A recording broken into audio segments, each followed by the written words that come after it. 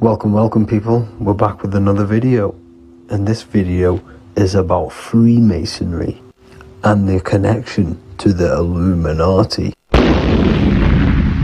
Please, as always, to make sure to hit that like and the subscribe button and turn on the notifications to never miss a video. On May the 1st, 1776, the founder of the Illuminati, Adam Weishaupt, founded this secret organization, and this date can be found in Roman numerals underneath the all-seeing eye pyramid on the $1 bill. This $1 bill also says Anno Coptus Novus Ordo Secularum. This is Latin for announcing the birth of the New World Order. This New World Order will be headed by Lucifer, the all-seeing eye, and followed by the 13 layers of bricks for the 13 elite bloodlines.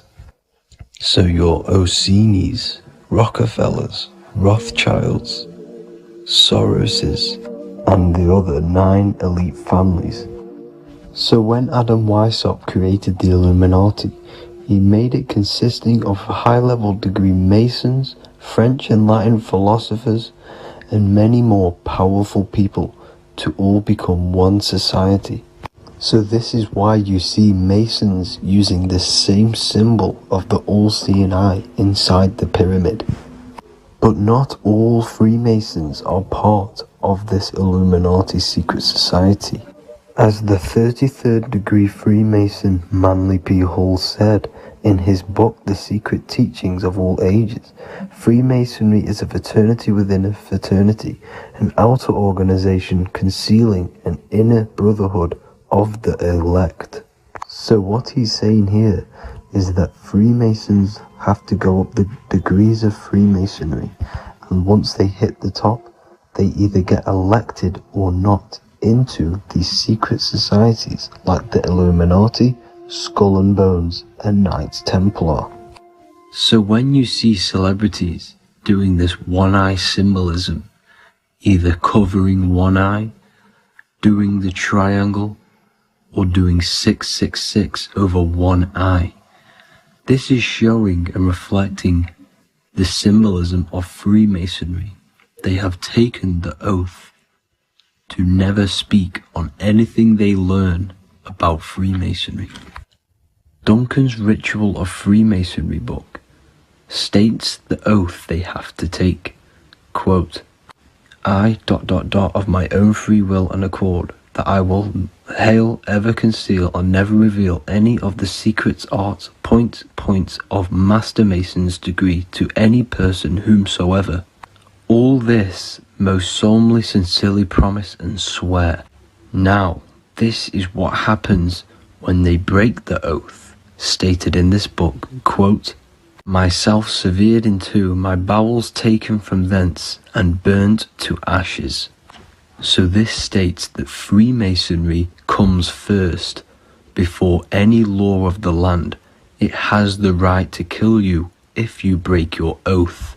This is the hand gesture they have to do every time they enter the ritual room inside the Masonic lodge. This is the cutthroat symbol, showing you and reminding you of the oath and what will happen if you break it. Now in this book, Richardson's Monitor of Freemasonry, it states, if you break your oath, binding myself under no less penalty than to have my throat cut across, my tongue torn out by the roots, and my body buried in the rough sands of the sea. If they do not decide to kill you, this book states this by pointing him out to the world as an unworthy vagabond, by opposing his interest, by dearranging his business. In other words, they have the power to frame you and destroy your reputation to the world, and destroy your business if you break this oath. So yes, they do kill to keep this truth hidden, because this truth of this reality is what keeps them in power. They have the ability to manipulate people, because people do not know what manipulates them. This is why they call themselves the government. They govern the ment which is the mentality, because the mind is the root cause of reality. They control what you perceive to control what you manifest. By knowing the truth, you are set free, and you no longer need no controller above you. So this is why they are willing to kill and do whatever it takes to keep the truth concealed within these high-level degrees of masonry and these secret societies. However, going back to Manly P. Hall's book, it states, part of the symbols are displayed here to the initiate, but he is intentionally misled by false interpretations. So this is saying even Freemasons are intentionally misled and told lies to conceal the truth, to make sure the truth is hidden in the high degrees of masonry. So that's it for this video, guys. Thank you all for tapping in. Please leave a like and a subscribe. God bless.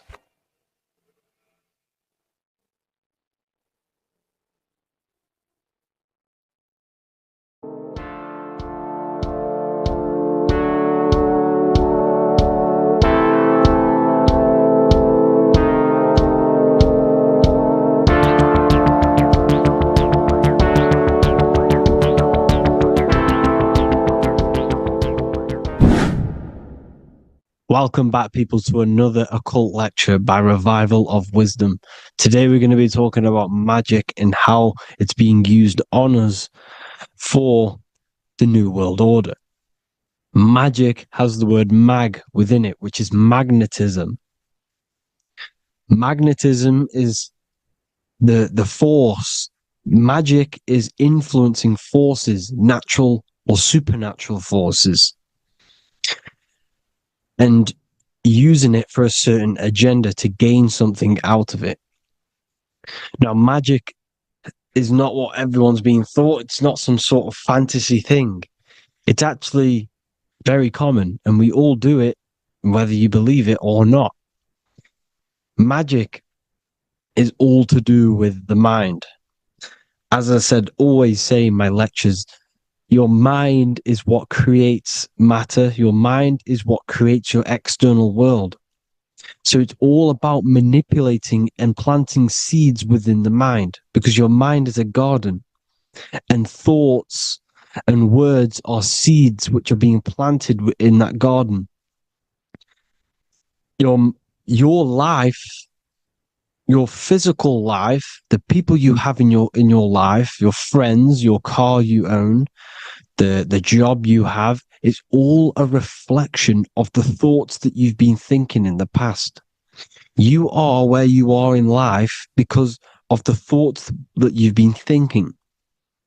Therefore, your life is a direct reflection and manifestation of your mind, the Garden of Eden. Okay? The mind is what they are targeting. What you see, say, and hear has a direct effect on your mind. Me talking to you is influencing you. The words I'm saying is planting seeds within your mind. Now, it's up to you to consciously act on these thoughts or these words, or to maintain these words. As above, so below. As within, so without. What's inside of me is outside of me. What comes into the storehouse comes out of the storehouse.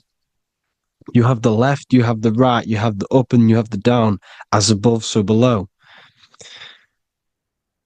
Whatever is in your mind will be expressed in some sort of way, consciously or subconsciously, spiritually or physically. The mind is what manifests everything. And this is what we need to understand. We need to understand is that the mind is not physical. All things spiritual manifest physical. All things seen come from the unseen. The words you're thinking, that everything you have is coming from the unseen. The actions that you do come from the unseen mind. Another expression for as above, so below is you are the universe itself. You are a universe, a mini universe. But just because you are mini does not mean you are the whole thing. If I take a little piece of infinite, let's say there's an infinite light source. Let's say I take a little chunk of that infinite light source. That little chunk I took is still infinite because it's been taken from infinite. You are the universe. Your awareness, your mind is the universe. It's information. You are the universe experiencing itself. This is why we say we are all God. As above, so below. What is in me is outside of me. The sun, the physical manifestation of the sun is your soul. The 12 constellations are manifested in the physical body. The 5 elements are manifested in the physical body. They're manifested in the 5 fingers you have. As above, so below. This is manifested, well, this is a symbolized in Freemasonry and secret societies as the 2 pillars. The mirroring reflection, the reflection of reality, the mirror, as above, so below. What happens in the mind, what happens in the astral, happens in the physical. This is Aleister Crowley. This is all symbolism. This is the 2 pillars with the all seeing eye and the triangle at the top. Aleister Crowley was a master magician, very powerful dark magician, black magician. There's 2 types of magic. You have white and black, just like the checkered board, the Masonic checkered board. You have white and black. You have good and evil. White magic is influencing natural forces to gain something that will help the collective consciousness, help the collective, help the earth, help other people. Black magic is something you manipulate something so you can get something personal out of it. Doesn't matter if it's good or bad. It's still considered as black magic because you're being selfish. Everything you do should be contributing towards the collective consciousness and helping others. And this is why the ancients lived in a system where everything was in unity. We understood that I am you and you are me. What I do to you happens to me because I am you and you are me. We are the same mind substance on the inside. We're all the same mind substance being expressed in different bodies.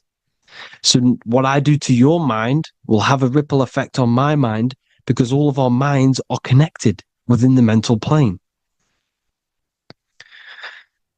So this is why they know all this knowledge. They know all this knowledge. So yeah, this is the mirroring effect of reality, the 2 pillars, or symbolizes the number 11. The number 11. We'll go deeper into that. The technology we're using is magic. It's a form of magic. Television is tell a vision. They're telling a vision into your subconscious mind, into your memory. And when you turn on the television, you get a program because they're telling a vision to create a program within your subconscious mind. You see, the conscious mind is only 10% of your mind, which is to do with your, what you're aware of, your 5 senses. What are you consciously aware of? Well, I'm aware I'm here, I'm talking.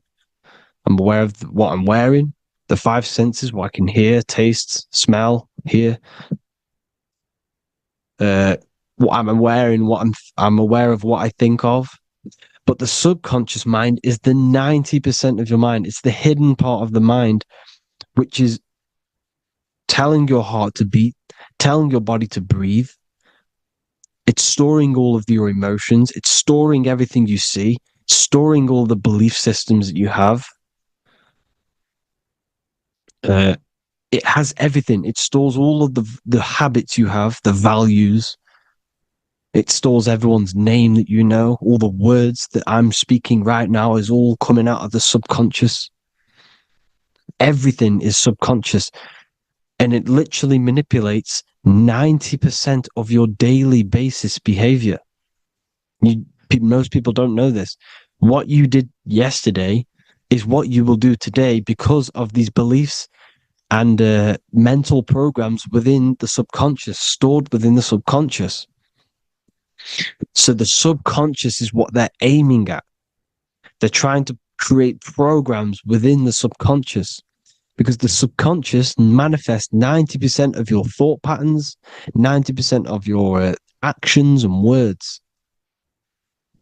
They know all this stuff. So the subconscious mind is the most powerful part of the mind. Another way the subconscious manifests and influences your life is, let's say you were in a car crash years and years ago, 10 years ago. Let's say you're in this car crash, right? And you really hurt yourself. The emotion you felt in that time when you were injured in that car crash had a great impression on your subconscious mind. You see, the stronger you feel something emotionally, the stronger impact it has on the subconscious. You can remember and recall that moment and very vividly because of the impact it had on the subconscious. For example, you become that terrified of cars that it manifests into your life today, that you are wary to go in certain cars. You don't want to go into cars at all, maybe, because of that moment that stood within the subconscious. And it will manifest into anxiety. It will manifest into not going into cars. It will manifest into depression, maybe. These things, these emotional, very emotional, traumatic events have a great impression on our subconscious and they control your life. This is why you need to meditate and let go deep within yourself and let go of these internal, deep emotions that you may have repressed and keep pressing down and ignoring. But you need to address it and let go of these subconscious impressions you have, which are controlling your life, like anxiety, depression. All of these things are stemming from things that are stored within your subconscious years and years ago, more than likely. Broadcasting. They're casting spells to a broad audience, to news, north, east, west, and south. They're casting spells. No, if you watch the news, everything's red. Breaking news in red writing or the red background. Everything's red. Why? Because red's the root chakra, which is all to do with survival. They want to stimulate this root chakra because they want you down there in survival mode. They want you in survival mode because you're easier to control. They control out of fear. And not only they're casting these spells as if, because most of the things they cast in the news hasn't already happened. They're constantly bombarding you with, there might be a war breaking out, war this, war that, kill here, kill there, murders. It's impressing, it's casting spells on your subconscious mind. So when the event does turn up in real reality, in physical reality, you're less emotional, you're less surprised. You're not as surprised because you've already heard it before. Your subconscious has already heard it all before. If you never heard of a war and then a war broke out, you'd be going crazy. So they subtly program your subconscious mind through the words, because the words they say is impressing your mind. It has an effect on your mind, which will have an effect on your behavior, your words, your conversations you have with people. They're casting spells to north, east, west, and south on the tell a vision. They're telling a vision by broadcasting, by saying spells. This is why we call it spelling. Even the word, listen, the words we say cast spells. Bless. Oh, bless you. That's be less. The subconscious mind only picks up literal things. You see, when I say bless you, your conscious mind picks that up as, oh, thank you, you're blessing me. But your subconscious picks up as be less. You see? Because the subconscious it has no filter. It's just, it is what it is. Everything is factual in the subconscious. Therefore, if I call you an idiot, your subconscious, my subconscious will think I'm talking to myself and calling myself an idiot, and it will take that as true. That is truth. Everything is truth within the subconscious. And the subconscious manifests your behavior. The devices this is the biggest one. Black scrying mirrors. Device, the devil's vice. The device. Okay? Black scrying mirrors, black screen. Screen is scrying. Black scrying mirrors were used to communicate with spirits within the astral plane in the medieval times. They're still being used now by black obsidian mirrors. And look at your phone, it's a black mirror. And there's some sort of, I'm not saying this is fact, but personally, I believe these are portals for spirits and ethereal entities to come into your life, to come into your surroundings. So this is the next big thing: the TVs, your iPhone, your iPod, all black mirrors. And mirrors are very, very powerful. Even just a normal mirror. Mirrors have an effect. Whatever you say into a mirror, what you say is energy. And when you say something into a mirror, you're saying it into yourself. It's an infinite cycle of words of energy because it's being reflected infinite times. When you say something into a mirror, it has a massive effect. You're saying it directly into your eyes, into your mind. So what you say in a mirror should be said with precaution. Never say anything negative into a mirror, because mirrors are very, very powerful ways for you to reprogram your subconscious mind for the good. You can say very positive things into mirrors and it will reprogram your subconscious mind. Okay? Manifesting is all magic. It's all magic. Everything is magic. But consciously doing it is what they're doing. They hid this knowledge. Your phone is magic. It manipulates your mind. The iPhone. Okay? See, magic isn't all of this with wands. See, Harry Potter, okay, that was created to give you this perception of a mystical and amazing form of magic with magic wands and all sorts of stuff like that. Yes, that stuff was true when the collective conscious minds were on a higher level and our belief systems believed in these things, because the universal mind, all of our minds contribute to reality. If the masses don't believe in magic, if the masses don't believe in a certain thing, it's going to have an effect on physical reality. So when the collective minds are higher and have more open minds, things like Harry Potter can come true. See, it's all in the mind. The iPhone, the I is the symbol for the mind, the invisible intelligence. The triangle is the ethereal plane. Okay, so the eye in the triangle is the eye that sees into beyond the ethereal planes. The square is the physical plane. So the iPhone, your phone, is a black box, just like the Saturn black cube. It's a black mirror. It's taking photos of you every 2 seconds, and it's your mind. Your mind is in that phone. Everything you like, everything you text, everything you type in Google, everything you say to someone, every conversation, is all recorded on the phone. Therefore, it is a direct reflection of your mind.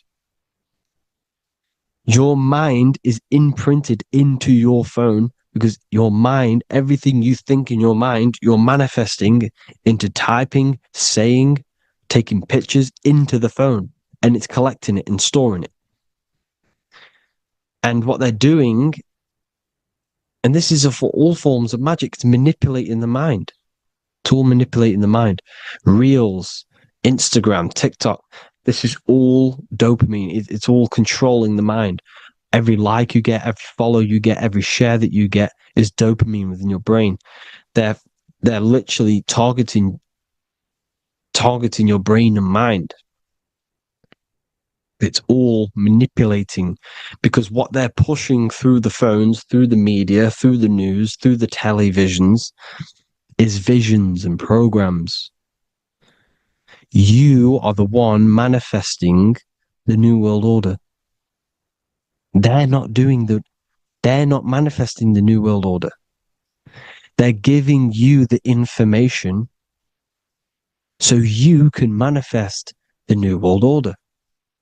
Everything they say is contributing to your mind. For example, digital money and all the information they put out for you to see is contributing to your enslavement. Your mind is manifesting the New World Order. They know this. They don't manifest it. There's billions of us. We could easily run over them physically.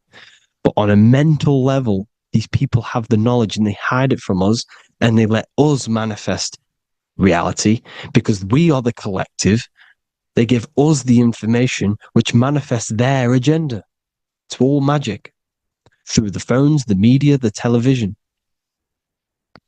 So your phone is a manifestation of your mind. It's a record of your mind. Hollywood, holly tree, holy tree. They used to make wands out of holy trees, because it was the most holiest wood, the best for casting and transmitting energy. So they used holly trees to cast spells. That's what Hollywood is.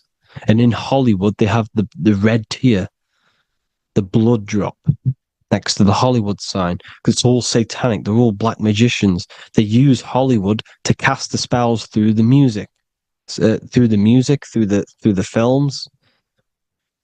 You see, music is a form of magic. All of this is magic. Everything they do is a form of magic because they want an agenda behind it. But it's not black magic. They're letting us create our prison. This is what you have to see. Yes, they're evil, but they're not doing anything evil, or else they would face the karma. They let us manifest this agenda through giving in the information, by telling you what's going to happen in the movies. Everything that happens in a movie, it's all there on purpose to program your subconscious, to plant a seed within your garden, your subconscious, your mind. Because when the mind has already seen something, when it comes up and turns up in physical reality, you will be less shocked and you won't rebel. So they lure you slowly. They make you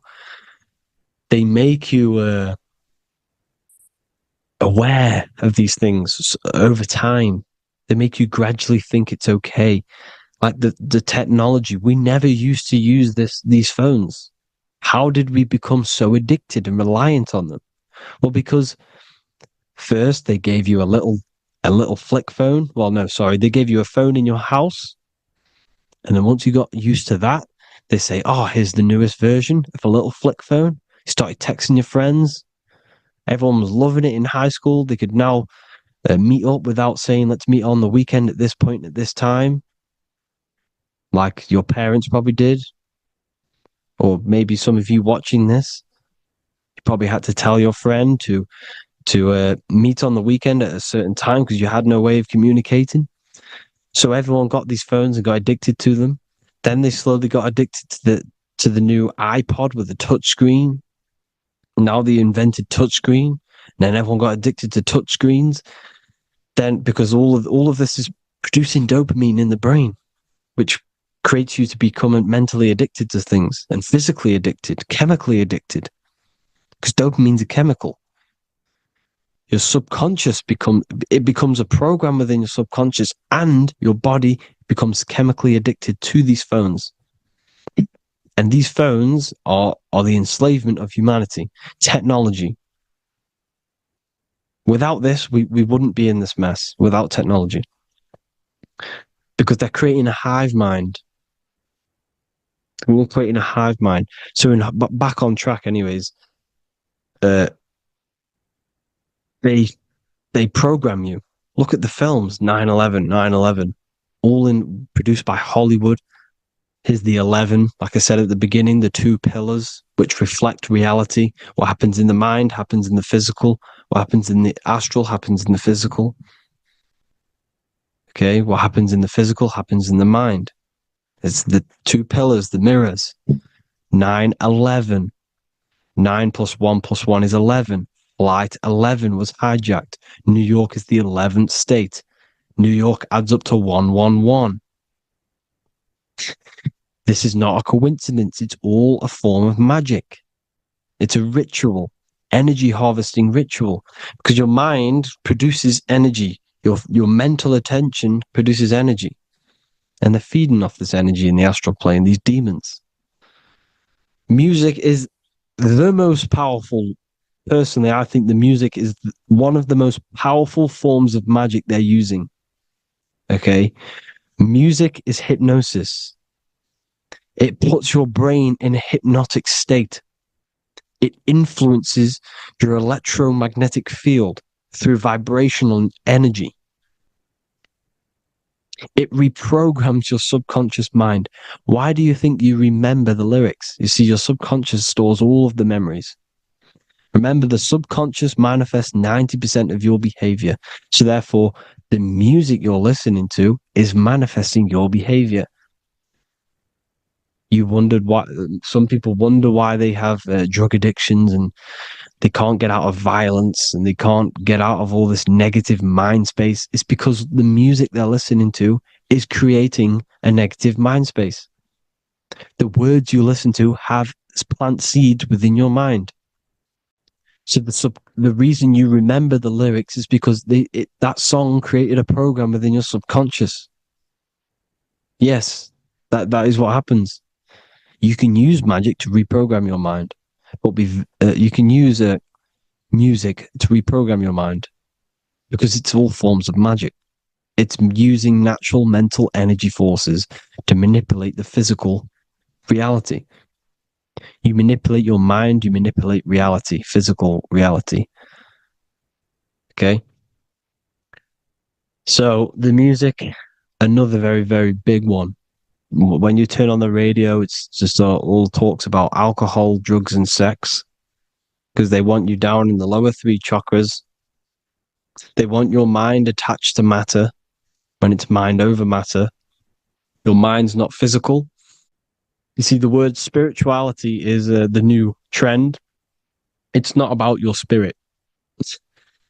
It's not about your spirit. It's about your mind. It's not about, spirituality and looking after your spirit. And they've got you focused on your spirit. Why? Because they hide your mind from you. You see, a lot of people think their mind is their brain, but the mind is everything.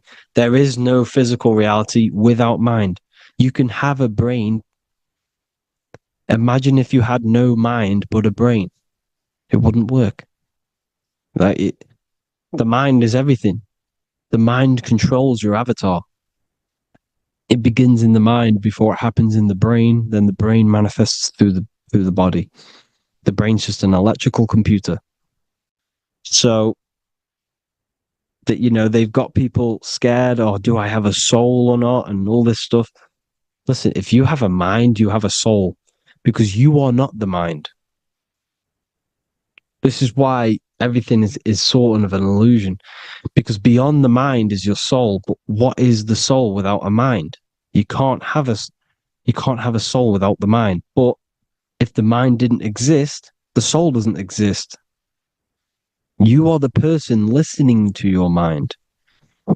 I shouldn't say person because you're not the body. You're the entity behind the mind. But if you didn't have that mind, you couldn't understand what you even were. You would just be an observer who couldn't think. So yes, we all have a soul. If you have a mind, you have a soul. Everything is mind. Everything has mind. Mind creates everything. God is mind. And then manipulating your mind through TV, your phone, every little thing, the school, it's all about the mind, people.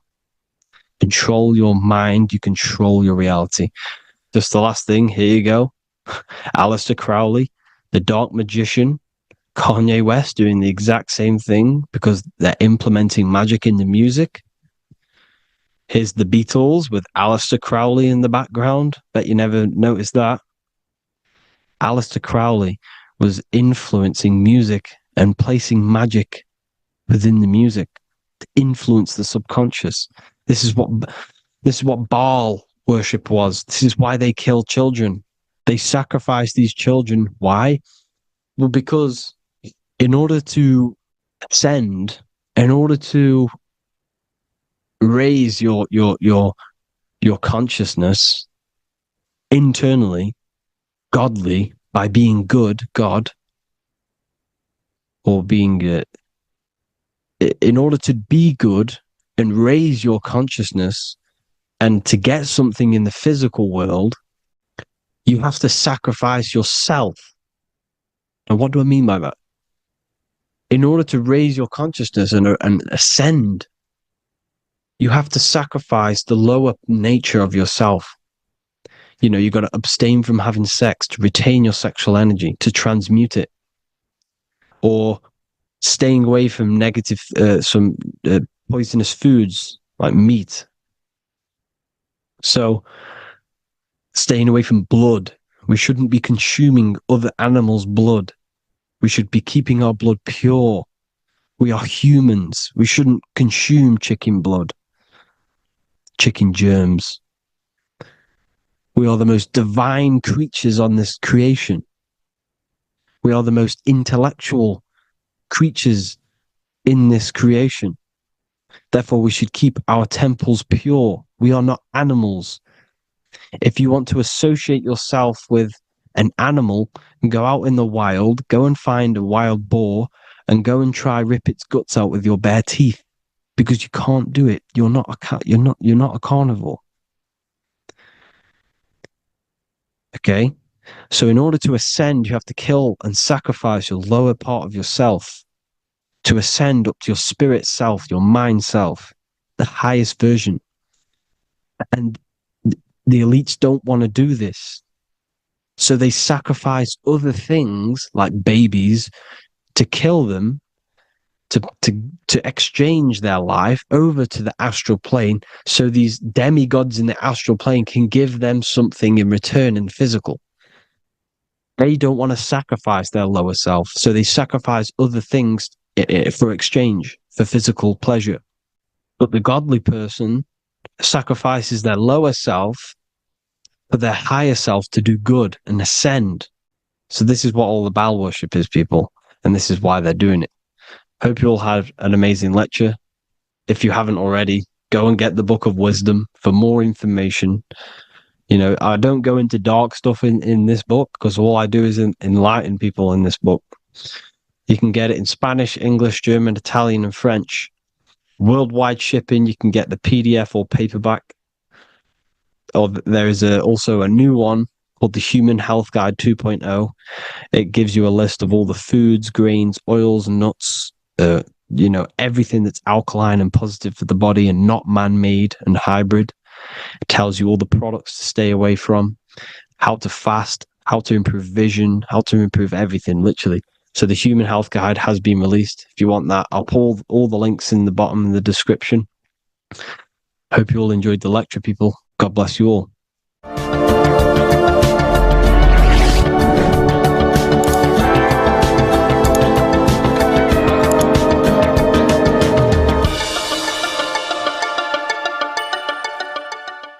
In this video, we're going to be talking about the evolution of consciousness. You are born human, however, you possess consciousness, which is the awareness behind your being, the awareness behind your thoughts, the experiencer behind your five senses, the experiencer, the observer behind your thought, emotions, and senses. You are an eye, an invisible consciousness looking through a lens, which is your body. Your body produces this physical world that you experience. Your brain produces this world. Your brain and body is a technological computer. However, you are an infinite, ever-expanding consciousness behind this physical body. And there is an evolution of consciousness, a cosmic journey of expansion. And this is why we see so much pyramid symbolism in the occult and esoteric world, and especially within Freemasonry. Because the pyramid represents climbing, an evolution, a raising state of consciousness, a journey. Steps symbolize a journey upwards. This is the raising and the evolution of consciousness, our inner world. The transmutation of our inner selves, of our souls and consciousness and our minds. So when we see this pyramid, we're seeing a evolution, a way up to source consciousness. And the eye in the pyramid represents your source consciousness. It represents illumination. It represents divine guidance through this evolution of consciousness. This is why we see the ladder. Consciousness is ever expanding on an infinite journey of evolution. Each individual is a part of this cosmic process, contributing towards the ongoing expansion of both mind and awareness. As we evolve, we collectively explore deeper levels of existence, expanding the boundaries of thought and consciousness.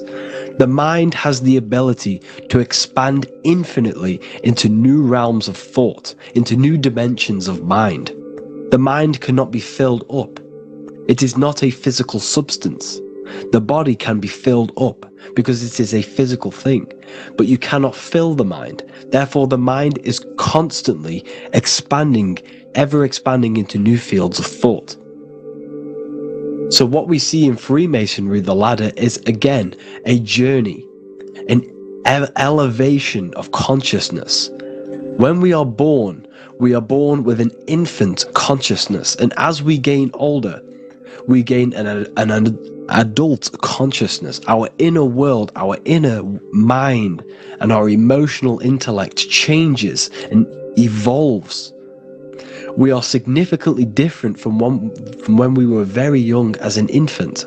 It's because our consciousness evolutes, it changes, it alters like water. So, just like this evolution of your own consciousness as growing up, there is consciousness of beings existing in cycles beyond our own. And their consciousness is unimaginably different from ours. They operate on a higher level of understanding and knowing, experiencing reality in ways that transcend our current comprehension. Our minds right now cannot comprehend the highest states of consciousness. There are entities, there are beings beyond our own, existing in higher dimensions of consciousness that we cannot comprehend because they have expanded. They are on a further way up the ladder of consciousness. However, we are all on the same journey. None of us can take the same journey. There is one ultimate goal, reaching source consciousness. However, this is always ever expanding. However, we are all on a different journey. There is one truth, one source, one goal. However, there are billions in different ways of reaching it, and we are all on these different paths to source consciousness, to this ladder, this evolution of universal evolution. Okay? Their awareness is attuned to new dimensions of existence, reflecting a more advanced stage in the cosmic journey of consciousness evolution.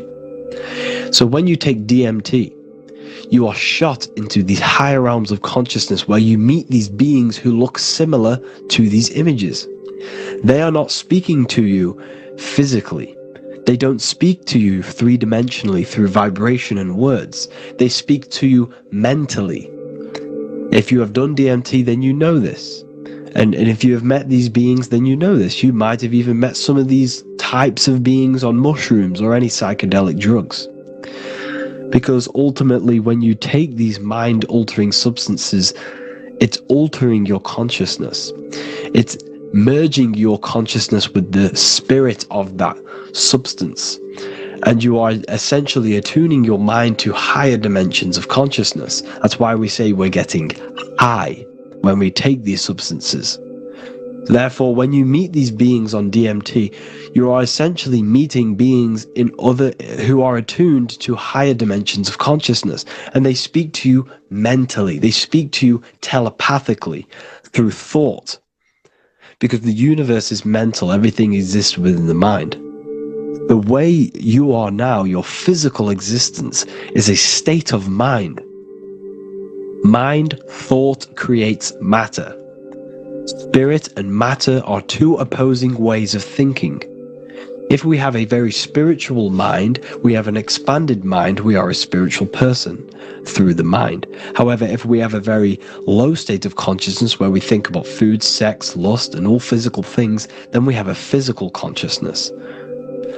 Matter and spirit are two opposing forces, two ways of thinking. The mind attunes itself to different levels of understanding in different dimensions. So, essentially, this is what we're looking at. The body is a vessel for the fluidic, formless consciousness, a temple that houses the essence of our awareness. While the five senses are limited to perceiving only the physical plane, the mind transcends these limitations, capable of perceiving the full scope of reality. It is through the mind that we access deeper truths beyond the material, tapping into boundless nature of existence. Physical existence is a thin band, a thin layer of reality. It's like 0.001% of reality. And your five senses are only tuned into this layer of reality. But the five senses are, by design, only allowed to perceive physicality. But the mind has the power to expand beyond this physical five sense state. The mind has the power to expand and evolute. It is a conscious decision whether you want to take this path or not. You can stay in a three-dimensional way of thinking, or you can expand your consciousness from within. It's not an external journey. There is no God going to save you. You must save yourself. Therefore, behind every single one of these eyes is the same source consciousness. However, we are all different cells in a different journey. The organs in your body, the cells in your body are all alive. They all possess same consciousness, universal consciousness. However, we are all on a different journey of evolution. As above, so below. As the baby is in the mother's womb, when the baby becomes conscious, there is a world outside of its mother. What does it do? It presses and seeks a way out to be born in the other world outside of its mother. It is the same with your consciousness, your mind. When your mind becomes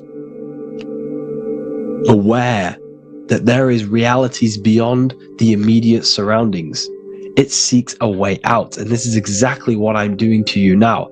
I am now expanding your mind and telling you there is other ways of reality. There is other dimensions of consciousness which you can access through inner transmutation, through different ways of thinking. spiritualism and meditating and connecting with yourself and detaching from external things, we can upgrade our consciousness. Your body is a womb. Why Jesus says you must be born again to see the kingdom of God, because you are born physically and then you must be born again spiritually, awakening your inner consciousness. So like I said, as the baby is in the womb, it's the same principle. As above, so below. You were a baby. You were in your mother's womb and you figured out there is a world outside of your mother. So you seek to weigh out your mother to be born in another world. It's the same now. You must do this now. This is your spiritual evolution. This is the evolution of consciousness. It's ever expanding. When you die, this is a transition. You must learn to not fear death. This is another part of your spiritual journey. You must master death. Therefore, like I said before, the mind has limitless capacity to expand into new realms of thought, continuously exploring uncharted ideas and concepts without boundaries. The mind can ever expand. It can never be filled. It can never ever know everything. There is infinite fields of knowledge, infinite fields of thought. Your current state is just one stage on an infinite pathway. You won't remain human forever. The human experience is a crucial phase where we learn to balance polarities, master the fundamental laws of the cosmos. It is a period of growth and transformation, preparing us for the next stages in our cosmic evolution. The goal is to strive for perfection, yet the true perfection is unattainable. It's like a tunnel, and there is a light at the end of the tunnel. And as you walk through this tunnel, the light is ever moving backwards. You should forever seek to meet that light, but you will never meet that light because consciousness is ever expanding.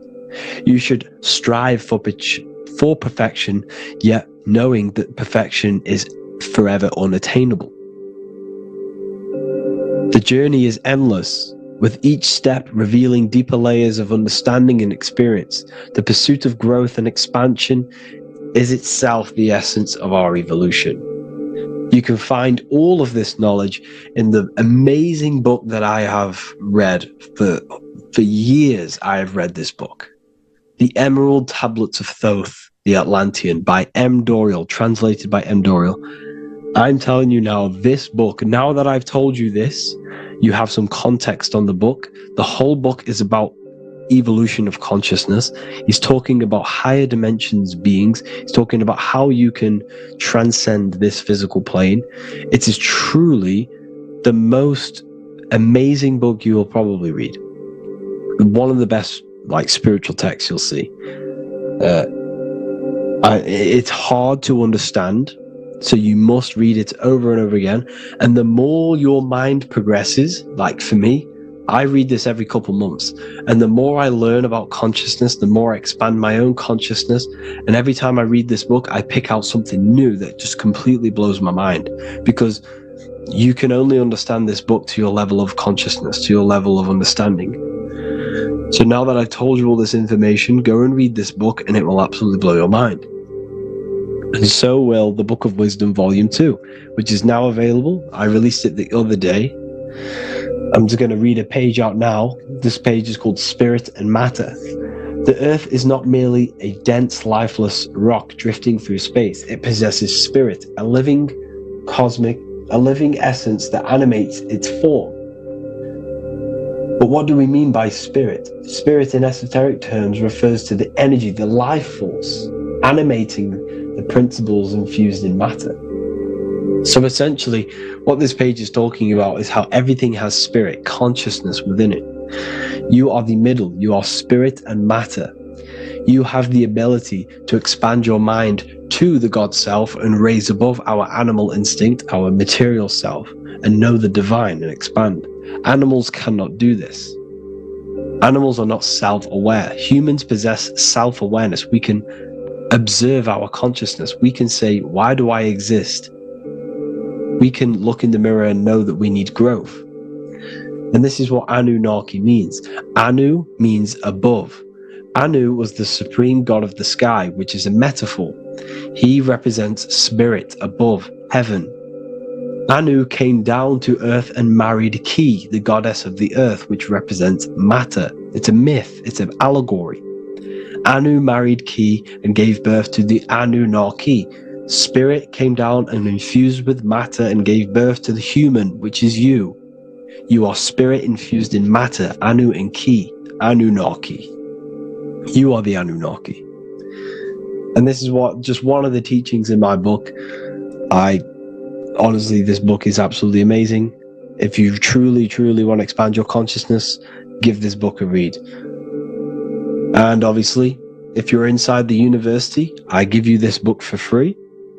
A paperback version. If you join the university, follow the steps inside of the general chat, you'll be able to download this book. Or, sorry, not download it. Order a paperback for free.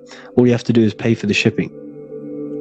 You'll also gain amazing knowledge inside of my library, where your mind will just be overblown with the amount of esoteric books. There's over 45 rare occult books, plus you get a PDF of the Volume 1 and Human Health Guide. You get reoccurring updates where I expand on symbolism, occultism, where you will just feel absolutely amazing once you understand esotericism in yourself. You'll also learn how to create the dream reality that you want with the Manifestation Mastery course, where I teach you how your consciousness creates reality. You'll have a real lectures where I post lectures on symbolism, occultism, esotericism. There's a conscious community and live calls and Q&A where you can ask me questions and I'll answer your questions. I just want to say thank you to everyone who has joined the university. Thank you for even liking and watching this video. Any support I just appreciate every single one of you. Please, if you can, leave a comment and a like on this video and let me know any videos you want me to make in the future. And I will start uploading a lot more to the YouTube. So yeah, thank you all for tuning in today. Have an amazing day.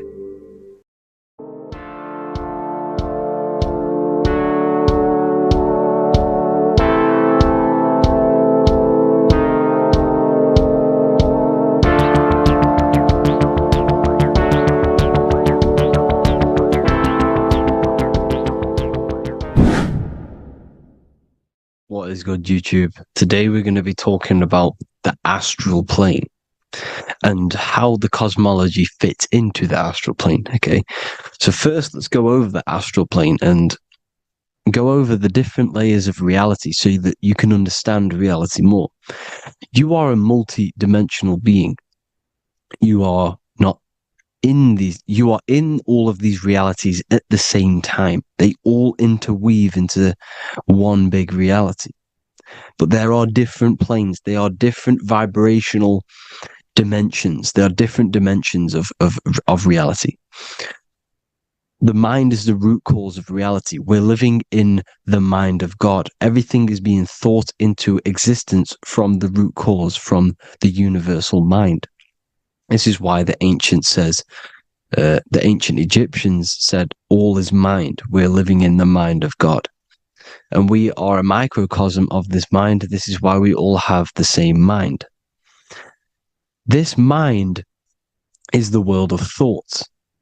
Now, this world of thoughts is just the thought alone. For example, it is the thought of a chair.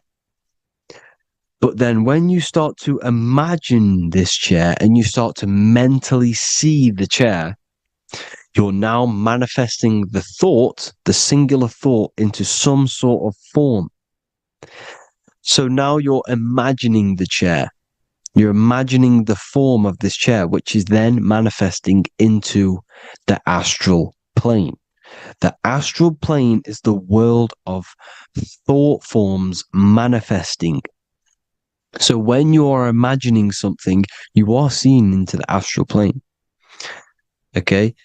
Your third eye, it is an eye because it sees the astral plane. It is seeing the other side through imagination, through dreaming. Well, we'll go over dreaming later. So the thought of a chair is a singular thought. The imagination of the chair is the manifestation of the chair. And in the astral plane, it's basically the world of all the chairs that could ever exist. So you're thinking of the chair as a singular thought, which is the mental plane. The astral plane is the imagination of that chair, is the thought, the manifestation of it. Depending on the vibrational state of the thought will depend what level of the astral plane it will go to. For example, if you're thinking about a chair to torture someone on it, it's going to go on the lower astral plane. Or if you're thinking and imagining happy things, it's going to go to the higher astral plane. So wherever your mindset is, that we call it a mindset because your mind is setting frequencies to certain things. Thoughts are frequencies. And a mindset is setting your frequency, setting your mind to a certain frequency. So when you set your mind to a certain frequency and you imagine something in that frequency, you're going to match everything in the astral plane that are on that similar frequency, just like you would in the physical world. Because we're all in these worlds right now as we speak, but we can't see them with the two physical eyes. We can feel it though.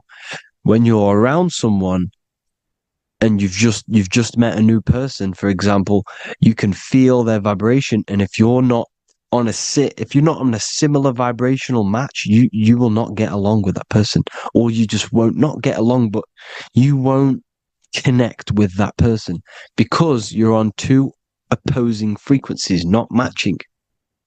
And this is something you can't see, you can only feel, because it's the astral plane. It exists within the astral plane.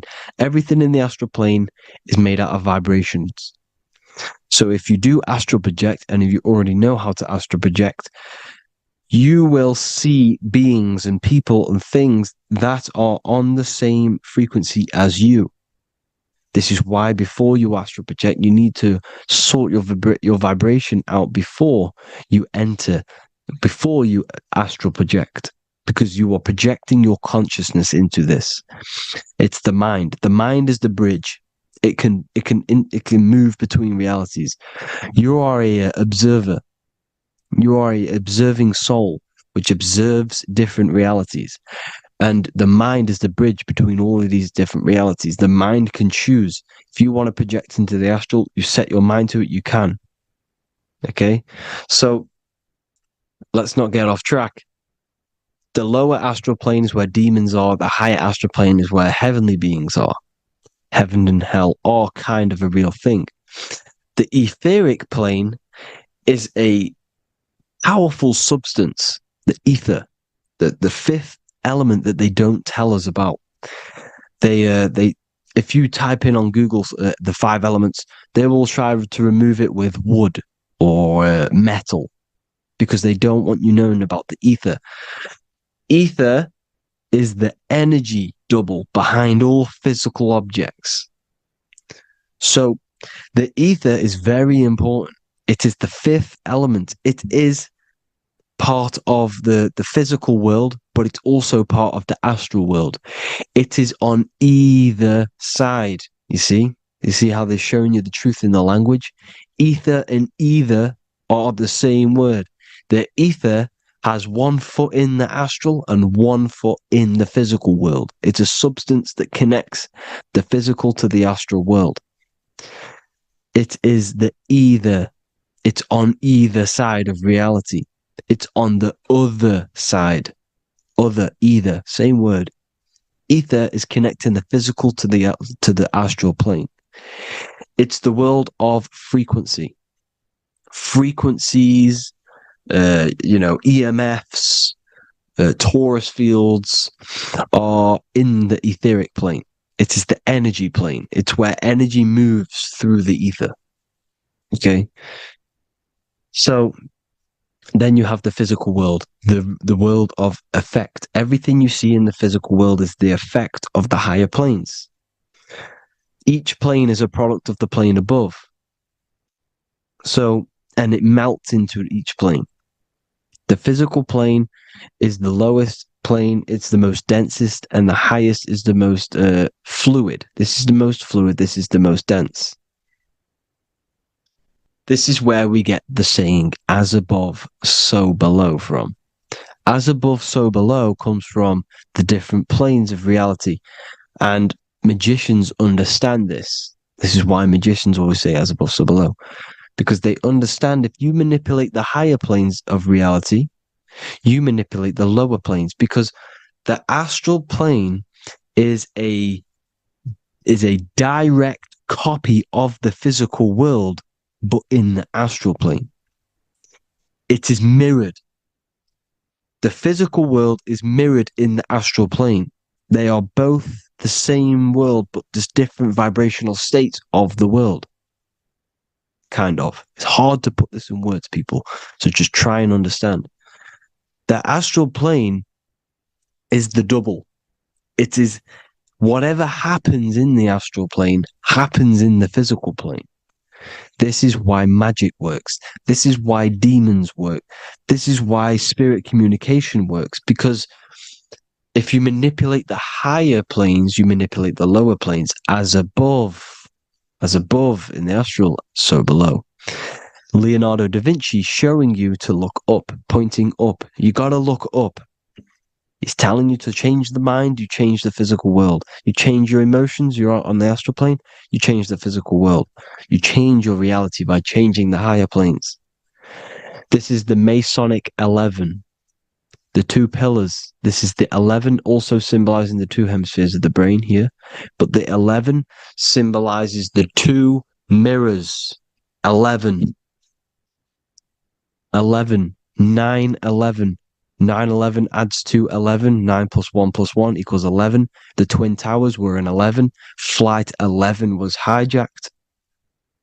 Because it's a mass ritual within the astral plane. Now, we're going to go deep into that later, and I'll show you these rituals they do in order to manipulate the astral plane. So, this is what the 11 is. It's the mirroring of reality. If you contact spirits and conjure spirits, you can either summon or attract demons and spirits.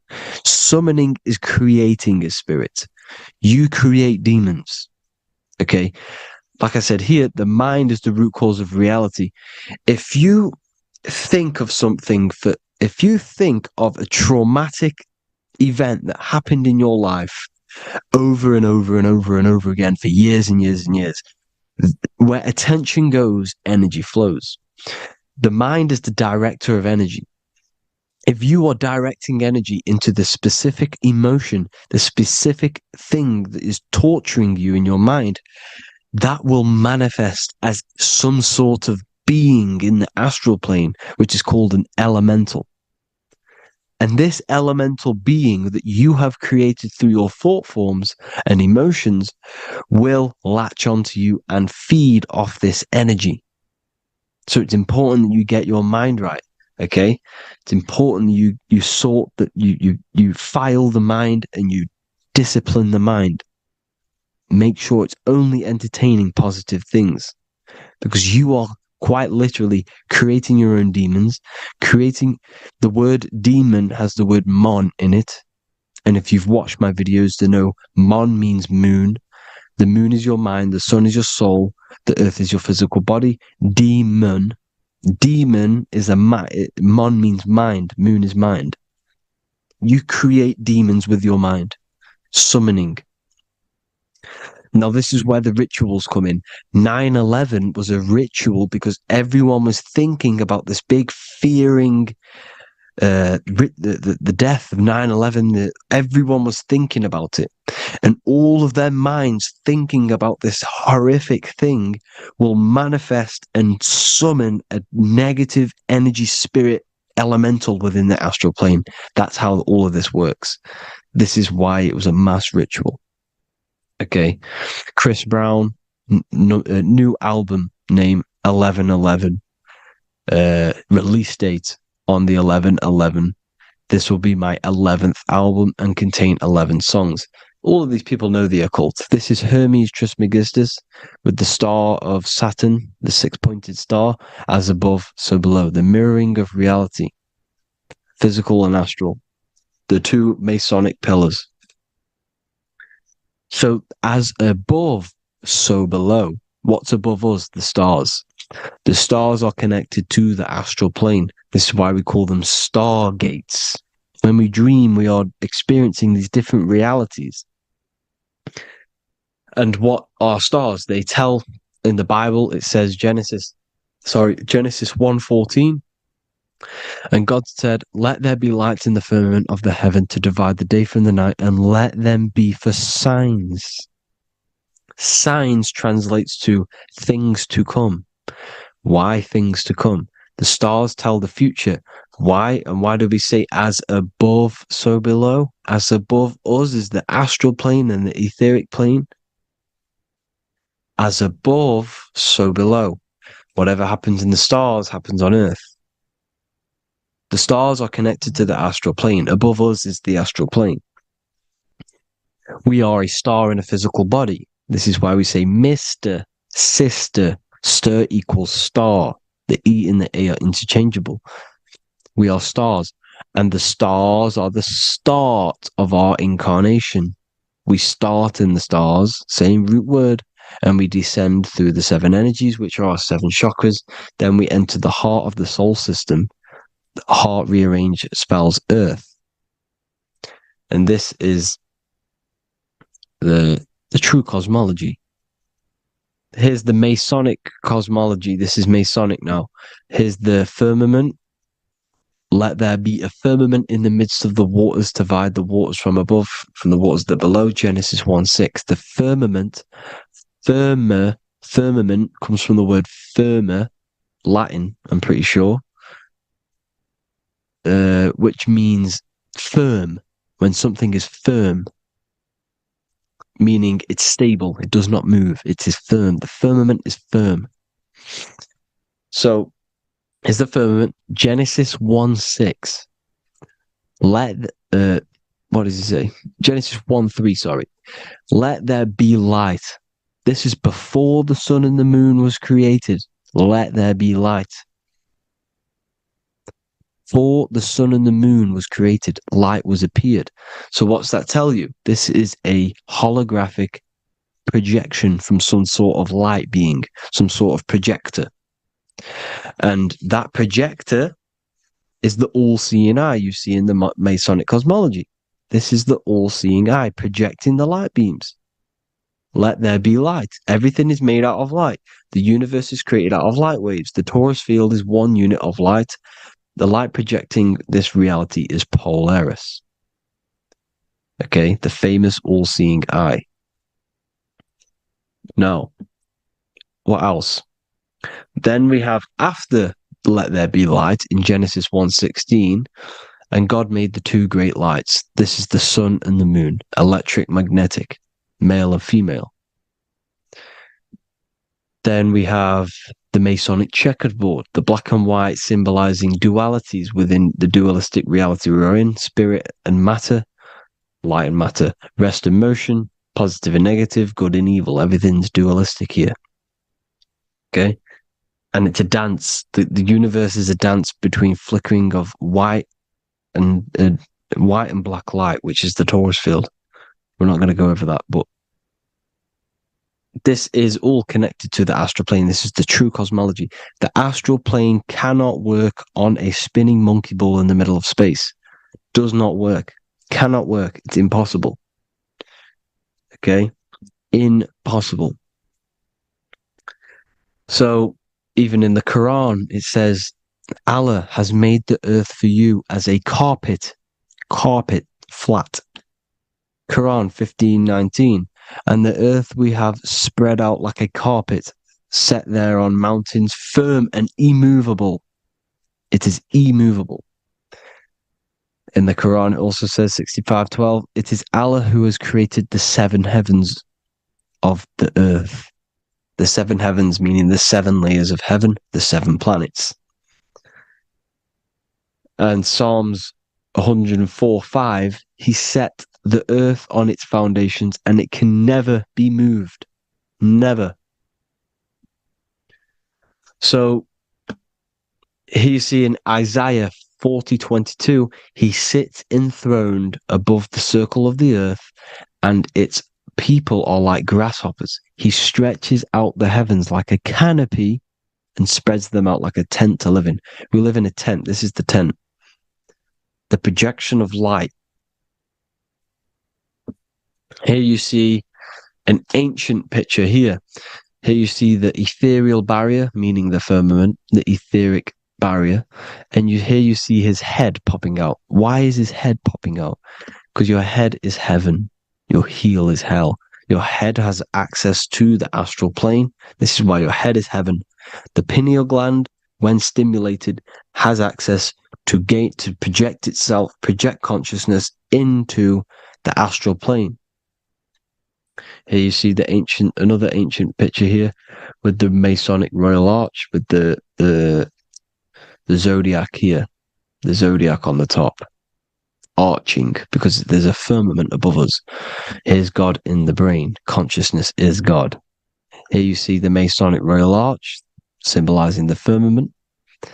George Washington above the Masonic Royal Arch. These are the stars. This is Polaris projecting reality. Here's ancient churches with the dome. Polaris projecting reality with Jesus. Disney World is under the dome. The seven layers of heaven, ancient paintings, all depict if you go and look at the ancient paintings, they'll all depict the firmament, the arch above us. This is where we get interesting. The Masonic Royal Arch has the 6-9, which is Cancer. The constellation Cancer, which is 6-9 is associated with portals, because CERN is the 6-9. Okay, CERN is opening portals. They're trying to create a portal to the other side. Cancer has the word CERN within it, so there's a link between Cancer and the opening, the firmament opening above us to ascension. Here you see the Masonic Arch with the Royal Arch and the light and the opening. Here you see the light and the opening. This is the opening of the firmament. Here's the Hebrew cosmology with Sheol, the underworld, and the opening. So Cancer is definitely some sort of portal in and out of this reality. I'm just connecting dots here. Now, we're going to go change a bit now. These celebrities that you are seeing they have not sold their soul to Satan, okay? They have not sold their soul to Satan. Satan is a demonic, low vibrational energy that has been summoned over the thousands and thousands and thousands of years of evil occult arts. So since Babylon was summoning this demonic energy, and this demonic energy in the astral plane will grow and grow and grow. It has no form. It has no physical form. Okay? But you can see it in the rappers. If your third eye is open, you can see clearly that these people are demonic. You can sense the energy that they're manifesting. Selling your soul is not what you've been told. It is gaining, because your soul is pure love, okay? Your soul does not want to do anything bad. So when you sell your soul, you're gaining physical gain. You're gaining physical wealth, for example, like for these rappers. They will be given millions of pounds because the people in control of the music industry, which is the dark occultists trying to brainwash the masses, the people in charge, they're dark occultists. They understand Satan and the energy. They are satanic energy, which has been summoned in the astral plane. They see that they have influence over the masses, so they will go to them and say, "I will give you this amount of money forever if you manifest this satanic, demonic energy through the music and through social media to blind the masses, to brainwash the masses into this demonic energy." Because when you listen to music is frequency. Whatever you listen to, you become that frequency. So if you're listening to these people, They're throwing energy, this demonic, satanic energy that they sold out to. Sold, soul, same word. When you sold something, you've got your soul involved. They have exchanged money, physical gain, so that they manifest this satanic energy within the astral plane and through the music, through the videos, through social media to keep us in this vibrational frequency, in this low state of consciousness. This is what it actually is. It's not, you're not selling your soul to some sort of devil. This satanic energy has no physical form it is formless in the astral plane. It's a summoned energy. Now, the root chakra is red. This is why the devil is red, because it symbolizes the animal nature of man. When you are operating off your root chakra, you will kill, you will fight, you will do anything to survive, because it's all about survival mode in the root chakra. They want you keeping in that fighting mode, that surviving mode, so that you are manifesting this low vibrational frequency, this satanic energy, this demonic red energy. This is why the devil is red. And the devil has a tail with the red arrow pointing down, because it symbolizes your light body. This is your Merkaba. Your Merkaba is your light body. Mer equals light, Ka equals spirit, Ba equals body. Merkaba, this is the devil's tail pointing down, the descension, your heel, up to your heel, hell. Ascension to heaven, head. You see, this is the all-seeing eye with the illumination coming off it, your head, when you're illuminated. The Merkaba is your celestial sphere to portray different planes of reality. It is the vehicle of ascension. It's your light body. It's in the word Kabbalah, Kabbalah, Ka, spirit, Ba, body, La, light. Same thing, Kabbalah, Merkaba. Same thing. It's all about the light body. This light body sees different realities. So when you see the goat in the music industry, it's this satanic summoned energy that's been summoning for thousands of years within the astral plane. When it becomes to the physical plane, it will manifest through different things. A goat, an owl, Satan, Moloch, Baal, same deity, same demonic energy that's been summoning in the astral plane. And this is why the Baphomet has a goat head. Drake's new album is the goat. The Polo G, the Masonic G, with the goat. And here's Rylo Rodriguez in the mirror, with the goat in the mirror and him in his physical body. It symbolizes, the mirror symbolizes the astral plane, because he's manifesting the goat, the demonic energy. He's sold out to the demonic energy, and in the physical plane, he's his physical body. The mirroring, the Masonic 11, the mirroring of reality, the astral and the physical. And what do you call them when they're an amazing rapper, the best rapper? You call them the goat, because you're the goat because you're manifesting the goat energy, the satanic, demonic energy within the astral plane. So Baal, Moloch, all the same thing. Because in the astral plane, if you want to gain spirits to come to you and communicate you in the physical world, if you want to communicate with spirits, you have to gain their attention. You can either gain their attention or come together and agree to create some sort of being, which is Satan. Okay. You can, like I said earlier, you can create these beings, you can summon them or attract them. One way to attract them is sacrificing. In order for you to become God, man, to turn to God, you have to sacrifice your life. You have to sacrifice, not drinking, not doing things, not doing anything demonic, not doing anything bad, not eating meat. You have to sacrifice yourself to become the light. However, if you want quick, instant gains in the physical world, you can sacrifice something else to communicate with these spirits, because these demonic energies feed off demonic energy, your demonic energy. So these dark occultists will give away babies, they'll sacrifice, torture babies so that they gain, so that they can communicate with these spirits for physical exchange. Yes, you can do this. These powerful spirits, these powerful demons can give you powers. They can give you certain things. And this is what they are doing. They're summoning and attracting these demonic energy. This is why, trafficking is one of the most, Balenciaga. Baal is the demonic energy in the astral plane, which requires child sacrifice for his presence.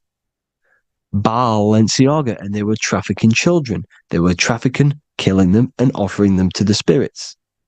This is what they are doing. Balenciaga. It's in the name. Here you see, you can see here a stick man with two horns. The goat, obviously, it's all the same deity. Baal, the goat. Moloch, here's Moloch, the owl, the Egyptian owl, because it comes from the owl of Moloch, which is Baal, which is Satan, all the same demonic energy. And it's on the dollar bill, a tiny dollar bill, tiny, on the $1 bill. All the same thing. Bohemian Grove, they worship the big owl, Moloch. It's all the same thing. It's all one big demonic energy which has been summoning in the astral plane. And it's trying to take over Earth, the physical plane. That's what it's doing. So I hope you all gained a deeper understanding of the astral plane and what's actually going on in the world. Please leave a comment if you can to help the algorithm. Drop a like if you like this content. And hope you all learned something today. And God bless you all. Thank you all.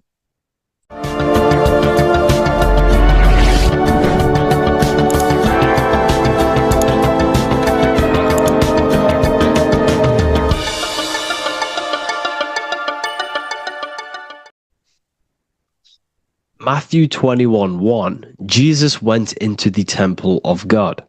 Corinthians 3:16, do you not know that you are the temple of God? Now what is this telling you? That God is within you. Hence why in Luke 21:12 it tells you the kingdom of God is within you. And the side of your head region is called a temple for a reason. Because the brain encapsulates the mind. The brain is a physical manifestation of the mind. The heart is a physical manifestation of emotion. So we have these different layers of our consciousness. We have an intellectual, communicative aspect of our consciousness, which we would call the mind. We have an emotional aspect of our consciousness, which is the heart. And to communicate with the divine, it's all to do with the mind. Hence why the ancients always symbolize the mind being God. This is why Michelangelo always placed God inside of the brain on top of Sistine Chapel in the middle of the Vatican. He understood that God is in the brain. God is within you, not outside of you.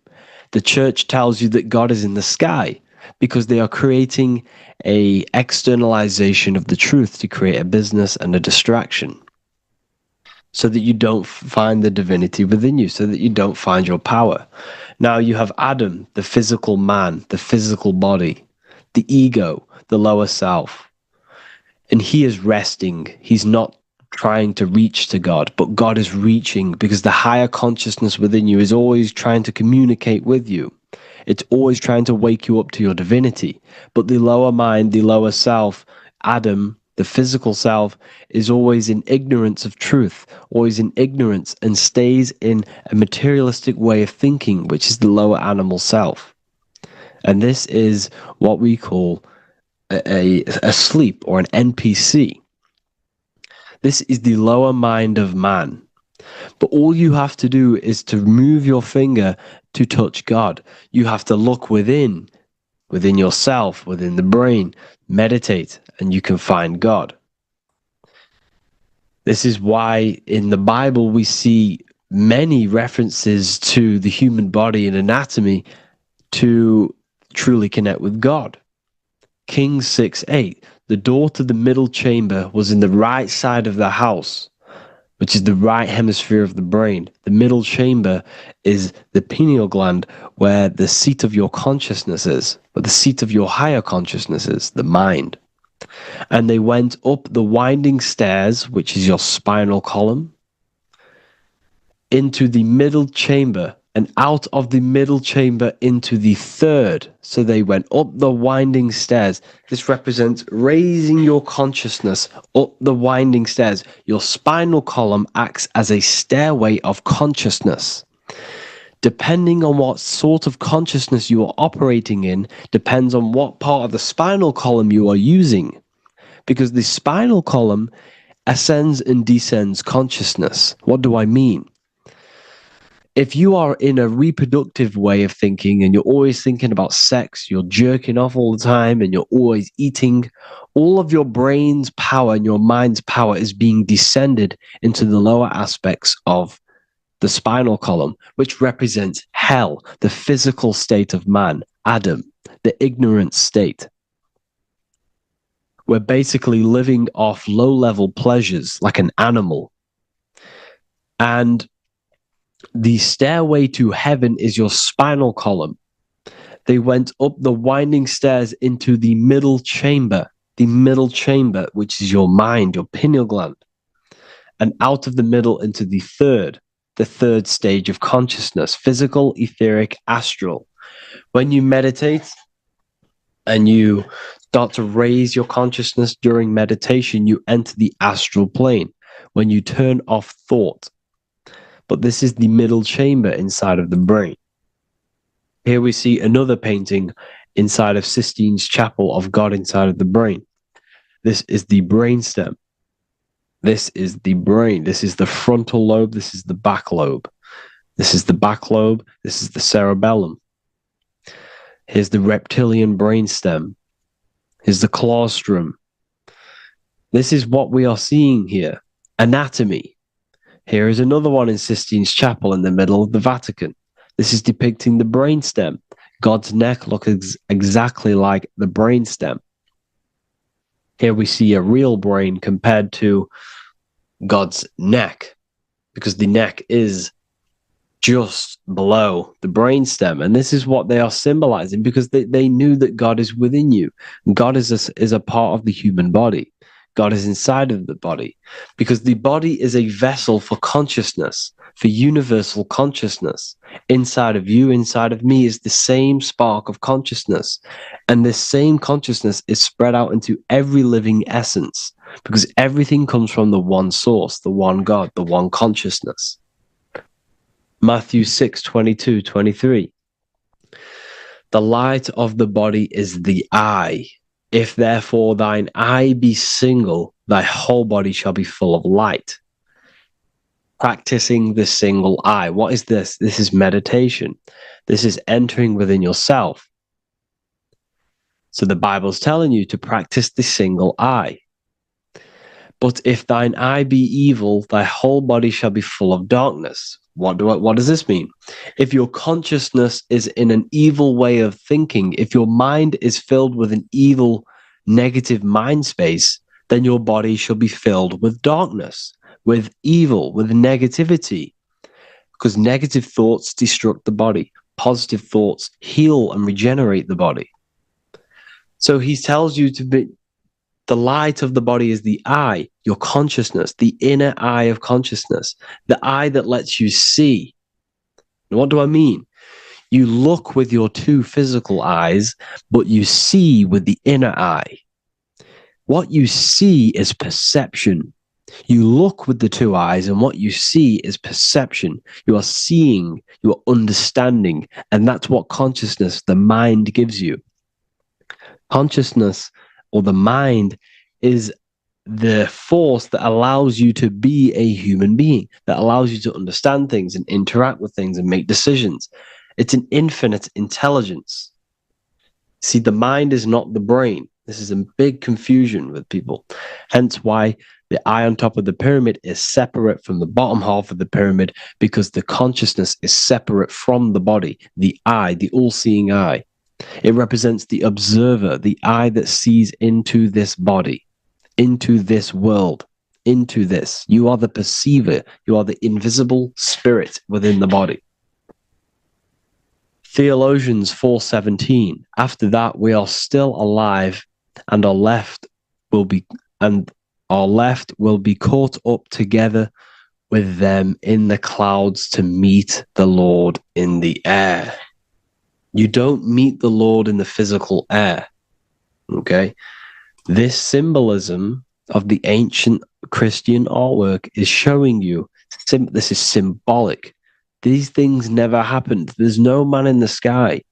Moses didn't go on a mountain to meet with God.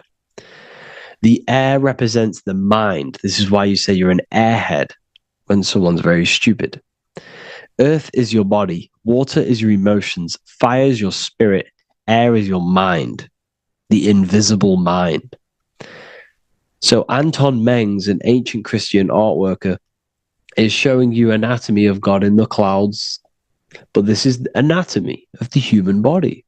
Raising yourself to the mind and turning the mind inwards on itself during meditation. And that's how you meet the Lord in the air. You meet the Lord in an elevated state of consciousness. The air represents an elevated state of consciousness because the air is up. You have to raise your consciousness to meet the Lord in the air. This is why Moses went on a mountain to meet with God. The mountain represents elevation of consciousness, raising the mind up the spinal column, taking all of the mind's attention away from the reproduction and the physical aspects of self and raising it to the brain and turning off the brain and going inward into the air. It's talking about raising consciousness. It's allegorical. It's a spiritual, metaphorical text. The side of your head's called a temple because inside that where that temple is, right in the middle of where you call the temple, is the inner chamber, the open room, the holies of holies in the Bible, or the land flowing with milk and honey, or Mount Zion. There's so many different names for the brain, or the upper room where Jesus meets his 12 disciples, the 12 cranial nerves in your brain. This is the temple of God. Your body is a temple of consciousness. It encapsulates the consciousness. It encapsulates the mind and soul. John 10:30, Jesus states, I and the Father are one. Psalms 46:10, be still and know that I am God. He's talking about the I am within you, not within Jesus. Everyone refers to ourselves as I. I am God.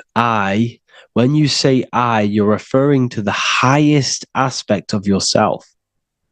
The aspect that is above all thought, above all emotion, and above all things. When you say I, you're referring to your pure awareness, your pure consciousness, the highest aspect of yourself. And anything after I is egotistical. I is God. The letter I is the Roman numerals for one, because there is one God, one consciousness. The letter I is one line, just like the number one. Matthew 6:3-4, take no thought. Therefore, take no thought. Take no thought. He says this 5 times because you must turn off the 5 senses and take no thought to connect with God. Be still. This is telling you to meditate and know that I am God. The I am within you. I and the Father are one. I and God are one. You, who you think you are, is a completely wrong. The body is matter. Your name isn't you. Your job isn't you. Your reputation, your trauma, your memories, your friends, family, worries, bills, interests, dislikes, goals, passions. Anything to do with the thinking mind is not you. Who you think you are is a part of your thinking aspect of consciousness. But once you remove thought, you are no longer your name. You are no longer your body. You're no longer your reputation. You are the I. You are pure awareness, pure consciousness. pure consciousness. And this pure consciousness has latched on to this name, this job, the body, and your traumas.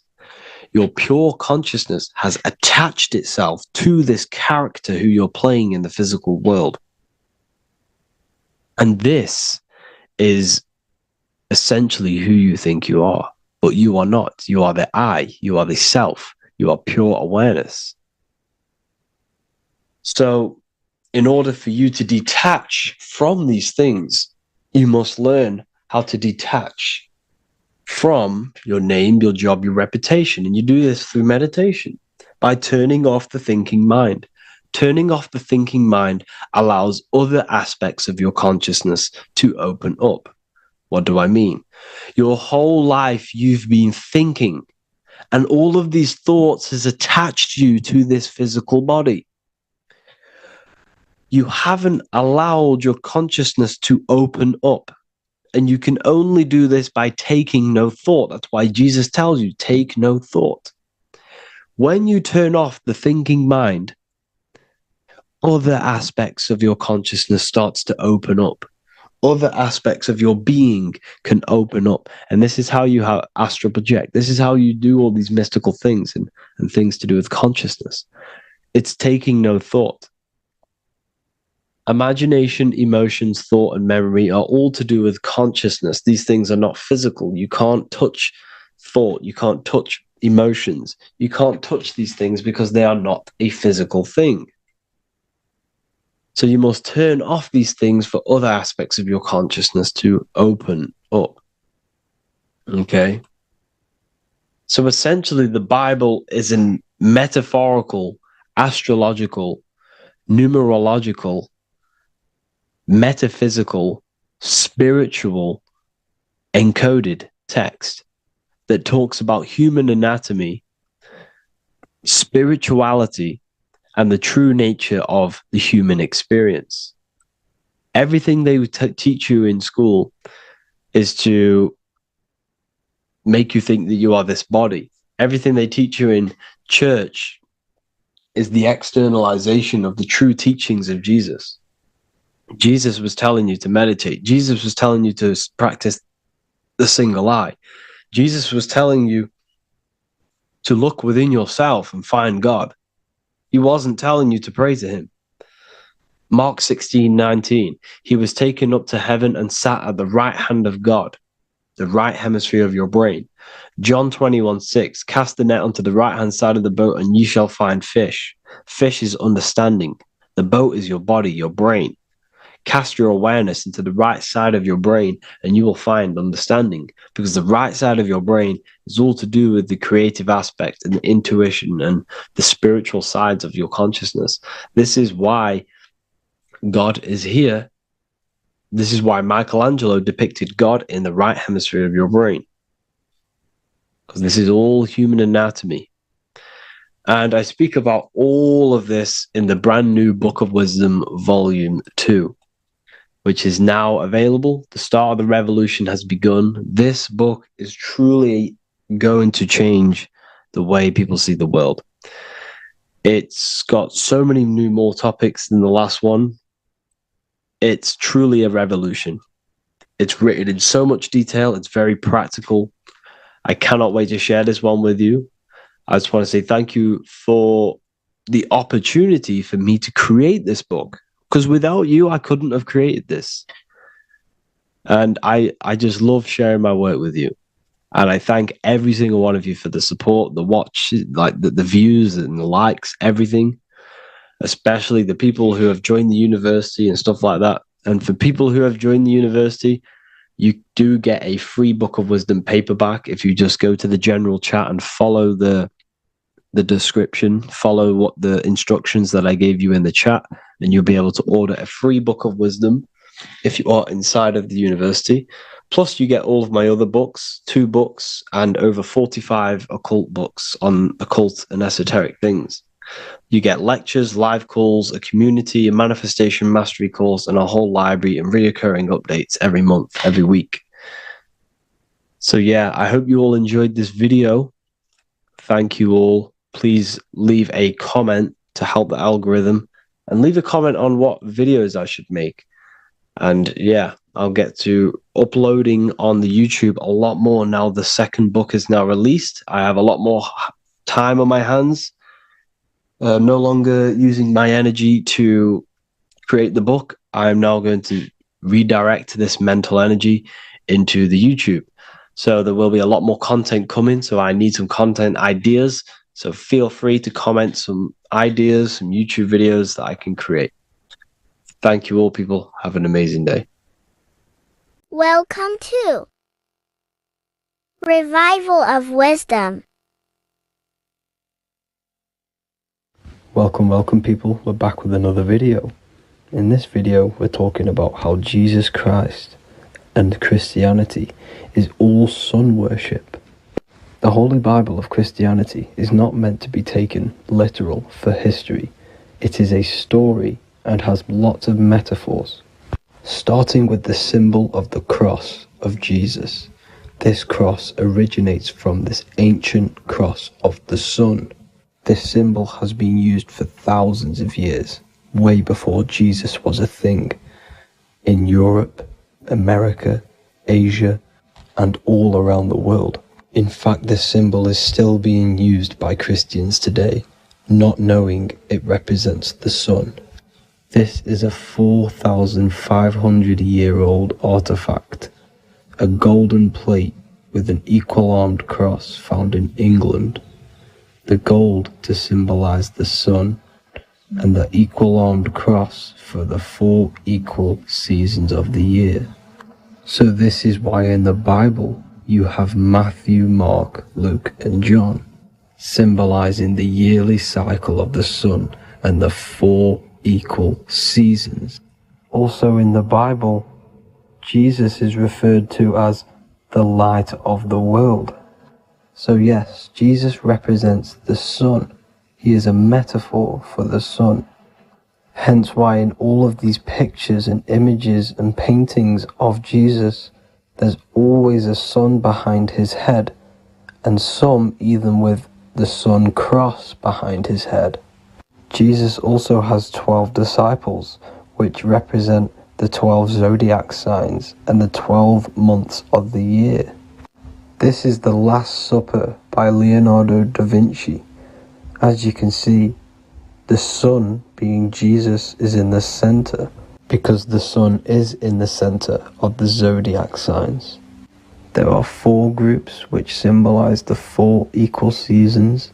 Each group contains 3 people symbolizing the 3 months and the 3 zodiac signs in that season. There is only 1 female in the painting, which is Virgin Mary, who symbolizes Virgo, the astrological sign. So yes, Jesus symbolizes the sun with his 12 zodiac signs and 4 gospels for the 4 seasons of the year. However, there is another phenomenon. The 25th of December is known as the birth of Jesus Christ, which is known as Christmas today. Jesus symbolizing the sun and is born on December 25th.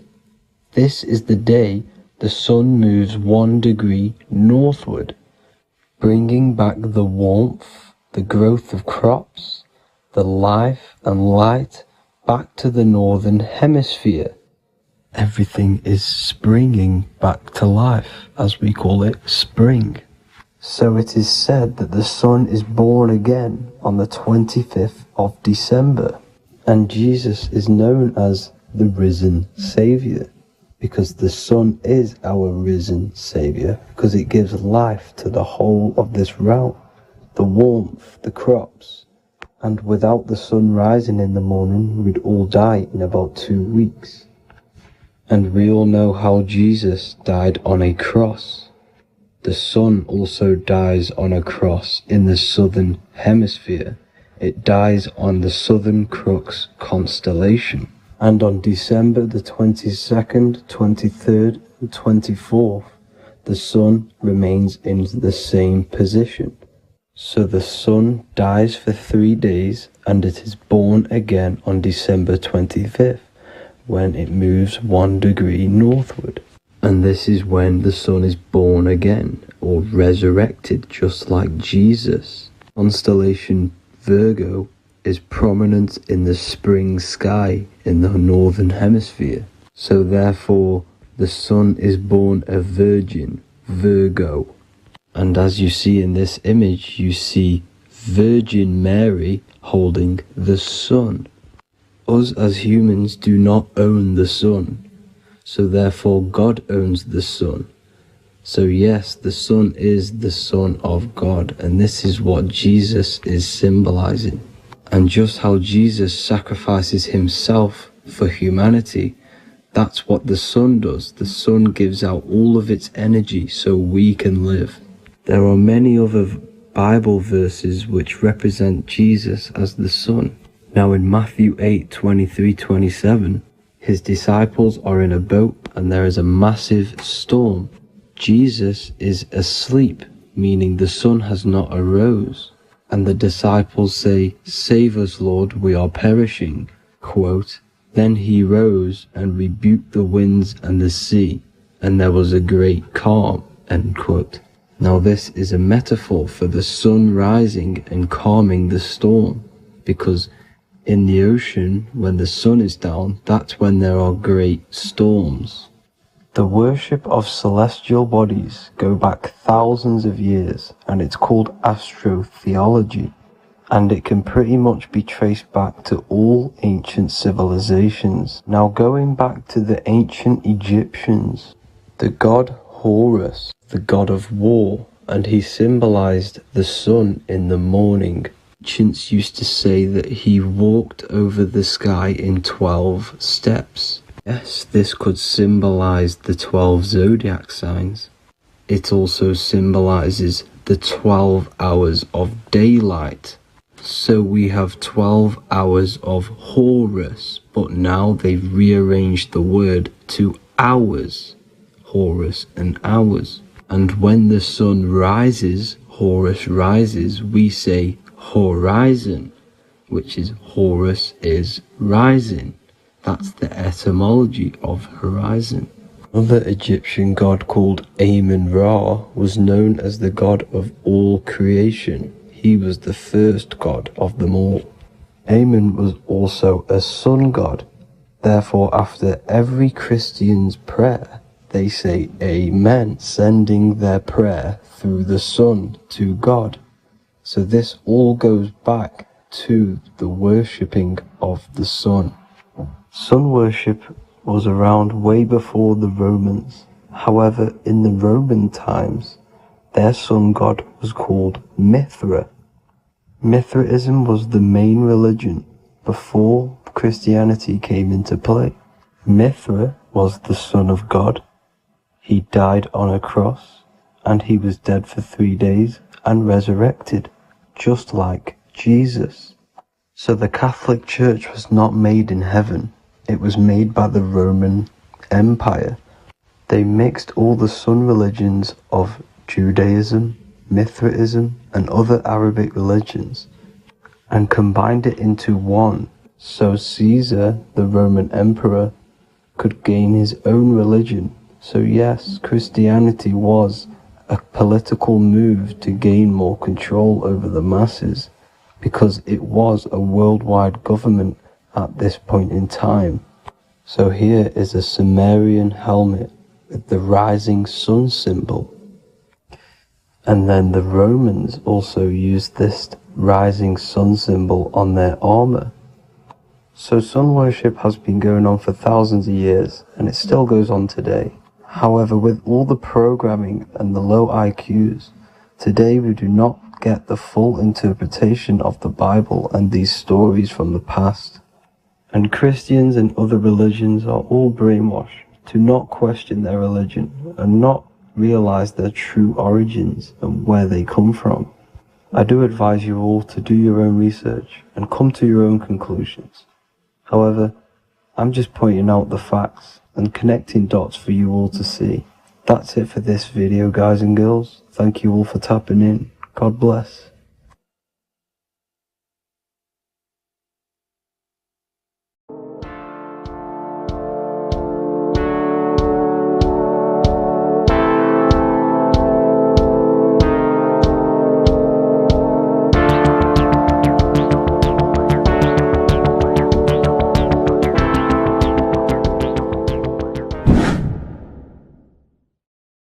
How are we doing, people? It's Revival of Wisdom. We're back today talking about sun worship. Okay? And please enjoy. Sit back and enjoy the video.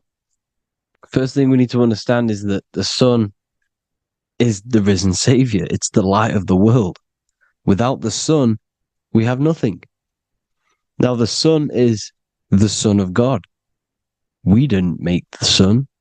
No one owns the sun. But who created the sun? Obviously, the Creator created the sun. Therefore, it is the Son of God. And that is what Jesus is symbolizing in the Bible.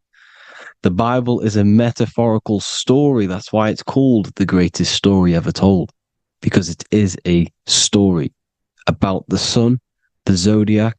It's about you, the systems in the body. It's about everything that is sacred in this creation.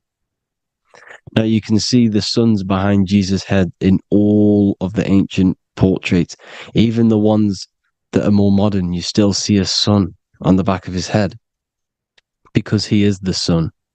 He's the light of the world, our risen Savior. And this is what Christians are lost because they don't realize it's a symbolic story and they think Jesus was a historical person. He's not a historical person. Okay, this is what we need to get out of our mind. This wasn't a historical person. It's the Son, our risen Savior. The Son is the soul. It's the soul of this creation. Because what is a soul? A soul is pure life force, pure energy. Whatever a soul inhabits, it gives life to. Like our soul feeds our body. The sun feeds the earth because the sun is a soul, and that's why the ancients called it Sol. Because it's the soul and it's in you and it's the light of the world. It's the light of everything. It gives life to all things. Here's Jesus and his 12 disciples. The 12 disciples symbolize the 12 zodiac signs. Aries, it rules the head region because the 12 zodiac constellations rule specific regions of your body. Aries, the ram, you have a cerebrum in your head. This is Aries on the head of the table. His Gemini rules the arms and the lungs. The two twins, Gemini. He's holding up two hands for the two hands and arms. The twins. Cancer has a knife in his hand. It's not so clear, but he has a knife in his hand. Cancer is the crab. Crabs have claws. And he's pointing at Virgo's Adam's apple, saying there's no Adam's apple there. It's a woman. Who's the sixth sign? The sixth sign is Virgo, the Virgin, the only woman in the painting. Now notice how there are 3 people in 4 groups for the 4 seasons and for the 3 months and 3 zodiac signs in each season: spring, summer, fall, winter. Matthew, Mark, Luke, and John with the suns on the back of their heads because it's the 4 states of the sun. The 4 states of the sun. Now, 6th sign, Virgo, the Virgin, the only woman in the painting with no Adam's apple. Then we have the sun, Jesus, red and blue, red shift, blue shift, electromagnetism. The ancients knew this. He's got one hand open, one hand down, because the sun gives and retrieves. The sun rises and it falls. It gives, then pulls away. That's what the sun does, and that's what he's doing. His arms are out, symbolizing the rays of the sun, casting down onto the earth, giving and then receiving. Libra, his 2 hands are equal. He's holding his arms out equally because Libra is the 2 balanced scales. Libra is when the sun is balanced between the summer and the winter. It's being judged. The sun isn't balanced. That's what Libra is, the 2 scales. Capricorn is the goat. Goats have 2 horns, and you can see the 2 horns on his head here. See? So this is astrology. This is what Leonardo da Vinci is depicting here. It's astrology. And he knew the story of the Bible is all astrology. It's all based on astrology. The Son of God, the real sun. Now here are some Bible verses. I am the light of the world. Obviously, that's the sun. What other light is there that lights up the world? The moon can't do it. It's the sun, the one and only sun, our risen Savior. because if the sun didn't rise, we'd all be dead. So it's our risen Savior. And it dies for our sins every night and then gets reborn every day. Now, Jesus calms the storm. Mark 4:35-41. The disciples are all on a boat and there's a heavy storm. But Jesus is asleep. The disciple says, Jesus is asleep. We need to awake him. They wake up Jesus, and Jesus got up and rebuked the wind and said to the waves, quiet, be still. Then the wind died down and it was completely calm. Well, when Jesus was asleep, this is the sun not being risen. It's not risen yet. Because in the night times, that's when the storms happen on the sea, in the ocean. And when they awake Jesus, Jesus rises because he's the sun. He rises and everything calms. Because when the sun comes, the storms go. You see? So it's the sun. It's all about the sun. Here's another, Luke 22:10. A disciple asked Jesus, when will we know it's the end times? And Jesus says, as you enter the city, a man carrying a jar of water will meet you. Follow him to the house that he enters. Well, this is clearly talking about astrology, the topic that Christians think is satanic, when they don't realize the whole thing's based on astrology. Because the end times is the end of Pisces, which is the two fish, which is the age we've just gone out of. And you can see all these ancient churches here with two fishes, because they knew it was the age of Pisces. There's an ancient artwork with the two fish, Pisces. And the end times, as it talks about in the Bible, when Christians think the world's going to end or something. But no, it's just the end of Pisces. As you enter the city, a man carrying a jar will meet you. Follow him to the house. The house is the zodiac sign that he enters. And the zodiac sign is Aquarius, because that's what it is, a man carrying the water. We know this is astrology because a woman, that is a woman's job in the ancient times. In the ancient times, the woman used to get the water. You would never see a man collecting water back then. That was the woman's job, whilst the man builds the houses, for example. You see, so we know it's talking about astrology because astrology is the man holding the bucket of water. It's the end of Pisces. Now we are in Aquarius. And of course, Luke 24:36, the risen Savior, the sun. Now, the sun is also born on the 25th of December, a virgin, just like Horus, Mithra, Buddha, Krishna, Hermes, and thousands of other gods, all born on the 25th of December. Well, it's because the sun moves 1 degree northward on the 25th of December. And on the 22nd to the 24th, it stays in the same degree because it's moving south. But then on the 22nd, it stays in the same degree on the Southern Crux constellation. And the ancients called this the sun dies on a cross, because the cross is the Crux constellation, the Southern Cross. And it stays on that same degree for 3 days on the cross. The sun dies on a cross, and then on the 25th, moves 1 degree northward, bringing back the summer, the light, the warmth, the growth of crops. And this is the sun being reborn again, a virgin, because it's pure. And here's Mithra, another sun god before Jesus was around, before Christianity. It was Mithraism, and Mithra, Ra is Ra, the sun god, Egypt. It's all about Ra, the sun. You can see the crown of thorns on Jesus' head, symbolizing the rays of the sun. And here are the rays of the sun on the back of Mithra's head. Krishna, the sun. Buddha, the sun. Horus, horizon. All born virgins, all did miracles, all resurrected. Dead for 3 days. Well, here he is, dead for 3 days on the cross.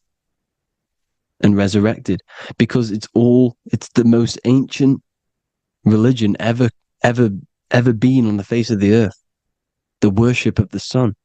And we should worship the sun, because without the sun we are nothing. The sun feeds us, feeds the earth, feeds everything. Without the sun we are nothing. It's been reversed, and now we're worshipping man, when we're worshipping a man called Jesus was never real. It's all about the sun, the Most High, the most powerful, potent celestial body in the sky, the orb that feeds us every day. It dies for our sins and rises every day. It's the sun. Now on the Holy Communion Day, it's the worship of the sun. They give out many suns. Here's Jesus holding a sun. And they raise the sun on Sunday because they go to worship their sun god on Sunday. Not Saturn Day, not Moon Day, Monday, but on Sunday when the sun is exalting. And they hold suns up above their heads because the sun rises. They're symbolizing the sun rising above their heads as Savior. It's the sun. It's the Holy Communion Day. And here's Jesus giving a piece of himself to the children. It's the sun, the light. Judas was known as a backbiter, a backstabber, because he stabbed Jesus in the back. He betrayed Jesus. Well, this is just another astrological story about the constellation Scorpio, because the Scorpio is the J, looks like a J. J for Judas, the scorpion, the backbiter. Scorpions backbite. They bite with their back. And what does Judas do? He betrays Jesus by kissing him to let the warriors know who they need to get. So he kisses Jesus and Jesus gets stabbed in the back. Well, when you get stung or bit by a scorpion, they leave like a kiss. So Judas kisses him and gets betrayed. Well, this is because the sun, when it hits Libra, it's balanced. The sun is balanced because it comes through summer. Now the sun's starting to die. The sun's starting to die. It hits Libra. And then as soon as it hits the Scorpio, it gets betrayed because now the sun has to fall to winter and Saturn is there waiting to take over the darkness of the winter. So he gets stabbed in the back by Scorpio, Judas, the scorpion, the backstabber. You see, it's an astrological story. Here's Mary. Mary means marry, which means pure. The sun is pure. No one gave birth to the sun but the God. And it's born every day. It's born every day on every year. It's born pure. There was no controversy. There was no, activity for the sun to be born. It's pure. Now, the 7 metals come from the 7 planets. The sun gives you gold, and this is why the sun is golden. It looks gold. And this is why the banks are backed by gold, because gold is the most valuable metal, because it's the sun, the most valuable celestial orb in the sky, in the heavens. Well, here's Jesus, another ancient symbol of him being crucified on the cross with the big sun, the Southern Crux constellation. The sun dies on the cross constellation. And if you go to the old etymology dictionaries, you will see sun and son is the same word. They come from the same etymology roots. You can use them for no matter what, but they've been confused today. But if you go back to the old dictionaries of etymology, they are interchangeable. You can use them. Son, sun, sol, it's all the same thing.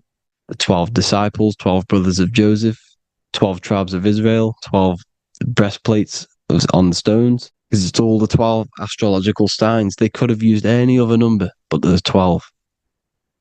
Because 12 is the mind, which is God. 7 is the number of matter, which is man. 7 energy centers in the body. 12 cranial nerves in the brain, because it's the mind. 12 is the 12ness. The zodiac is literally the mind of God, the signs of God. Now here we see here, Job 38, 31 to 33. Can you lead forth a constellation in the season? He's asking you, can you read the sky? Can you read the heavens? Canst thou bring forth the Mazzaroth in its season? Mazzaroth means 12 signs, the zodiac. Why did they translated every single Hebrew word in the Bible into English, but they decided to leave out Mazzaroth? Why? It's because if that said zodiac, Christians would have a different view on the Bible, but they leave that out. But Mazzaroth actually means the 12 signs, the zodiac, and the stars means sign. The word stars means sign because the stars are signs, things to come, which is off. in Hebrew, which means sign, things to come. You see a sign on the road, it's something coming. But God is saying, no, what does he say? To qualify as a director, a judge of man's life on earth, one must be able to govern the heavenly bodies that rule the earth. It's telling you to read the heavens. We need to read the heavens. Astrology, the 12 zodiac signs, the mind of God. It's telling you, read the Mazzaroth, read the zodiac, because they are things to come in your life. They are signs. It's not satanic, it's made by God.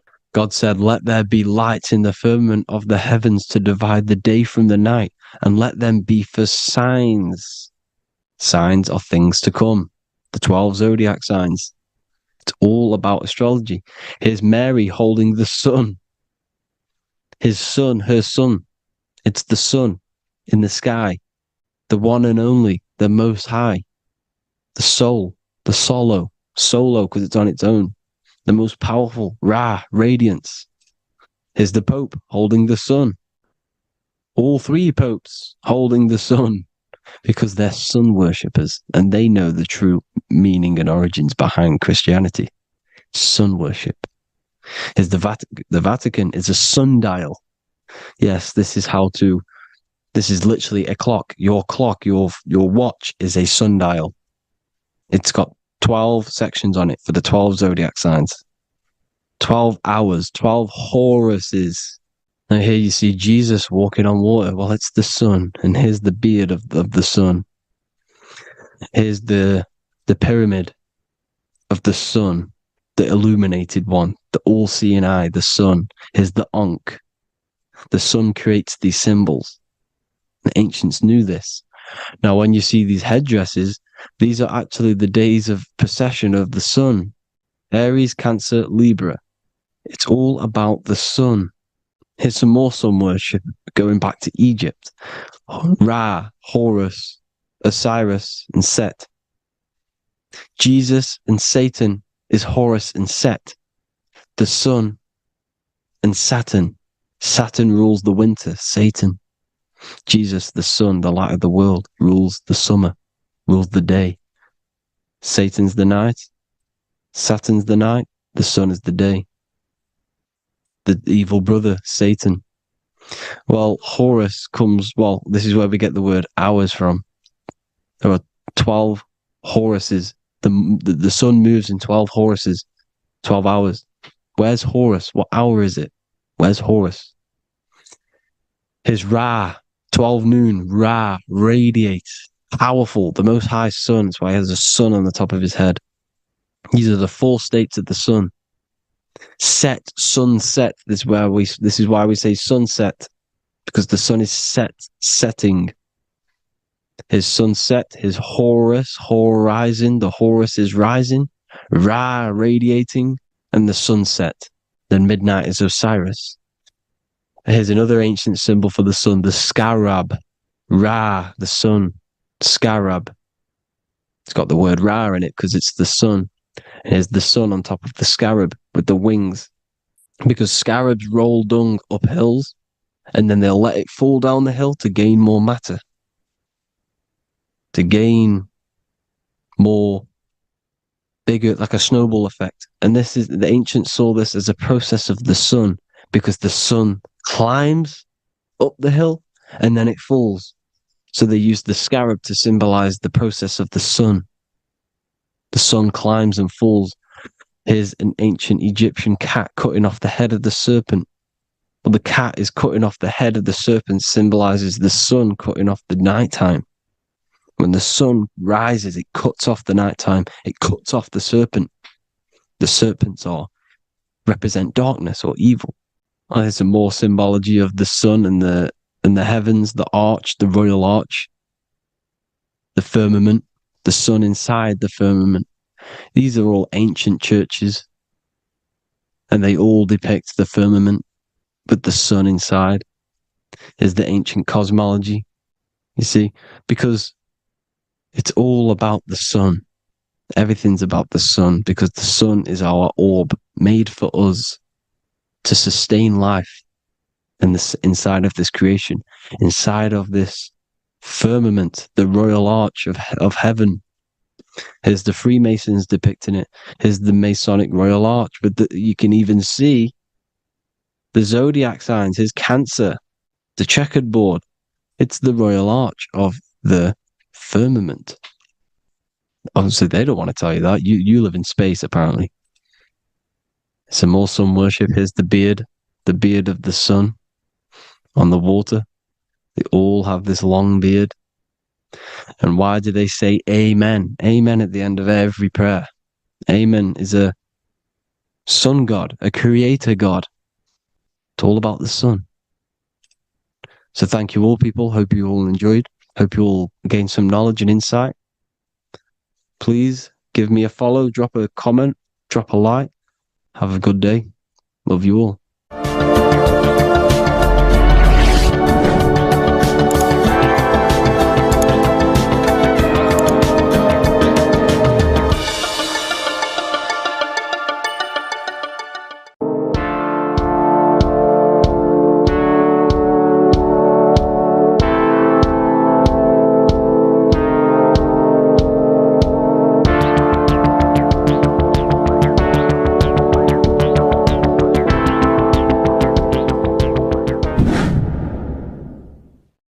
What is good, people? We're back with another video, and today we're talking about the chakras.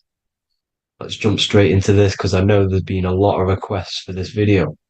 So let's jump straight into this. So you have 7 chakras, right? 7 chakras, and these chakras are feeding off your electromagnetic field, known as your aura. This is both positive and a negative pole, male and female, right? This electromagnetic field is made out of electric and magnetism, and together they come as electromagnetic. Now, your chakras, the word chakra just means wheel, spinning wheel, because that's what they are. They are spinning wheels of energy. They do not exist on this physical plane. They exist on the etheric plane.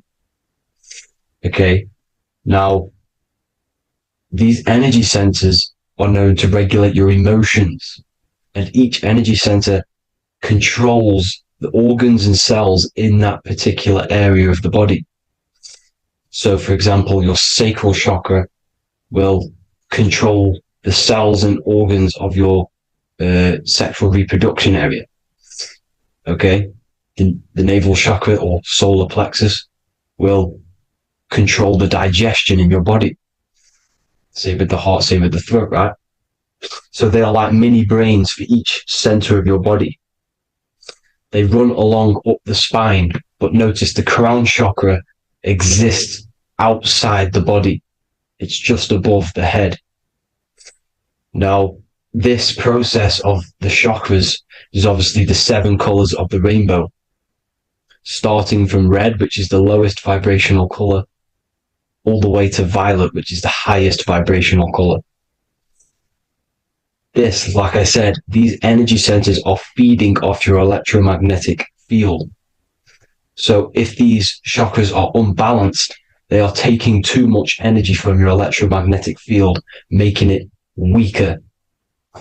Now, this is the North Pole. As you all know, the Earth is flat, and we live inside of a giant torus field.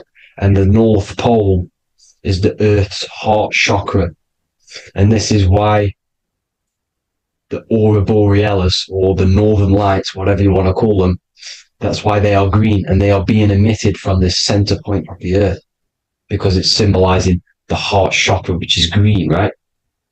Now, you do work your way up to these. However, this is a torus field. You are a torus field. You have different layers of this torus field, right? And you need to balance all of these chakras, but you can't move up these chakras until you open the one below it. So it's like a stairway. You can't go to your solar plexus without going through your sacral. You see? So you have to work up these.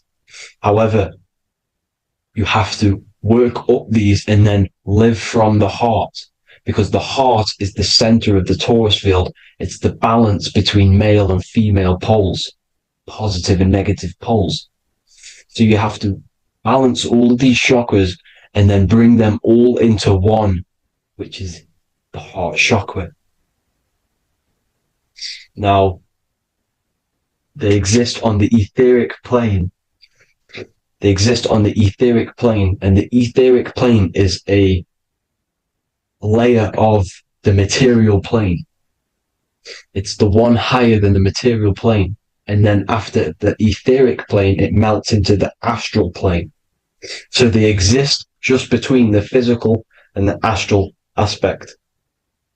Now, this is the yin and yang matter, which is the lowest root chakra, physical matter, and then to spirit, because high vibrational matter turns into spirit, low vibrational spirit turns into matter. So they're interchangeable. This is the yin and yang. Now, when you see ancient paintings with the halos, you see this is like a toroidal field coming out the top of his head, you see, with a halo. This was symbolizing in the old days, in the ancient days, that they've aligned their chakra, they've reached Christ consciousness, which is God consciousness, right? Now, this electromagnetic field is the apple that we bit out of in the Bible, because you see the apple is a torus field. So they were metaphorically or personifying the torus field. That's what the Bible is. It's a massive personification. It's all metaphors. You have to read it properly. It's got a greater meaning behind it.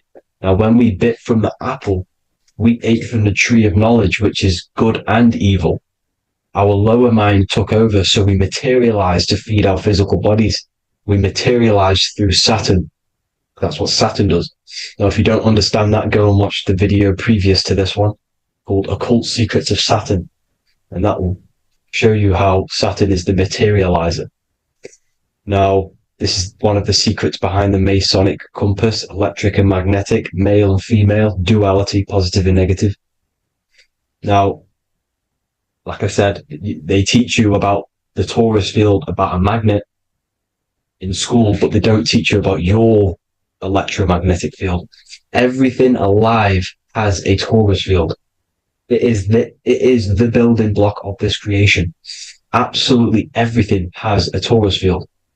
There's not one thing without it. And as you can see here at the center of the apple, that's where the seed is. That's where the life is. The reproduction of that organism. As you see, this is where the most electromagnetic energy is stored, in the center, because this is where the two duality, this is where the field meets at the very center. This is why the seed is at the very center.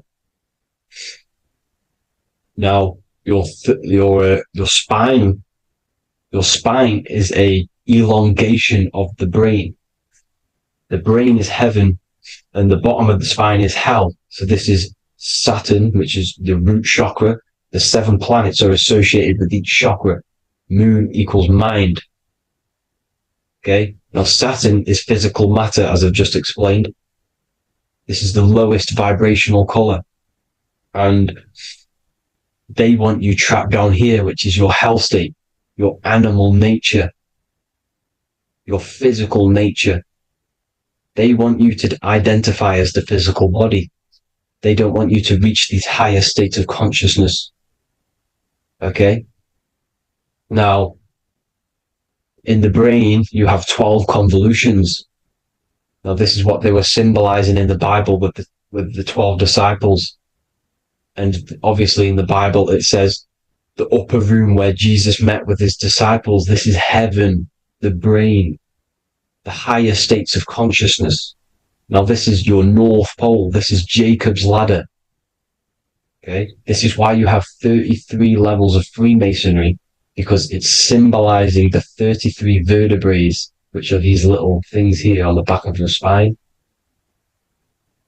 Because once the Kundalini energy from the bottom of your spine rises to the top, this is when you get enlightenment and opens your third eye. Spiritual enlightenment. As you can see here, this is Jacob's ladder. This is the Kundalini symbol, right? And they're even showing you this in the medical symbol. They're putting it in your face. The serpents are wrapped around the spine. Now, the serpents symbolize how the energy moves around the spine, because it's a torus field, you see? At the center of the torus field, it wraps around the center pole. It wraps around it, and this is how the energy moves up. So they're symbolizing it with the serpents. Okay? Now, every religion has a sacred river. For the Egyptians, it's the River Nile. For Christianity, it's the Jordan River, right? This river is the canal, the energy canal at the center of your spine, all the way leading to heaven, to the Holy Land. This is the chamber which the energy rises up, right? Now, they used to say the gods descended from heaven to man. This is just heaven. This is the mind state. And they said the gods were connected by a rainbow bridge. That's the chakra system, the rainbow bridge. Okay. Now, the ancients called this place Midgard, Earth, where both evil and good live, right? Midgard. But you can go to heaven, which is a pure mind state, because once you're in heaven, nothing negative can ever bother you. That's completeness. Pure Christ consciousness. Now, this is why Jesus dies at 33. He didn't actually die, but it's symbolizing the death of the physical body. Not the death of the physical body, but his consciousness rising above the physical body to, as I said here, matter to spirit. Matter died off and he came spirit consciousness. This is symbolized by the 33 vertebrae, which is obviously the 33 levels of Freemasonry. And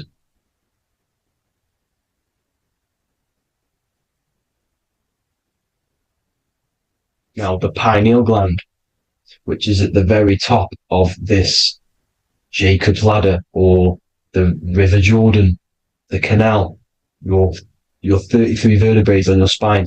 This is where the pineal gland sits, right? At the very top, at the center of your brain. Now, there's multiple ways this was symbolized.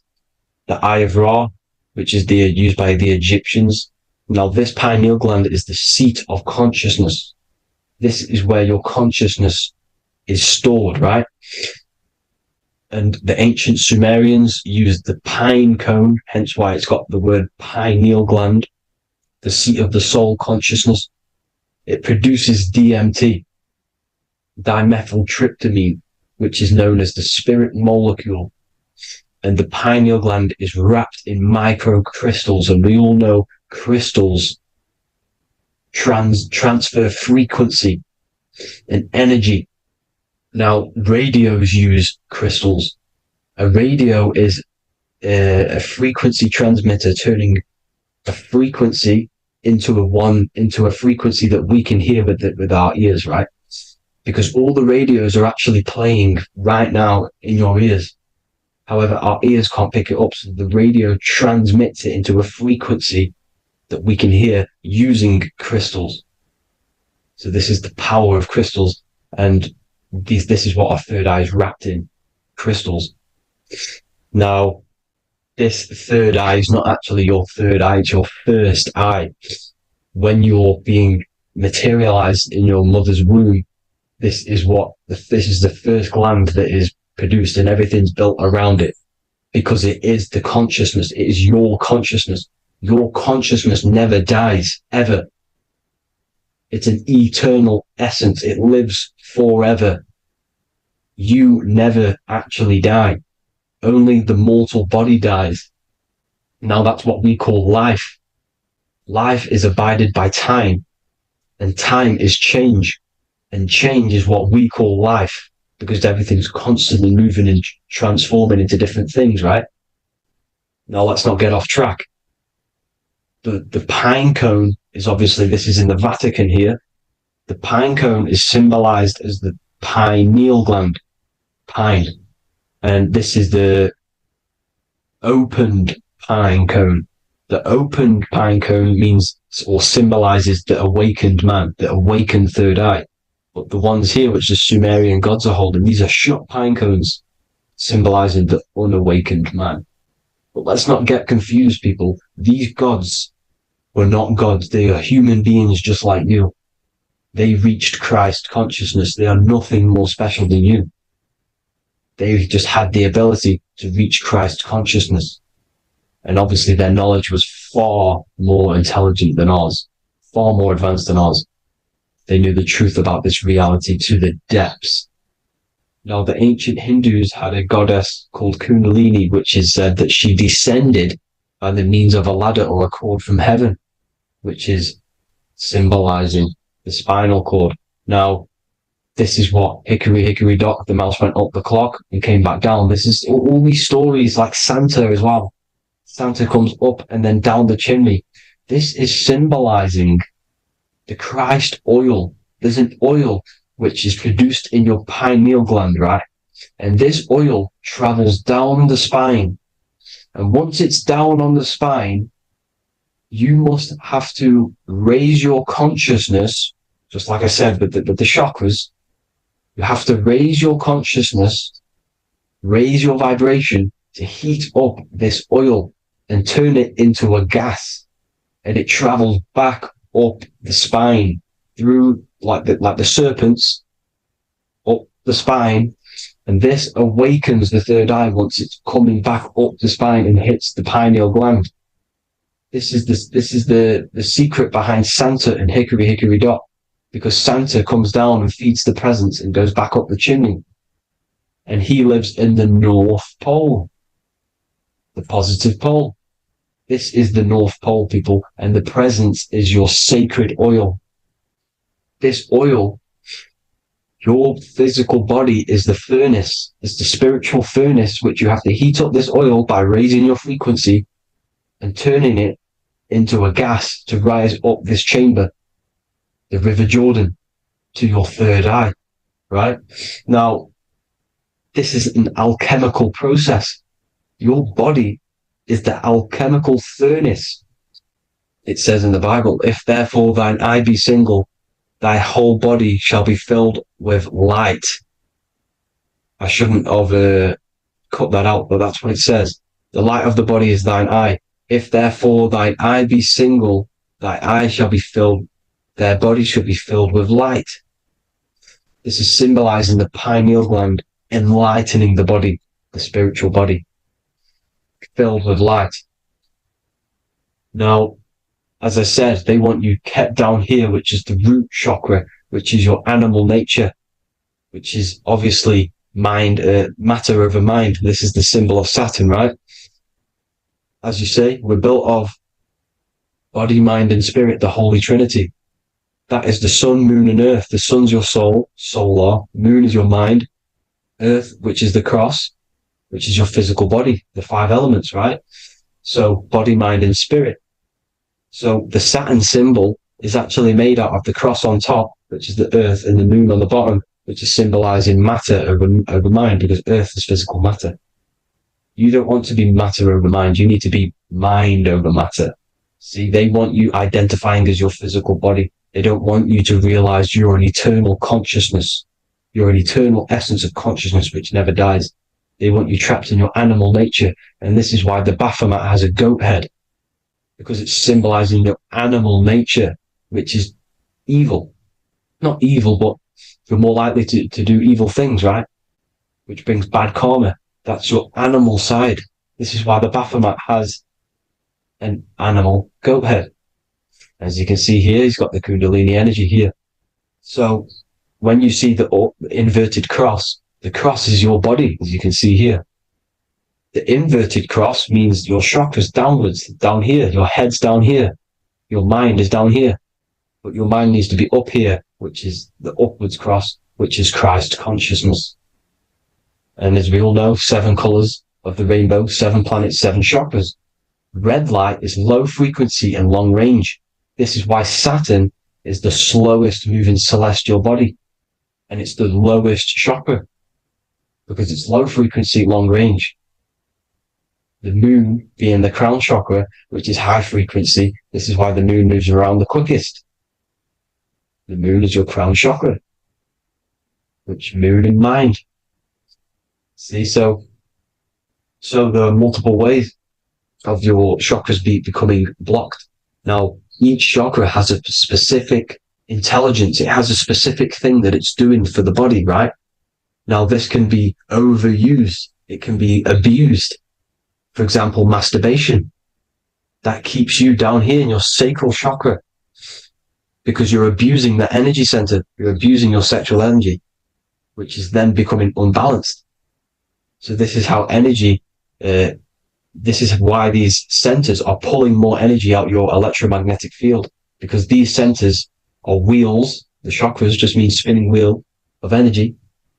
So when you're abusing these certain centers, you're pulling energy out of your electromagnetic field, which is making your field weaker, which is making your frequency lower, which makes you prone to diseases, prone to lower negative energy, right?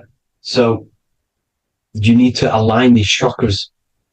You need to unbalance them. And as you can see here, you can screenshot these to see how they're blocked. I'm not going to go over each one because it'll take me forever, but have a little read yourself. This is why they're blocked. Now, the ancients used to say Aum when they meditated. Now, these are the 7 vowels. There's not 5 vowels, there's actually 7. Now, when they say Aum, they're aligning all their chakras by saying this when meditated. This is where the Aum originated from. Now, emotion is energy in motion. So if you're feeling a certain way, that's the energy you've put in motion. It's a reflection. We live in a mirror reality. Everything's mirrored. Everything's mirrored. As within, so without, as above, so below. Everything's a reflection of some sort. So whatever you're feeling, you're doing something wrong. It's telling you you're doing something wrong from the root cause. Because your energies are the effect. You're feeling the effect of something you've caused. The law of cause and effect. Nothing escapes it. Now, the Jehovah's Witness believe that exactly 144,000 faithful Christians go to heaven or be resurrected, right? This is not true. This is symbolic. 144,000 go to heaven. Now, the petals on the chakras, this is the root chakra, this is the crown chakra. Now, if you add up the first 5 chakras, the petals, add up the petals on the first 5 chakras, you get 48. And then you get to the third eye, which has 2 petals. 48 times 2 equals 96. 96 plus 48, which you got from here, equals 144. The last chakra has 1,000 petals. Times 144 times 1,000, you get 144,000. This is a frequency. This frequency is the frequency of the ascension up your chakras. This frequency is a high frequency, which turns that oil into gas, which rises up the spine, activating your third eye. Right? So this is all the religions are all symbolic for this sacred secret of Christ consciousness. As it says in the Bible, the kingdom of God is within. It's not out there, people. You must look within yourself. You are God. You are a spark of his consciousness, infinite consciousness, right? So 144,000 is a frequency, and you must achieve this. Like I said, these people in the past, they're not gods, people. These were just humans. Nothing special. They just reach Christ consciousness. Now, they keep you in these lower vibrational states with the food, right? And as you can see here, all of these fast food restaurants are mainly are red and yellow, which are these lower states, these lower 2 chakras, lower vibrational colors, because they want you trapped down here in matter. And these foods are so low vibrational, they will keep you down here, because your gut produces, I think it's like 80% of melatonin. Melatonin is your feel-good hormone. These foods will not make you feel good. This is very low vibrational. Meat. It's not meat, it's raw flesh. these animals are stripped from their family, put on a conveyor belt, watch their friends be tortured, and then get slaughtered in a slaughterhouse. Think of all the fear that's running through their blood, all the hormones, all the fear, and you're going to go and eat that very low vibrational energy. As you can see here, this is the light photons within fruit.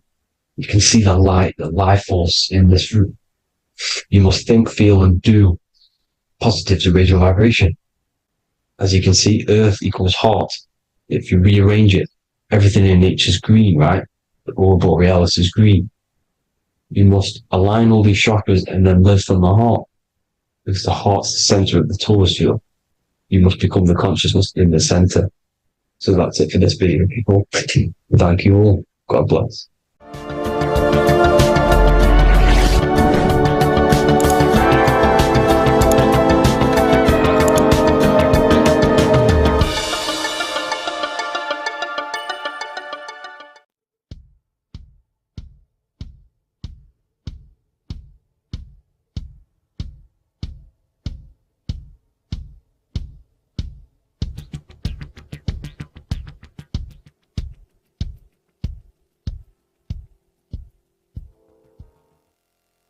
Welcome people, we're back with another video. I will now be keeping track of my YouTube and trying to upload every week. In this video, we'll be talking about the chakras. The chakras are the 7 attributes of God, and they are the 7 planets. These are literally vortex portals within us that connect us to these vices and characteristics of God. Each one of these energy centers are a spinning wheel of energy which controls the cells and organs in that particular area of the body. For example, it's literally a mini brain for that area of the body. Each chakra has a vice which you need to turn to a virtue in order to climb up through the system.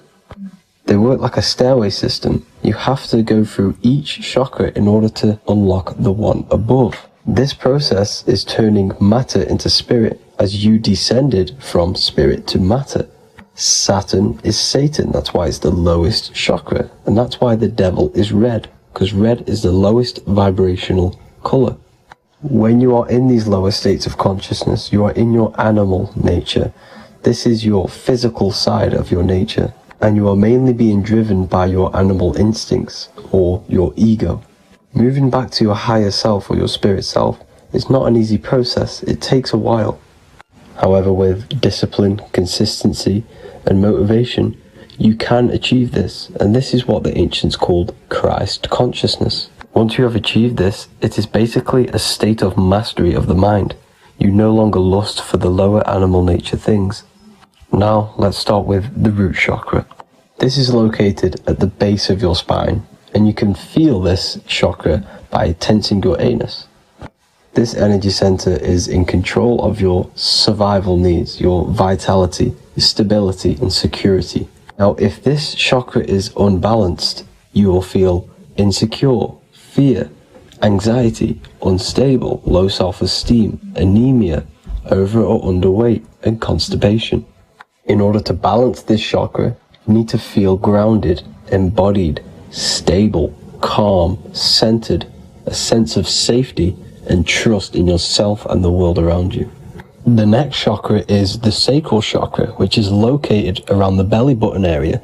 You can feel this chakra just by sucking in your belly. This chakra is to do with relationships, self-worth, creativity, empathy, and most importantly, sexuality. This is the most important one in order to start to raise your vibration overall, is giving up the over-sexualized nature. In order to balance this chakra, you need to come into harmony with all the toxic relationships that you have.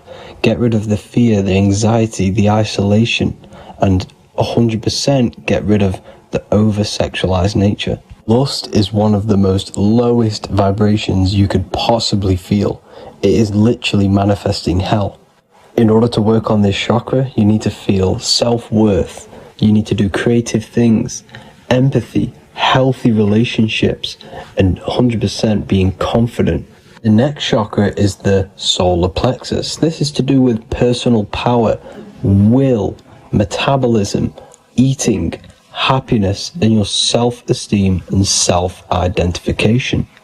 you can feel this chakra just above your belly, below your ribs, and you can suck in this area. If this chakra is blocked, you will feel lack of confidence, difficulty in manifesting your desires, low self-esteem, misuse of power, misuse of dominance, weak will, and shame in yourself. Biggest one for this chakra is overeating, as it's to do with metabolism. If you are overeating, you are literally unbalancing a lot of your lower chakras, not just the solar plexus. In order to work on this chakra and balance it, you want to have a positive self-identification. You want to feel happy, a happy self-esteem, effectiveness to people, not overeating, and a strong willpower. Now for the heart chakra, one of the most important chakras. Chakra is to do with love, understanding, trust, hope, openness, compassion, balance, and forgiveness. The most important because your heart is the tree of life in the body. It is the center of the toroidal field. It is the most powerful chakra. Your heart is 5,000 times stronger magnetically than your brain. Once you have hit the heart chakra and you start surpassing the heart chakra, you are now turning matter into spirit, as the lower three chakras are dense and physical, and the above the heart chakra are turning to spirit. As you can see already, this is a hard and long process of working on yourself physically and internally. The symptoms of a blocked heart chakra would be lack of love or too much love, difficulty to accepting or giving love, lack of compassion, loneliness, and lack of emotional fulfillment. Finally, a lack of connection with a divine or to nature. In order to balance this chakra, the most important thing and the most powerful thing you can do is loving people, accepting and giving lots of love. Second most important thing to balance the heart chakra is balance. You need a balanced life. You need balance in all aspects of your life. Now for the throat chakra. This is a very important chakra as it's to do with communication. A symptom of this being unbalanced is a lack of self-expression and putting on a front all the time, acting with the ego. In order to balance this chakra, you need to constantly self-express yourself. You can't be putting on a front. That voice inside your head, you have to let it come outward. Don't just block it off with a wall. Self-expression will lead to you gaining friends who actually like you for being you, and not these fake friends that you have to put on an ego for. In order to balance this chakra, you need to express yourself, express the word that's within you. Don't be lying to people, don't deceive or be deceptive. The next chakra is the third eye chakra. This is starting to get very advanced and you are coming very close to spirit. Just before we head on, I want to announce the PDF is now available, containing all the presentations I've ever made, all into a condensed 38-page PDF. The link will be below this video for you to access. And if you want to learn how to create reality using your mind, how to attract your desires, how to get out of the situation you are in, the link will also be there for the Manifestation Mastery course. Now for the third eye chakra. The third eye chakra controls the pineal gland, which is your first eye. It's to do with your psychic abilities, channeling, telepathy, astral travel, visions, and connection to the higher self.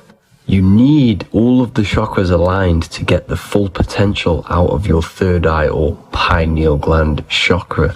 For example, if you're astral traveling and you fear something, you will be instantly shot back to your body. So you need to master all of the chakras before you go on and try and do these higher spiritual activities. Symptoms of the third eye chakra being blocked is lack of imagination, lack of vision, lack of concentration, blocked or clouded intuition, can't see the big picture, and especially overly reliant on logic and intellectual thinking. A good way to work on this chakra is imagining things, vision things, trust your intuition at all times, always follow that inner voice. Cut out the tap water which contains fluoride. Fluoride blocks the pineal gland. and cut out all junk food, because all of this is affecting your pineal gland. When in meditation, you want to focus your eyes and your attention to the center of your head between the two eyebrows. This is where the pineal gland is located. This will help and awaken the pineal gland over time when you keep doing these meditations. Finally, for the crown chakra, this is to do with universal consciousness, all-knowing, enlightenment, cosmic connections, the God source. This chakra is blocked by being cut off from spirituality, plagued by the senses, being tricked into the five senses and being tricked into thinking you are the body. In order to work on this chakra, you need to feel grounded. You need to know yourself, your real self, the voice within you. Have common sense, have specific decisions that you're making, be very direct. Now we've got out of the way all of the chakras, I can now introduce methods and meditations which will help you unblock them spiritually. When meditating, you want to get into the present moment in a nice, comfortable position. Bring yourself to the present moment by saying, I am here right now, nothing else matters. Keep repeating this over and over with your eyes open or closed. After a couple minutes of bringing your attention to the present moment, you can now start to breathe in through the nose deeply and breathe out through the mouth slower than you breathed in. Place your attention on the chakra that you want to balance. Think of a high vibrational emotion like love, and think of this while placing your attention on that chakra. You can do this exercise every day for 10 to 20 to 30 minutes. The longer the better. Another practice you can do is by chanting the Bijis for each chakra. They are here starting from the root chakra all the way to the crown chakra. Or you can chant the 7 vowels. There are not 5, there are actually 7. A, E, A, O, U, M. A, I, O. This is the proper way of pronouncing the 7 vowels. These are so powerful because these are the only things that exist. It is literally the sound of God. By pronouncing them right, you can actually create a lot of power within you and align your chakras. That's it for this video, people. I'd appreciate a comment and a like to help the algorithm. I appreciate you all. Love and light.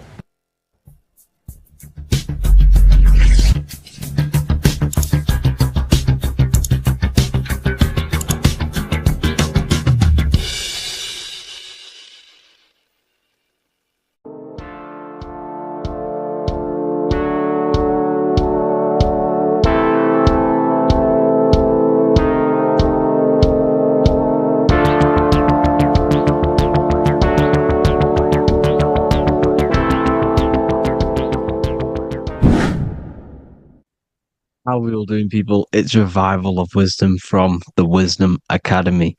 Today we're going to be breaking down God, consciousness, and the higher and the lower self, and how to overcome the lower self. Now, the first thing you need to understand is that you are the invisible intelligence within the brain, within the body. This invisible intelligence is known as the mind. But you are not the mind. You are the observer of the mind, which is the soul, the invisible entity. The mind is your intellect, your intelligence.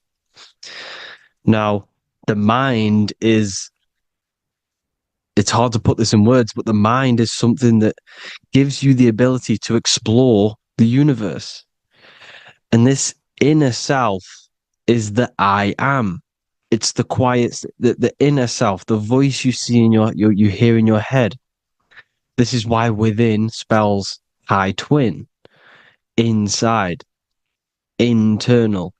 The I is also the number 1, which is one line. Because the one and only, is the inner self, which is the I am.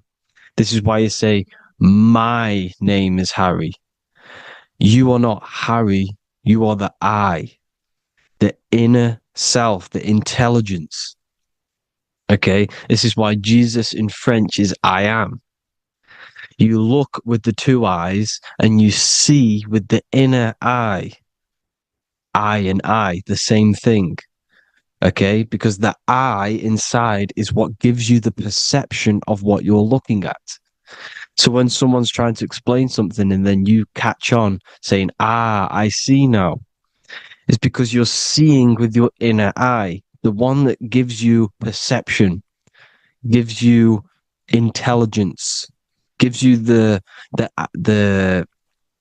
ability to understand things. This is the internal eye, the invisible self, which the physical body is nowhere near as complicated as this inner self. Is in infinite potential. Infinite potential. God, God, generator, operator, destroyer, soul, mind, and body, Brahma, Vishnu, Shiva, the Father, the Holy Spirit, and the Son. They're all, the reason why you see God is always a triad is because it represents yourself. Your invisible intelligence is God. Me and you are the same invisible intelligence. We are the invisible intelligence experiencing the program being run by the central nervous system and the brain. I always say this in my videos, but I have to, in order for you to understand the things that I'm going to say later on in the video, you need to understand this concept, is that you are the consciousness experiencing the nervous system, the tree of knowledge of good and evil, which is you here. You would be in this invisible intelligence right here in the center of the brain. Now, this is why the ancient Christians show God is in the brain. This is the brain stem. This is the brain. This is also the brain stem and the brain. The brain stem and the brain. It's all depictions of the brain because the brain's the computer, the electromagnetic computer, which decodes the demands created by the invisible intelligence, the I, the inner self, you, your true self. The person moving, if you observe what someone moving, this is going to sound, but if you observe someone walking, it's not the body. The body is moving, but the thing telling it to move is the invisible intelligence. Before you kick a football, a decision is made within your invisible intelligence, your mind. And this consciousness, this invisible intelligence, is either stuck between the lower self and the higher self. Okay?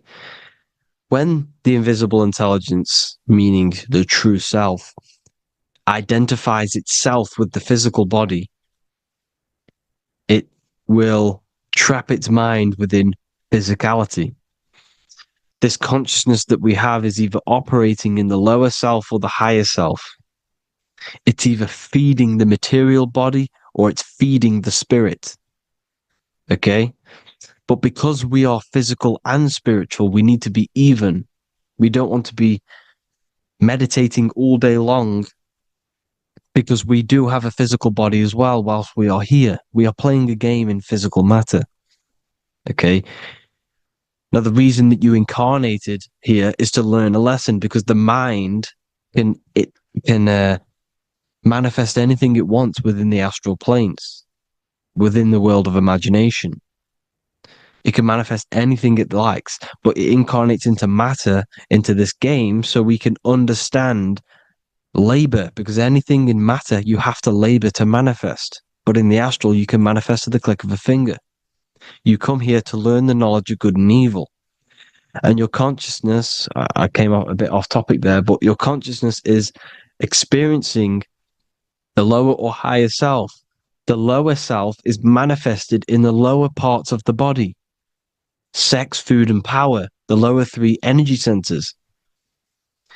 These centers are like mini brains. You are literally thinking with these centers. And when your mind is stuck within these lower centers, you'll think, have you ever heard the term of thinking with your penis or thinking with your, you know what, as a man? Even females maybe, but mainly this is a boy saying, you're thinking with your penis. This is a truth. It's truth in plain sight. You think with these energy centers. When you're living off the lower three centers, all you care about is sex, food, and power. Eating, sleeping, and greed. Power's kind of like greed. Now, when we move up to the higher parts of the body, when we live our life within the higher parts of the body, this is considered heaven. Love, expression, intuition, and wisdom. This is what we need to be aiming to do, moving out of the lower half of the body and living our life within the higher self, the higher parts of the body, thinking with the higher energy centers, thinking with love, expression, intuition, and wisdom, spreading love, expression, intuition, and wisdom to others. Heaven is even. This is why Jesus is pointing at the heart chakra, always pointing at the heart. Earth rearranged his heart because in earth you're manifested as a physical being. You're in the heart, good and bad. You need to be balanced between the good and bad. Because love can be a demon too. That's a whole nother video, but love can be a demon. Now the seven chakras are known as the seven seals in the Bible. When the Lamb opened the seventh seal, there was silence in the heaven for about half an hour. This is a verse from the Bible. The Lamb is Aries, which is the higher brain, the cerebrum, the cerebram. Ram, Aries. Because when the Ram opens the seven seals, you enter the kingdom of heaven. Because these chakras seal your invisible intelligence. They seal your true self. You are behind these seven seals, your true invisible self, your true consciousness. Because behind these seven seals, you do not think about anything materialistic. Your intelligence is not material. It's not physical. It's not from the physical world. It does not desire the physical world. The body is the beast. The body's the animal, the lower self, which can corrupt our intelligence. It can corrupt the intelligence. Okay? Now, we need to balance these chakras so that we gain a deeper connection between this intelligence and the brain. Because when there's a strong connection between the brain and the intelligence, your body and the intelligence, you have a strong connection. Therefore, you can manifest what the intelligence is saying at all times. Meaning, when, for example, your higher self, this is intelligence, the higher intelligence is always speaking to you. It's always guiding you. It's always telling you the right thing to do. You can feel it when you're doing something wrong. You can feel that you're doing something wrong because this higher self, this intelligence knows what it needs to do here. And when there's no connection between the body and this our intelligence, our true self, when we strip away, when you close your eyes for long periods of time, you will figure out you are this invisible, infinite, creative being. There's no words that I can't describe what it is, but it's the voice inside of your head that you can feel when you close your eyes. You are this being inside of the head, heaven, because this is heaven, this intelligence. And when there's a strong connection between the body, you can manifest everything it's saying. When everything is balanced, when you're no longer thinking with the lower centers, when they're all balanced, you're not thinking in particular with every center, you balance them all, you can manifest everything it says. Your body will act out what the intelligence is always saying. This is God in the brain, the intelligence, trying to touch Adam, representing the lower self. This is why they're not touching. Notice how Adam is resting, but the intelligence is always reaching out, stretching, symbolizing metaphorically saying it's guiding. I'm always reaching out. Your intelligence is always guiding you. It's always reaching out to you. But Adam is ignorant of it. The lower self is ignorant of it. And that's why he's so relaxed and God is so stretching out.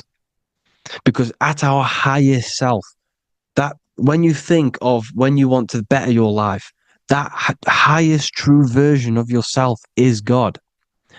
When you're manifesting this, your highest self, this is God. Your truest form, your most perfect form, that is God. Your highest version of yourself, that is God. Emotions are not what you've been taught. Emotions are not something that should be reactive, okay? You should not let the emotion be you, except that you should experience them instead of letting them become you. You need to understand there's a separation in our consciousness. You have the soul, which is the person who is observing your thoughts. When you think a thought, who's the one observing that thought? The soul, you, the I am, the I, the inner self, the one and only. And inside of every single body, inside of me, inside of you watching this video, there is this same intelligence that is inside of me, inside of you. And it's the exact same intelligence, experiencing a different body. And this is what we mean by the universe is mental. We all are sharing the same ball of consciousness in a different body. The animals, the fish, the cells, all expressing this one consciousness. Me and you are the same. This is why the golden rule is treat others like others should be treated, because I am you and you are me in a different body. Now, going back, you need to identify that there's different levels of consciousness: soul, mind, emotion, and body. Okay? Your emotions are on a separate layer than the body, the mind, and the soul. So when you identify there's a difference between all of these, you do not let them become you. You do not let your mind rule you, because your mind can be corrupted. Your soul is the one that is pure good, pure love, but your mind can be corrupted. Okay? Your emotions can be corrupted. The body can be corrupted, but the soul can never be corrupted, only layered on top. You can only throw piles of programs within the subconscious, layering the soul down, but deep down inside of every single one of you, there is a loving being. Because love comes from the heart. Love is the universal emotion, expression. Now, your thoughts can become bondage. Your emotions can become bondage. Now, what do I mean by bondage? By conquering the lower self, we need to conquer our own mind, because the mind is what's manifesting the lower self. When you're thinking with the lower half of the body, when you're becoming your emotions, you need to experience the emotion, not become the emotion. Do not let the emotion become you. Do not let your thoughts become you, because your thoughts are tools that you can manifest. Your thoughts are the idea. Your emotion is the energy that you can use to manifest that thought. Your emotion is energy in motion, emotion. You use emotion to manifest, to feel as if you already have the thought. Therefore, you become that vibration. Therefore, your emotions are actually a creational force that is given to you to manifest things, because you're a human, a manifester. You're here to manifest things. You're a creator. You are a God. Your inner self, your intelligence, your I am, the one and only inside of you, the inner self, the quiet one, the one that's deep, deep down, the invisible intelligence, is creating. It's creating things all the time. All the time. Speak no evil, see no evil, hear no evil. This is the astronauts. They're Freemasons, but they understand this because thinking, seeing, and hearing can corrupt your mind. And when you have a corrupted mind, you'll have a corrupted subconscious. The subconscious will manifest into the body because 90% of your behavior comes from the subconscious mind. So you got to speak, see, and hear no evil. A sin, what is a sin? To overcome our lower self, to overcome our lower self, the 7 deadly sins are not something that goes against an external God. A sin is something that goes against your inner guide, your inner conscience, the inner self that's always speaking to you. It's always telling you the right thing to do. A sin is something that goes against this inner guide. And this is why you can feel something where you can feel you're doing something wrong. Because the inner guide is speaking constantly. And when you commit these 7 deadly sins, which are 7 internal states which keep your invisible intelligence bound to your physical body. Because evil, right? Evil love bondage. This is why they stay in this realm and they control this realm, because they love the bondage of the body. They like matter. They want to stay in matter for eternal life. They don't want to ascend back into the heavenly realms where you do not have a physical body. You can explore the universe within the astral planes. They stay bounded to the body, bounded to the 3D construct of the physical world. They have greed, lust, envy, gluttony, wrath, sloth, pride. They want all of this. And if you want that, that's okay. But deep, deep down, you don't want that because your soul is always telling you the right thing to do. Your soul knows what to do to get out of here. It needs to detach from the external world.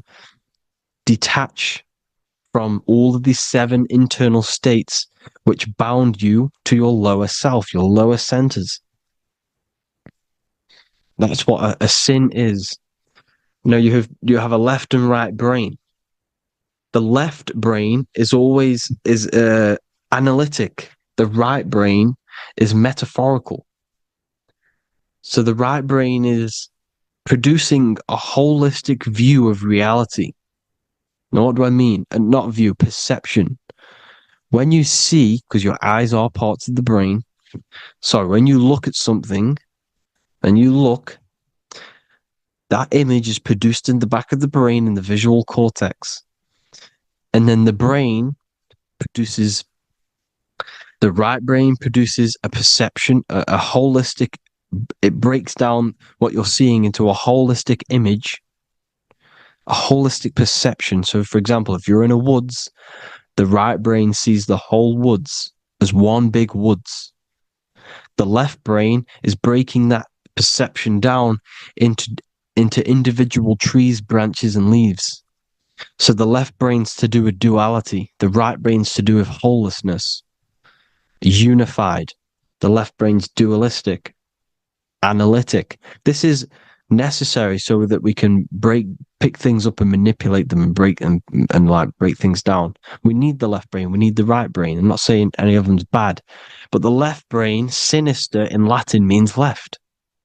Because when you're left-brained, you see everything in dualistic. You see everything is dual, when everything's actually one. We need to be focusing and strengthening our right hemisphere. I'm not saying sit in the right hemisphere all the time, but we need to be strengthening our right hemisphere.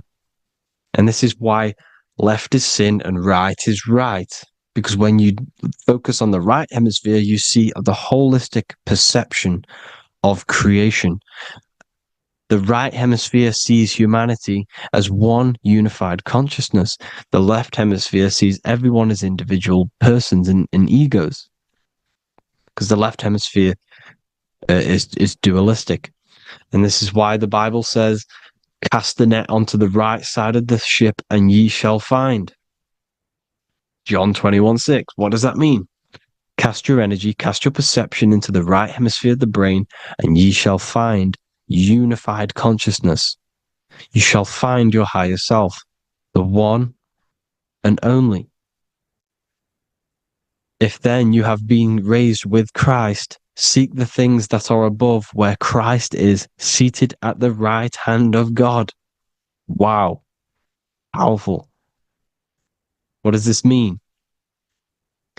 Seek the things that are above, where the Christ is seated at the right hand of God.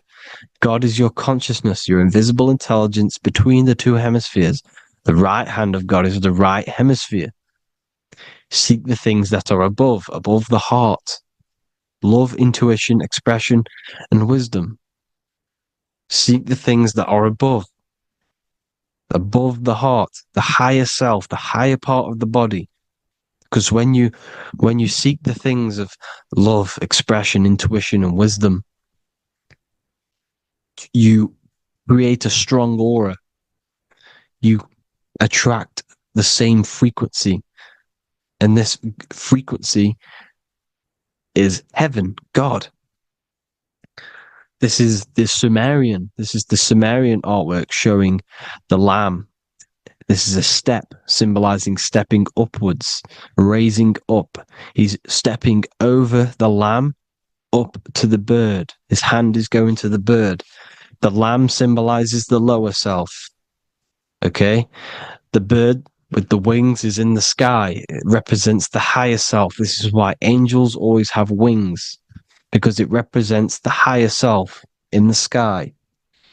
The lamb is a ground animal, symbolizing the lower self. He's stepping over the lamb to the bird, his higher self, his invisible intelligence.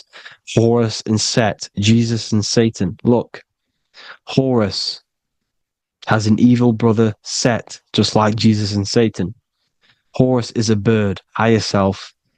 Set is a ground animal, lower self, which is the devil and the angel on your shoulder. You see? The right and the left hemisphere. The two wings. So, the devil and angels always speaking to you. The higher and the lower self. It's the battle between the higher and the lower self.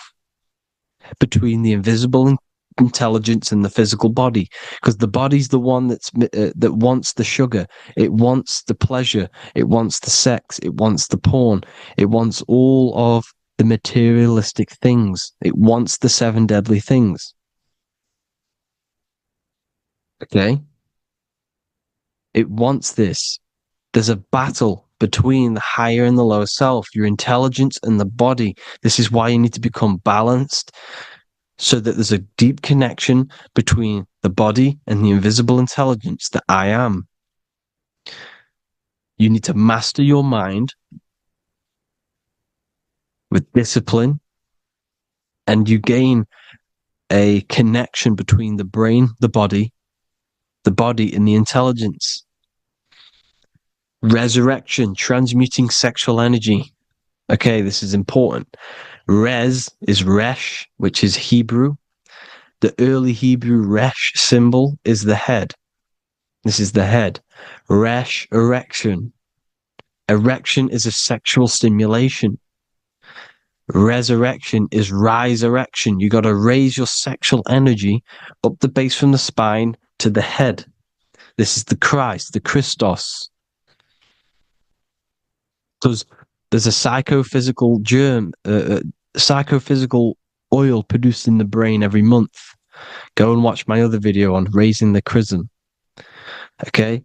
And every month there's this fluid produced in the brain, which takes 2 trips, because one's produced by the pituitary, one's produced by the pineal, magnetic female, magnetic and electric charge. And it takes 2 trips down the spine to the solar plexus, the bread of life in the Bible, or Bethlehem in the Bible, because the River Jordan's your spine. Goes down to Bethlehem. It gets born in Bethlehem, just like Jesus. because when this oil travels to the solar plexus, it creates the seed of life, and it feeds the body, all the central nervous system, all the cells. It regulates the blood, does all sorts of good things for the body, this oil. Now, when you save your sexual energy and you raise your resurrection, you await the Christ, you raise it from the solar plexus or the sacrum bone up to the brain, you activate 100% of the brain, and this is the true resurrection of Christ. Instead of wasting the energy and giving away your sexual fluids, because behind the fluids is the energy. So when you release that fluid, the energy is out there. You've released the energy. Your sexual energy is the most potent emotional force a human could possibly feel. Same with any animal or anything. The sexual urge, the sexual emotion is the most powerful, potent emotion that you can feel. It takes over the whole body. When you feel sexually aroused, it takes over everything because it's so potent. And when you fight the serpent, when you fight the sexual energy, which is shown here in the Egyptians, the cat cutting off the head of the serpent, or Hercules fighting the serpent, or in the Greek mythology fighting the seven-headed dragon, the seven chakras. The serpent is your sexual energy because it symbolizes your kundalini. When you fight it and you transmute this energy, instead of releasing it, instead of acting sexually on it, you can transmute the energy, transfer it from the solar plexus up to the brain. You can also do this with other tasks. Instead of releasing it, instead of raising it from the solar plexus to the brain, you can use it for other things. So, for example, you want to think critically. You can use it for critical thinking. You can use it for going to do exercise. You can transmute sexual energy into anything. But you can do this. You can raise the sexual energy, and you can use this energy to push the cerebrospinal fluid from the solar plexus up through the spine, up the 33 vertebrae to the brain, and it'll activate 100% of the brain. And this is the resurrection of Christ. Jesus was never dead. Jesus was never rose from the dead. It symbolizes the Christ, Jesus Christ. Christ is Christos, which means oil in Greek. The resurrection of the Christ, the Christos, the oil. When it activates 100% of the brain when it's raised, and it can regulate all the systems, it can regulate all the blood, it can regenerate the body. And this is the true Antichrist. They don't want us doing this process. The Antichrist is not against Jesus. It's against the fluid in our body that makes us live hundreds and hundreds of years and makes us live as gods. This is the true resurrection. And when you fight the serpent, you fight your sexual urges, your sexual emotion, the most strong emotion that you could ever feel. You can do this process. And this is the true secret of transmuting sexual energy. Because when you transmute the sexual energy, you can become a god. And this is why Hercules is fighting the serpent. Notice how the serpent is low. He's reaching down to it. It represents the lower self. Because the lower self wants the lust. It desires sex. The body desires sex. There's a fight between the higher and the lower self. But when there's balance, there's even. Heaven is even. When there's evenness between these, this is the kingdom of heaven. This is when heaven is on earth. So at our highest levels of ourselves, the highest level of our intelligence, this is God. God is something that we manifest. We need to achieve Christ consciousness by battling the body. There is no battle outside of the physical body. It's an internal battle. Jesus and Satan have been externalized. Nothing exists outside of you, because I explained in the beginning how you are the consciousness experiencing the central nervous system. Therefore, there is nothing outside of you. It's all internal. Jesus and Satan have been externalized. Why? Because it's business. The church is a business. It's all a business. They've created these figures to be historical when they're not historical. The Bible's not historical. It's all externalized. It's called exoteric, when the truth is esoteric, internal teachings. So anyways, people, balance the chakras, balance the two hemispheres of the brain, balance the conscious and the subconscious. Balance is perfect, the yin and yang. You are spiritual and physical. You live in day and night. You need to be balanced. Oneness. Seek oneness. And this is the true kingdom of heaven. And when we all realize that we are all the same intelligence, the same consciousness expressed in different bodies, when we all realize this, we all realize we're all one. Doesn't matter what race you are. It doesn't matter what race you are, where you're from, your nationality, because none of you are actually from here. None of you are from the physical world. You're manipulating the physical world through the physical body. You are the I am. We all have a soul. Every single one of you has a soul. We all have souls. The reason why they say some people don't have souls is because they're trying to suppress your mind. They don't want you to know that you have a mind. That sounds crazy, I know. But a lot of people haven't realized that they have an infinite intelligence called a mind. And behind that mind, if you can observe your thoughts, the person who is observing the thoughts, you have a soul. Everyone has a soul. Don't listen to all these people saying some people don't have a soul, some people do. We all have a soul. Every single one of us. So anyway, you need to break the lower nature of yourself. At our highest levels, we are gods. Our intelligence, our universal intelligence, the I am, the intelligence that's inside of the brain, is God. Our minds are being corrupted within believing that you are the body, and by the result of this is a society like today, because everyone thinks they're the body, and everyone's living in the lower nature of self, where everyone only cares about themselves. But when we realize we're all one big consciousness ball, we're all the same consciousness expressed in different bodies, there will be peace. So thank you all, people. If you do want to learn more, if you do want to read my book, it's called The Book of Wisdom. I'll put it in the description. It's an amazing book, people. It's going to give you the best understanding possible about creation, yourself, and the world. It's amazing. The Bible, everything. I have just launched a new cymatic library. A friend of mine has just added this to the website. He creates beats, and he creates the purest beats. So they are actually the frequency that it tells you. Most of the stuff on YouTube and Spotify and Apple Music it says it's a certain frequency, but we know these major platforms are all playing with the frequencies of the app. So if you want a real binaural beats, solfeggio scale frequencies to meditate on or listen to throughout the day, join the Occult Library. You can get a 2-day free trial.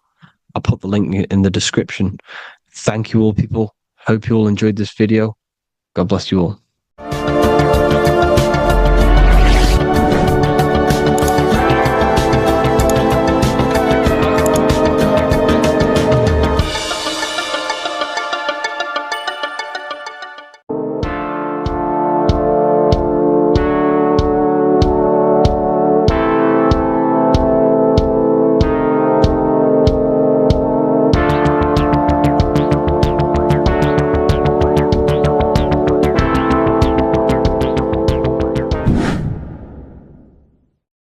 What is good, people? We're back with another video, and this is going to be talking about the connection between the micro and the macro.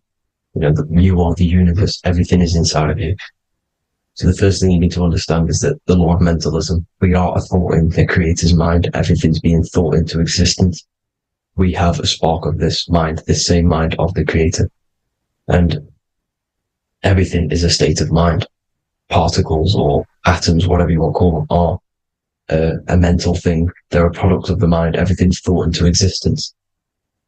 Thoughts influence everything. Thoughts are energetic effects which send out waves into the quantum field around you.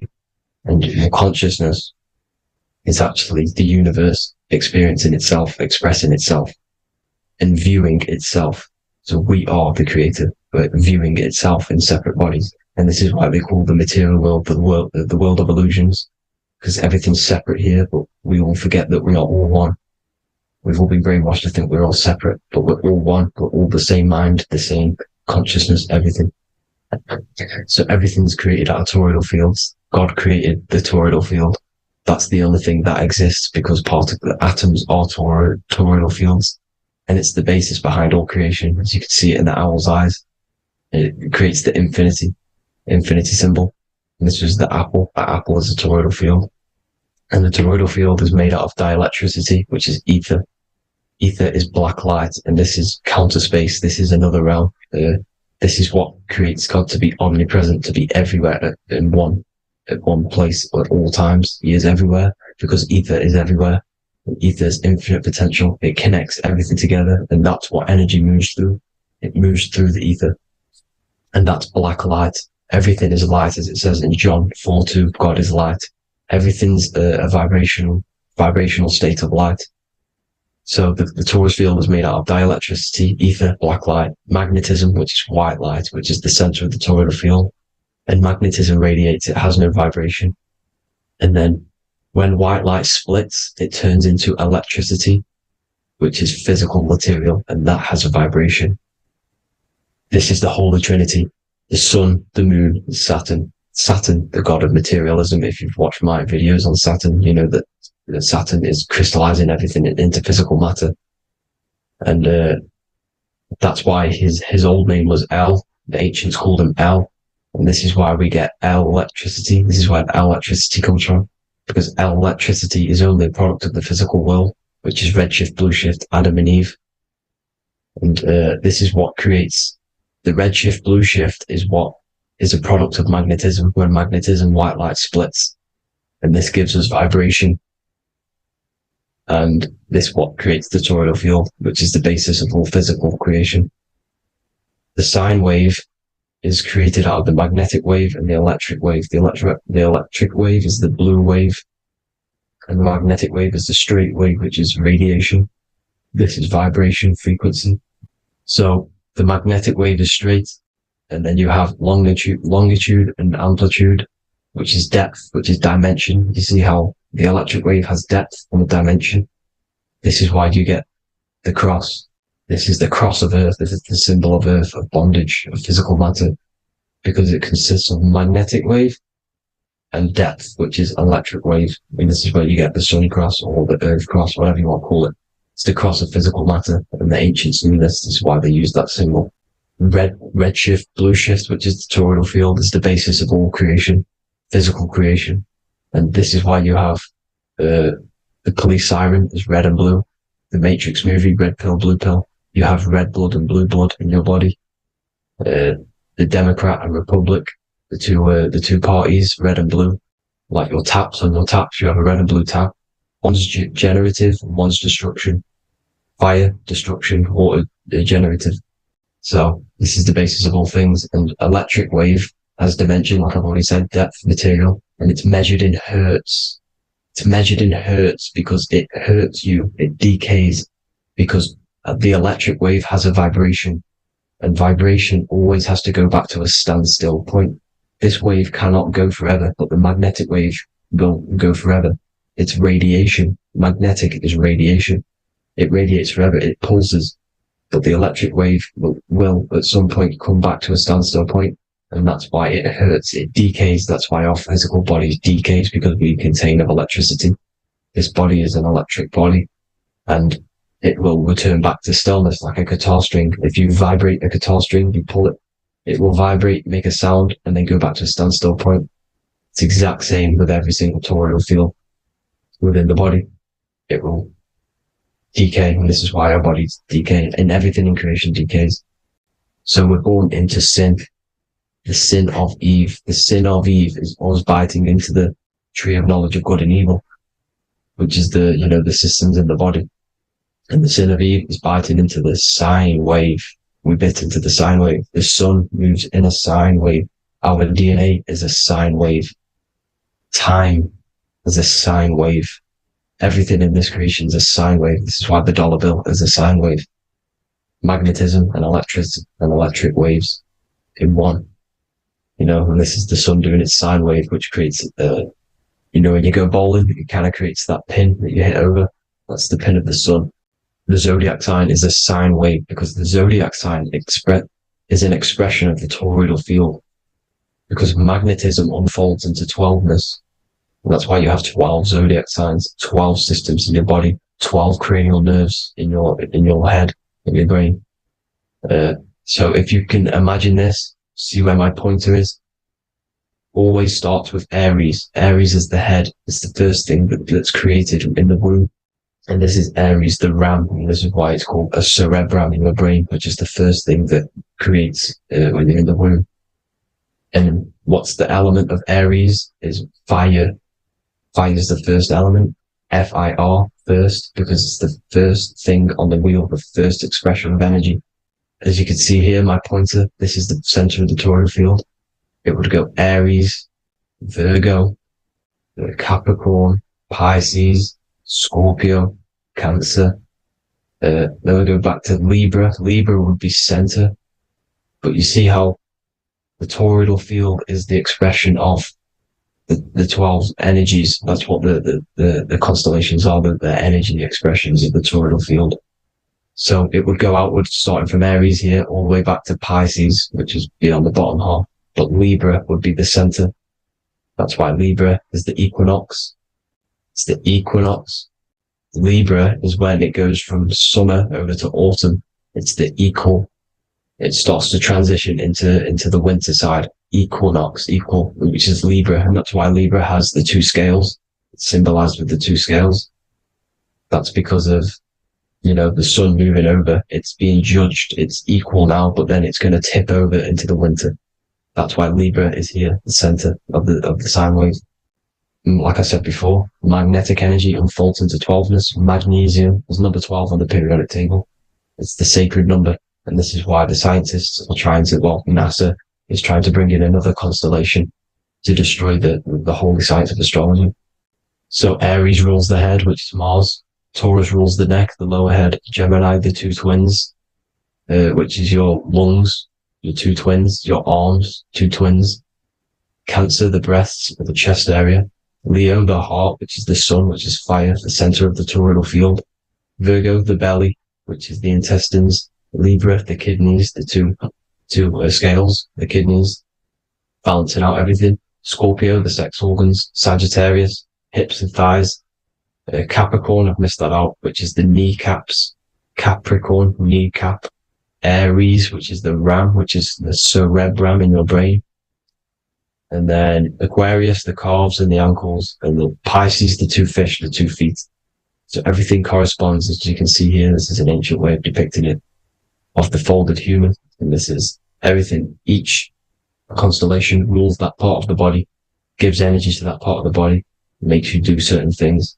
So magnetic energy unfolds into 12ness, electricity unfolds into 7s. That's why when you get electric, the light spectrum that we see, it consists of 7 colors.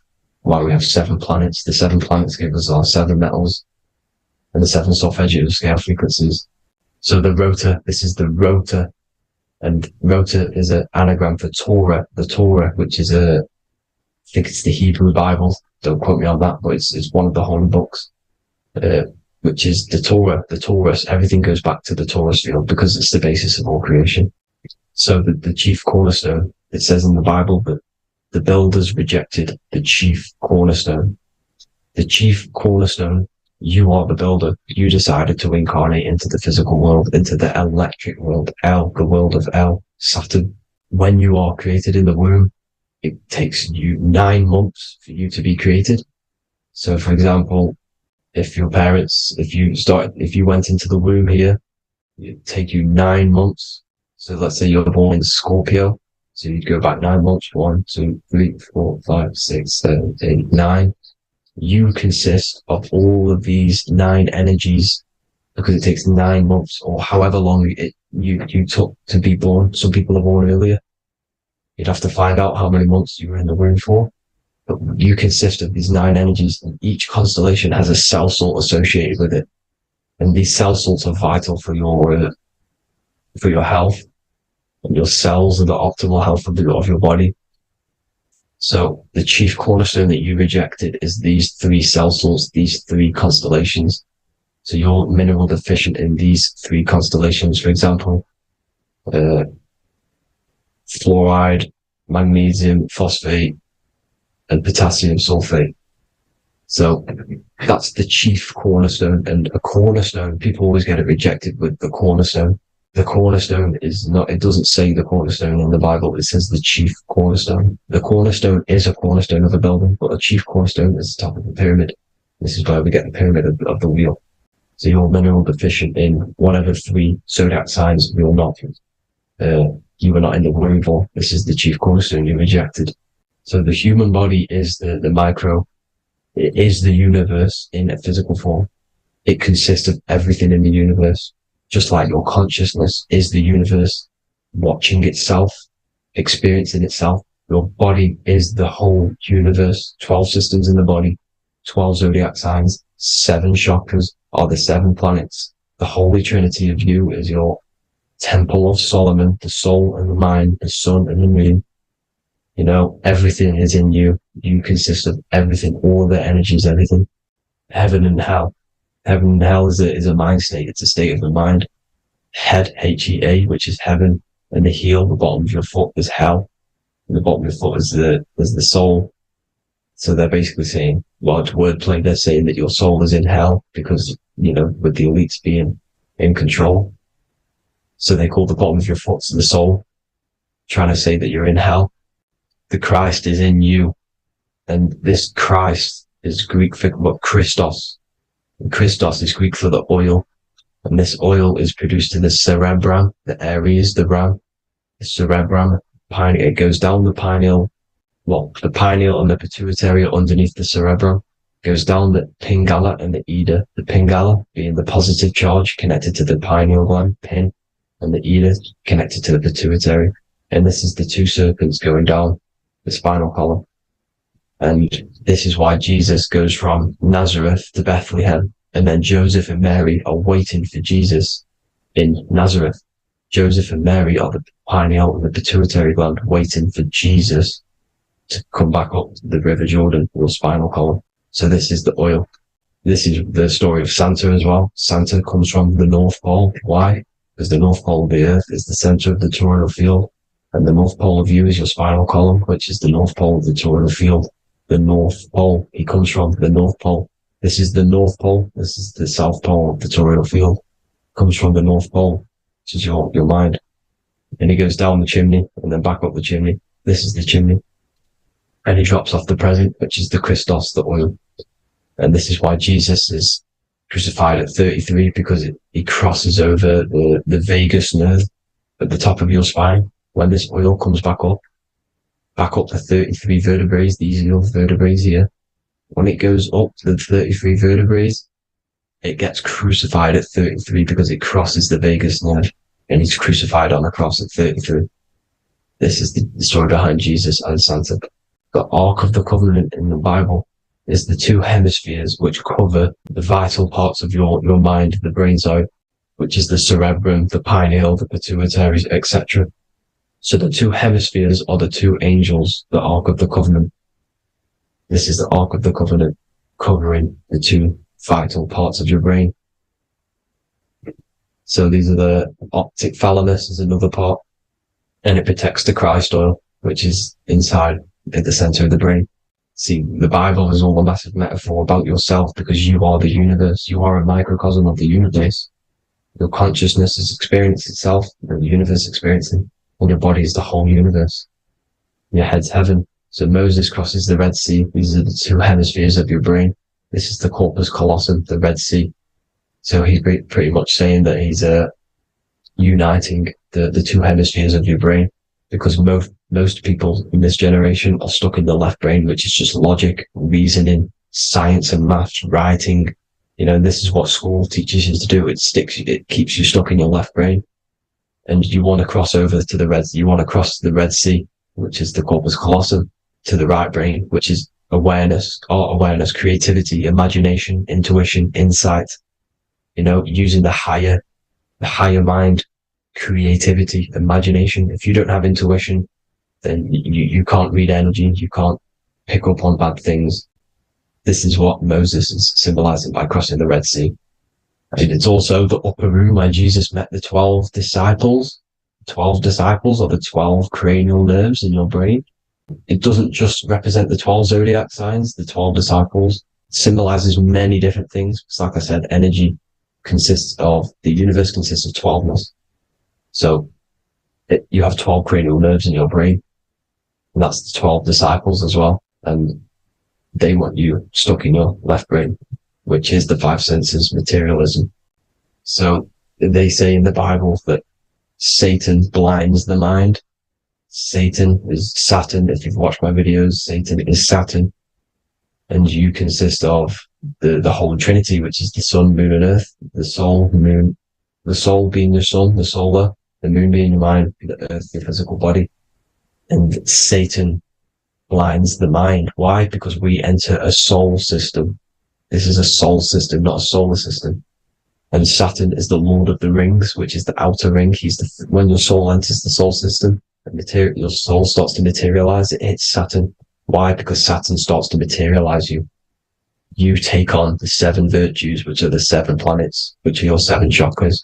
And to get out of this soul system, you must get out of your lower nature, your animal nature, which is lust, desire, greed.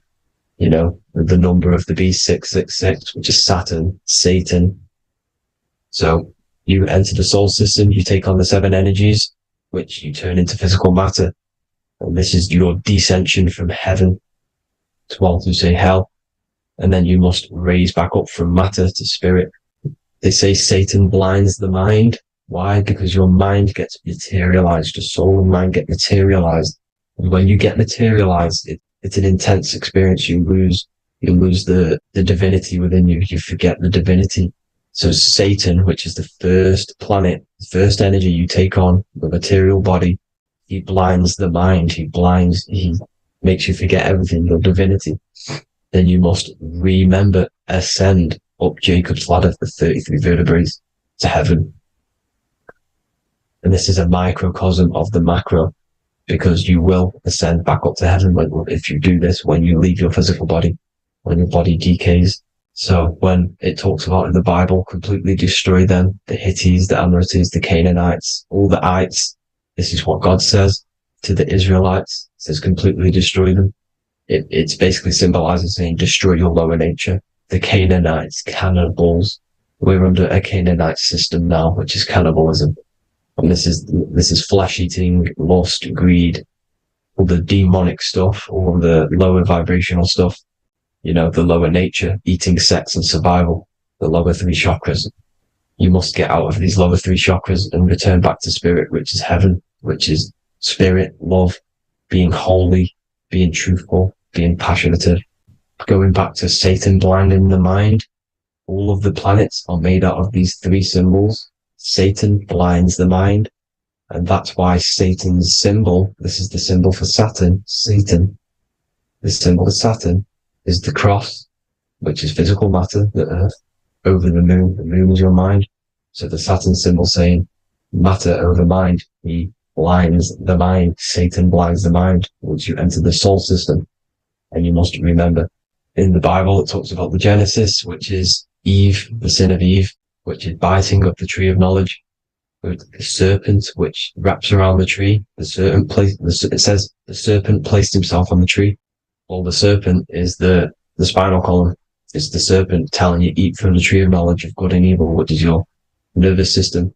And eating from the tree of knowledge of good and evil is doing bad things. For example, over-sexualized, overeating, eating the wrong food, that's eating from your nervous system. It's decaying you, and it's preventing you from achieving the God self, the God consciousness. This is the symbolism of, the tree on the serpent, telling you to eat from the left brain, with the left brain being the sinister. Sinister is Latin for left. That's sin. Sin is left. And left is lefty Lucy, Lucifer, right, righteousness, right, God, godly. The tree of knowledge of good and evil, which is your nervous system, because it determines good or bad. That's the only thing you experience in this world is your nervous system. And then the tree of life is the cardiovascular system, and the Garden of Eden is your body.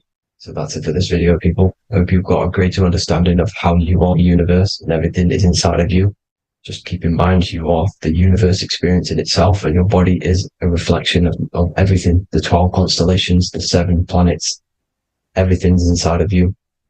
This world is an expression from the inside outwards. You can't affect the outside world to manipulate reality. Everything's inside of you. I hope you got a greater understanding of this. God bless.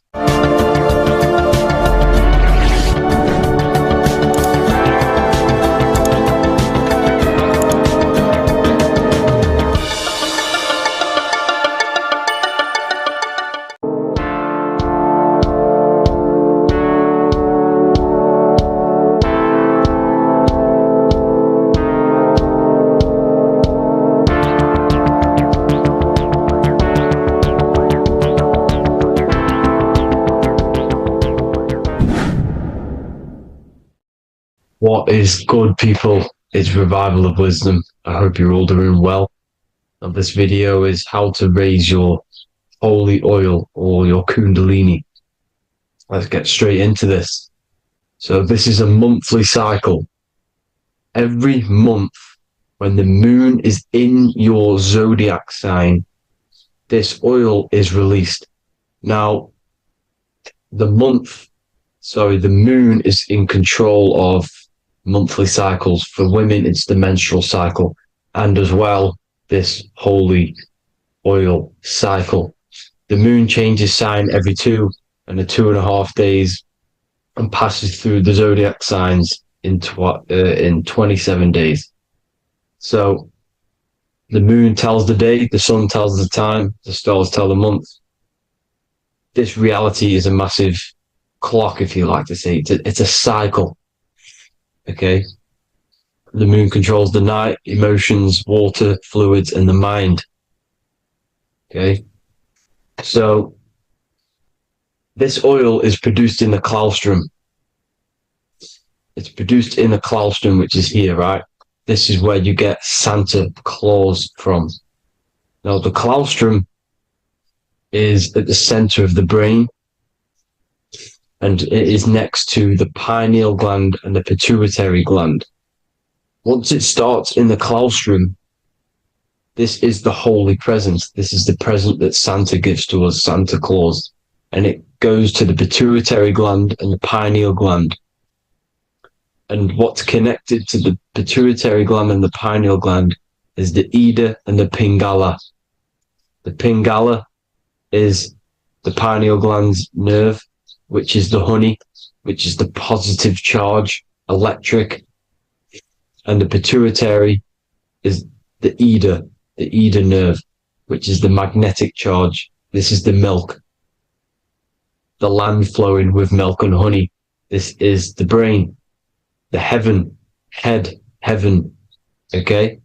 And it travels down the spine using these two nerves, these electromagnetic charge. And this is what the ancients symbolized with the 2 serpents wrapped around the spinal cord, the Ida and the Pingala.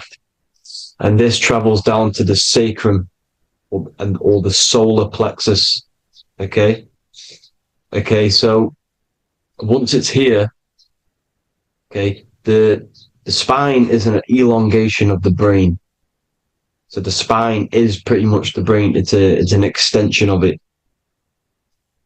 And it's kind of a microcosm of how we descended from heaven to physical reality, to physical matter. which is our consciousness has done. Our consciousness has descended from heaven into physical matter, and this is a microcosm of it. Okay. So once we're in the sacrum bone, this holy oil, like I've just explained, this holy oil starts in the Santa Claustrum, goes down the chimney to the sacrum. This is the sacrum, the solar plexus, and drops the present off at the sacrum. Now, once we're at the sacrum, we need to raise our vibration to take this oil back up the spine. Okay. And the River Jordan symbolizes this in the Bible. King Herod wants to kill Jesus in Nazareth, which is here, this is the River Jordan, is Nazareth. He goes to be born in Bethlehem and then goes back up to Nazareth, to Joseph and Mary. Joseph and Mary, the pineal gland and the pituitary gland. The Bible is huge symbolism. It's all metaphors for this sacred process which goes on inside of your body. You are the Temple of Solomon. You are the Holy Land. The Holy Land is your brain. Once this oil is at the sacrum, you need to raise your vibration in order to take it back up. Once this oil has gone back up to the pineal gland, it activates the crystals which are wrapped around your pineal gland. Your pineal gland is this tiny little beam here. This is the claustrum. This is the pineal gland. And it's wrapped in crystals. And when this oil travels back up the spine by raising your vibration, back to the upper room where Jesus met the 12 disciples, or the 12 cranial nerves in the brain, and it activates and it turns on this pineal gland. And once it's turned on, it illuminates all the cells and the nerves in your brain and turns them all on and activates the higher God man, the God consciousness, Christ consciousness. And it regenerates the whole body. This is the secret to regeneration. It regenerates all the cells in the body. And this is how the ancients lived for thousands and thousands of years, as talked about in ancient texts. They lived for hundreds and thousands of years because they knew this secret. And this fluid, this brain fluid, the secretion, or the Christos in Greek, which means gold, because this is the alchemical process from turning lead to gold. Your body is the alchemical furnace. Now, the ancients knew about this center of the brain because they symboled it. This is the Eye of Ra, and it's the brain. And this is what's wrapped around our consciousness. Our consciousness isn't wrapped around the brain. The brain is built around the consciousness. We are the consciousness. You don't have a soul, you are the soul. Okay? Now, the head, heaven, hell, heel at the bottom of your foot, that's hell. Head is heaven and hell. Simple. Now, the pineal gland produces DMT, which is dimethyltryptamine, which is known as the spirit molecule. So, let's move on. Now, when this oil travels up, back, the spine, the chimney, it crucifies at the top, which is called the vagus nerve. So when it reaches here, the optic thalamus, it crosses and crucifies once it's raised back up. And this is why Jesus dies at 33. He was crucified at 33. Because you have 33 vertebrae on the back of your spine. And then it's crucified by the cross of the vagus nerve. When this oil crosses the vagus nerve, this is the crucifixion at 33. And it symbolizes the death of the physical consciousness. You then become spirit. You then become God consciousness, activating the Kundalini, regenerating the body and the mind. Okay. The Garden of Eden. You are the Garden of Eden. The land of milk and honey is upstairs. The pituitary, which is the milk, the pineal gland, which is the honey, which is DMT. It even says this in the Bible. As he brought us into the place And he has given us this land, a land flowing with milk and honey, which is also symbolized as the sun and the moon. The Bible also says, the light of the body is the eye, not the eyes, the eye. If therefore thine eye be single, thy whole body shall be full of light. This is the activation of the pineal gland by raising this oil back up to the pineal gland, to the center of the brain. Neither shall they say, see that here, or see there, for behold, the kingdom of God is within you. So he's saying, don't look out there. Nothing is out there. It's all inside of you. Everything's inside of you. You're the universe. Now, how to raise this oil back up to the pineal gland? Every month, like I said, the moon controls this cycle. The moon controls monthly cycles. When the moon is going into your zodiac sign every month, this oil goes down the spine and you must raise your frequency to get it back up. You must retain your seed. This is the most important. Your fluid, your secret, your holy fluid, your life force. You can't let that go. That life force is the reason you're alive. This holy oil is the reason you're alive, because it feeds all of the systems in your body. It feeds all the systems in your body. You have to retain your seed, alkaline diet, positive thinking, and meditation. Okay? When you retain your seed, you will live longer. The moment you release it, you're killing yourself. You're killing a piece of yourself every time you release your seed. Every single time. You're killing a part of yourself. Okay? Now, this could be why this could be the illumination, the single eye on the Illuminati's symbol, the Freemasonic symbol, the illuminated eye, the triangle, which could symbolize the body, mind, and spirit, but the eye illuminated. Now, in the Bible, it talks about the two trees, the tree of knowledge and the tree of life.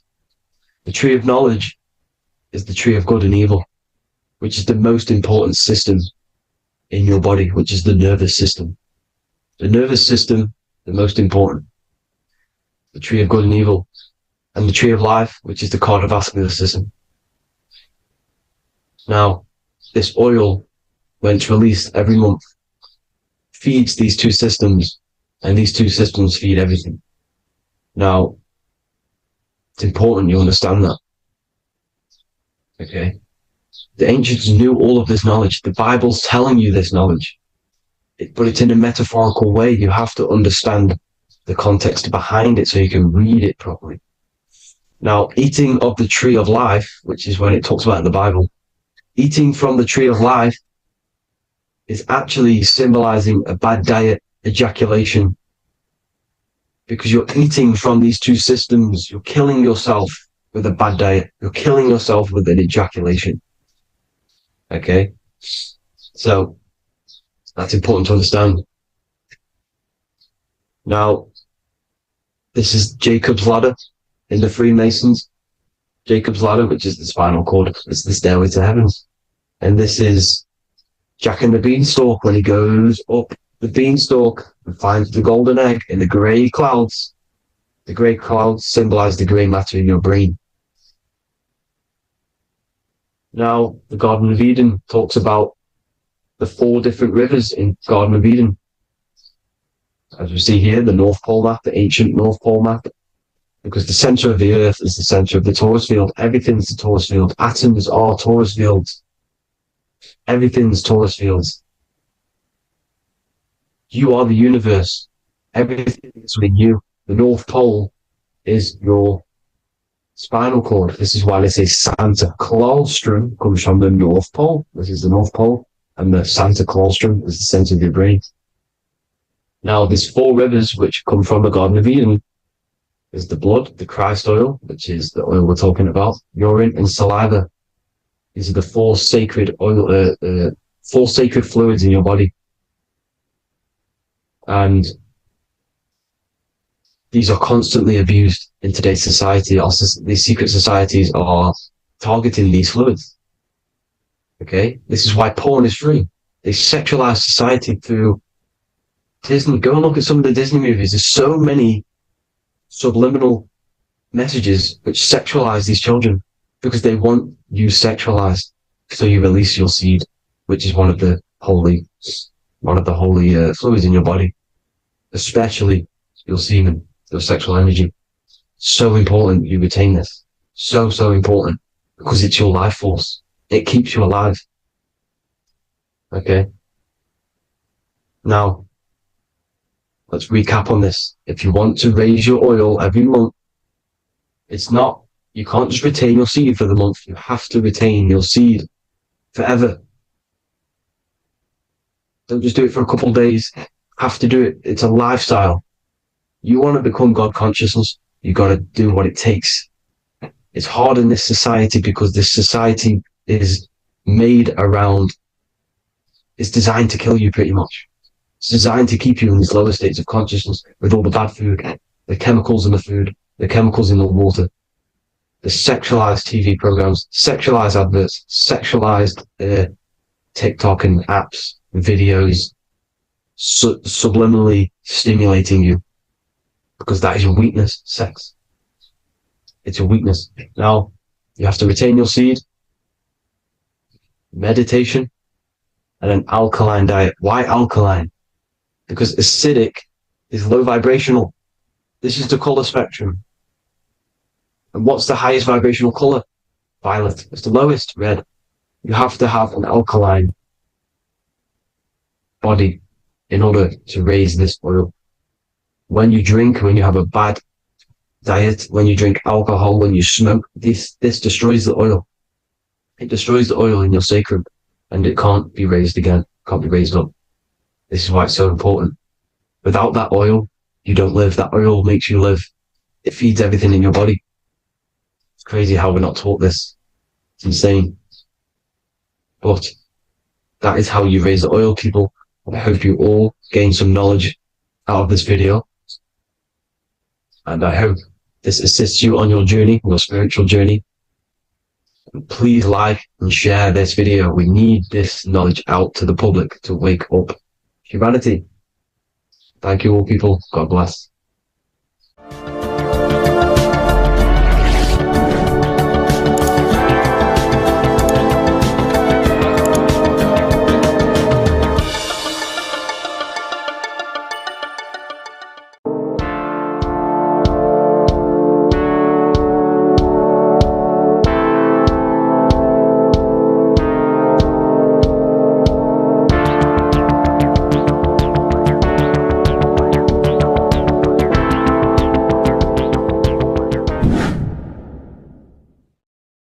What's good, people? We're back with another video.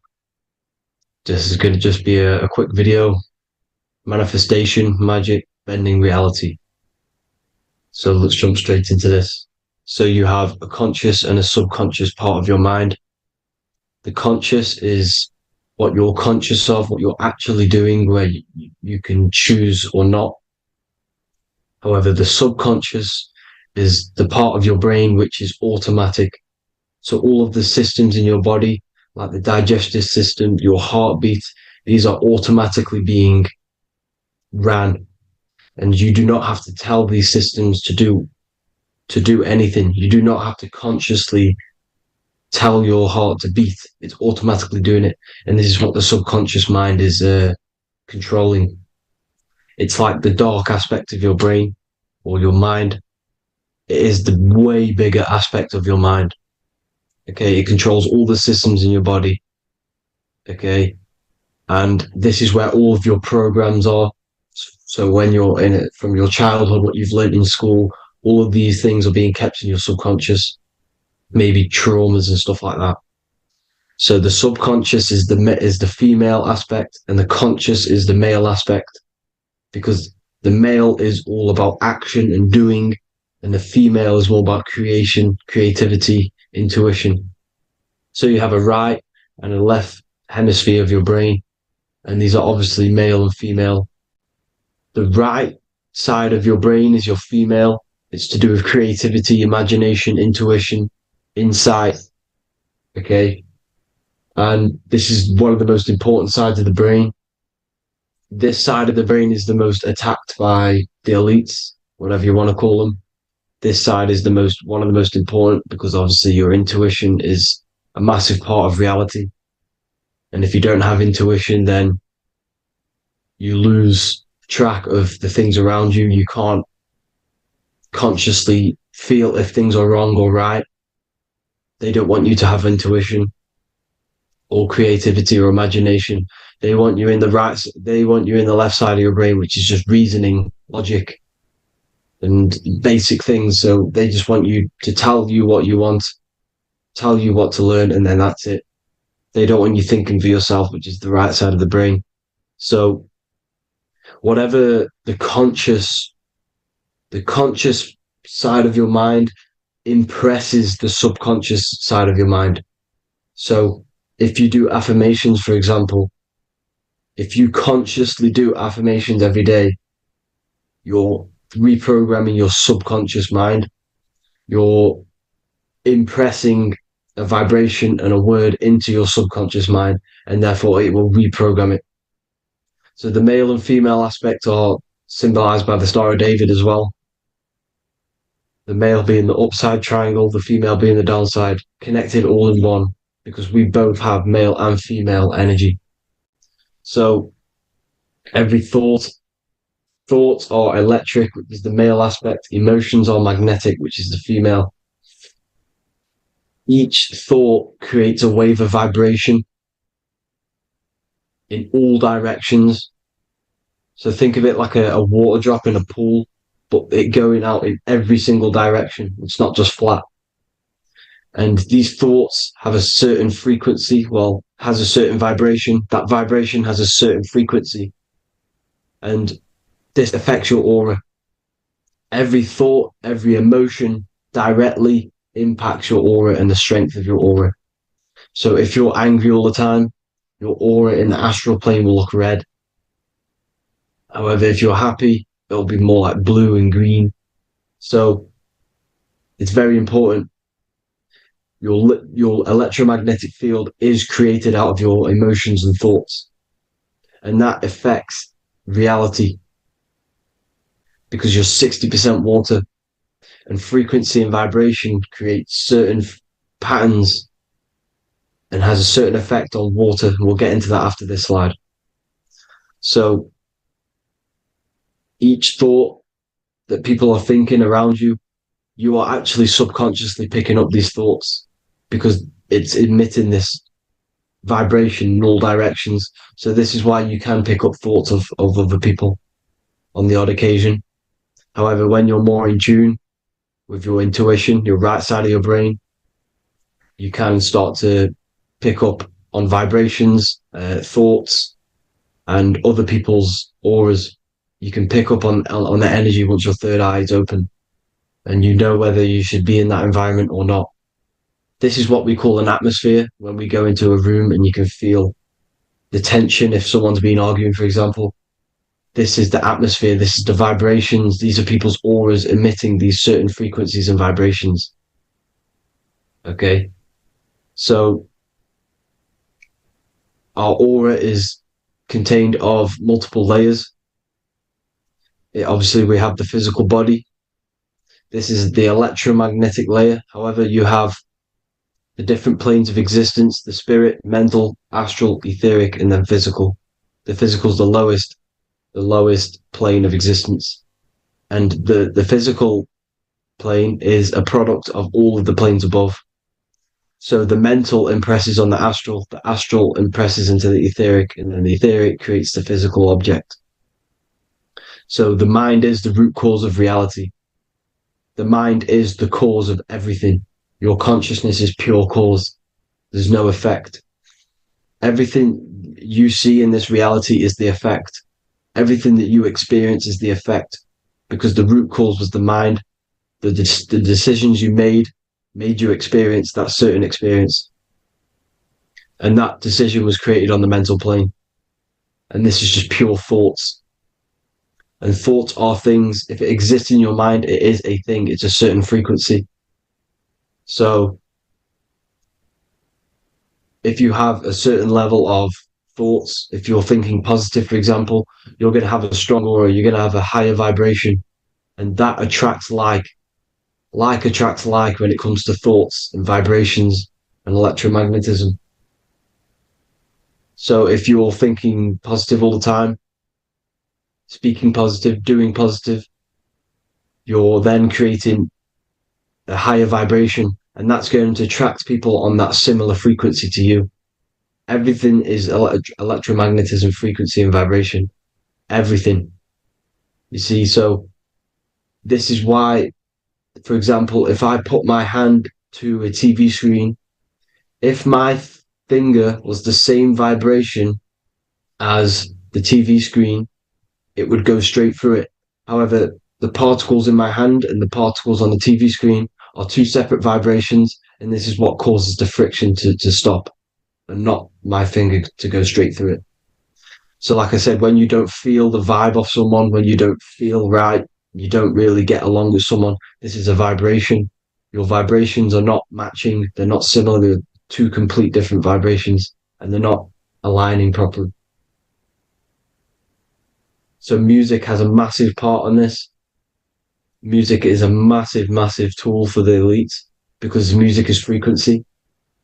And in 1975, the musical instrument are all tuned to 440 hertz. So Spotify, Apple Music, most of the music on YouTube is all set to 440 hertz. And 440 hertz is not divisible by 3, 6, or 9.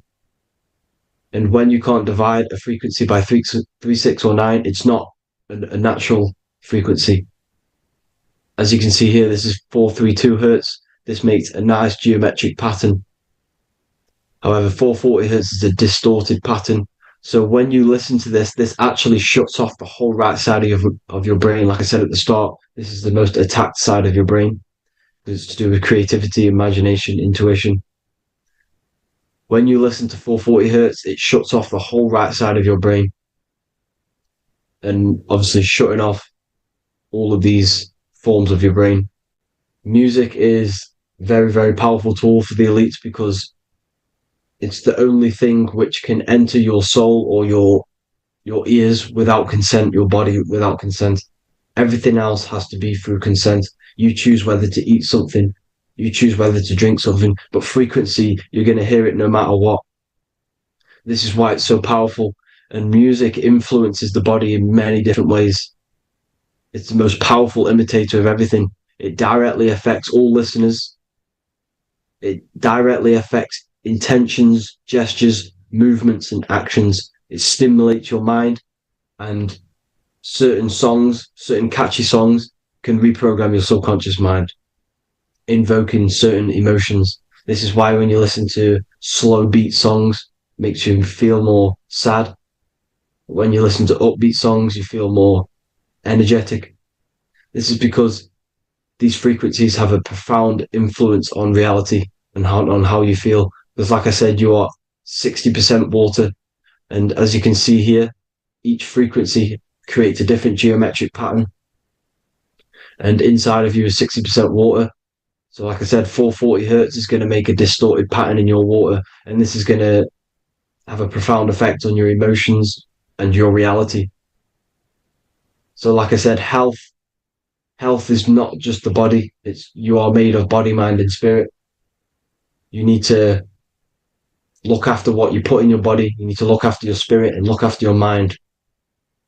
It's very important to keep all these in balance because once one of these are unbalanced, it affects the other two. So if you're eating wrong, it's going to affect your spirit and mind. If you're thinking wrong, it's going to affect your body and spirit. These are all interlocked. You have to look after them all. So it's very important you understand music. Stop listening to low vibrational music. To be honest, you want to listen to music without any sort of speaking inside of it. You just want pure frequencies, which are the solfeggio scale, like one of these, for example, 432, 528 hertz. These are all good frequencies. It's called the solfeggio scale. And these frequencies make you more in tune with nature. 528 hertz is what the earth vibrates at. So it's very important. And the Rockefellers are the one who changed this to 440 hertz. The Rockefellers, one of the elite families. So if you want to manipulate reality, it's very important to have your chakras aligned and having a high vibration, because the higher your vibration, the more powerful your words and your intentions are on reality. So the lower your vibration, the harder it is to affect reality, because you're in a lower state of consciousness. You want, like I said, you have the mental, astral, etheric, and physical. Everything is a product of the one above. As above, so below. This is what Hermes Trismegistus was saying in the Egyptian days. This is where it comes from. As above, so below. If you affect above, it directly affects below. So like I said, meditation helps on this, helps align your chakras. Think positive, feel positive. Like I said, your feelings are magnetic, your thoughts are electric. So once you combine these two together, you're then creating an electromagnetic frequency, and that will have profound effect on reality. So the law of cause and effect. The law of cause and effect. Every effect has the root cause. Like I said, your mind is the root cause of everything. Every decision you make is having a different effect on reality. Everything happens for a reason due to the root cause, which is your mind. You choose everything that happens in your life. Okay? So it's very important you understand this and you constantly make the right decisions, the good decisions, to have good effects on your reality.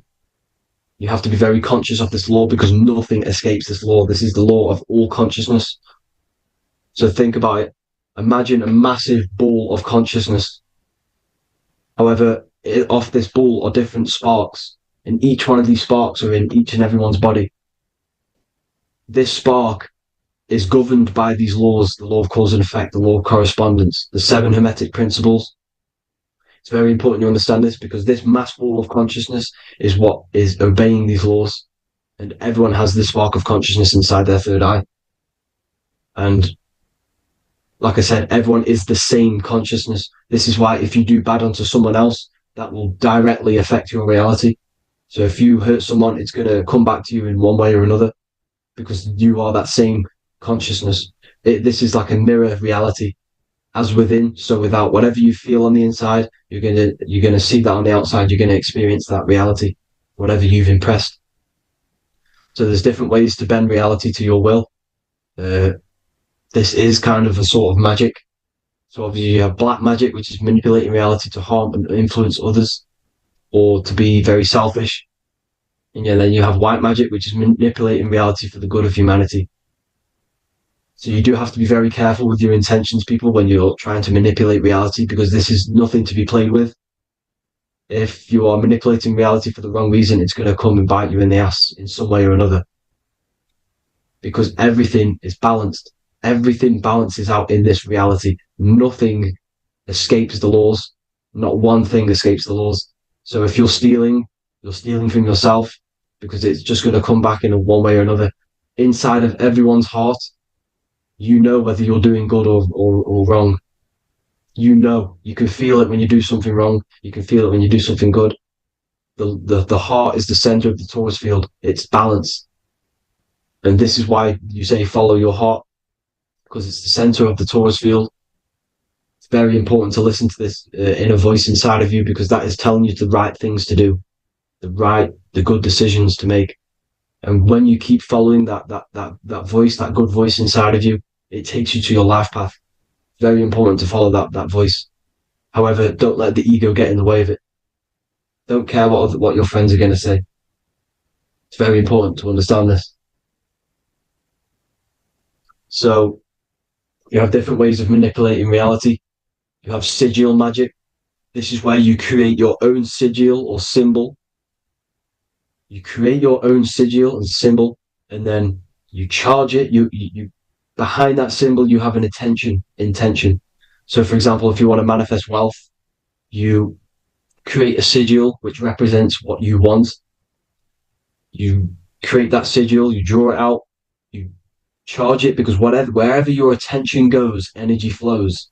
So whatever your attention is, you're sending energy that way. So what you do with your eyes and your hands, you place attention on the sigil, Imagine that it's glowing. Imagine that you're sending energy to the sigil. And then you burn the piece of paper once you've done this. And then after this, you meditate on that symbol. You constantly think about that symbol, because that symbol is the frequency, is the thing that you want to manifest. So that's one way. Or you can just meditate on your reality. So imagine yourself having already what you have. This is what they call a mindset. You must set your mind to the frequency what you want to manifest. Okay? So if you want to manifest wealth, for example, imagine yourself being wealthy.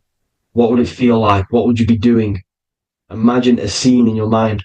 Constantly do this, and you're putting out that frequency. Like I said, you must think, because the thoughts are electric, and then you must feel, which is magnetic. Together, this creates an electromagnetic frequency, and this is how you attract things to you. You will attract the certain people to come in your life to bend reality to your will. Okay? Or you've got mirror magic. Stare yourself in the mirror, because a mirror reflects light. It also reflects energy. So you've got to be very careful with what you say to a mirror. You've got to be very, very, very careful, because whatever you send into that mirror is directly sent straight back to you. So if you're thinking negative, you're sending negative energy back straight to you, and that's going to have an effect on your reality. Affirmations are very important, because your words are frequency, your words are vibrations, and each word you say has a certain frequency. If it's if it's positively charged, it's going to affect you positively. If it's negatively charged, because like I say, your brain and your mind is like the director of energy. That's what your brain is. And it directs energy into certain things. You can either positively charge it or negatively charge it. And this brain is creating your reality constantly. It's manifesting your reality constantly in the present moment. So this is what the government knows. The government know your mind is the root cause of reality. This is why they call themselves a government. Government. The New World Order is not being manifested by them. They are controlling the information. They are controlling your perception of this reality. And they know the mind is the root cause of reality. Therefore, if they control your perception of reality and your information, what you believe, you're going to manifest that information, that perception. So we, the people as a collective consciousness, are the ones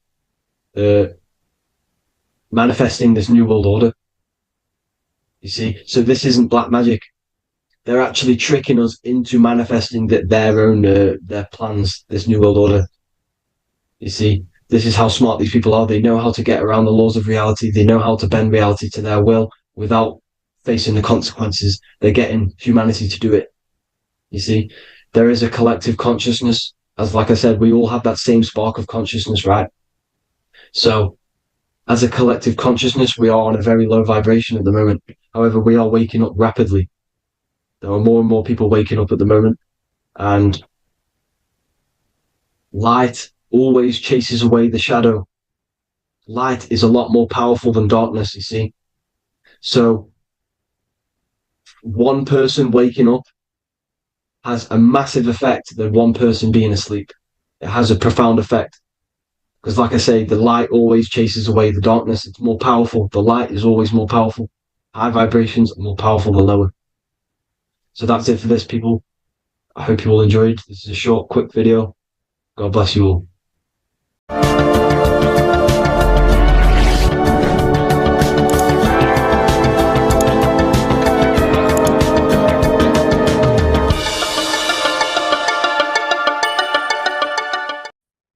You are not breathing correctly. 98% of people only use a third of their lungs capacity, which is shallow breathing, which ages you, lowers your brain capacity, and also lowers your state of consciousness. So it's essential that you breathe consciously on a day-to-day basis, because this is what truly elevates your consciousness.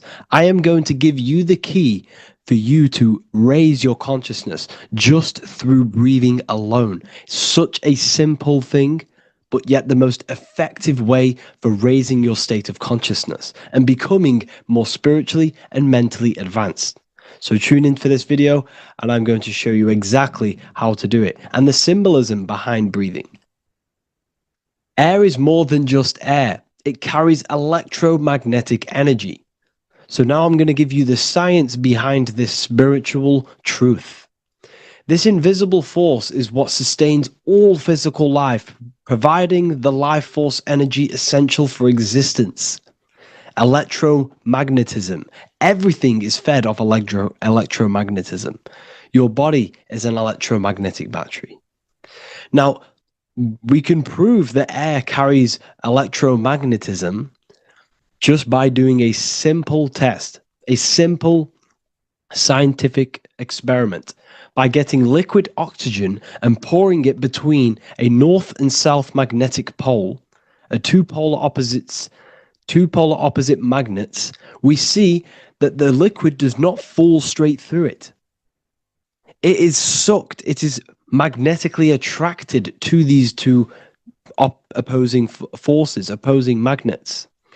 This is proof that air, liquid oxygen carries electromagnetism. When you are breathing electromagnetism, the essential life force behind all living beings. This is known as energy or prana, chi, ether, or spirit. This is all the same thing. Air is not just empty space. It is energy. It is prana. It is life force. It is spirit. It is ether, chi, prana. You are an electromagnetic being. Your consciousness is in direct correlation with your electromagnetic aura or biofield around your body. Your state of consciousness is mirrored within this field around your body. Now, your breath, when you breathe in, you're breathing electromagnetism or life force. Breath is the vital link between the physical and the spiritual, bridging the body with the soul. Through breath, we connect with both tangible world and deeper, the unseen realms of energy and consciousness. Breathing deeply and properly elevates our consciousness, enhancing the brain's functions, heightening the sensitivity of our five senses. It also brings a profound calmness to the mind, creating a state of clarity and inner peace. Like I said earlier, breathing properly is the fastest way to elevate your consciousness. It is the fastest way, because breathing, when you stop breathing, what happens? You lose physical consciousness. Your body will shut down if you do not breathe in this vital electromagnetic energy in the oxygen. If your body does not get this for 5 minutes or however you can last without breathing, this makes you lose physical consciousness. Your body will not survive without this essential life force energy. Therefore, air is one of the most overlooked things. This is why we see the symbolism of Buddha having a big belly. Why does he have a big belly?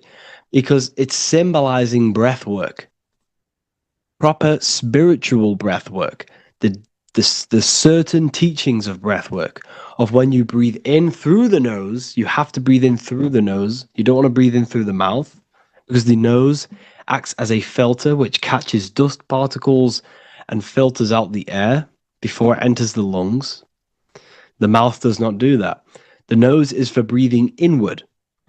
We breathe in through the nose, and when we breathe in, we breathe into our belly, not our lungs. When we breathe into our belly and our belly expands outwards, we are then moving this energy down from the nose down the spinal column. And when we breathe back out, the belly goes in, which is raising the energy up the spinal column, back out through the mouth. This is the true way of breathing, because when we breathe, we are moving energy. We are moving electromagnetic energy. When we breathe in through the nose, the energy travels down the spinal column. And when we breathe out, We are raising this energy back up the spine, some of it going out the mouth, and some of it reaching the brain, activating dormant brain cells in the brain. But when we breathe, we need to make sure we are using 100% of our lungs' capacity, because the lungs is what transforms this special energy into consciousness, physical consciousness. So this is why Buddha has a big belly. It's not because he was fat. It's not because he was overweight. It's symbolism. It's symbolism of breath work. So try this. Do this for 2 minutes while you watch this video. Breathe in through the mouth as hard as you can until you no longer can fill any more air into your lungs and belly. Breathe it into your belly, not your lungs. And breathe out through the mouth. Do this for 5 minutes or 2 minutes, however long. I promise you, breath affects your consciousness. You will notice the difference. If you do it quicker, the quicker it'll affect your consciousness, and you might go lightheaded. But that lightheaded is you activating your spirit, your energy body. So try this just when watching this video. When you breathe consciously, you are renewing both your energy body and astral body, aligning your consciousness with a higher state. This practice feeds new life force energy into the body, revitalizing and enhancing your overall well-being. Like I said, your brain requires the most amount of oxygen. When we have shallow breathing, this is reducing the brain's capacity. Because when we are not breathing properly, which 98% of people are only using a third of their lungs' capacity, we are essentially only using a third of our consciousness, because your breath is directly correlated to your consciousness, your state of consciousness. When you breathe in through the mouth, out through the mouth, out in through the nose, out through the mouth, consciously and deeply for 5 minutes, you will notice that your senses are more powerful and sensitive. Your brain is quicker.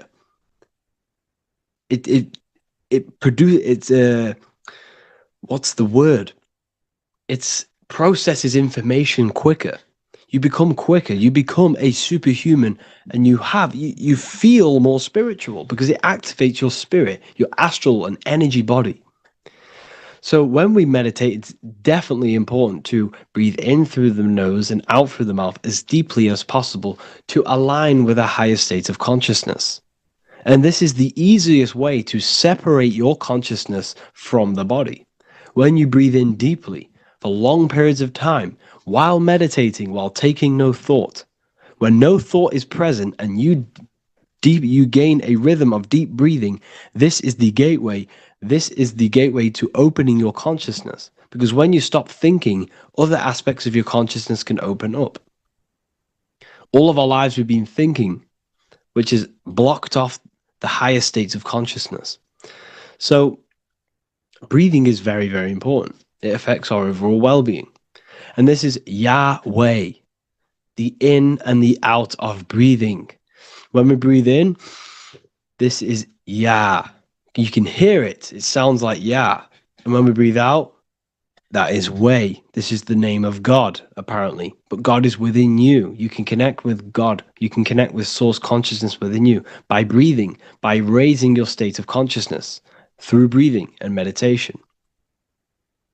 This is why the Bible tells you the Spirit of God has made me, and the breath of the Almighty gives me life. You are consciousness. You are God. You're an extension of God's consciousness. Job 27:3. As long as my breath is in me and the Spirit of God is in my nostrils. The Spirit of God is through breath. John 20:22. And when he said this, he breathed on them and said to them, receive the Holy Spirit. The word spirit means breath.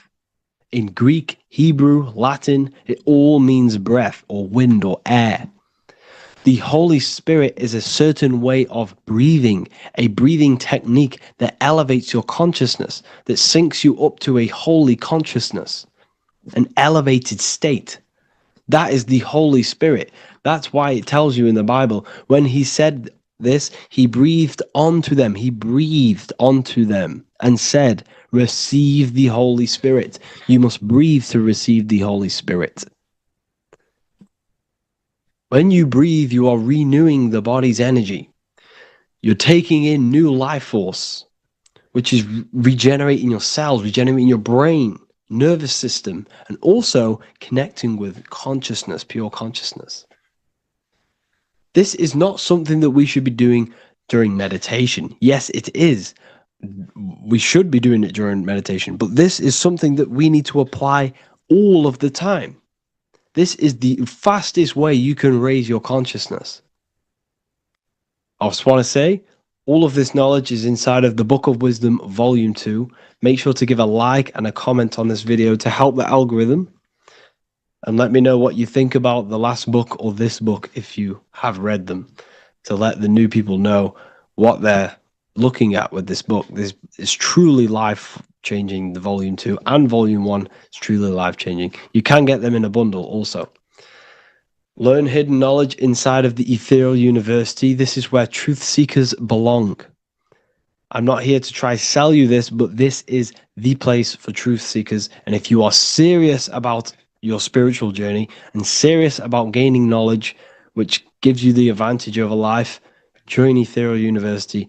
This will definitely help you. Thank you for watching this video. Please leave a like and comment. Make sure to give me any suggestions on videos that you want me to make in the future. Thank you all.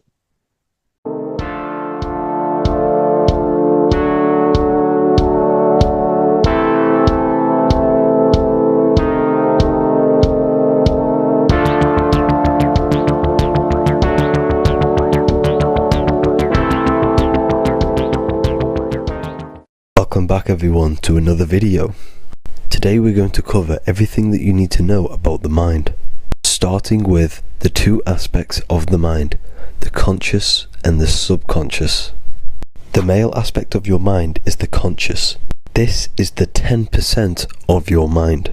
The conscious part of your mind is only aware of everything around you, your vision, your sight, your smell, your taste, your hearing, and your current state of emotion and thought. Every thought that you consciously think about has an emotion directly attached to it. That emotion is then impressed onto the subconscious part of the mind. The subconscious part of the mind is the female aspect of your mind. It is also a whopping 90% of your mind. Subconscious mind is controlling all of the subconscious processes which happen within your body. For example, your subconscious mind is controlling your heartbeat, your digestion of food, and all of the things that you do not have to tell the body to do. It is the hidden part of our mind which is controlling all of the hidden things. The subconscious mind is like a recording supercomputer. Everything that you have experienced in your life is all recorded and stored within the subconscious mind. One of the most important things about your subconscious mind is that it stores your mental programs. Everything in the subconscious mind manifests into behavior and actions within the body. Your daily basis routine and habits are all mental programs within your subconscious mind. These mental programs are created by mainly two ways. 1, repetition, and 2, emotional impact. The repetition is fairly simple to understand. The more you do something, the more it impresses onto your subconscious mind and becomes a program. That program will then manifest into your behavior. However, with the emotional programs, they work a bit different. The stronger that you feel an emotion, the stronger it is impressed onto the subconscious mind. And then that emotion becomes a program. For example, you had a very traumatic moment happen when you were a young child. The emotion that you felt was so strong in that moment that it impressed into your subconscious mind so hard that you can recall that moment like it was yesterday. That traumatic event that happened to you when you were young will still manifest into your daily basis behavior even to this day. However, it manifests subconsciously. For example, if you were in a car crash, you will be wary to enter cars with certain people. All because of that traumatic emotion that you felt and impressed onto your subconscious mind. Another example of the subconscious manifesting into our behavior is posting on Instagram. Most of the time, the reason why you post is because your subconscious mind is seeking gratification. So before you actually do something, question yourself and find out the root cause of why you are doing this. Another thing that you need to understand about the subconscious mind is that it takes everything you say in here literally. So for example, if you go and say, "You are an idiot" to someone, your subconscious mind will only pick up the word idiot. It only knows yourself. It doesn't know anyone else. You are casting a spell on yourself just by saying that to someone else. This is why the golden rule is to treat others like you'd like to be treated. Now, you can rewrite these programs which are already in your subconscious mind. However, it does take consistency. You have to change these programs which have been running for years. And by changing these programs, you change your behavior, because these programs manifest into your behavior. The best way to do this, personally, is to listen to affirmations first thing when you wake up in the morning, and do this for 10 minutes every single morning. Then at night time, you want to think and feel that you are becoming the reality that you desire. The more that you feel this reality, the more it will become a program and impress your subconscious mind. For example, you're trying to gain financial freedom. If you trick your subconscious mind into creating a program saying that you are financially free, this will manifest into your behavior. You will start doing more work. You will start looking for ways to make money. Your mind will be set on the frequency of money and financial freedom. Therefore, you will receive thoughts based around this program. If you take enough action, your life will dramatically change because of this program that you created in the mind. This is why we call it a mindset, because your mind is a frequency tuner which sets its frequency onto different thoughts, because thoughts are frequency. If you fill your mind with a specific frequency, you will gain thoughts and ideas based around that frequency. To create a stable mind, you need to master your emotions. You need to change your mindset. Everything that you experience is neutral. Based upon the mindset that you see it, you either give it a positive or negative charge. By understanding this deeply, you will then control your emotions. I hope you gained some wisdom and enjoyed this video. Please, if you can, leave a comment and a like, and subscribe to the channel if you like this content. Love and light to you all.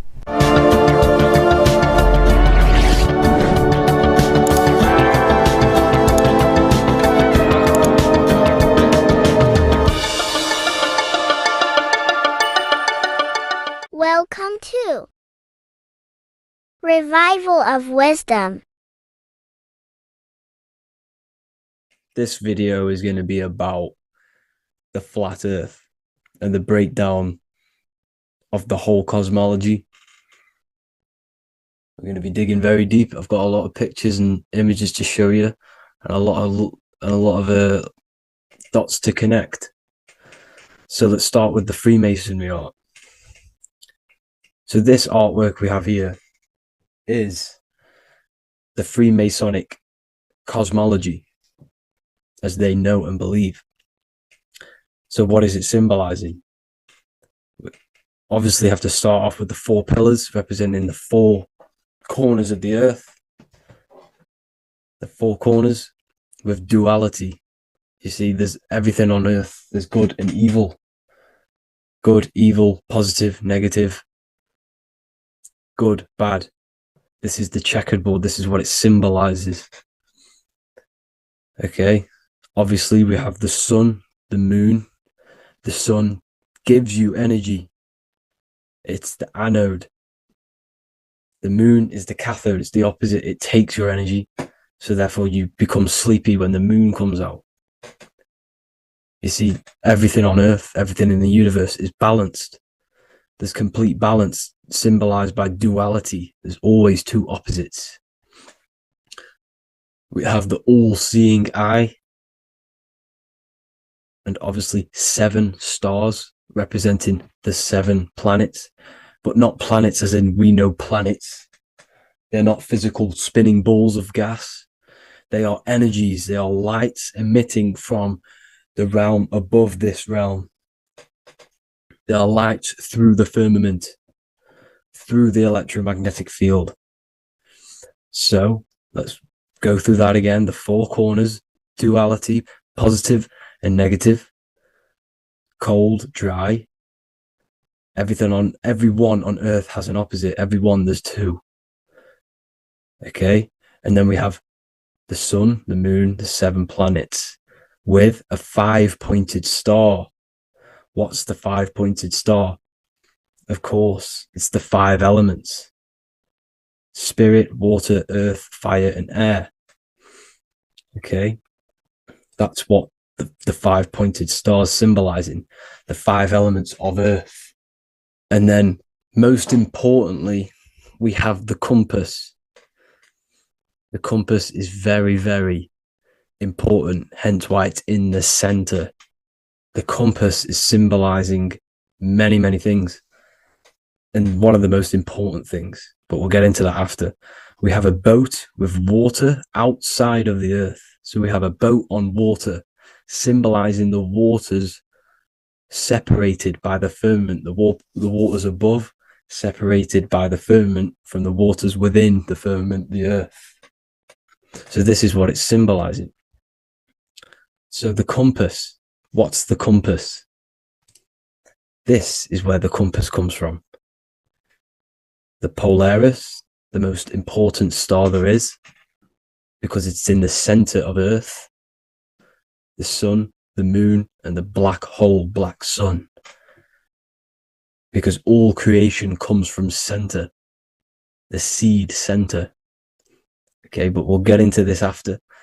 But also, this is a very important Masonic symbol because they use this symbol a lot. This is one of their main symbols, hence why Neil Armstrong has the Masonic ring with the compass on it.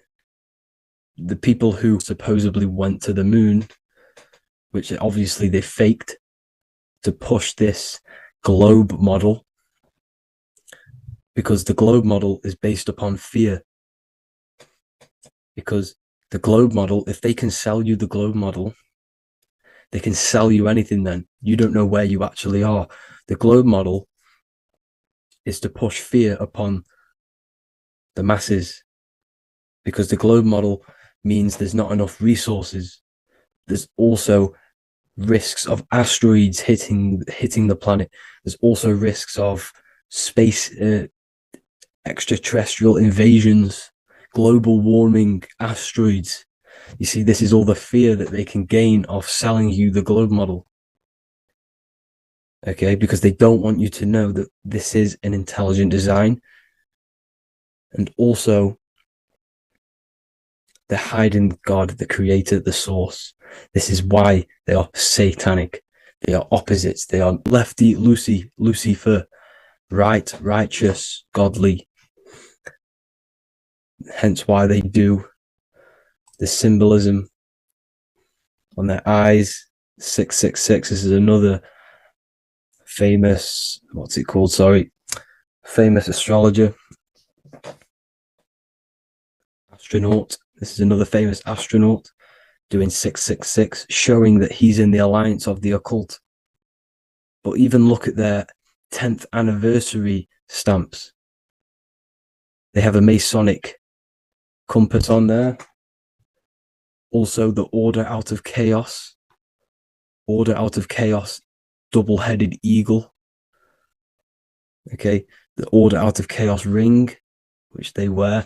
So all of these astronauts are in the occult. They are lying to you. They are in with this order, this Masonic New World Order, whatever you want to call it.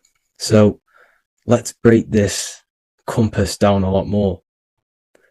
Because as I showed you here, the center, okay, this is what the compass is symbolizing.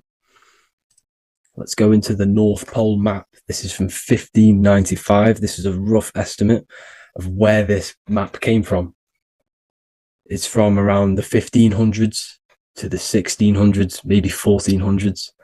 There's not an actual set date on this map because obviously our history has been tampered with. But let's break down this map and the symbolism that they use towards this map, because this map is the map of the North Pole. Okay, so in the center, we have the black rock symbolizing the tower, the pole, North Pole. And what's on top of the North Pole? Obviously, it's Polaris. North Pole and Polaris. Okay, with the 4 islands around the center. Okay, 4 islands around the center. And this is what blew my mind, right? They say that Santa sounds similar. And if you look at this pole that's pointing to the North Pole, you see this line here. So this is obviously from the 1600s. What color is Santa? He's red and white. Just like this map pointing to the center is red and white. And Santa comes from the North Pole. So it's not a coincidence that they use red and white. They're mocking this map because obviously they took over after the 1500s, 1600s. They took over around the 1800s. So they're mocking this map with Santa coming from the North Pole with this red and white line to the North Pole. Notice the 4 islands. Okay. Like windows, their symbol, they obviously in the occult, they're part of the New World Order, is symbolizing these 4 islands with the blue behind it for the water. Okay, so this is another occult logo. They're symbolizing this center because the center is so important. Okay, we'll get into that. Also, we have the Mayan cosmology. This is the Mayan cosmology. This is what they created. This is their artwork with also 4 major lands around the center. You see this 4 with green in between them all. 4 major lands with the underworld. You see this underworld is also symbolized by the Masons with the coffin of the skull and bones, the deceased, the dead. Okay, so this is also mentioned in the book of Enoch. Okay, and it's called Sheol. Sheol, the underworld. Okay, and in the book of Enoch, it says all spirits of the dead go to these hollow places, that they will wait until their appointed time of judgment. And it also says in the book of Enoch, there are 4 hollow places underneath. 4 as above, so below, representing the 4 islands. As above, so below. That's where that could link in. Okay. The book of Enoch is very important because it was found in a cave thousands of years ago and has a lot of truths about this realm and about this world we live in. So let's go back to the Mayan cosmology.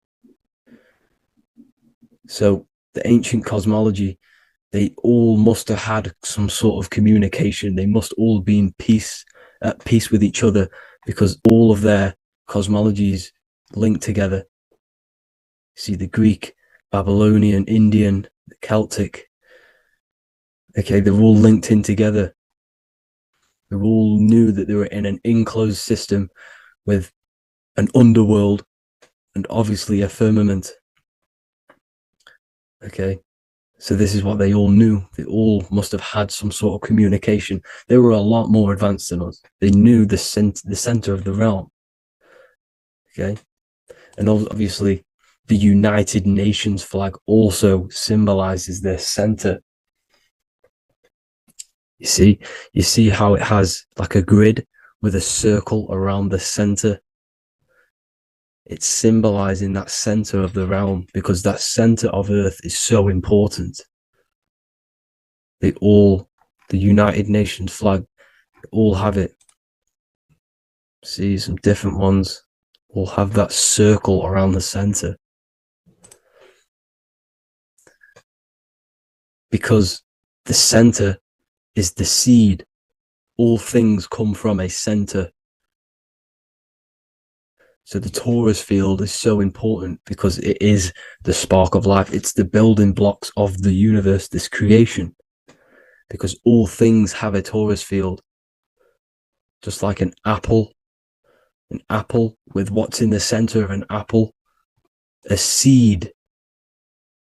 Because the center is where the energies hold, is where the energies meet. And it creates that spark of life. Just like your heart is the center of your body. And it has an electromagnetic field. Because the center, all things come from the center. So this is why the North Pole is so important. Because this is why it's so important. Because this is where the creation sparked from. The center. This is where the most electromagnetic energy is stored. So this is why the northern lights come from the center. It's electromagnetic energy.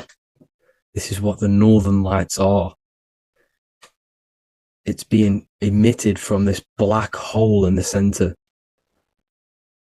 Okay? And obviously what else is on the center? Polaris. Polaris is the center star. Okay? So the center star is what sits on top of this North Pole, Polaris, because it's a pole of electromagnetic energy, symbolized as a black rock, a black hole, pole. You see, because all creation comes from void. Light is born from darkness. Without light, darkness can't be born from light. You see, but light can be born from darkness. This is why darkness is so important. And this is why there's a black hole in the center of our realm, like the black sun. The black sun. The Polaris star, the North Star. You see, so this is this North Pole, Polaris. This is what they're talking about. And this is why compasses are an 8-pointed star, because Polaris is symbolized as an 8-pointed star. This is where a compass will point you to. It will point you to that center. So notice how a compass has this black hole in the middle. You see? And it will point you to this meeting point, the north, because in the center is the center of the torus field of the earth. This is where the most electromagnetic energy is. You see, everything gets sucked into the black hole. Okay, this whole reality is being projected from that center point, just like your eyes suck in light. It's a black hole. Your eyes suck in the light of this light being emitted from this center place, this electromagnetic energy at the center, which is the seed of everything, of everyone. You see, just like an apple has the seed in the center in darkness, because in the center of the apple, it's dark. It's black. It's pitch black. But that's where the seeds are. That's where the life is. But Polaris is so important because it's that center star which lines up. It is the pole. It's the top of the pole of the torus field. So Polaris would be here at the very, very top. And this is where the compasses point you to. And this is why the star of Ishtar, the 8-pointed star of the Sumerians, also talked about this 8-pointed star. and it's called the Star of Ishtar. Okay, and who is Ishtar? Ishtar is the goddess. Okay, so she's not a male, she's a female, because every creation is brought through a female, a womb. Every single human on earth is brought through the womb, the sacred feminine energy. And the womb is pure darkness. There's no light in a womb, just like the center of our realm. It's a black hole. Okay, and guess what? She's the god of fertility and sexuality. She is responsible for all life. Okay, so the Star of Ishtar is the Star of Polaris, which is symbolizing the responsibility for all life, the center of our realm, the black sun, the black hole. Okay, so this is what that god of Ishtar of the Sumerians is talking about, the goddess, the womb, the seed of creation. So this would be the portal, more than likely the portal in and out of our realm, because it's the top of the Taurus field.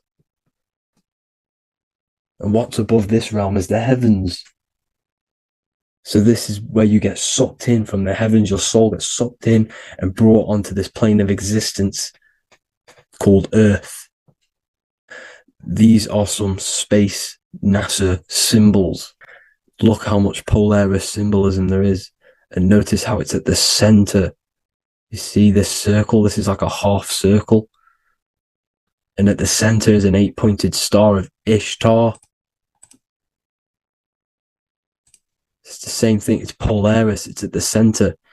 And notice on some of these, look, this one is a bear holding the key and an arrow pointing to the Polaris star, so that they hold the key to Polaris. Another one with like a demon holding a key to the what? Polaris on top of him. Also an eagle, which is a Masonic symbol. The eagle holding a key on top of the center. You see, and notice how there's an arrow going up to the Polaris and an arrow down, as above, so below, to Earth. So you can go out of Earth and into Earth through Polaris, and the eagle holds the key. You see? The eagle holds the key, just like this. This demon dragon holds the key to Polaris. And look at this one, Earth, with an arrow up to Polaris, the 8-pointed star. So Polaris is more than likely that portal which the Anunnaki used, the Sumerian gods used, because the Anunnaki symbol is also an 8-pointed star. Okay? And like I said, that center is the seed of creation. The center is the black hole. Okay, just like your pineal gland is at the center of your brain. The pineal gland is at the center of your brain. And that's what connects you to that spirit realm, to the source. That's it for this video, guys. Thank you all for tuning in. I hope you all learned something today.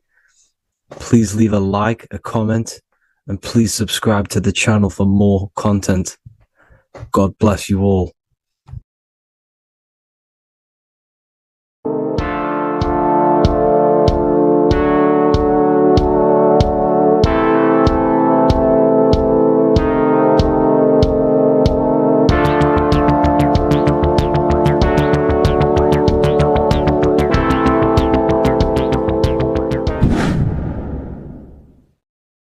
Welcome back, people. We're back with another video. Let's jump straight into this. Make sure to tune in till the end, because this It's got so much information in this video. So sit back and enjoy. So everything's torus fields. The Earth's a torus field. Everything's torus, which is electromagnetic field, electric and magnetic. The center of the torus field is where the two opposing forces meet in the center. And this is what creates the plane of inertia, the dielectric plane of inertia. Okay? You got red shift, blue shift, positive, negative, south and north pole, right? This is what the ancients were showing with the tree of life. As you can see here, this is the plane of inertia, and this is the torus field. Everything consists of this. Everything is a torus field. A atom is a torus field. Okay. Now, the inertia is the 0 point. So this plane is a 0 point. It's the balance between two poles. Okay. Now, this creates matter, because matter is two opposing forces in motion equalized. So these two forces coming together is what creates matter on this physical plane. And this is why we can't see the electromagnetic field, because it consists of one of the elements, which is either electric or magnetic. But when they combine together, it's what creates this physical plane, which is physical matter, which is light in motion. Now, everything is one. Don't get confused by duality. Duality is two opposing forces, but them two opposing forces are created by the same substance. It's two aspects of the same substance. So, for example, water and ice are the same thing, you know what I'm trying to say, but it's two aspects of the same substance, because all is one. The whole universe is one. All goes back to the one, which is God, the creator, or magnetism, whatever you want to call it, because magnetism pulsates. Electricity has two poles, red shift, blue shift. Okay? So red shift, blue shift is electricity, and electricity vibrates. And all vibration always comes back to a standstill point. But magnetism is what pulsates. This is why your heart pulses. You breathe, which is a pulse. This is the breath of the universe, magnetism. Now, this is why the earth is green, okay? Earth can be spelt heart. If you just move the H to the beginning, it spells heart, okay? Because the heart is the center of the torus field, which is the heart chakra for us humans, okay? We consist of the same field, as you already know. Heart being the center, which is green, which is the center of the seven colors. The center of the seven colors. This is the most powerful chakra in your body. People think it's the crown chakra, but it's the heart chakra, because it's the center of the torus field. You must align them all and combine them all into one, which is the heart chakra. Now, earth is green. Nature's green. Okay, this is because we live on heart chakra, the plane of inertia. It's the center of the torus field. Okay, and this is what the Egyptians called Isis, which is nature. Nature is balanced, and nature is female, Mother Nature, because it looks after us with the fruit it grows with abundance, and the water. It's a female energy, Mother Nature, and this is the symbolism of an equal, balanced arms. This is the scales. It's balanced. Mother Nature is balanced. This is why the sky is blue, because what comes after the heart chakra? Blue. Sky is blue. We live in Midgard. This is what the ancients called Midgard. You don't have to take this tree literally. It's a metaphor. We live in Midgard, where both positive and negative duality here. Now, Mount Meru. Mount Meru was known as the center of the earth, okay, or known as Hyperborea. And this is the North Pole, the electromagnetic North Pole. But when I say Mount Meru, it's not an actual mountain. They weren't saying there was a real mountain in the center of the earth. a magnetic rock. No. The plane of inertia, okay, there's something called a hyperboloid. That's what it's called, a hyperboloid. And this is the center of the torus field. And this hyperboloid is what is in the shape of a mountain, you see? So if I go to this next one, they say Hyperborea on this map. Why do they call it Hyperborea? Because this is the hyperboloid in the center of the torus field. And this is the electromagnetic mountain, a metaphor. Mountain, what they're metaphorically saying, this is the electromagnetic mountain at the center, the double vortex, the center of the torus field, which is the North Pole. Pole of electromagnetic energy. So this is why they call it Hyperborea. It comes from the word hyperboloid. And the center of the earth is so sacred. And they symbolize this with, obviously, the North Star, which is Polaris. And this is where the swastika comes from, because it's the 4 seasons moving around the North Star. This is the Big Dipper constellation moving around the North Star, which is Polaris. There's that pole again. Pole. Magnetic pole of the torus field.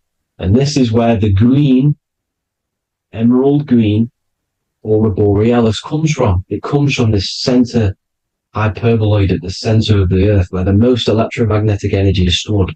The center of the plane of inertia. The center of the plane of inertia. This is the all-seeing eye as well. As you can see, they've got the sun, the moon, this is the Masonic cosmos, the sun, the moon, and the all-seeing eye, because the eye is Polaris, the eye of the stars. It's all a big eye. Now, the eye means a lot more as well. It's not just that. There's different ways you can interpret symbols. Now, this is the emerald tablets. Deep in Earth's heart lies the flower, the source of the spirit that binds all in its form. Okay? The flower of life is thine own place of thine spirit, and stream through the earth as thine flows through thy form, giving off life to the earth and its children, renewing the spirit from form unto form. This is the North Pole. That's just what he's talking about. He's talking about the aurora borealis. Aurora borealis. It's the earth's aura. Emerald green. Heart chakra. Plane of inertia. Green. Earth. Heart. You see? All related. Now, there's many symbolism of this. So much symbolism of the ancients. The 7 layers of heaven. 7 layers of heaven, which are the 7 planets. Okay? These planets are the solar system. It's the solar system because we are the soul. We are the sun, the soul. And we're inside of a solar system, which is the 7 planets. That's why there's 7 layers of heaven. Okay? The rings of Saturn, the rings of the planets are moving around us. Okay? So, this is what the ancients were depicting in their cosmology. Now, this is the Hebrew cosmology of the earth. This is the Mayan cosmology of the earth. You see, it's all an enclosed system. We live inside of a giant torus field. All is atum. It's what the ancients said, ancient Egyptians said. All is atum. Atoms are torus fields. Don't be tricked by the modern science today with the current model of an atom. It's completely wrong. They're hiding the torus field. They're hiding the electromagnetic field, which is in everything. Absolutely everything is in motion, and motion comes from this field.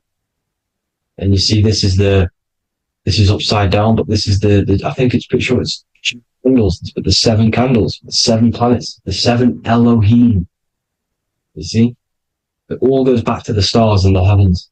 Now, this is how the earth really works, with the stars on the outside of the cosmic egg, and then the torus field spinning around the sun and the moon, the positive and the negative charge. The sun gives you energy, the moon takes your energy. The moon controls monthly cycles. Moon is mon. This is etymology. Mon, month, money, demon, monster. Stir is star, moon star. We are all stars. Youngster, minister, superstar, Hollywood star. We're all stars. We come from the stars, which is heaven. Our soul comes from the stars. You see, we are the universe. The image of man is made in the universe. We are a microcosm of the universe. The universe is a macro. We are micro. We consist of everything: the body, mind, and spirit. The sun, the soul; moon, the mind; earth, the body, mind, and spirit. We have 12 systems in the body, which are governed by the 12 zodiac signs, starting at the Aries, which is the ram, the ram of God, all the way down to Pisces and Capricorn, kneecap. It all goes back to the stars. We are the stars. We are the universe. Everything is inside of us. Everything. Like they say, the Temple of Solomon, the temple of the soul, and Mon, the soul. The temple is the body. The soul is the soul, and the Mon is the mind. The temple of the soul and the mind, body, mind, and spirit. We consist of the 5 elements: air, spirit, water, earth, and fire. We consist of everything. We are the universe. We're made in God's image, which is the universe. You see? Now, everything goes back to the stars. The ancients worship the stars because the stars govern everything. They govern the systems in the body. They govern your life. This is why your zodiac is so important, your sign. Each zodiac has a specific element associated with it as well. Aries, which is the first sign, the ram of God, which is a fire sign. Fire, first. Fire, first. F-I-R, this is etymology.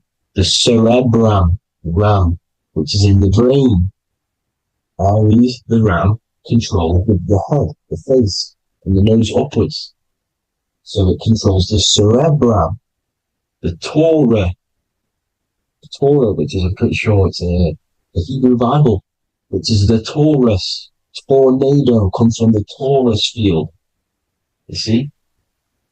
Everything's inside of you. It all goes back to the Taurus field, and the Taurus field is everything. Now, like I said, 12 zodiac signs, 12 systems, 12 cranial nerves in the brain, the 12 disciples of the Bible. All symbolic. Have to read the Bible properly. Now, this center, at the center of the earth, right? This is what's stirring the ether. And the ether consists of the 4 elements. Because there's 5 elements. Spirit can be called ether. People call it spirit or ether. Ether is pure potential, pure energy. It's what connects the astral to the physical.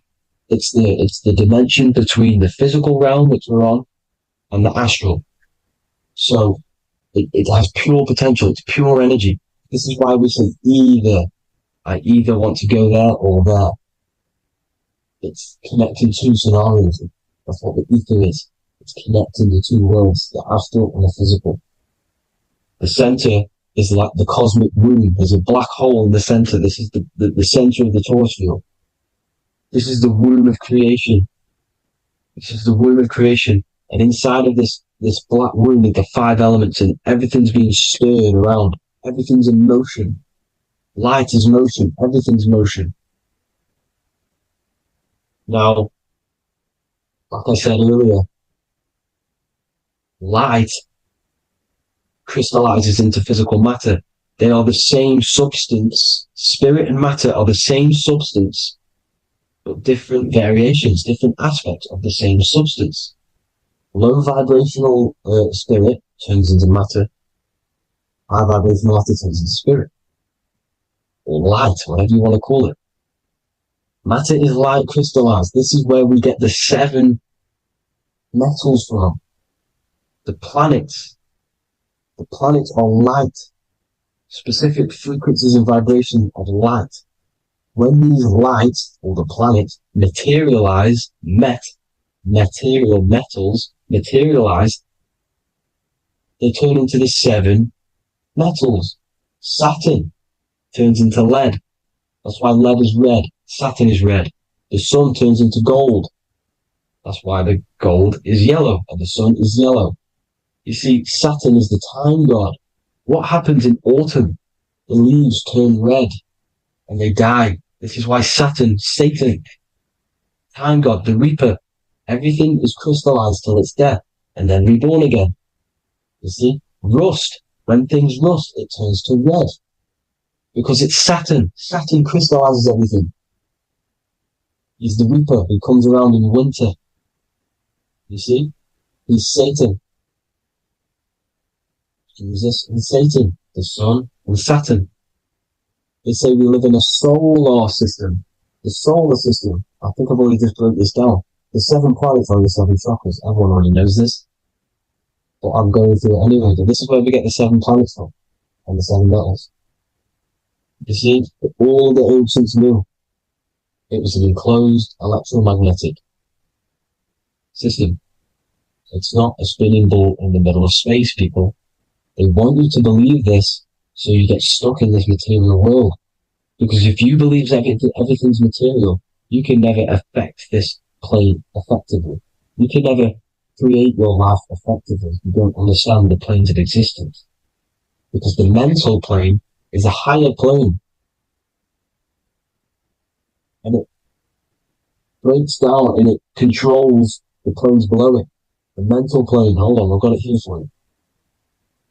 The mental, the astral, etheric, and physical. Etheric connects the physical to the astral, but the mental is what's above them all.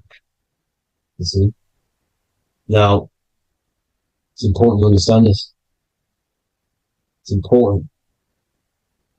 However, the ancients always talked about the enclosed system. Only NASA, which is introduced around the Roman times, not NASA, but the globe Earth was introduced around the Roman times. Okay? By these Masons. These Masons introduced this because they wanted to take over the minds of the masses and control them. These people worship the physical realm. They know how it works. They know the ins and outs of it. They know how to do the magic. They know how to do it all. They understand it all. That's why Masonry have to take the oath.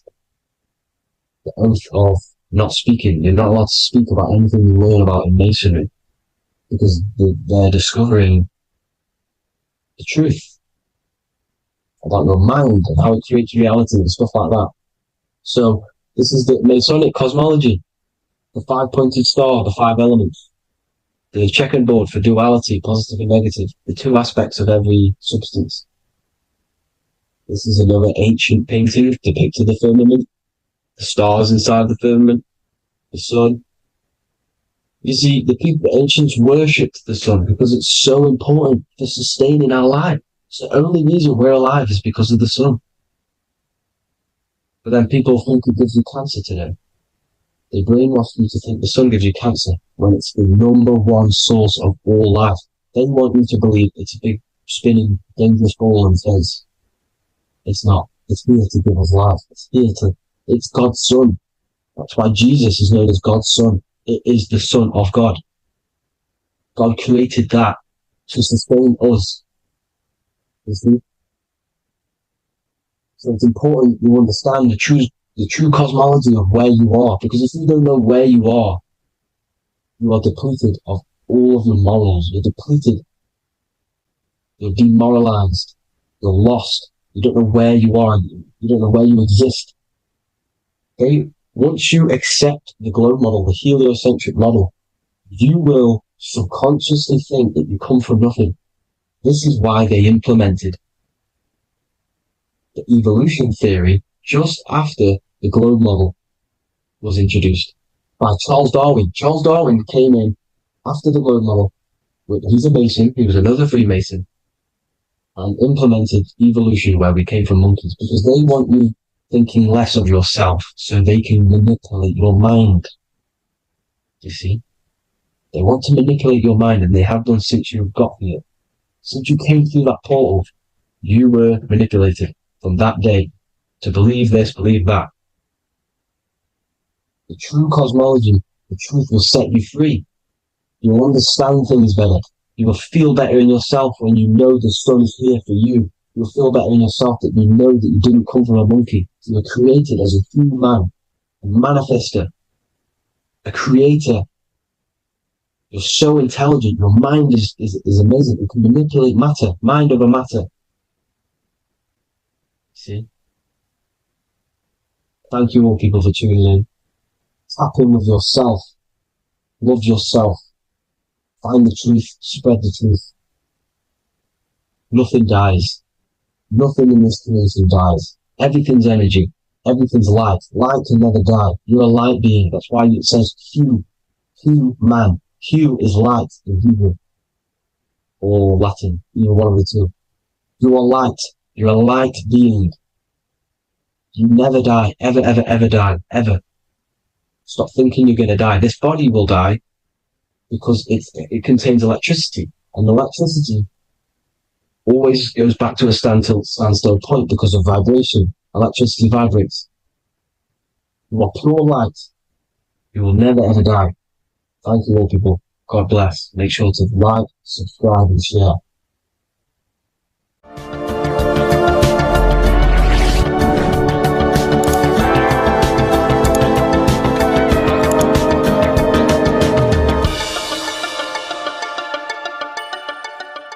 Welcome to Revival of Wisdom. Welcome people, we're back with another video. Please make sure to hit that like button, subscribe and turn on notifications to never miss a video. The Earth is a giant torus field consisting of a positive and a negative pole. The Sun being the cathode with a positive charge and the Moon being the anode with a negative charge.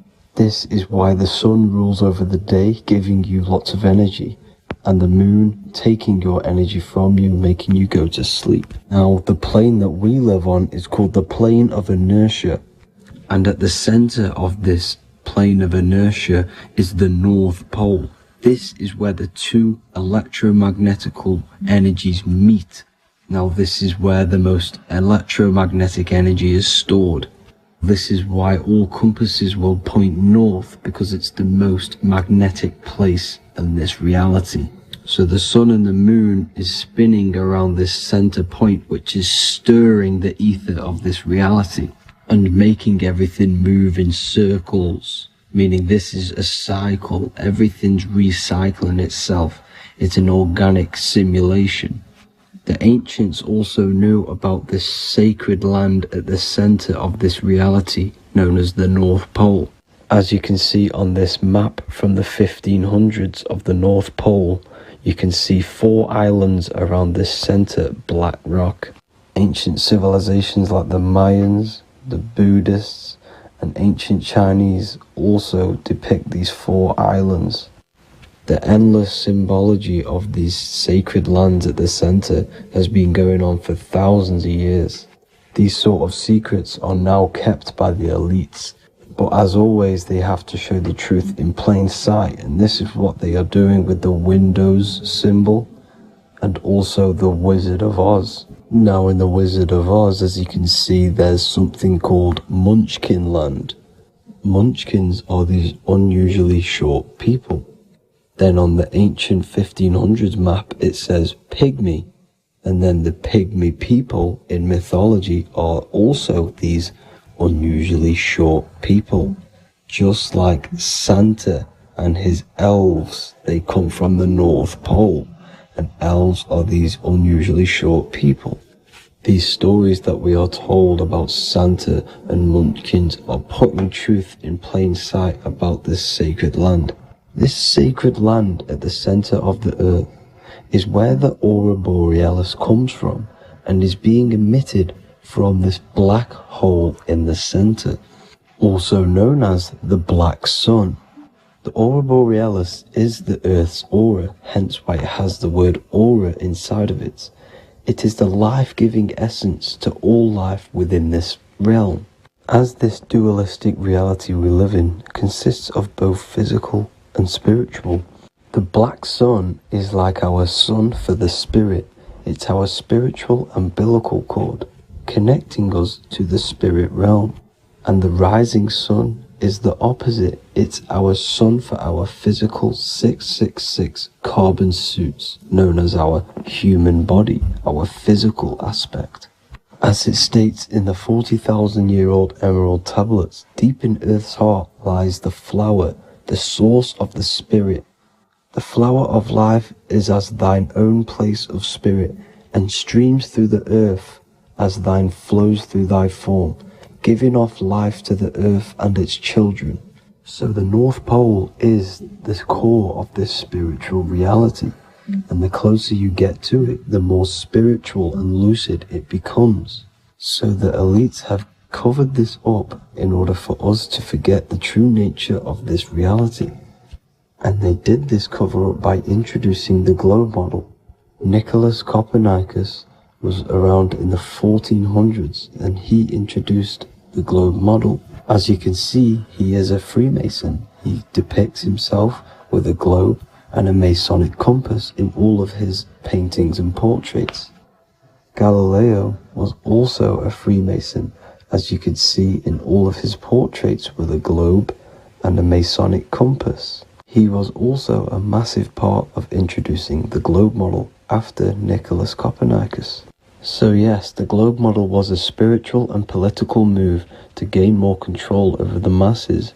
After the globe model was then introduced, they introduced the theory of evolution by another Freemason, Charles Darwin. See how these two theories go hand in hand? They both degrade humanity, and they make you confused of where we actually came from. By hiding the true form of this divine creation and hiding the true power of each and every one of us, they maintain control over the masses. Now this is order out of chaos, known to be the 33rd degree slogan of Freemasonry. Now this is the Masonic cosmology, and as you can see, you have the checkered board for the duality, the 5-pointed star for the 5 elements, the 4 corners for the 4 pillars, the all-seeing eye, which is Polaris, the sun, the moon, and the 7 stars. So even Freemasons are taught the flat earth cosmology and the true form of this reality. Now the true nature of the sun, the moon, and the earth is shown and reflected through the Masonic compass. The Masonic compass is the sun, the moon, Polaris at the top, and the black sun at the bottom. It makes sense why all the scientists who introduced the globe model all used the compass and the globe together, because it's truth in plain sight. As I explained in my other video, all Freemasons have to take the oath. So it goes to show, why are we all learning these theories from Freemasons who can't talk about certain topics that they learn about? Why should we believe their theories when they're holding back the real truth about this reality? Now going on to NASA. NASA means to deceive in Hebrew, and they are also funded by the government. They are not a private company. The old owner of NASA, Werner von Braun, on his grave has the Bible verse Psalms 91. The heavens declare the glory of God, and the firmament showeth his handiwork. Now why would the owner of NASA put this on his grave? Seems a bit suspicious to me, alongside with the NASA astronauts are all Freemasons. And not to mention the countless mistakes they've made on their live videos in space stations, the moon landing, and the CGI footage of the Earth, which is obviously photoshopped. Just by tricking the masses that they live on a spinning ball, the elites gain the perception of the masses. Not only does it hide the divine creation we're inside of, it hides the divine spark within you. It hides the creator, the source. And by believing in space and we live on a spinning ball, it makes people come to the interpretation of that we are a coincidence and we do not have any purpose. And of course this is false. When you come to realization that we are all a divine creation and we can create our own divine life in this reality, life becomes more sacred and you start to enjoy little things. The elites want you to believe everything exists only in the 5 senses. They want you constantly looking outside of yourself because they know that will keep you on lower states of consciousness. Now this brings me to our next point. By tricking the masses into the heliocentric model, the elites started to advertise aliens in the movies in cartoons and magazines in the late 1940s. Now this is subconsciously programming us about aliens and extraterrestrial threats, which then they can use to their advantage. And this is something called Project Bluebeam. They are more than likely going to fake an alien invasion to push this 2040 agenda, which is for one government and one ruling currency. That's it for this video, guys and girls. Hope you all enjoyed. Please make sure to leave a like and a comment. God bless you all.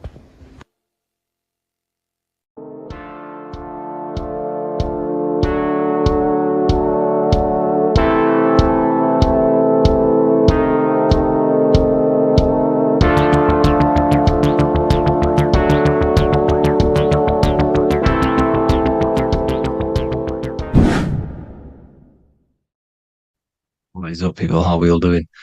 Today, we're talking about the flat earth cosmology. So let's jump straight into this. Please drop a follow and leave a like to help the algorithm. So we live in a torus field. Everything's made out of torus fields. And every torus field has motion. It's what it is. It's the motion of energy. And every torus field has a center, which is the black hole. It's a womb of creation. It's counter space. Now, this is why the North Pole is magnetic, because the center of this torus field is the most magnetic part, the strongest part of the field. So this is why all compasses will point you to the center. And the Earth's magnetic field is spread across the whole of the Earth. And it's spinning, as you can see here. It's like a tornado at the center. And this tornado is the force which is spinning the sun and the moon around us. You got the sun, the moon, Polaris, just like in the Masonic cosmos here. The sun, the moon, Polaris, the all-seeing eye. Now we'll get into Polaris a bit later, but the sun is the magnetic force. Sorry, is the electric force, because every field is electromagnetic. Now, the sun is electric. It's positively charged. It's going to give you energy. It's feeding energy. The moon is more magnetic energy, which is taking your energy away from you. And this is why you become sleepy when the moon comes out, because it's taking away your energy. So these two forces is the balance. It's the yin and yang. It's the balance. Everything in this creation is balanced. Because the torus field is the Earth is the plane of inertia, the 0 point within the field. Because physical matter is a result of two opposing forces equalized on the plane of inertia. And that is where matter crystallizes into physical results. And this physical plane is the plane of inertia, planet Earth. And at the center of this plane is the black hole, the womb of creation. And outside of this black hole gives birth to light. So the torus field is constantly rotating, going into counter space, the black hole, and then out of counter space gives birth to the white hole, white light. You see? So it's going around, black hole, birth again, black hole, birth again. And it just keeps going around. It's an infinite cycle of energy. And this is where the infinity sign comes from. This is the motion, this is the force which is creating everything to spin inside of this circle. Okay, and it's making the stars spin. It's making the sun and moon spin around us, around this center point. Now here you see Horus and Set. Horus and Set putting their feet inside of this dome. This is the royal arch, the arch of the dome above us. It's like you see in the Masonic cosmos, the royal arch of Freemasonry. This is the dome above us, the firmament that the Bible talks about. You see, they're putting their feet in because Set symbolizes the moon and Horus is the sun. Horizon, Horus. Horus is rising, the sun. So they're both putting their feet around this center magnetic pole, which is the pole, North Pole. And above the North Pole, you have Polaris, the pole of electromagnetic energy. You see? And this is how we get the sun and the seasons. Because the sun, for us, when it becomes summer, it's on the Tropic of Cancer. Then it spirals outwards, going out and out and out, then goes to the Tropic of Capricorn. That's winter for us. Then it comes back in, and creates summer again. So it's constantly spiraling around this center magnetic North Pole. You see? So this roof above our heads is the firmament, and this is what they've taken off of us. They haven't physically taken it, but mentally they have taken this away from you. It's a female energy, and this is what the Egyptians called Nut, the sky god Nut. And this is the womb. We are inside God's creation, God's womb, and the woman's womb when she has a baby is a microcosm of this, because everything inside of this creation is micro, macro. It's a reflection of the bigger things, as above, so below. So the dome above our heads is the dome we are in when we are a baby. And you can see the sacred geometry of it is the exact same. It's the dome. And when we are inside of the womb, the woman, the sacred maker, which is the M, the Masonic M, this is the Gmail symbol. The Masonic M is maker, mason, matter, male. She delivers the male, you see. She delivers the male because it's the maker, the female, the magnetic. The woman is magnetic in nature. The male is electric in nature. So when we are in this womb, the female, we are being fed by the center umbilical cord, by the center of the mother's stomach. We're connected to the center of the woman's stomach, just like we are when we are in the earth. The center is where the aurora borealis is being emitted from, the electromagnetic aurora borealis, the northern lights. This is our spiritual umbilical cord, connecting us to counter space, connecting us to the realms beyond this world. Because at the center of every torus field is counter space. And at the center of the earth is our spiritual umbilical cord. And this is the earth's belly button, as you see. As above, so below. We had a physical umbilical cord. We have a spiritual umbilical cord. And this gets cut when we die, when we're cut away from the physical reality. You see, here's the ancient Egyptian tablet showing this female. You can see the hair, it's a female above us, because the female energy is nurturing, helping, looking after. And that's exactly what the dome is. It's protecting us. It's the Ark of the Covenant, the Ark covering us. You see? And this is what they've taken away from us. By you believing in space, it completely destroys the idea of this being a sacred creation. They've taken the roof off your head, whether if you believe in space, you believe that there's chaos, there's planets, there's asteroids that could kill us at any moment. But this isn't true. They've made you fear your own creation that you're inside of. They've made you fear what's above you. You see, and it's to hide the power of astrology, the power of the lights in the firmament, which are constantly flowing through the ether. These powers which are above us are sending rays down to the earth, which are influencing our psychology and how we behave. And this is what astrology is. It affects human consciousness. It interacts with our consciousness. And there's a different energy every day because the planets are in different houses, different alignments. And this is, we'll go into this a bit deeper later on. So the world tree, this magnetic North Pole, the pole of electromagnetic energy, was symbolized as a tree, the great tree at the center of the earth. You see? And this tree is symbolized everywhere. You can see here how the center person, this Egyptian person, is holding up the sky. This is the North Pole, the hyperboloid, at the center of every torus field. And this tree was in the Mayan cosmology. This is an ancient depiction. This is the torus field. There's the plane of inertia. Here's the center tree. Here's the tree in the center, the magnetic North Pole, the woman holding the stars. Here's the Hindu with the two birds symbolizing the sun and the moon revolving around this center tree. The Mayan tree, his Horus and Set around the North Pole. They all knew this flat earth cosmology. They knew these secrets. It's so sacred you understand the creation that you're inside of. Because if you don't, you'll be led astray. You don't know where you are. You're lost. You see? And here's the Masonic art, with the rays of the stars coming down with the tree in the center. So it was personified as a tree. And we are in Asgard, Midgard, the middle garden, where there's good and evil. So the 7 layers of heaven, which is talked about in the Quran. Each planet has a different layer of the firmament, and this is the 7 layers of heaven, and these are our 7 layers of the energy centers in our body. So we start in the stars, so we are stars in a physical body. And this is why we say Mr., Sister, Fraudster, Sinister.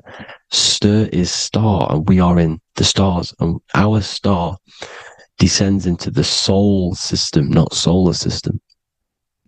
And as we descend into the soul system, we enter Satan's kingdom, Satan's world. As it says in the Bible, Satan is the god of this world. Well, if you've been into my research for a while, you know Satan is Saturn.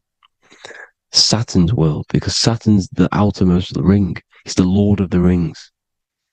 And you enter his kingdom, the kingdom of time. And this is why Saturn's the time god. As soon as you go past the rings of Saturn, you're now in the soul system. You're now in time. You're now bound by space and time. And you're bound to the earth plane, the heart. Earth is heart. It's a rearrangement. It's an anagram for heart. And the heart of the electromagnetic color spectrum is green, and that's why the earth is green. And above green is blue, and this is why the sky is blue. In order to go to heaven on the macro scale, you have to go through the blue sky, through the 7 layers of heaven. In order to reach heaven in your body, whilst you're here, you have to go through the blue chakra to your head, which is heaven. It's micro, macro. Everything is micro, macro inside of this creation. It's an ancient, I think this is a French image, piece of art from the ancient French, with obviously the 7 layers of heaven, which they all depict. And notice how it's like a dome. We'll go into this dome symbolization, the Royal Arch of Masonry, which is next. But these 7 layers of heaven give us the 7 metals, the 7 days of the week, the 7 diatonic tones, the 7 chakras, the 7 everything. It's God's favorite number. And this is why the Masons use the G inside of the compass, because the G is the 7th letter, and God starts with G. You see? So it's 7. God is 7. Here's another depiction of the heart, the soul system, the 7 layers of heaven. La Fermente. You see, La Firmament, with the stars on the outermost layer. Here are the 7 planets. Jupiter, Mars. La Sophie, the sun. La Luna, the moon. So, Saturn. So we are in the heart of this soul system. In order to ascend, we need to ascend up our chakra system, reach 144,000 hertz, God consciousness, the God man. You have to unfold God man, master of the mind, mastery of the mind.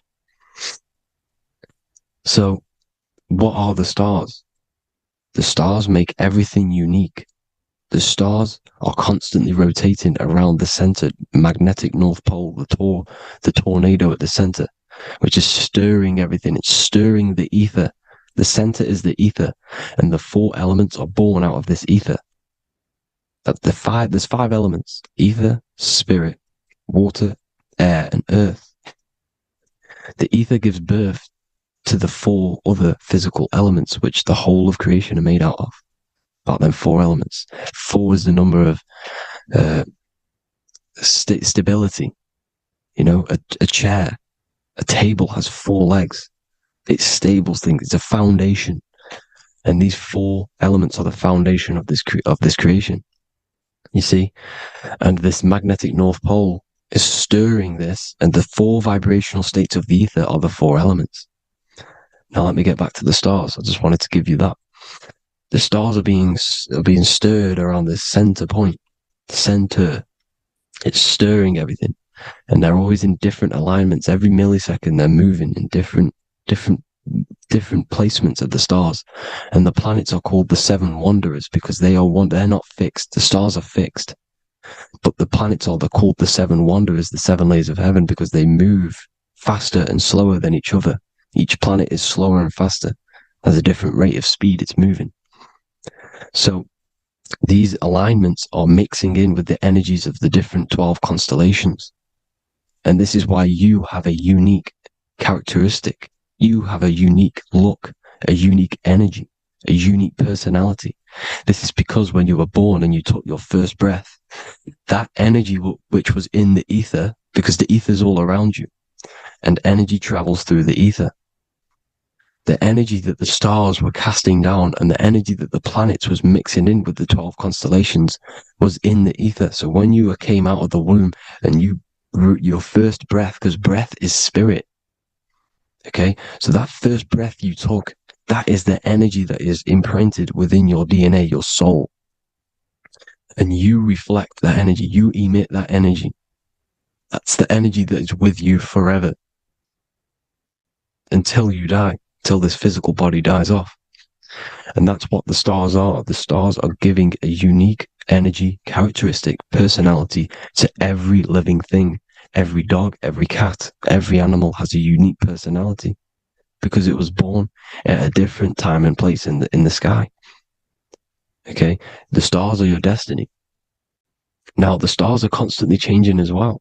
If you look at stars through a telescope, they're constantly changing and forming different forms. You can see here, it looks like water. It looks like light through water because it's the ether above us, a sea of ether. And this light is being emitted through it, and it's just constantly changing, giving different energies, each star. So this is why this is what the zodiac is. It's the expression of energy. It's the expression of the stars. And each constellation has many different personality, different energies, different traits. Each planet has different traits, depending where your planets are, depending what energies you hold. No same person, no two person have the same energy. There's no one. It could be similar, but no one's the exact same. It's because of the stars. The stars are never in the exact same split place. The planet's always in different houses. So here's some Royal Arch symbolism. Here's the Royal Arch of Masonry, as it says here. The sun and the moon, the constellations. Here's Cancer, the 7 planets, the 7 stars. Here's the Royal Arch. This is the firmament. Here's the duality. Black and white, duality, good and evil, rest and motion, dielectricity, magnetism. See? So this is what the Royal Arch is. It's symbolizing the cosmic dome above us. The womb we're in. We're inside God's womb. And here's George Washington, the Freemason, inside of the Royal Arch. You see? With the G, the Masonic G, God, 7. Here you see another depiction of George Washington with the stars in the dome above his head, his Polaris, the sky vault, Polaris. We'll get into that later. Go inside of all of your ancient churches, you will see the dome. Go to the Vatican, you'll see the dome. All of your ancient churches have this dome because it's the dome above your head. The ancients knew this. This was known. We did not live in space. It was known back then. They all knew. This is Crown Court, which is one of the most important courts in the UK. You can see it's clearly so much Masonic symbolism. You've got the 4 pillars of Masonry. The Royal Arch is like an arrow pointing upwards to Polaris. As a Disney World is under a dome. In his Polaris, the sky vault. You see? And also 666 in the symbol. Here's more 7 layers of heaven. Here's an ancient depiction. The firmament. Here's the astral plane outside of the firmament. The Royal Arch. You see? It's everywhere. Here's Polaris, the 8-pointed star. Polaris is in between the sun and the moon. It's at the center of the Taurus field. And Polaris corresponds with the pineal gland as well because it's the all-seeing eye. See? So, is Polaris, the 8-pointed star, which is at the very top. It's the very center. It's on top of the North Pole. And it's an 8-pointed star that's always symbolized as an 8-pointed star. Here you see the Vatican. The Vatican is a giant key with an 8-pointed star. See, it's a key. Here's the dome. Here's the Space Delta, the USA Space Delta logos. Here you see the Egyptian god looking from the center of the North Pole, looking upward to an 8-pointed star, Polaris. An arrow pointing up to Polaris. Here's another, the bear holding a key with an arrow up to Polaris. 7 holds the key to Polaris. Here's an eagle holding a key above the North Pole to Polaris. Polaris, and here's another one. There's another bird, like a dragon, holding a key to Polaris. Because Polaris is definitely something to do with leaving this creation. Okay, maybe, I can't say for sure, but maybe it's to do with ascension, and this is why the Vatican hold the key to the 8-pointed star. And this is why the space, well, we all know space is a lie, but they're showing Polaris and its sacred symbology. Maybe it's to do with something leaving this creation, going to another. Here's some North Pole symbolism. As above, so below. You see the four seasons of the Big Dipper constellation going around Polaris. This is Polaris, this is the Big Dipper constellation, and this is the swastika. This image gives us the swastika, because all the symbols we use are created in nature. They're created somehow in nature. This is how we get them. As above, so below. This is the map of the North Pole with the 4 rivers looking like the Big Dipper constellation. It's the Masonic, here's the ancient cosmology with the 4, you see the 4 islands, Mayan cosmology, 4 islands. This is the alchemical symbol for Earth, 4 sections. The windows, because the center of the North Pole is a window to another dimension. The 4 lucky 4-leaf clover, which is supposed to be lucky. It's just, it's truth in plain sight. And here's Hitler looking at 2 flat Earth maps. So this swastika has been used for thousands of years, thousands and thousands of years. And it's symbolic for the most sacred land on this plane, the North Pole. Shambhala. Do some research on Shambhala, people. It's a it's a Hindu mythology about the sacred lands at the center of the earth. And it's known to be full of enlightened beings. And it's all symbolized at the center. You can see their paintings of Shambhala. It's all at the center, the North Pole. And it's known to be the most godly place ever, because it takes you to a portal to the higher places. And maybe this is something to do with Polaris, connecting you to this sacred land at the very center. But anyways, people, thank you all for tapping in. Hope you all learned something. Have an amazing day. Please follow, subscribe, like, all the links in the description for the courses, the PDF. Please have an amazing day. God bless.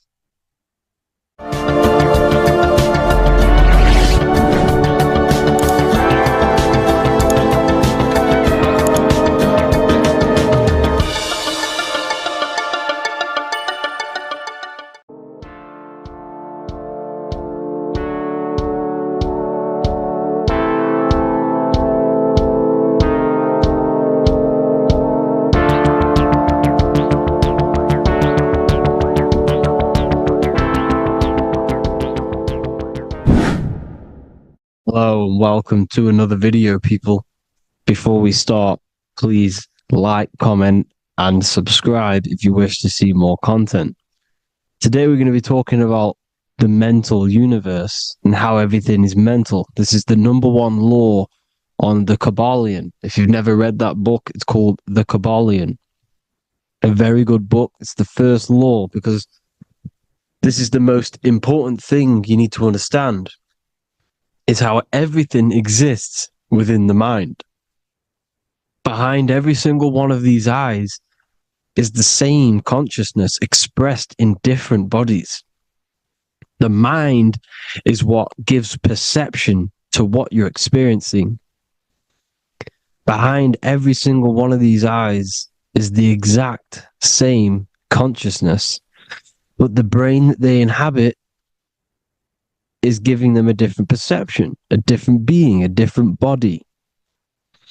Now, this is the difference between humans and animals. Humans possess a advanced consciousness, an advanced mind that gives us the ability to be aware of ourselves mentally, physically, and spiritually. We can reflect on ourselves. When a dog looks in the mirror or an animal looks in the mirror, it doesn't know what it's looking at. It doesn't realize it has a consciousness. It can't reflect on itself. It can't say, I want to improve in this area. It doesn't have that consciousness. We have a divine consciousness. Take away the N for divine, and you get with a D, put it with a D, you get divide, because we have a divided two-way consciousness. An animal only has one. However, it's still the same mind.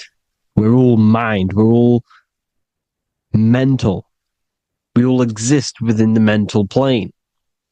Look at this person walking. The body, the brain is sending electrical signals through the 12 cranial nerves, which the 12 disciples that spread the gospel of Jesus, right? You have 12 cranial nerves in your brain. There are 12 disciples which spread the gospel of Jesus. Jesus represents the mind, the intelligence, the invisible intelligence that we all are, the same intelligence, the same exact consciousness, which then sends a command into the brain. Then the brain sends these 12 electrical signals through the 12 cranial nerves to control the rest of the body through the nervous system. This person walking is not, the body is not walking. The mind is telling it to walk. And the brain is it's a supercomputer which is decoding these demands given to it by the mind. Because the pineal gland will have something to do with the ether, because the ether is physical and non-physical. The mind is sending the commands through the ether to the pineal gland, which is then getting broken down into electrical codes within the brain and sent throughout the nervous system to control the body. And this is why in the Sims simulation, because the body's the simulation, it's a false reality. It's the fake reality. It's not the real you. You are formless. There is no form. But the third dimension is a dimension within your mind. Matter, mind, light is all a product of your mind. It's all in the mind. Now, this is why The Sims has this green little diamond on top of the head. Because this is you. This is your invisible intelligence controlling the character. Okay? It's controlling the character. And this character is in the world. Your consciousness isn't in the world. The world exists within you, but the body is a vehicle for that realm that you land in. When you have a dream, your mind transcends this body into another body, duplicates your body into another universe, unite. Unite is one. We're all one. It's all one universe, expressed in many different ways, infinitely. And the vehicle that you land in is the body to operate in that realm. This is the all-seeing eye, as you see here. The eye, this is all the intelligence. This is the ball of consciousness, God, expressed in different bodies. We're all this same one in different bodies, as you can see here. And this intelligence is expressing infinitely throughout the universe. An infinite universe. There's no beginning, no end. There was no beginning of the universe. There is no end. It's infinite. Always has and always will. But the mind is what gives you the ability to explore the universe, to make perception of it. We are God in disguise. We are God in disguise. We are God in flesh. But the body can become attached to the mind, can become attached to the body if the mind is not aware of itself.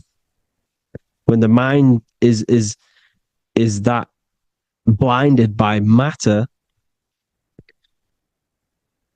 and we lack knowledge and understanding of what we truly are, a formless, infinite being, a traveler. This is why Freemasons are called Freemasons.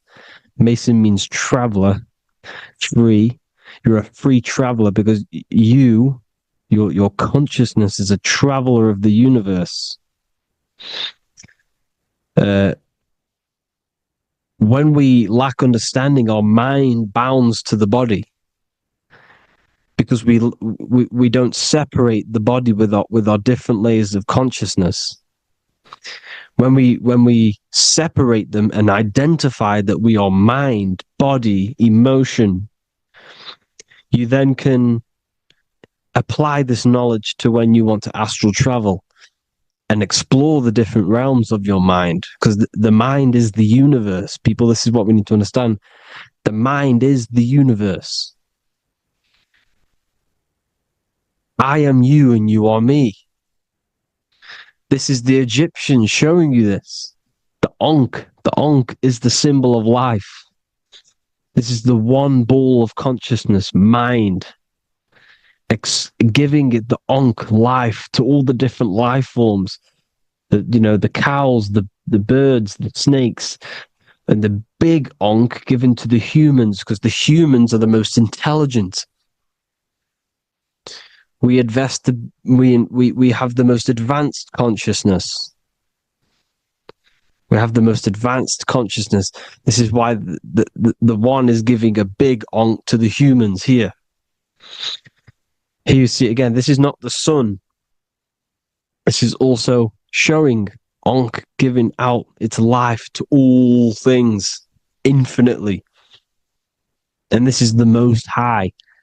We are the Most High in disguise. When we strip off the body, we strip off the desires for the physical world, we strip off all these fake identities that the mind gets attached to.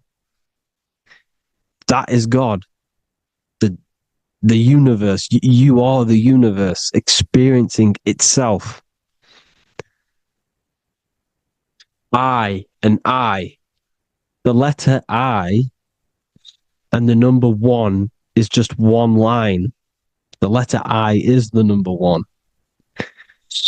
Because your I am, when you refer to yourself as I, every single one of you who's watching this video refers to yourself as I, which is the one. We are all the one. We are all intelligence. We are all invisible. We are all the one. 1 is the only number. 1, 2, 3. Everything goes up in ones because there is only one. Doesn't matter how far you go down the line with numbers, all of their numbers are created by 1 because there is only one. It's me and you are the exact same consciousness expressed in different bodies. Mind. Cause. There is only one cause. There is only one mind. There is only one being. But because we lack understanding of this, we think we are the bodies. And this causes division because the physical world is the most illusionary world. It's an illusion. It's all an illusion. Now you see with the two, you look with the two eyes, but you see with the inner eye, the mind. Okay? The mind is the mental plane is a shared plane. and it gives perception to what you're looking at, the mind. I'm affecting you when I speak because the mental plane is shared. We all share mind. We all express mind. When I'm speaking to you, I'm affecting you because we are mind. So the words that I'm saying, which are being manifested from my mind, are being manifested through my body into vibration, is affecting you. I'm affecting you with what I'm saying. And these words are having an effect on your mind because we're all mind. This is why you need to be careful what you're listening to, music and all sorts. Because music can also create thought loops within your mind. Because the chorus, we shouldn't be listening to choruses. Choruses are loops. And what they're saying in the chorus is being looped. And this can create thought loops within your mind. Go and listen to an old song that you used to listen to about 5 years ago, 10 years ago, 20 years ago. Go and listen to an old song, and you guess what? You will get nostalgia. Why will you get nostalgia? Because that song will trigger the thoughts that you were thinking in that time of listening to that song. So songs with choruses create thought loops, and they reprogram your subconscious mind. It's important why music is very powerful. Mind and mind, same word. See, language is the truth, people. This is why I use language in all of my presentations, especially the English language. It's riddled with occult truth. I is my me, I, you, and me, or I, one. We are not the name, we are I. Every single one of you is I, because we are all the one, all mind. Now, the only thing that is truly mine is my mind. When you say something is mine, it's an illusion. It's not yours. The only thing that is mine is mind, my mind. Okay? It's my mind. It's the only thing. It's the same word, mine and mind. Like I said before, everything's one. Hot and cold is different degrees of the same thing, of the one substance, of degrees. The 7 colors are different frequencies of the one white light. Everything is one. There is only one. We are all one. Everything is one. Hot, cold, day, night. It's the same degree of one, which is mind. The mind's perception is what's giving it, labeling it hot or cold. The mind's perception of colors is what is giving it red or purple, hot or cold. There is only mind. The mind gives things perception. There is only one, that is mind. The conscious and the subconscious mind. The male and the female, these are married. The subconscious mind is your hidden part of the mind. Okay, it's hidden. You can access it through different meditations and Reiki teachings. And dreams are manifestations of your subconscious. This is how you know mind and matter are one, because your mind creates matter in dreams. Your subconscious manifests everything in a dream, in the astral realms. The conscious is what you're conscious of, what you're consciously thinking of. So me, I am conscious that I am speaking into this mic and creating this video. My subconscious mind is the hidden part of the mind, which is speaking to my heart, telling it to beat. It's telling my food to digest. It's regulating all my blood. It's doing everything in my body without me being conscious of it. Without me being conscious. The subconscious is the feminine, the conscious is the male. The Bible, of course, Proverbs 12:4. Helpful, not helpful, an excellent wife is the crown of her husband, but she who brings shame is like rottenness in his bones. In the same way, husbands should love their wives as their own bodies. He who loves his wife loves himself.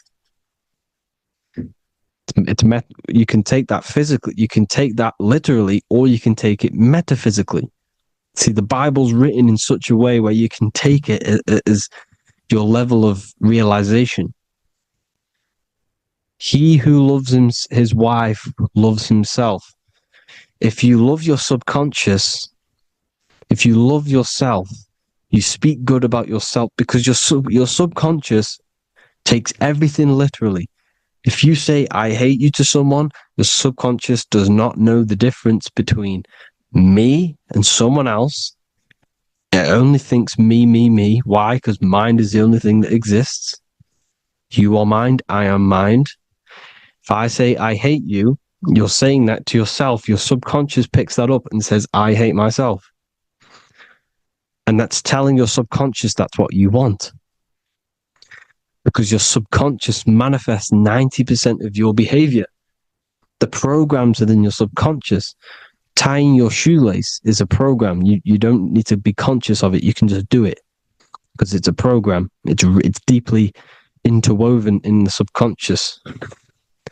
Driving your car, texting on your phone. You don't have to think about what letter. You just do it because you know where the letters are. It's a program. Therefore, if you look after your subconscious, they are a married couple. It's your wife. Your subconscious is your wife. And it manifests 90% of your daily basis thought patterns, actions, behaviors, emotions, all the things that you all the trauma that you've experienced is stored within your subconscious, which is affecting you. So let's say you were in a car crash 10 years ago and you had a really traumatic event, you really hurt yourself, and you had a very, very, very strong emotion that you felt of pain. That will still affect you today. And why? Because it will manifest into your behavior. How? Well, you'll be cautious of what cars to go in and who. You'll be cautious because of that event that stored within your subconscious, because of that feeling you felt was so painful and so strong. It's still manifesting into your behavior today. For example, you won't go in certain cars, you won't go with certain drivers. The subconscious stores everything, all your memories, the programs, and everything. So if you trick your subconscious, that's how you manifest your life. To trick the subconscious, you already have something.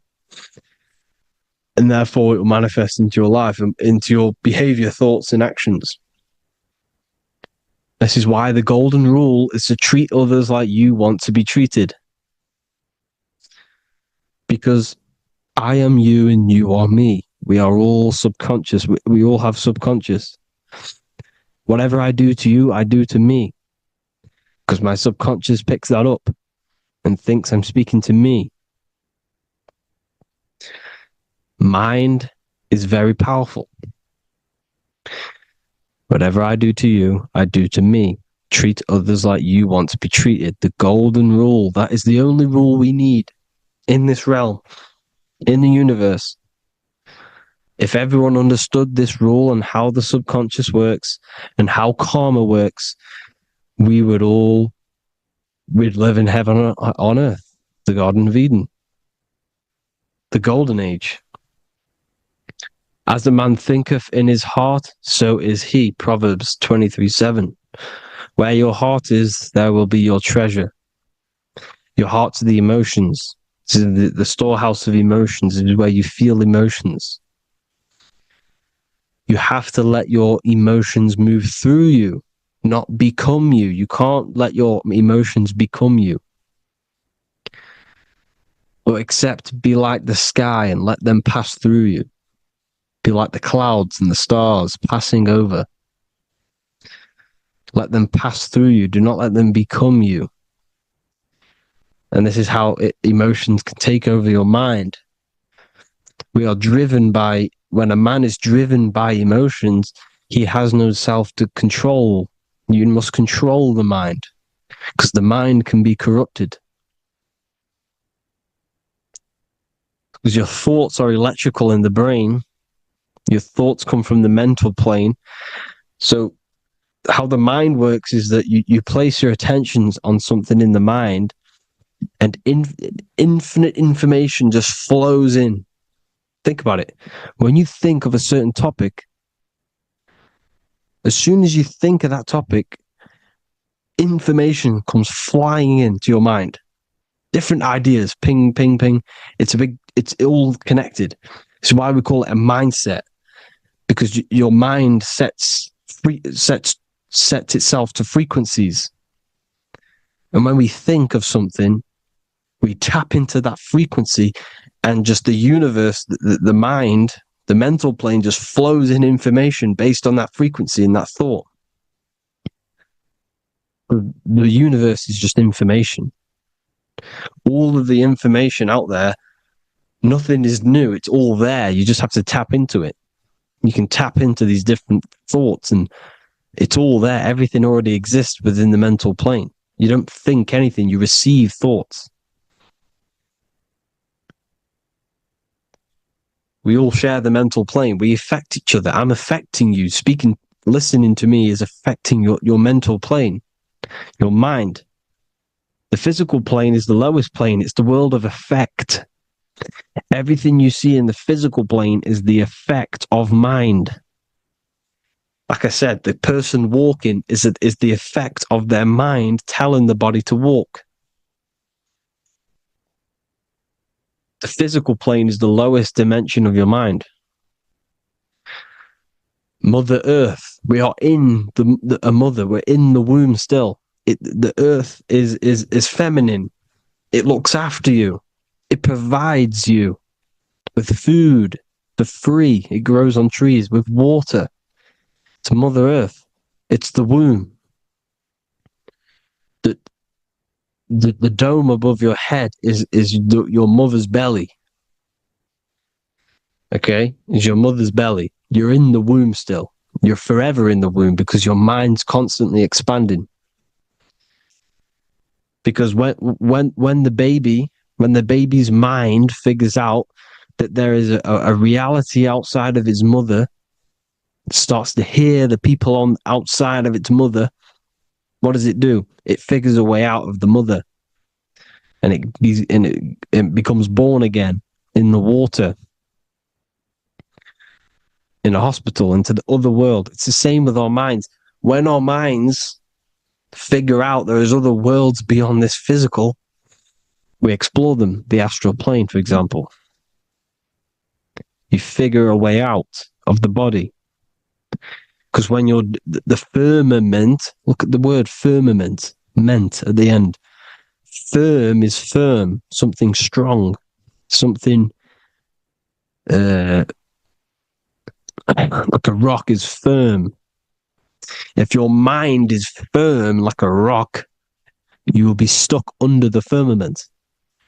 So, for example, people who are very programmed and can't think outside the box, they have a firm mind, and they'll be stuck under the firmament, because your mind is the only thing that's keeping you under the firmament.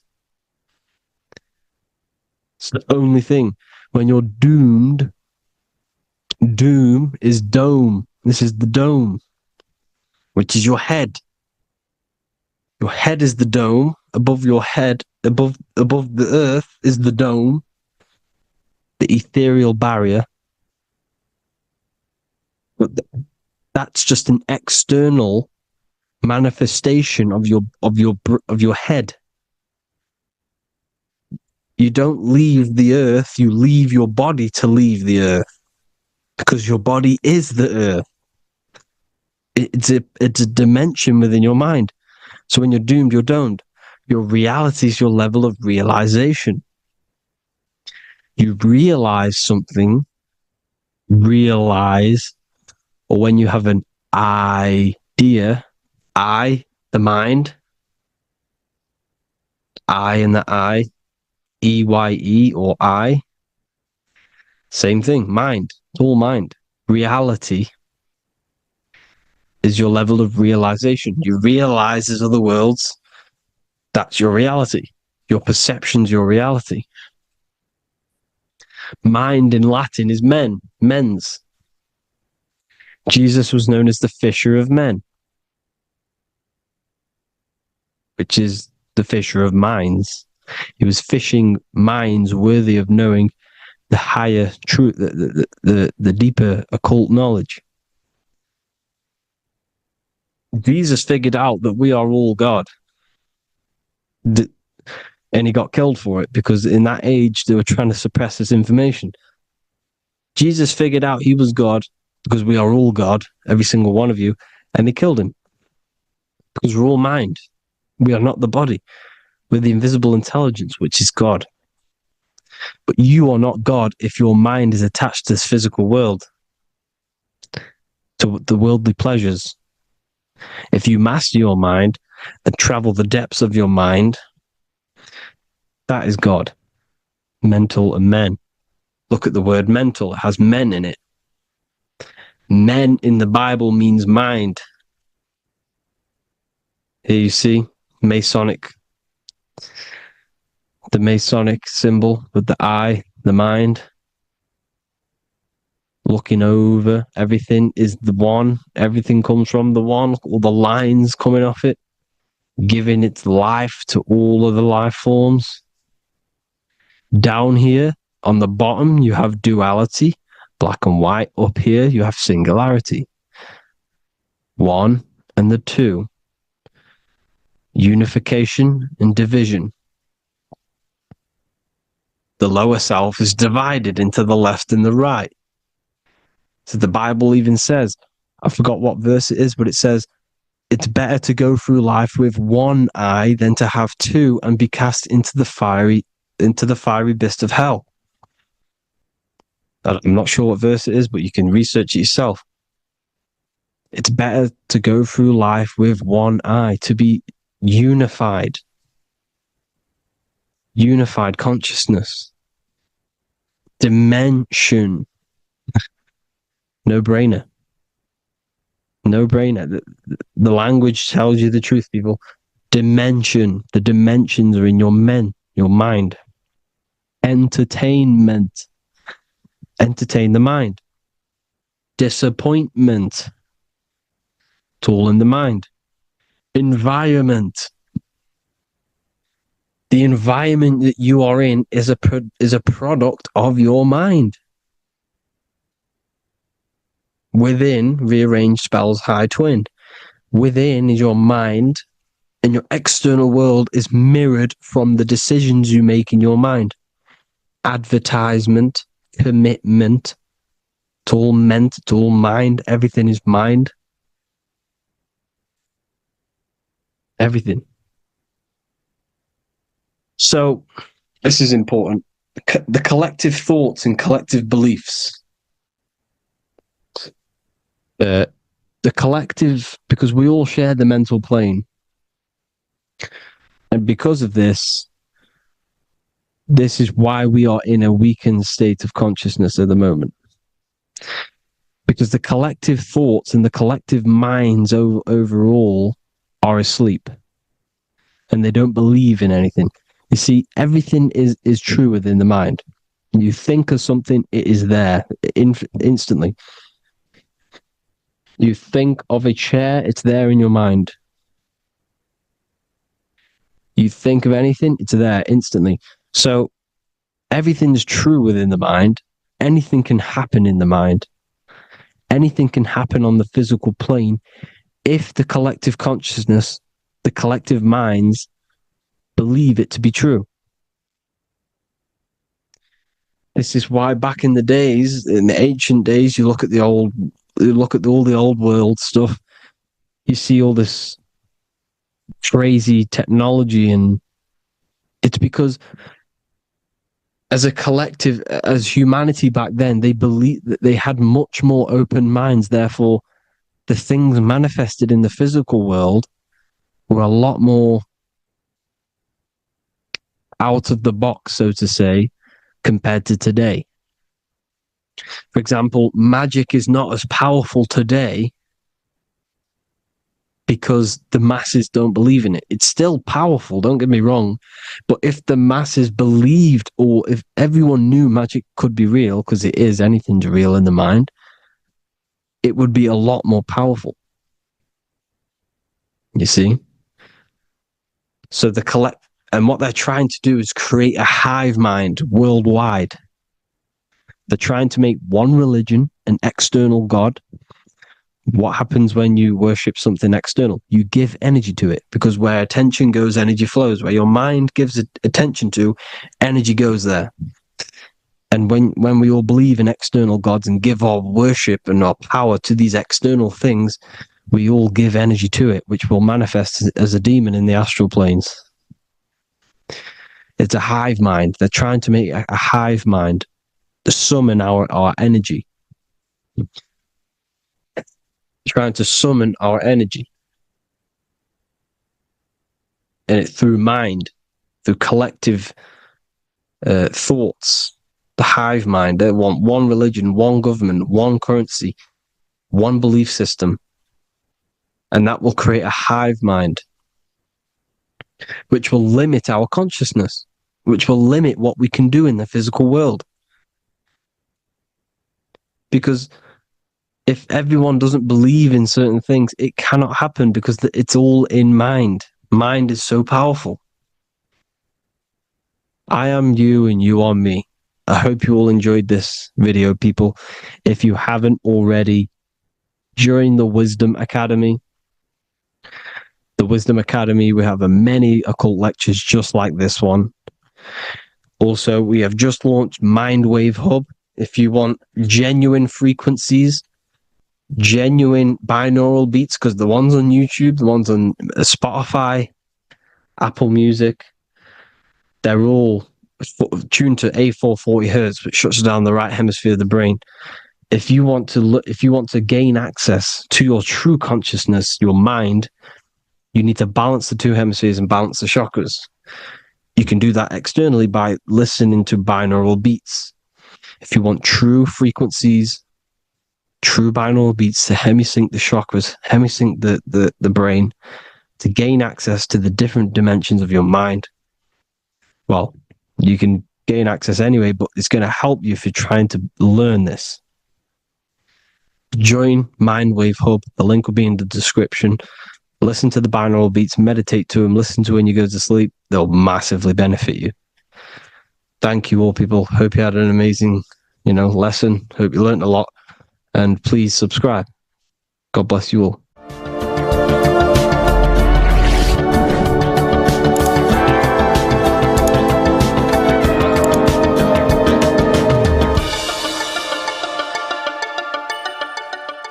Welcome to Revival of Wisdom. Welcome people, we're back with another video. Please make sure to hit the like, the subscribe button, and turn on notifications to never miss a video. The Vatican is a giant key from a bird's eye view, and it also contains an 8-pointed star. The Anunnaki Sumerian gods also depicted this 8-pointed star. The sky god Anu from the Anunnaki also uses the 8-pointed star for his symbol. And even Freemasons depict an 8-pointed luminary with a ladder and a key. This is symbolizing the key to ascension up to the 8-pointed star, which is Polaris. Polaris is always depicted as an 8-pointed star. Polaris is the standstill star at the very center of our realm, which is perfectly aligned with the North Pole.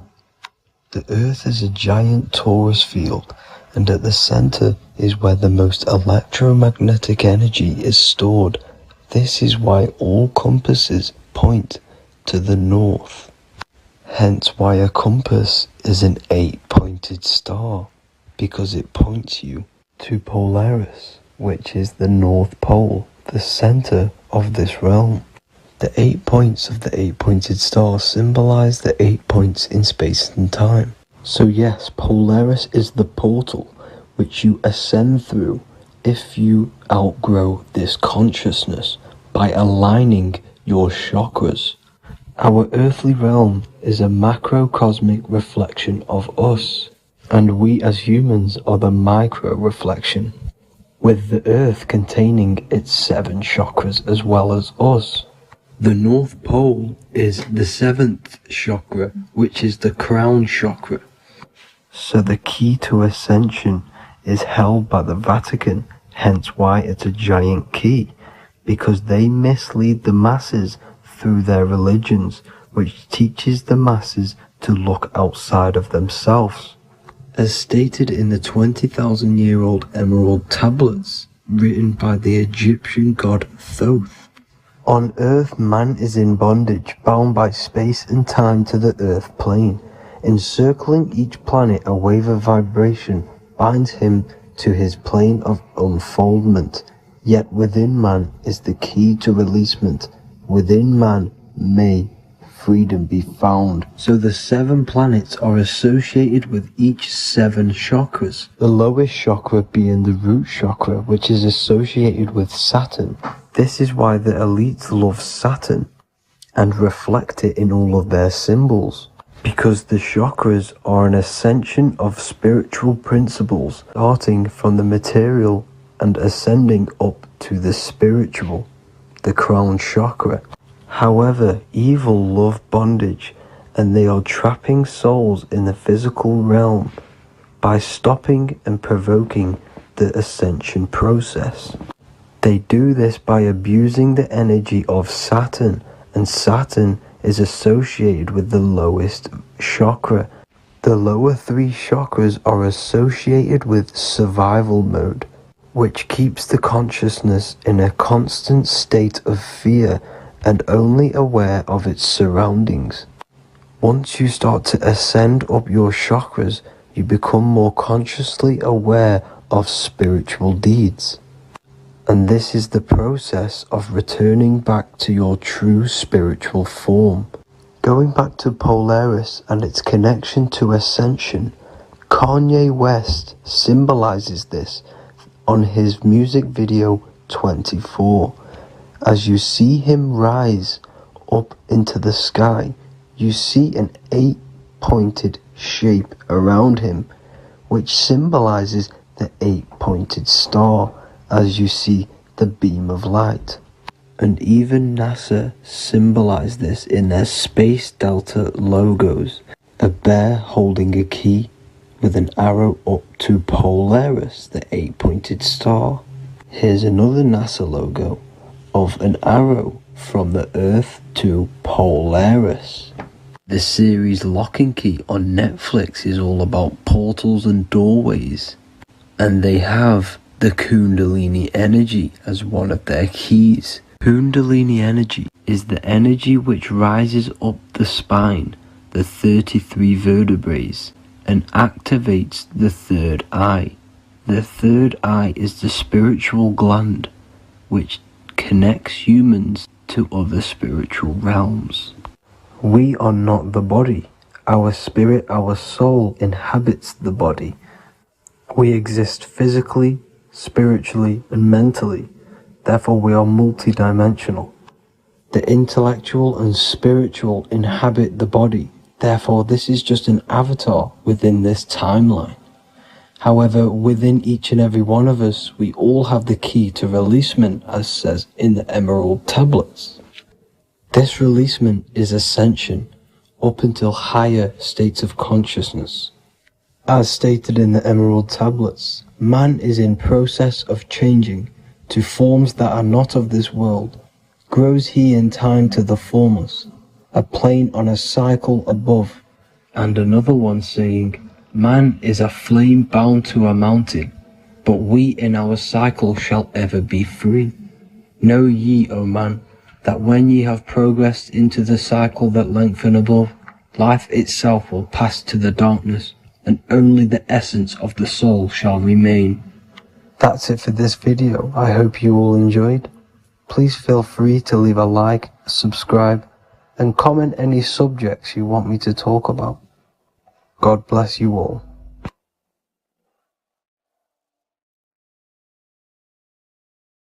Welcome to Revival of Wisdom. Today, we're going to be talking about portals, portal symbolism, what portals are, okay, and how they show them to us, because they have to tell you the truth, guys. This is the thing with the universal law. They have to tell you the truth.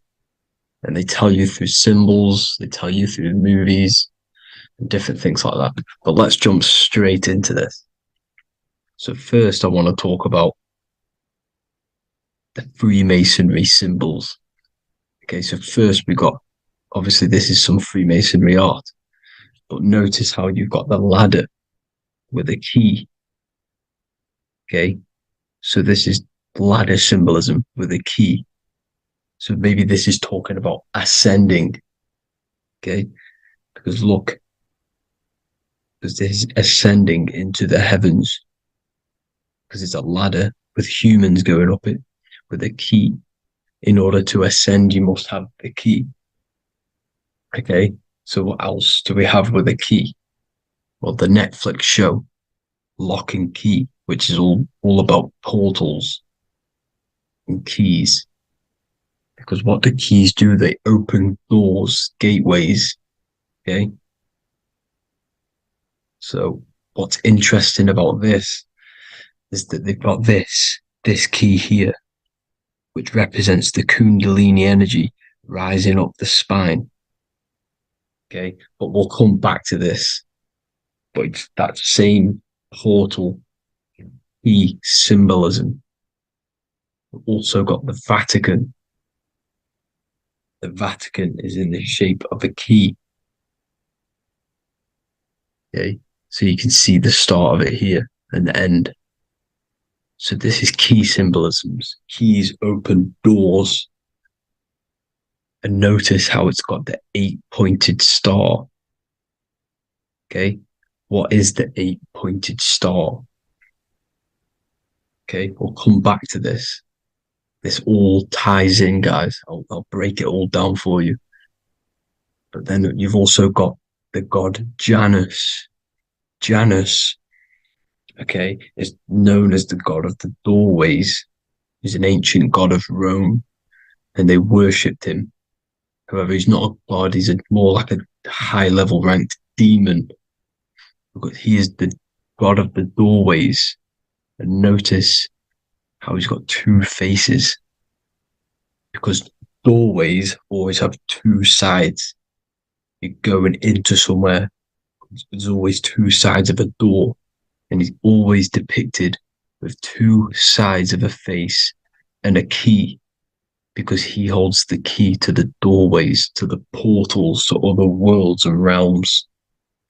Okay, as you can see, he's always got two faces and a key. Okay, so now we have the Sumerians, the Anunnaki, and they are always depicted with the two faces.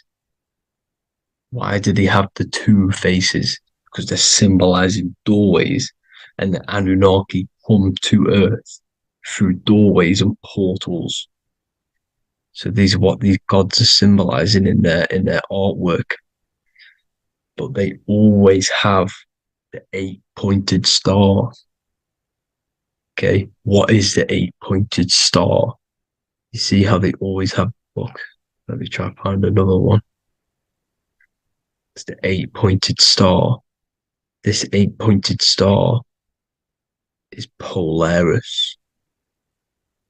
Okay? Polaris, just like the Vatican, has the 8-pointed star with a key. Polaris is the center star. Polaris is a fixed star. It doesn't move. Okay? So the Anunnaki symbol is also the 8-pointed star.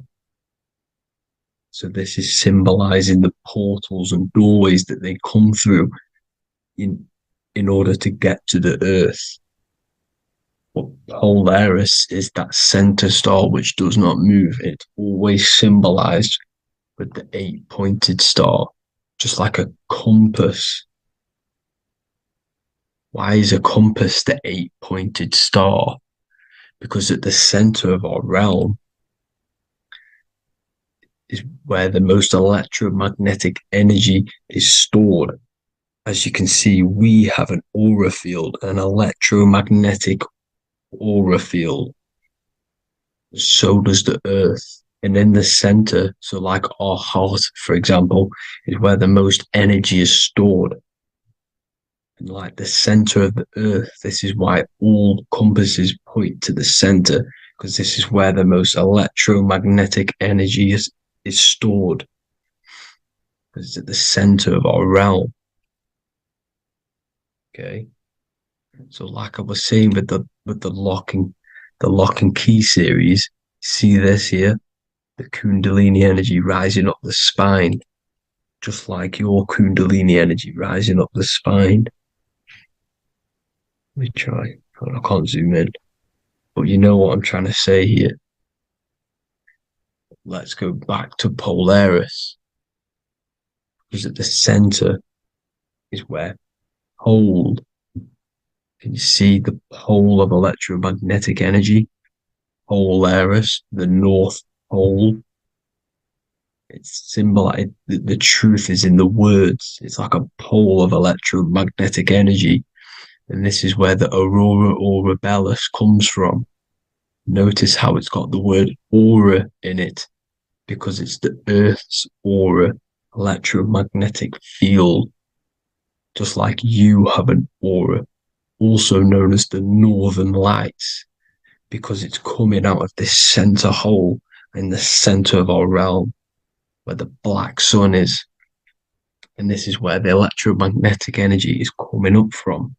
And this is what the aurora borealis is, or the northern lights. It's just electromagnetic energy. And it's symbolized through our symbols, the original O. Okay, because it's like a pole through the middle. Polaris. So this Polaris is the sky vault. It's the portal into this realm, because this is what the Anunnaki are always talking about, always symbolizing with the 8-pointed star. And just like a compass is the 8-pointed star pointed to the center, to Polaris. Okay. See here on the Sumerian tablets with the 8-pointed star again. And how we know it's talking about portals with this 8-pointed star is because CERN 666 are opening up portals to the underworld, letting in demonic entities into this realm. How do we know it's a portal? Because their Hydra Collider has 8 points, just like the 8-pointed star. So they are creating synthetic portals to the underworld to let these demonic entities into our realm. But what is the key? Because if we're talking about ascending through Polaris, notice how here on the masonry art, this luminary here, so this is the sun, that's the moon, this is Polaris, because it's a luminary with what? 1, 2, 3, 4, 5, 6, 7, 8 beams coming off the luminary, just like the 8-pointed star. So you see the ladder with the key going up to Polaris. It's symbolizing ascending out of Earth. So what is this key that they're keeping from us? Because it's a human holding a key going up the ladder to Polaris. Well, chakras. We have 7 chakras. Okay, so this is what they are telling us in the lock and key symbolism. The Kundalini energy rising up the spine. Okay, just like they have 33 vertebrae on the back of your spine. Okay, this represents the Kundalini energy going up your 33 vertebrae, just like in Masonry has 33rd degrees. Okay, so what is the key? Your chakras. Your chakras have to be unlocked. Okay, you have to unlock your chakras, and you can't unlock this one without going through this one. You have to go through them all. It's like a ladder, just like Jacob's ladder. You can't go from the bottom to the top. You have to unlock each one. Okay, just like you have 7 chakras, you have 7 layers of your aura. Okay, you have to unlock your chakras to the highest point in order to reach Christ consciousness. And this is the key that they're talking about. They're symbolizing the organic portal within each and every one of us to ascend out of this realm. Okay, so this is the key that they're talking about, and they're holding back this knowledge to keep us trapped in this 3D realm. Okay, so like I was saying with the 33 vertebrae and the Kundalini energy coming up the spine, 33 vertebrae, you can see this sort of symbolism going up to the light, because it's the light. You see here, your crown chakra turns on and becomes enlightened, just like the Illuminati symbol. Can you see it? But also, Jesus also died at 33. So this is symbolizing, okay, they're symbolizing the death of the ego, the body. So once you open up your chakras and reach Christ consciousness, which is your 33rd vertebrae, once your Kundalini energy goes up your 33rd vertebrae, your body technically, not physically, but spiritually dies, because you then become formless. You reach Christ consciousness. So then you can travel other worlds. Okay. This is what they're talking about with Vatican, 8-pointed star, and the key. Janus with the key. The Sumerians with the 8-pointed star. Anunnaki, the 8-pointed star. Polaris, 8-pointed star. So Polaris is the way out of this realm, which is at the center. Pole, North Pole. Okay, so the key is that they're hiding from us is the knowledge to unlock our chakras. Okay, and without this knowledge that they keep from us is trapping our souls in this reality to keep reincarnating.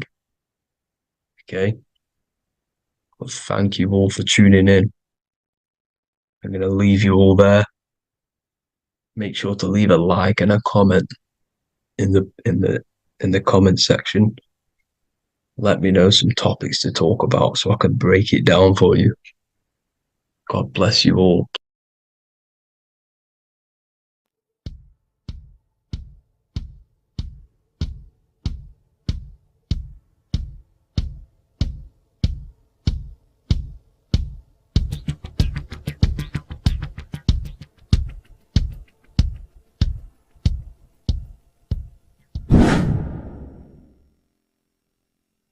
What is good, people? How are we all doing? Today we're going to be talking about the different planes of existence, the occult side of the world, the things they don't teach you in school.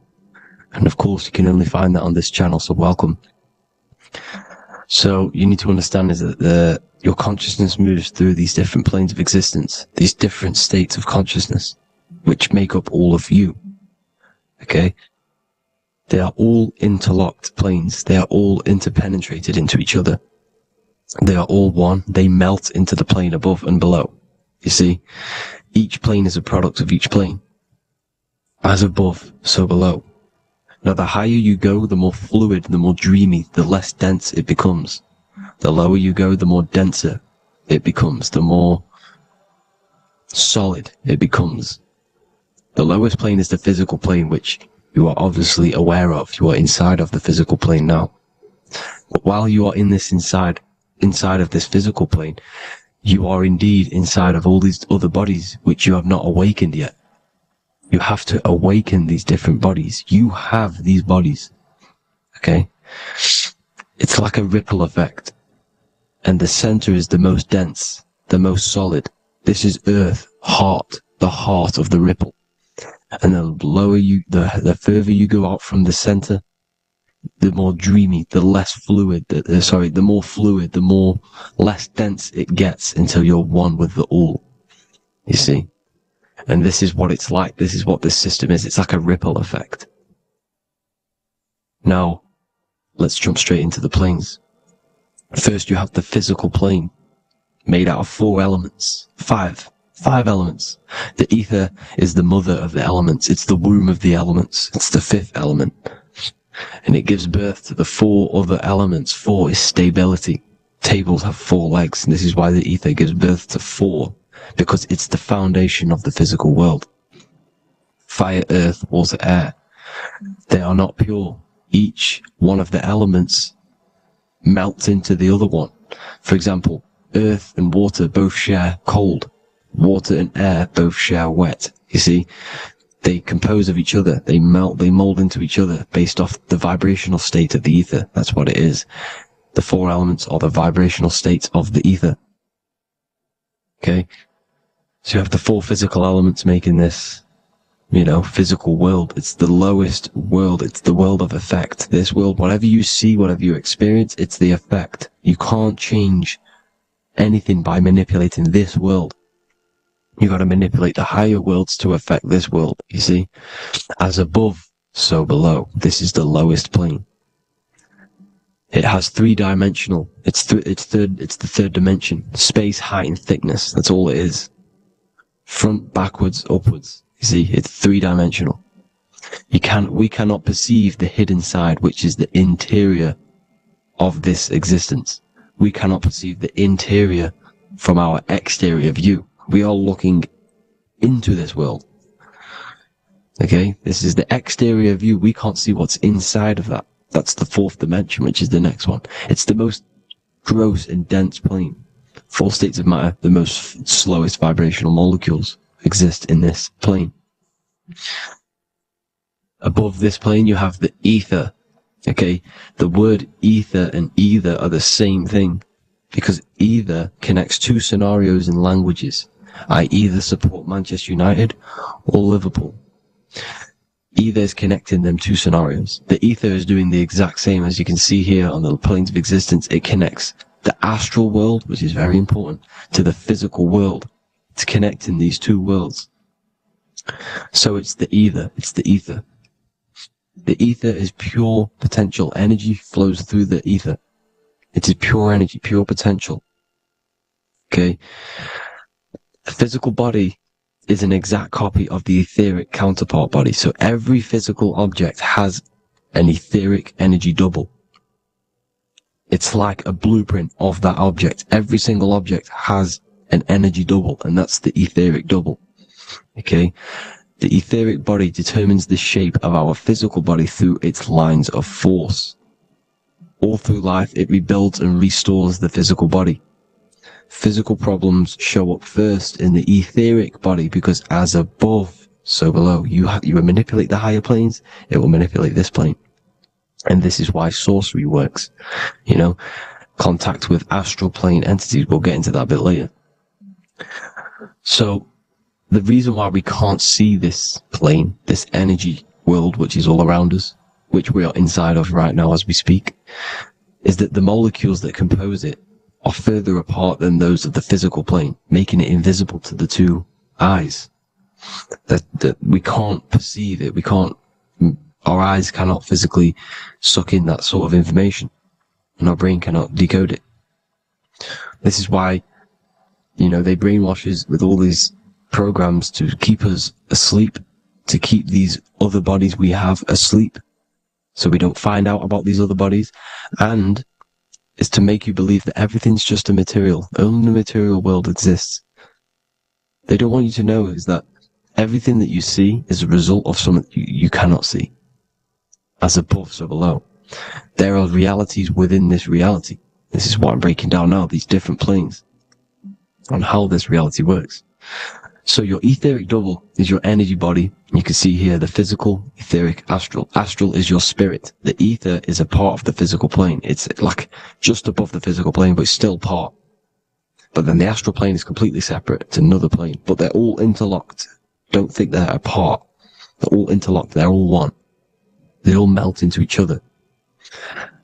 The chakras that we have are inside of our etheric body. They are our sense of organs which tune us to the fourth dimension. These 7 chakras connect us to the astral world, the fourth dimension. Okay? They are points for the flow of energy from the universe / 7 planets, because the 7 chakras are your 7 planets, and the 7 planets are connected to the astral world. They are feeding these 7 centers in our body. They connect us to the universe, to our etheric counterpart, and then to us, supplying the physical body. Because the energy comes from above. As above, so below. These 7 centers, these 7 etheric chakras, are being supplied with energy from the universe, the 7 planets, the solar system. Then it supplies the physical body. You see? So, the ether is very important. And this is, that the ancients understood the science of the ether, and they could, harness free electricity from it, because it's all around us. The ether is all around us. And this is what they were doing. They were harnessing free energy using the ether. The astral plane, the fourth dimension, very important plane. Very, very important. We've all been there. Every single one of you has been there. Okay? The fourth dimension is unseen of what we see. It's the interior of the exterior that we see. We see the third dimension, but we cannot see beyond what's making this third dimension. This is the fourth dimension. Okay? It's the dream world. This is where you go when you dream. Okay? This is where you go when you dream. It's the place of disembodied spirits or ghosts, entities, whatever you want to call them. When you hear ringing in your ears, that is not tinnitus. That is an entity around you. Okay? That is an entity around you. The fourth dimension is where thought forms exist. Mental images. Thought forms as in what you see in your mind when you think of an image, because the mind is the highest plane of existence. Mind is the highest plane of existence.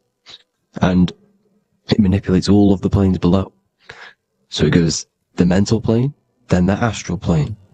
So the thought is in the mind, the mental plane. That just the thought alone, no image, but then the form depiction, the thought form exists. It manifests in the astral plane as a sort of image, an entity, a living conscious being. So this is why thoughts are things. You see, thought forms exist within the fourth dimension. So when you imagine something, when you are, for example, right now, look into your hand and imagine there's an apple in your hand. If you can see that, you are seeing into this fourth dimension. You can only see into this fourth dimension using the mind's eye, not the 2 eyes, the mind's eye. When you shut off the 2 eyes into darkness, the third eye opens. The mind's eye is open. And you can see, this is astral travel. You got to work on astral travel. And you will see this astral plane, this fourth dimension. And there are 3 different sections to this astral plane. Higher, middle, or lower. So yes, there is a kind of a heaven and hell, and a mid-God. Heaven being the higher vibrational entities manifesting higher vibrational thought forms existing there, the lower vibrational thought forms existing in the astral plane. But these thought forms are beings. You can create these beings. They're called elementals. Okay? If you entertain specific thoughts for long enough, this will plant a seed and it will grow. So for example, you have a bad feeling or whatever, what's a good example? Unforgiving someone. You keep that energy inside of you for long enough, it will manifest in the fourth dimension. You entertain that thought long enough, it will manifest. And it will create an etheric body, and it will be an entity which will harm you. It will feed off you. This low vibrational energy. Your mind is so powerful. It creates thought forms, and these thought forms can take consciousness, can take bodies, etheric bodies. Now, that's why it's very important that you master your mind, master your thought patterns. So this fourth dimension is the astral world. So when you have a nightmare, this is the lower astral plane. You're in the lower astral plane. Whilst this physical body rests at night, your consciousness, you awaken this other body, your consciousness goes inside of this other body, whilst the physical body lays asleep. You see? So it's all inside of you. This is what you need to understand. You just haven't awakened these bodies yet. You can awaken them. You just got to awaken them. Okay? The next is the mental plane. This is the mind, the source, pure cause, pure motion, the most less dense, the most fluid. No form. There's no form to the mind. Astral plane is the first plane where a form takes existence, pretty much. The mental world has no form. It's pure mind, pure intelligence. Thoughts alone exist here without any images or manifestation. The most fluid, the most dreamy, the most causal plane. All of the rest take the effects of this plane. That's why it's mind over matter. Your thoughts they create vibrations. Each vibration is vibrating on a specific frequency, which creates mental images, creates effects down here on this physical plane. This is why it's so important to master your mind. Master what you think. Master your mind.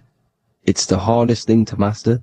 You could conquer the world, but it's probably harder to conquer your own mind than to conquer the whole world. I can promise you that, because the mind can play tricks on you. You got to listen to that inner guide within you that will constantly manifest the good things. So anyways, people, hope you learned a lot from this. Please work on trying to activate these other bodies. I will maybe do another video on trying to activate these bodies if you wish. Please comment down below if you would like to see that. And have an amazing day. Please like, subscribe, comment down below any video ideas you want me to do, any information you want me to spit. Thank you all. Have an amazing day.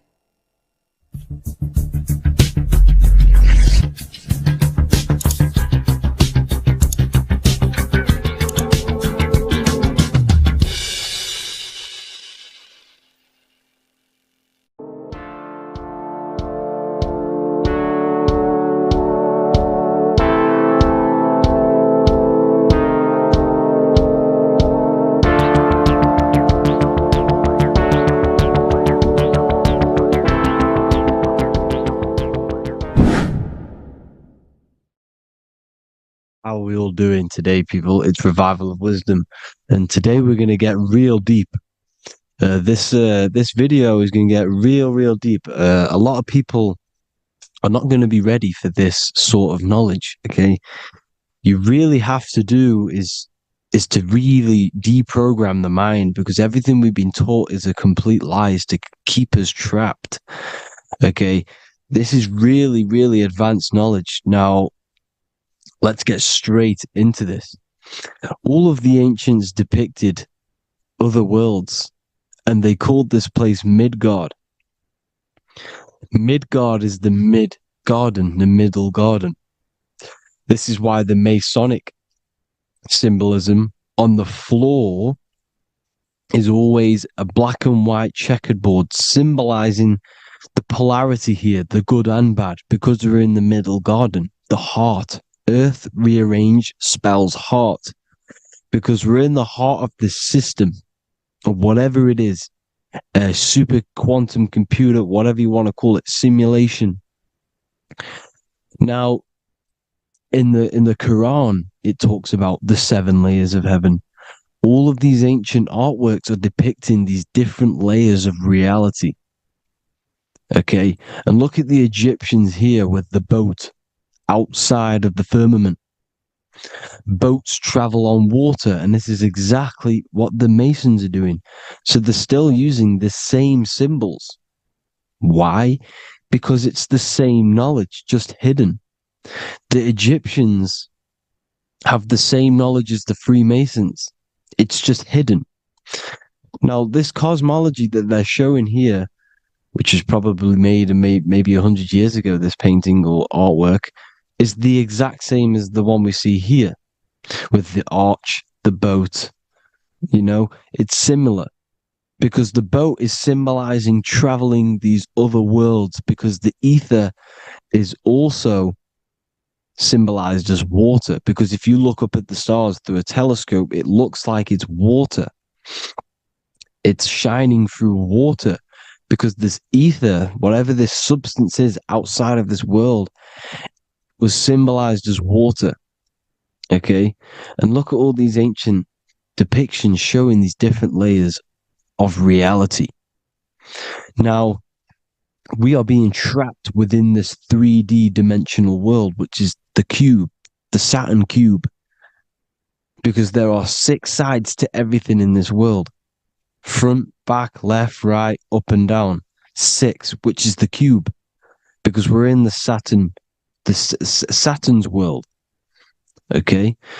Now, always been depicted as a tree of life, the tree of the universe has always been depicted as this tree. Because let's get a bit deeper. Now, the cosmology of this reality is the sun, the moon, and Polaris, always in the Masonic art. The sun, the moon, and Polaris, the all-seeing eye. If you go inside of the temples, of the Masonic temples, they always have this star in the middle, shining light beams. Okay? Look here. The light beams coming from the big star in the middle, which is Polaris. This eye is God. It's God's light shining down from his abundance. Now, when you astral travel, you will see this big ball of light above you, and this big ball of light is God. But you cannot travel towards it until you are pure. It doesn't work like that. You have to become formless. You have to become pure before you can become one with the light. In all these Masonic artworks, it's all depicting the star in the center. This star is Polaris, because Polaris is the way out of this place. And this is why you see the stairway to heaven all the way up to the light beam, the light source. What does it say in the Bible? God is light, because everything is made out of one substance, and that substance is light. And it symbolizes the eye, because God is an eye. All things that are alive have an eye. And we all say, I am. We all see these realities through eyes. God is an eye. He's the all-seeing eye. He sees all things at all times. And he is projecting this light. And this light comes down to create all the different levels of the worlds. And this is what the 2 pillars symbolize the number 11. 11, the number 1, is just a vertical line. It's the 1. It's a 1 point. 11 symbolizes the mirror nature of reality. Everything's mirrored. As above, so below. Now, the 11 also symbolizes openings, doorways. And as you can see here, an opening to the all-seeing eye. And you see it here again, an opening to the stairway all the way up to the light. This light is the light of God in the astral worlds beyond this world. Now, Polaris has also been symbolized as the UFO. They put the truth in plain sight. So, you know, in the films, how the UFOs suck people up. That's what Polaris is doing. If you ascend beyond this world, if you do not ascend beyond this world, you will be reincarnated in this world. The whole thing is to outgrow this consciousness to the plane above. And I'm not just making this up. I'm going to be bringing in scriptures after this. But you can see with the Christmas tree, we always put a high, big star at the center, at the top, which is the star of Polaris, which is exactly what the Masons are doing here. The star at the top. And it's on top of our Christmas trees. And all of these symbolize the other stars, because Polaris is the most high star. And all the other stars are wrapped around the firmament lower than Polaris. And that's exactly what the Christmas tree is. And it's a triangle. It's a triangle, just like light beams travel from one point in the triangle, just like the all-seeing eye. It's a triangle. The light is coming from one point and sending its rays downward. You see, it's kind of like you see here with the water. And the lower you go, the darker it gets, the more evil it becomes. And this is what the ancients would call hell. Now, this all-seeing eye is Polaris. And below Polaris is Mount Meru, the North Pole, the magnetic North Pole. The Tower of Babel, which is in the Bible. The etymology of the word Babel, Ba meaning spirit, which gives the ability to move the soul through the worlds, which is that's the ancient Egyptian description of the word Ba, meaning of the word Ba. You have the Ka, the Ba, the Ak, but the Ba is the one that gives the ability for the soul to move through the worlds. Your soul can't speak into a world without incarnating into it. Now, the Tower of Babel symbolizes Mount Meru because it's the word Ba is the spirit which gives the ability for the soul to move through the worlds. The Tower of Babel is the magnetic North Pole, Mount Meru, which gives the ability to move through these different worlds. And you can see the ancient Tibetans always showing this depiction of these different worlds coming from the center. Because we have to ascend our consciousness. It's not about how good you are to reach heaven. It's about how you expand your consciousness, you expand your mind. So they teach now that you have to be good in order to reach to heaven. It's about expanding the mind, expanding your consciousness to these different planes, these different realms. So that's what it's about. And Jesus was known as the fisher of man. Now, Jesus is a massive part of this. He was known as the fisher of man because he was fishing. He could have been fishing. He could have been one of these deities that had come down from these different higher realities and pull people up.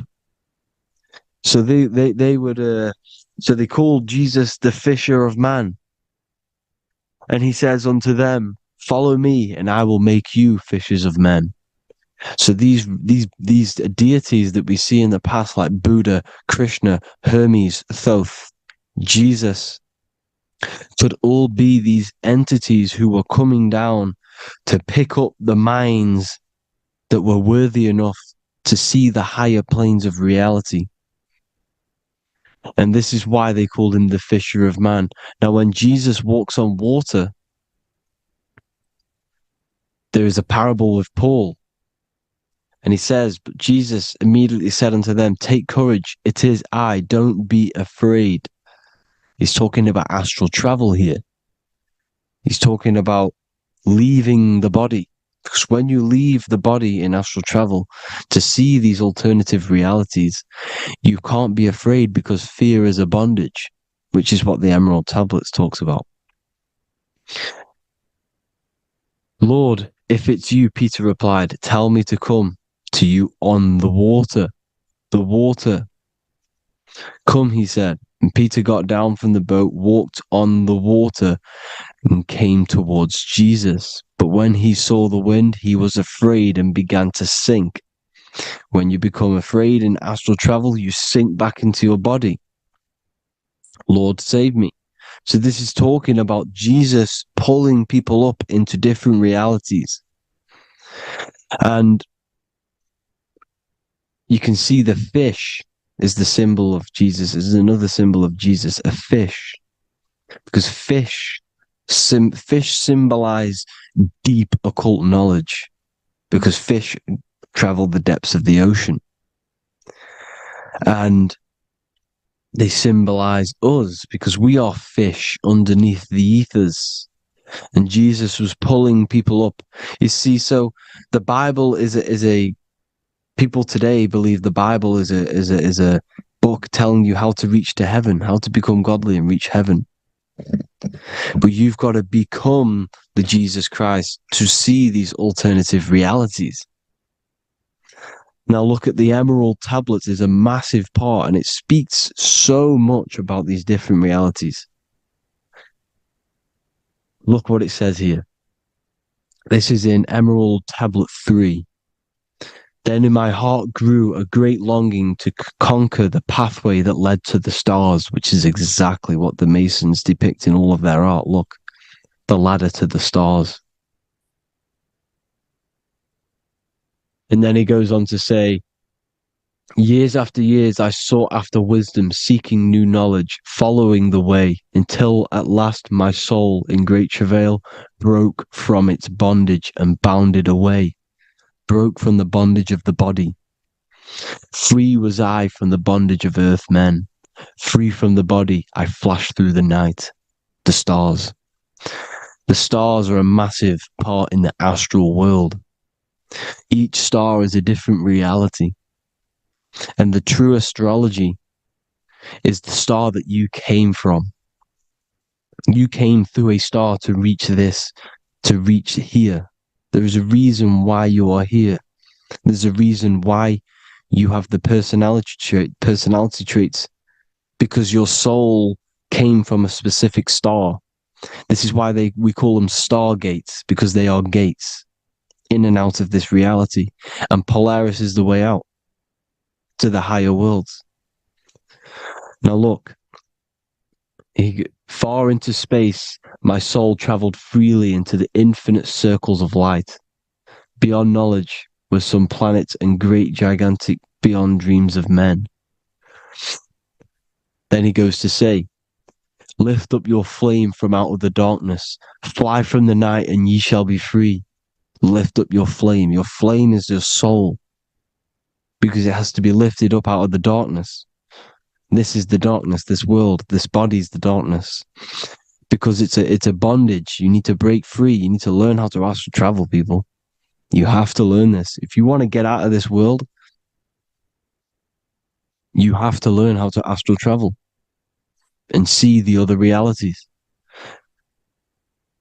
Traveled I through space-time, knowing my soul at last was set free, knowing that now I must pursue wisdom until at last I pass to a plane hidden from knowledge, known not to wisdom, extension beyond all that we know. So he's talking about he went to a place where we cannot even comprehend here, a place that is not even known to Earthmen. He's telling you he's ascended out of this world to the planes that are beyond. And it says here in the Emerald Tablets, man is in process of changing to forms that are not of this world. Grows he in time to the formless, a plane on the cycle above. Know ye must be one, ye must become formless before ye are one with the light. The light, the same light that I was talking about, the Masonic light with the triangle, God, the one source. Ye must become formless before ye are with the light. Formless, you have to leave the body. You have to leave the body. You have to gain the ability to leave this body and travel to these other worlds. Now, it says here, not as man am I, for free have I become of dimensions and planes. In each I take on a new body. In each I change my form. Know I now that the formless is all there is of form. You see, all things created come from the things that, all things that you see come from the things that you cannot see. All of us have the same spark of consciousness, the same I am. Every dog, every animal, every human has this same I, this same thing which sees through the eye. It's formless. It takes this formless entity is the same entity of us. We are all the same entity in different bodies. And this entity it was represented as the flame, the cosmic flame, which is inside of all of us.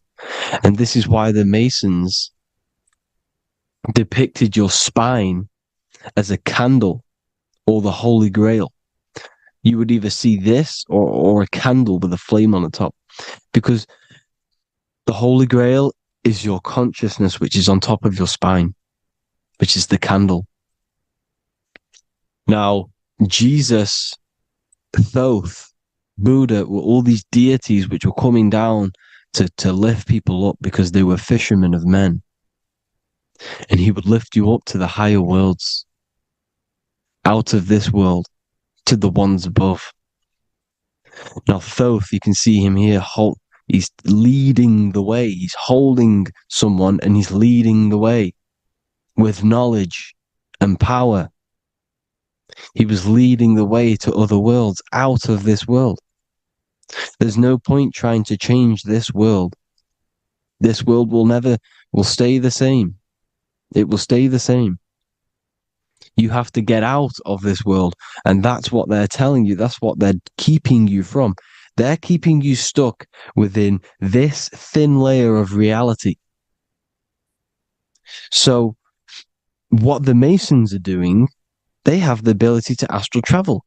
They're living not stuck and bound to one reality, but living within the different layers of reality. And this is what Morpheus was doing in the Matrix. Morpheus was going into the Matrix to go and get Neo, which is exactly what Jesus was doing, pulling up people out of this world to the ones higher. And that's exactly what Morpheus is doing in the Matrix. If you haven't watched the Matrix, go and watch it. It will blow your mind. Everything I'm saying in this video, you will see it. Except that you don't need to use a machine to enter the Matrix. You just use your body. Well, you use your consciousness to leave this body. You see, Neo was also uploading himself into the simulation to pull people out of the simulation. And this is exactly what all of these gods were doing. The fisher of man. Look, he was pulling people up out of this reality with the knowledge. Now, Jesus was always depicted with the mushrooms. Look at all this mushroom art. Mushrooms were literally the origin of Christianity. You can see it everywhere. There's mushrooms in all of the ancient art. Every single one of these paintings you see here, there's mushrooms on them. Mushrooms have the ability to see alternative states of consciousness. Now, if you go and do them and you go to sleep, if you pop mushrooms, you go to sleep and you will wake up in another reality. You will wake up in another reality. Don't try it if you don't want to do it. But if you've got the heart to do it, do it. Eat them and go to sleep. You'll wake up in another reality. And Jesus was handing out mushrooms to the bright minds, to the minds that he wanted to fish out and pull up to the higher realities. He was giving them mushrooms to see themselves in an alternative state, in an alternative reality. This is why there was so much mushroom art, and it's not just ancient Christians. It's Sumerians, it's the Mayans, the Celtics, the Egyptians. All used mushrooms. All of them. Look at all this art. It's on stones. It's everywhere because mushrooms. See, everything in nature is a macro. Look at the form of a mushroom. It's literally your spine and brain. Because they alter your consciousness. Your body is just a radio receiver. Everything that you're experiencing is a program being ran by the central nervous system, and your consciousness is experiencing this program. These electrical impulses of the nervous system, because it's all feeding back to one point, which is the pineal gland. And this is the candle with the light on it. Type in Masonic candle and you'll see it. It's your spine with your spark of consciousness on top of the spine. And it's a mushroom because this sends you to alternative states of consciousness, alternative realities. Now, they were all doing this, the Egyptians, the Mayans. Now, there's more symbolism which goes into this. Look at the Christmas trees we use. The Christmas tree with the presents underneath them. Magic mushrooms grow under trees.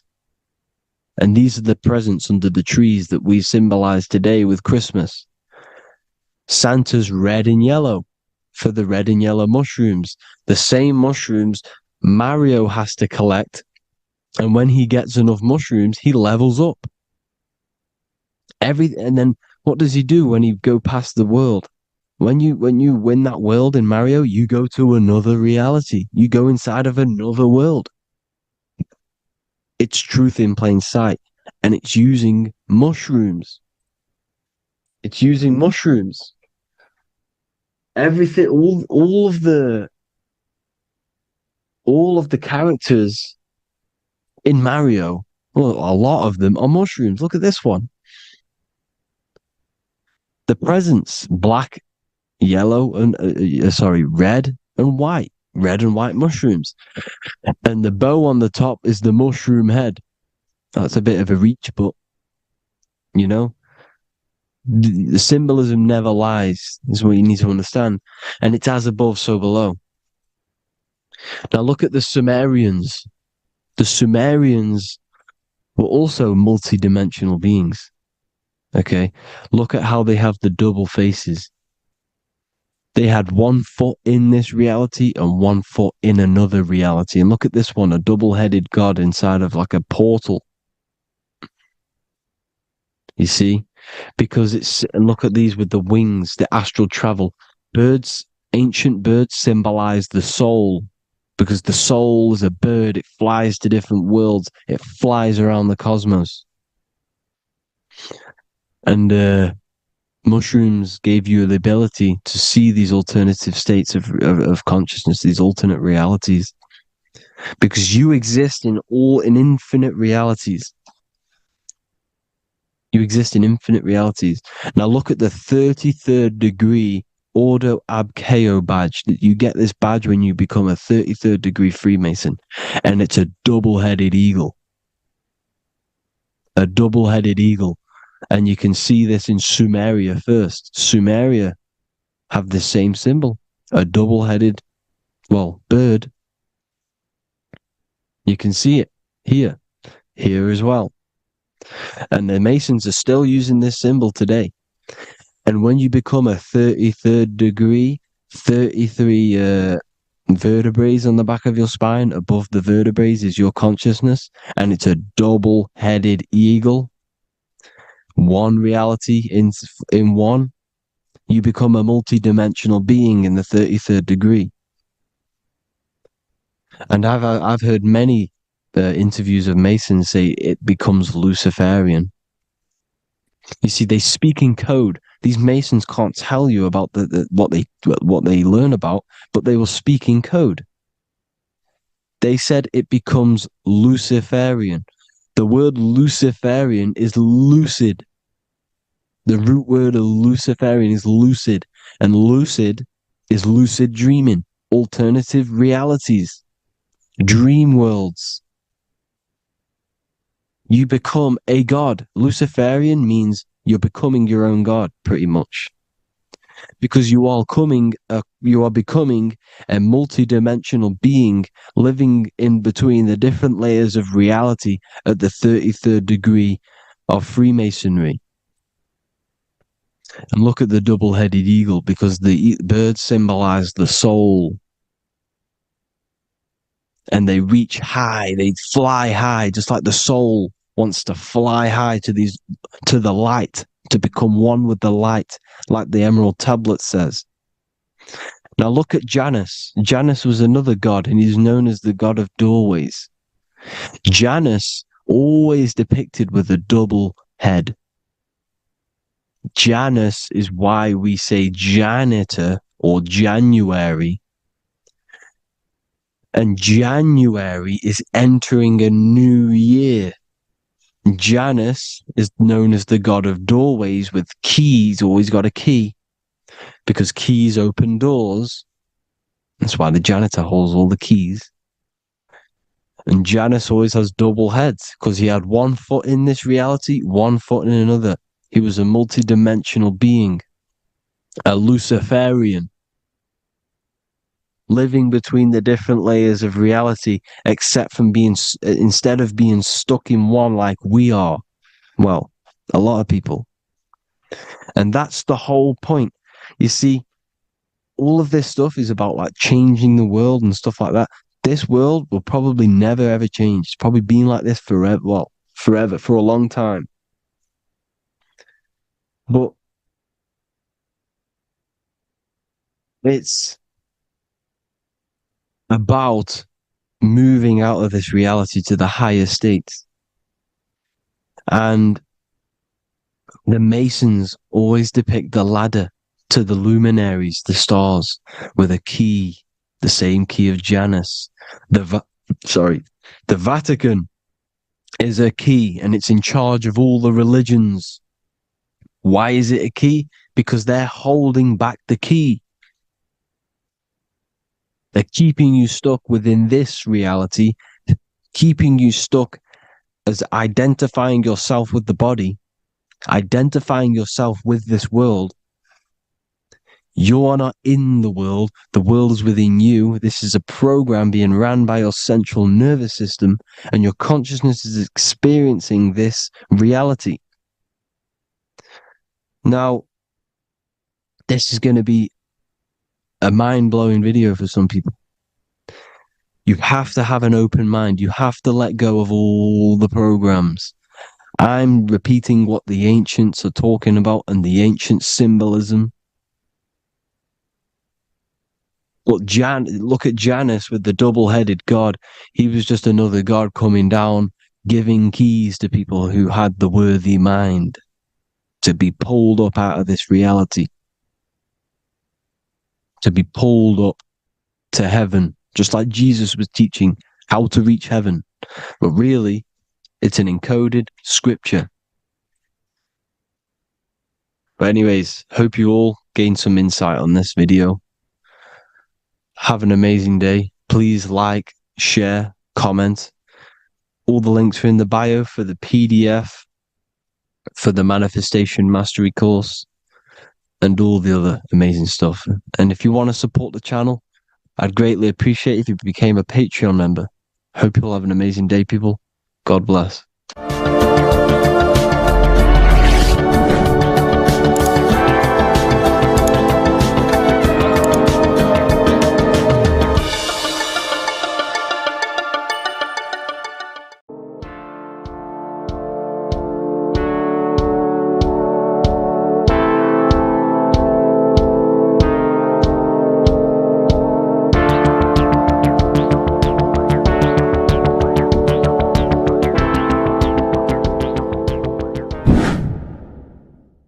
earth has become a realm in order to trap souls within so that they can harness our electricity, our energy.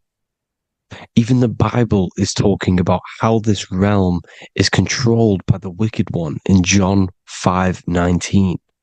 We know that we are the children of God and that the whole world is under the control of the evil one.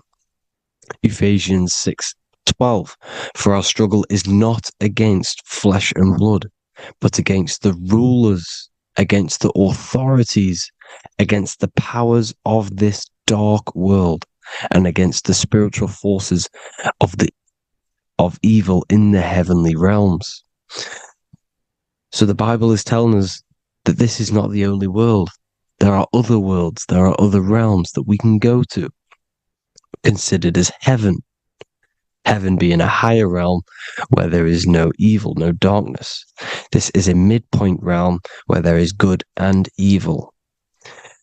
Now, we're going to explain how the soul trap is how it's working and how your soul is being harnessed for its energy and how you are tricked to come back to this realm after death.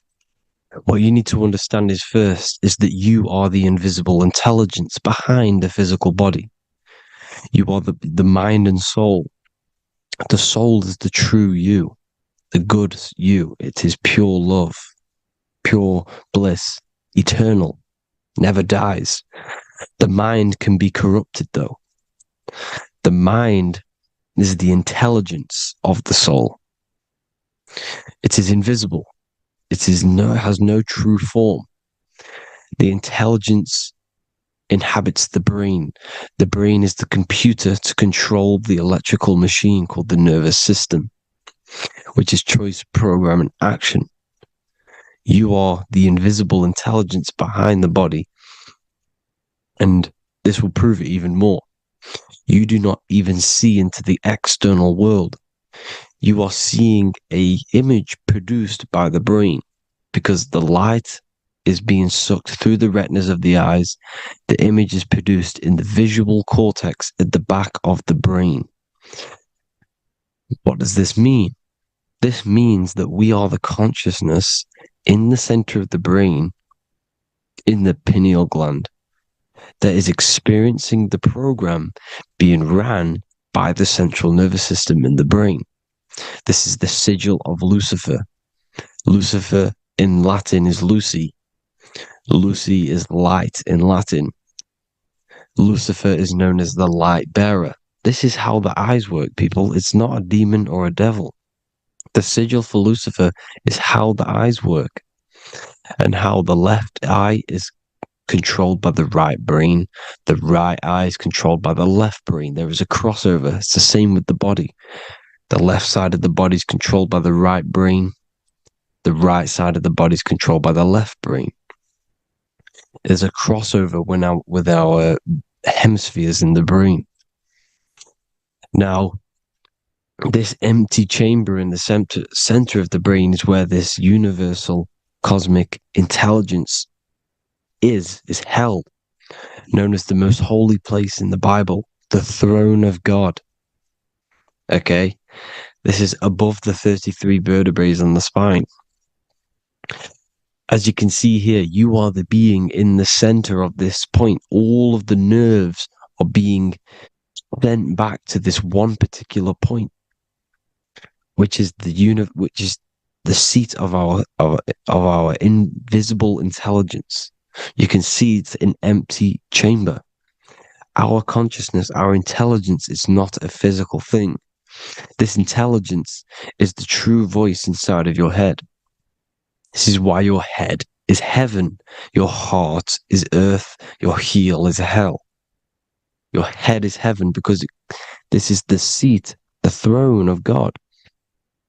God is in heaven because the consciousness, this divine intelligence that's controlling the body, is sat in the center of the brain. The brain is taking commands of this invisible intelligence.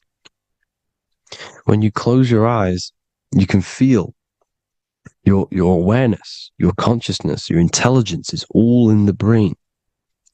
Your awareness is not in the feet, the heart, the legs, the arms. It's all in the center of the brain. Now, if you meditate deeply, you will find that you are beyond the mind. You are the being observing the thoughts. You are the soul observing the thoughts. Now, with this being said, you are the consciousness experiencing the program being ran by the central nervous system in the brain, because you're not seeing into the external world. It's an image. It's a simulated image produced by the brain and the central nervous system. You do not experience the external world. You do not feel the external world. You feel electrical impulses on your nervous system. Your nervous system is decoding what you are feeling.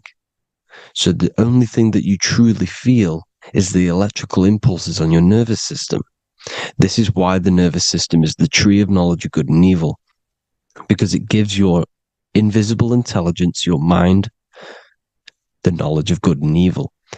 It can detect good things. It can detect bad things. If it's hot, if it's warm, if I need to go, the nervous system is doing this. It is the tree of knowledge of good and evil. Okay.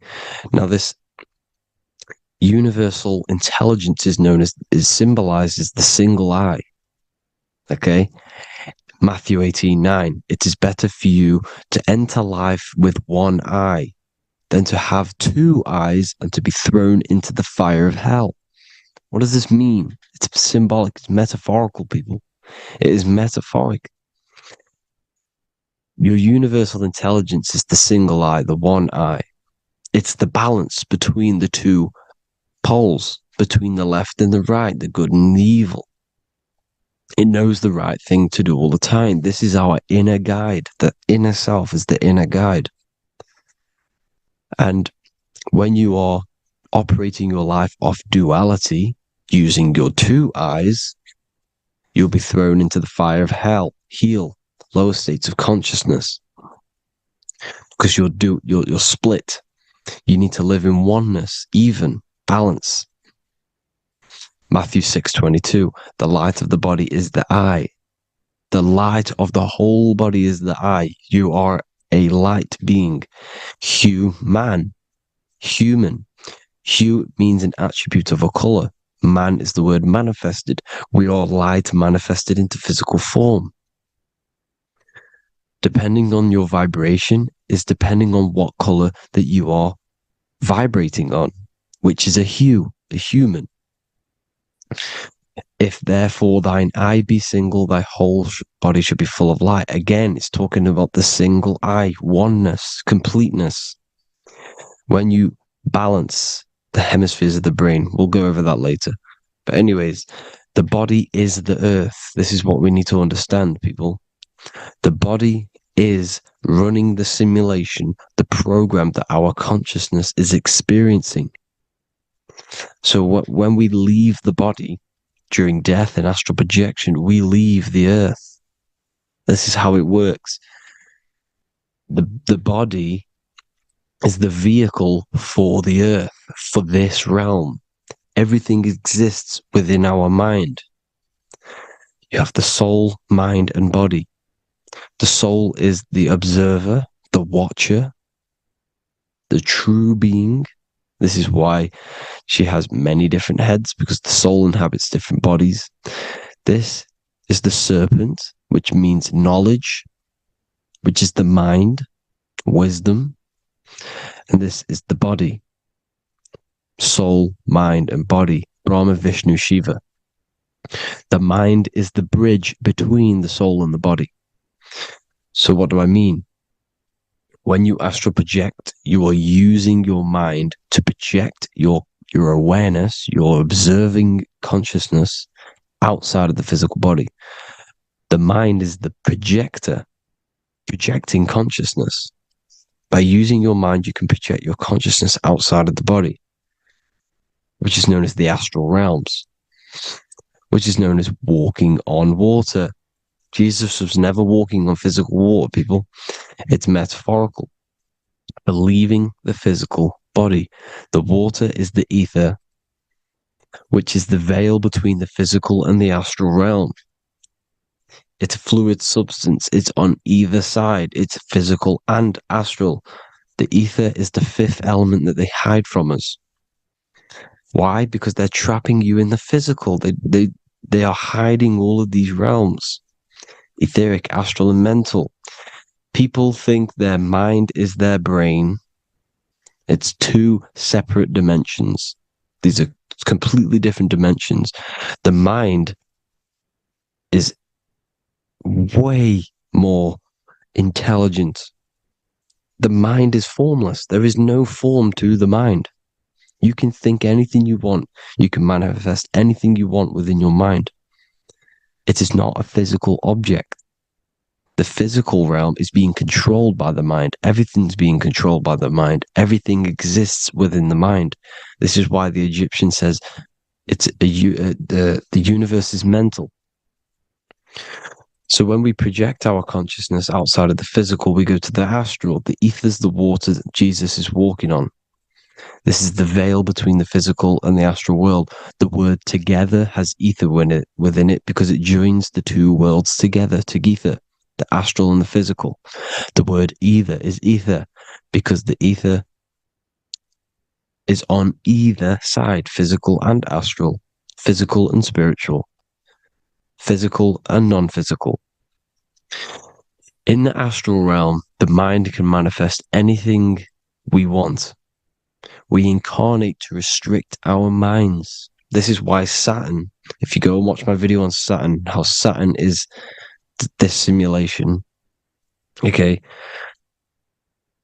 our minds can manifest anything we want in the astral plane in the click of a finger.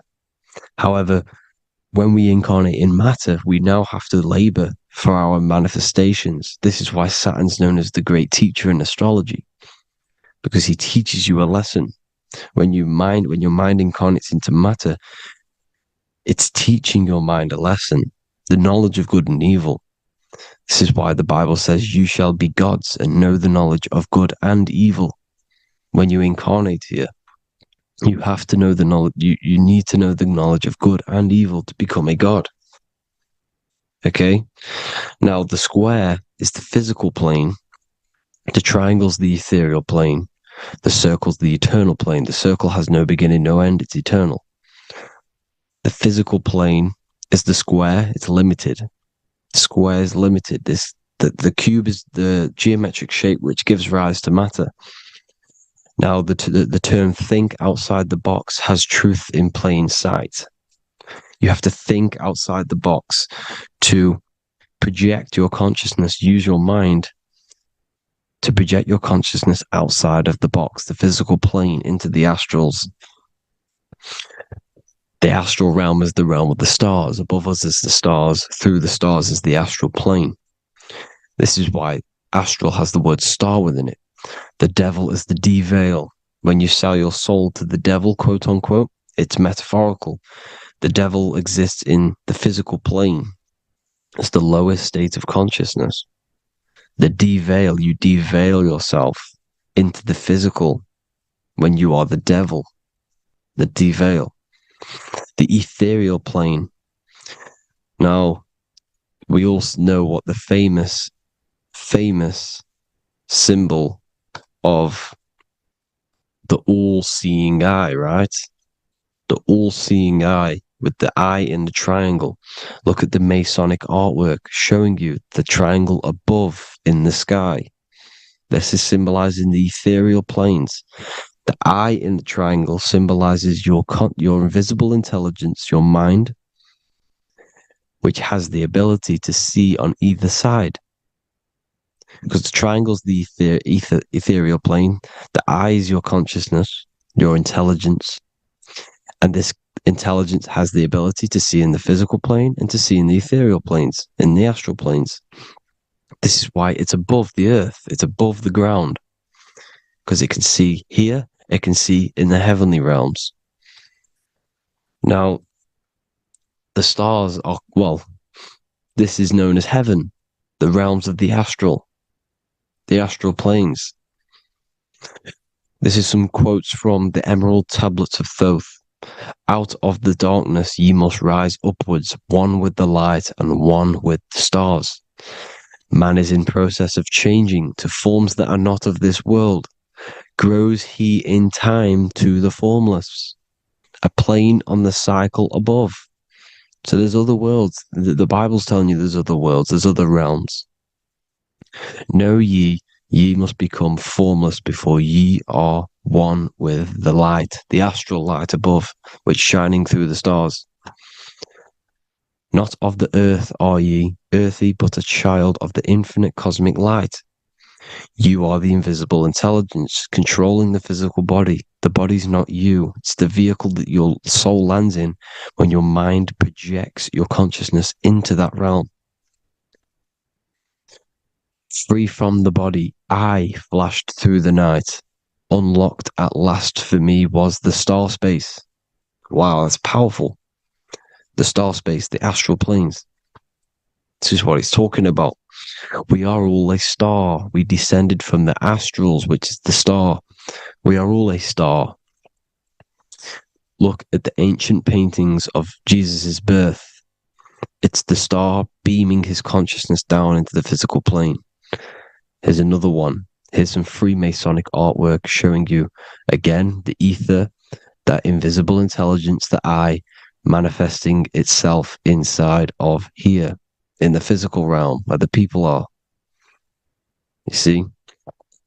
It's the same here. This is Jesus. Here's the bird symbolizes the Holy Spirit, your invisible intelligence, descending into the waters, the ether, the ethereal, everything. The ether's the base of all physical matter. Here's Truth in Plain Sight. Mr. Bean, the famous TV program in England, in the UK. He begins the program like we all begin the program for falling from the stars. He falls down with a beam of light. And this is Truth in Plain Sight. This is false. The aliens don't exist. They're a lie, alien. But this symbolizes the star beaming our consciousness. And when we die, this star will suck us back up. Just like this UFO is doing. It's Truth in Plain Sight. So, this is some more Freemasonic artwork. Going from duality to singularity. Sun, moon, masculine, feminine. Right hemisphere, feminine, left hemisphere, masculine. The consciousness in the center, the balance point. Here's another more Freemasonic artwork. The two pillars, left and right hemispheres, and the invisible intelligence between the left and right hemispheres, the light of the body. This is why light's coming off it. Because it's light, it's pure light. The blazing star. The stairs go from the checkered board, the duality, up to oneness, in between the sun and the moon, the masculine and the feminine. This is symbolizing going into oneness. What did the Emerald Tablet say? You've got to become one with the stars, one with the one with the self. Balancing the two hemispheres so that you can gain, because when the two hemispheres are balanced, you can gain a more deeper connection with your invisible intelligence. Same with the chakras.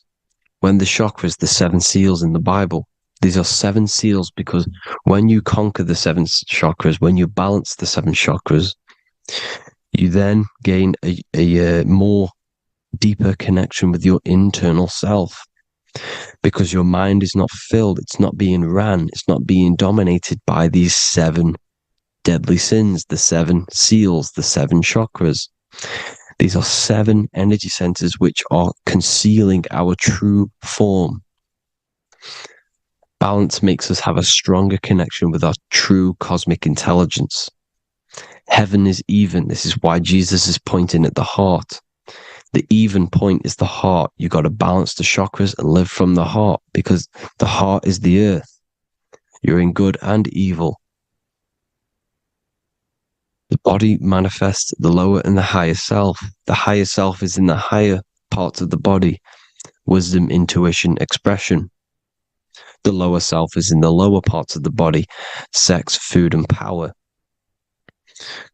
This is how they are trapping your soul, people. Like I said, the mind is the bridge between the soul and the body. So by tricking the mind, not giving it the right knowledge, and keeping the mind stuck in the lower three centers, thinking about power, food, and sex, this is low vibrating energy.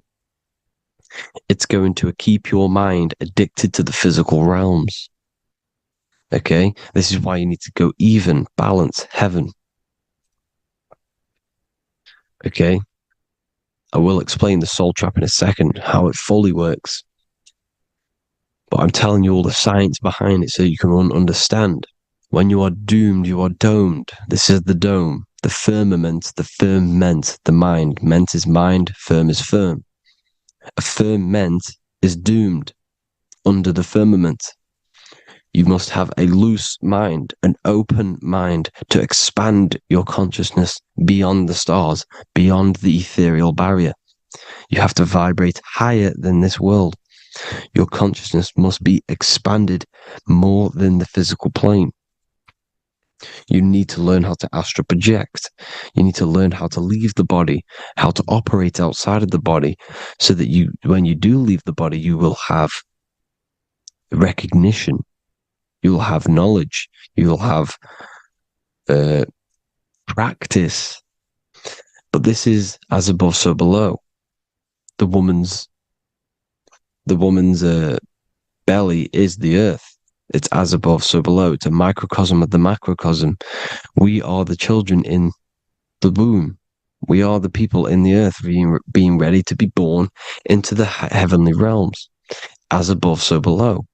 It's a microcosm, macrocosm. Everything is in everything on a bigger and a smaller and a larger scale. Now, when the baby figures out that there is a world beyond its mother, what happens? The baby starts to move around and tries to get out of the mother. Because once it starts to hear the external world, starts to hear people, it's going to wonder, what's outside of why am I in here? What's outside? So the baby will force its way out of the mother. It's the same with our minds, as above, so below. When our minds figure out that there are other realms beyond this world, we will seek a way out. This is the womb, the mother earth, mother nature. It's the mother. We're in the womb. We can be born out of this world, which is being born again in the Bible. When you are doomed, you are domed under the dome, under the firmament, the firm mind. The firm mind will keep you under the firmament. Due to the law of polarity, there has to be other realms. There has to be. Because the law of polarity works in this world, and it will work on every scale possible. It's universal laws. These are universal laws. The law of polarity means that there are other realms polarizing this realm. There is a hell, there is a heaven. There is a midpoint, which is Midgard, which is the one we are in now. Earth, heart. Earth is the heart. Heart is the center, good and bad. The balance between good and bad. Your reality is your level of realization. Your mind realizes other worlds, you will seek a way to them worlds. It's that simple. The soul trap is to keep you stuck in this physical body, which is the earth. This body is the earth. It's running the program, like I said at the beginning. It's running the simulation that your consciousness is experiencing. You are an electromagnetic being, and you're hidden in a cage, your rib cage, and you're stuck in cells, a prison cells. Look, you're in cells. We produce electromagnetic energy. Your soul produces this energy. And by trapping your consciousness inside of this physical realm, they harness this energy within the astral realms. They're using you to manifest demons, because your mind creates demons through emotions and mental thought energy, which is a whole nother video. I could make a video on that. You're manifesting everything for them because they're trying to create a hive mind. This is why they want everyone to believe in one belief system, one government, one belief system, one religion, because they're creating a hive mind.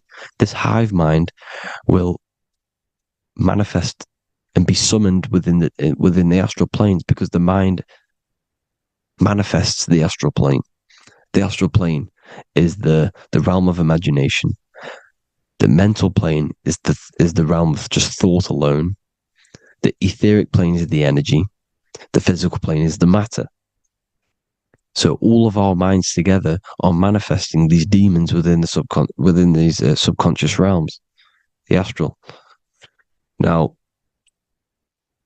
how are they keeping you stuck to this realm? Well, when you die and you're stuck in your lower three chakras, okay, when your mind and soul detaches from the body, which is the earth, when you leave the earth, you're still going to have these mental addictions to the food, the sex, the materialism, the phone, the cigarettes, everything. This is why they get you addicted to everything possible. The TikTok, the YouTube, they get you addicted to as many things possible. Because when your mind is addicted to these things, and when this mind leaves the physical body, you're still going to have these addictions.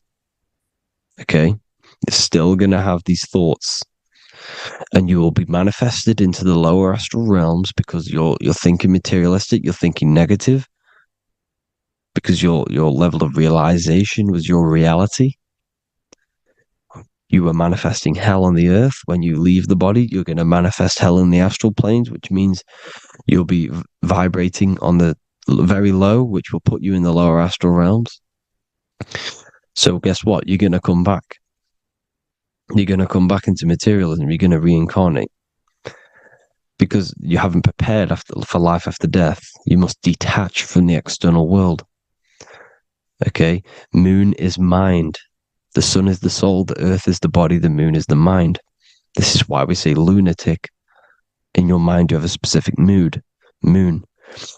Money, M-O-N, is the moon. Money exists in the mind. They get you addicted to the money. The Bible's telling you this.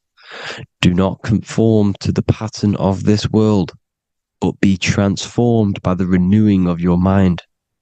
It's telling you.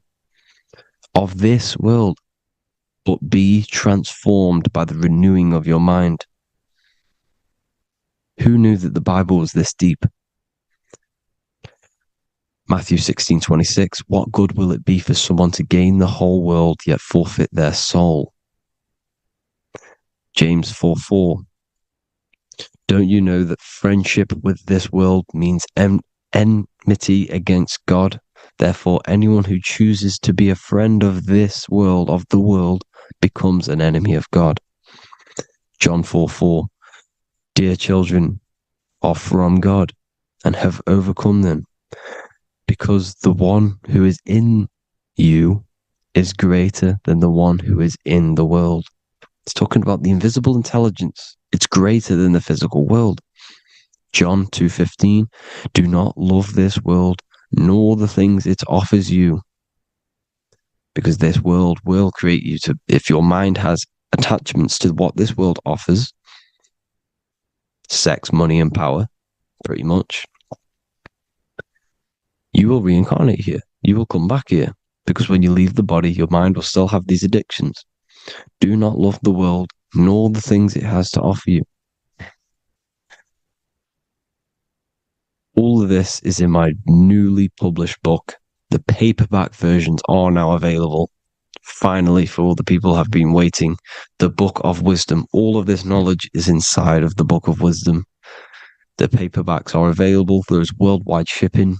You can get it anywhere, pretty much, any country. My new website, it's amazing. There's going to be some amazing products coming on the new website. But I thank you all for the support. Before I leave, I need to explain what is going on with the soul trap. Like I said at the beginning, the mind's the bridge between the soul and the body. The body's the realm. By tricking your mind with false knowledge, they are keeping your soul stuck to this realm. They get you addicted to all the physical things, and that is it. As soon as you're addicted and you die, you're going to come back. So by tricking your mind, which is the bridge between the realms, they keep your mind stuck within this body. They keep you in physicality. They deveil you, the devil, the deveil. Thank you all for the support, people. If you do want to join the Academy, all the links will be posted below this video for the book, The Academy. Thank you all for the support and have an amazing day.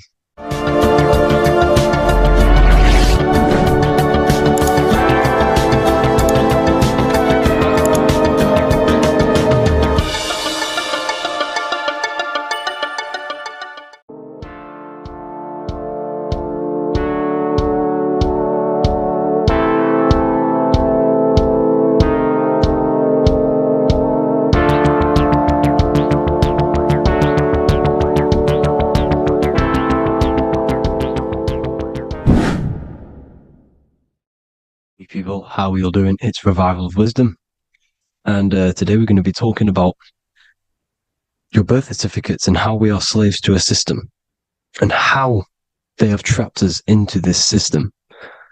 Okay, so the first thing you need to understand about this system is there are two types of laws.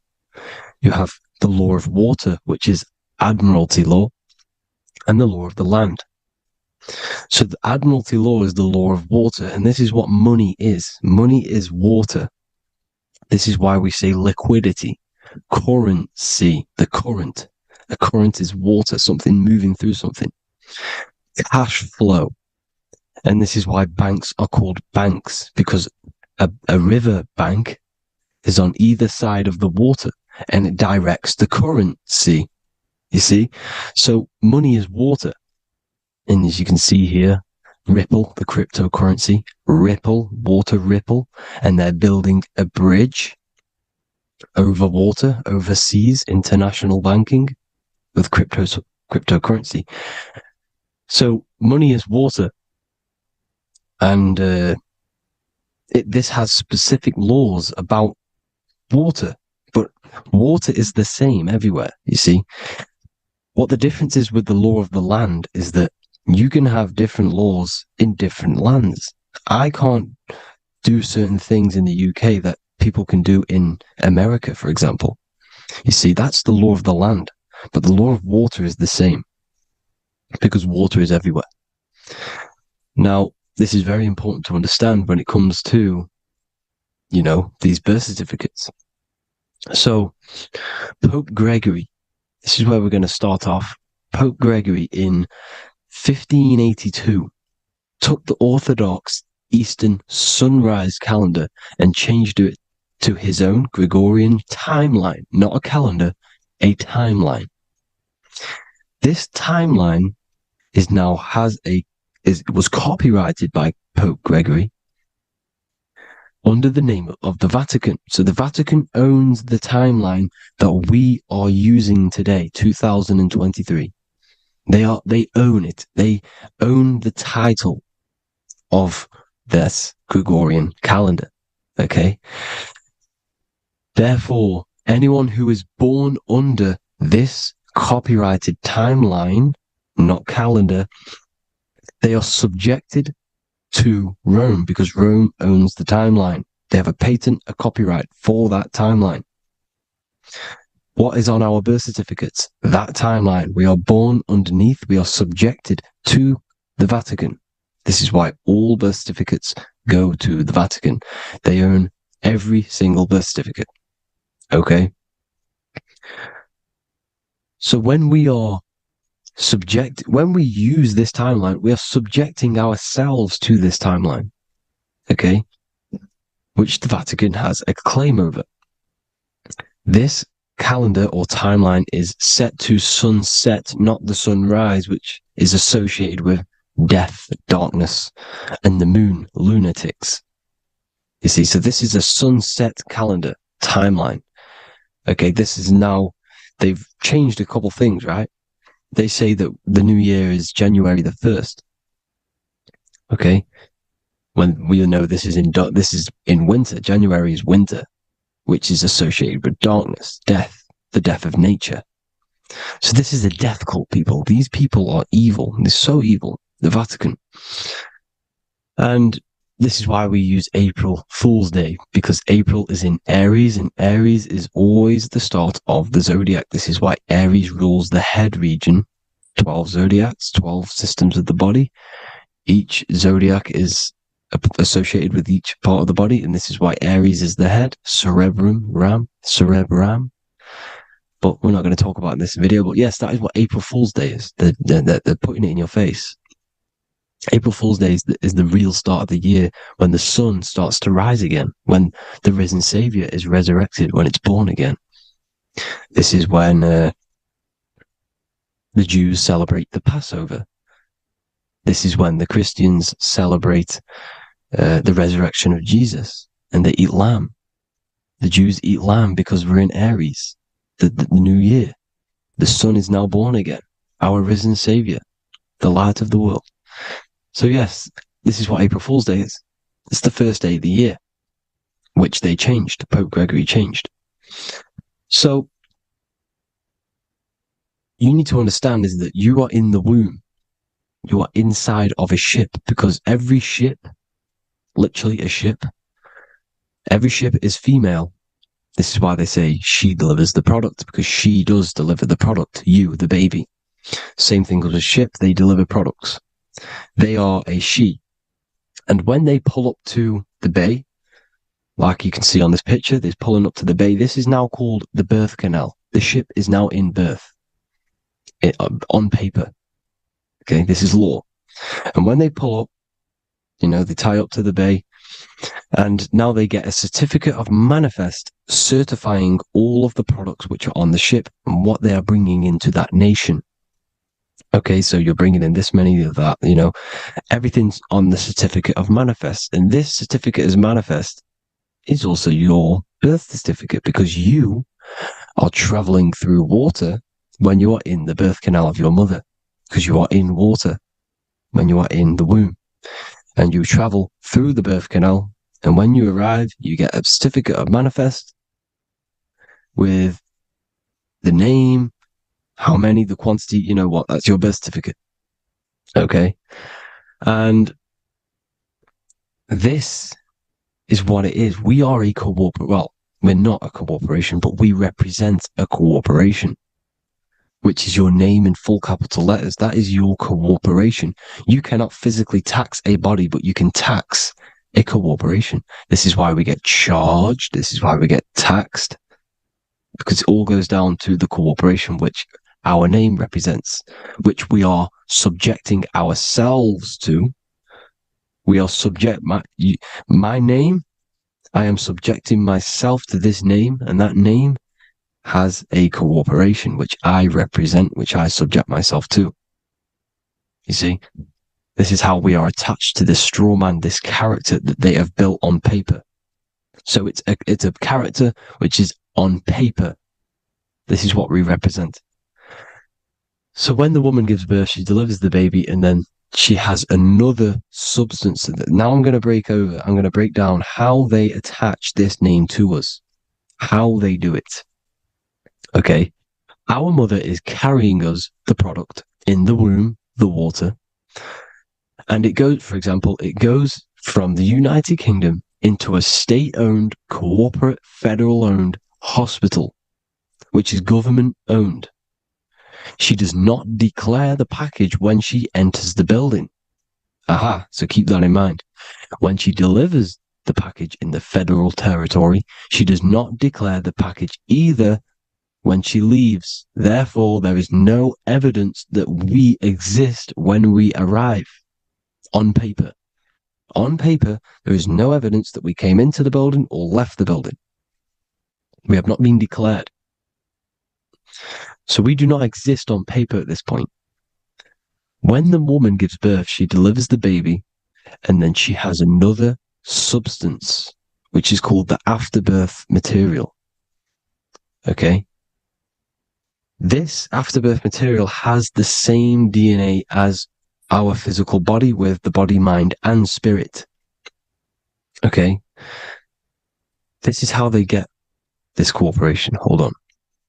The afterbirth material does not get claimed by the mother nor anyone. Therefore, they salvage that substance because we are under the Vatican. Every state is all Catholic. Your birth certificate is Catholic. No matter what religion you think you are, every single birth certificate is Catholic because we are subjected to Rome. All roads lead to Rome. Rome runs all of this. Okay? We're still under the Roman Empire. Okay, so Rome are Catholic and they believe in salvation. This is how religion comes into this. This is how they use religion to get this.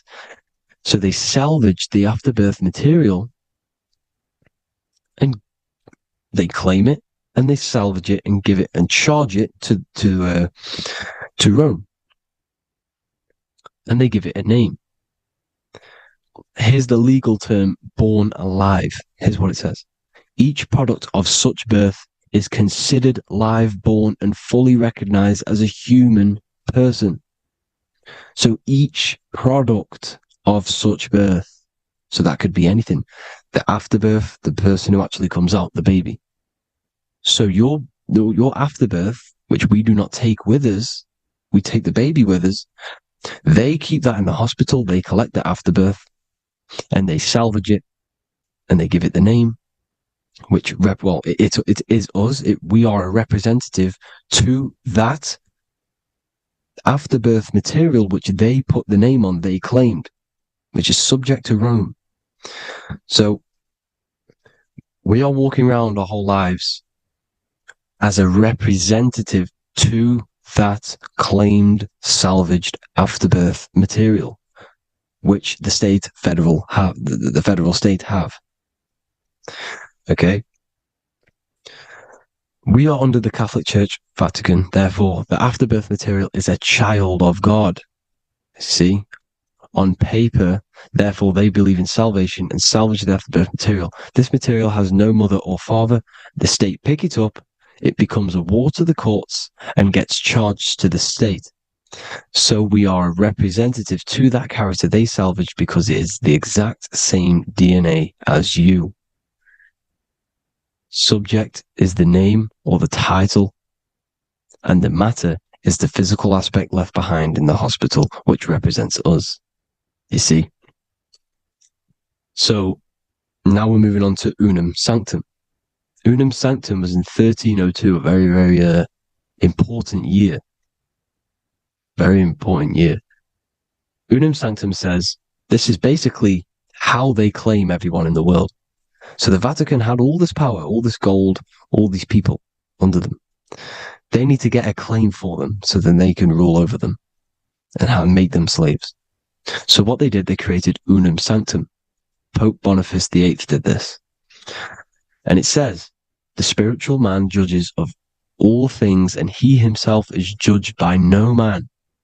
The spiritual man, keep that in mind, unless he invent like Manichaeus, two beginnings, which is false and judged by heretical, since according to the testimony of Moses, it is not in the beginnings, but in the beginning that God created heaven and earth.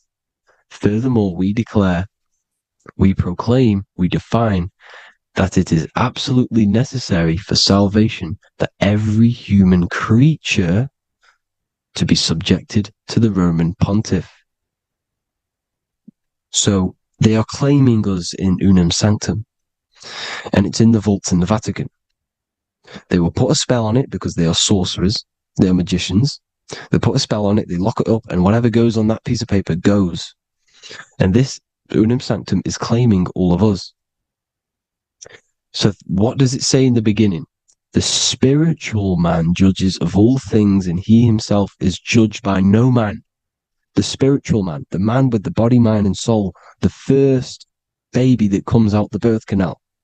That's you, your body, mind, and soul. You have the Christ, which is I am, which is grace. Grace means here now, in the present. You have the Christ, which means I am. Therefore, you have a soul. If you can say I am, you have the Christ. You have a soul. But a creature can be anything with no soul. You see? So no man can judge the man with the soul. However, as it says in the second part, we proclaim, we define that it's absolutely necessary for salvation that every human creature to be subject to the Roman pontiff. So they are subjecting the afterbirth, not the man with the body, mind, and soul, but the afterbirth to the Roman pontiff, to the Roman Catholic Church.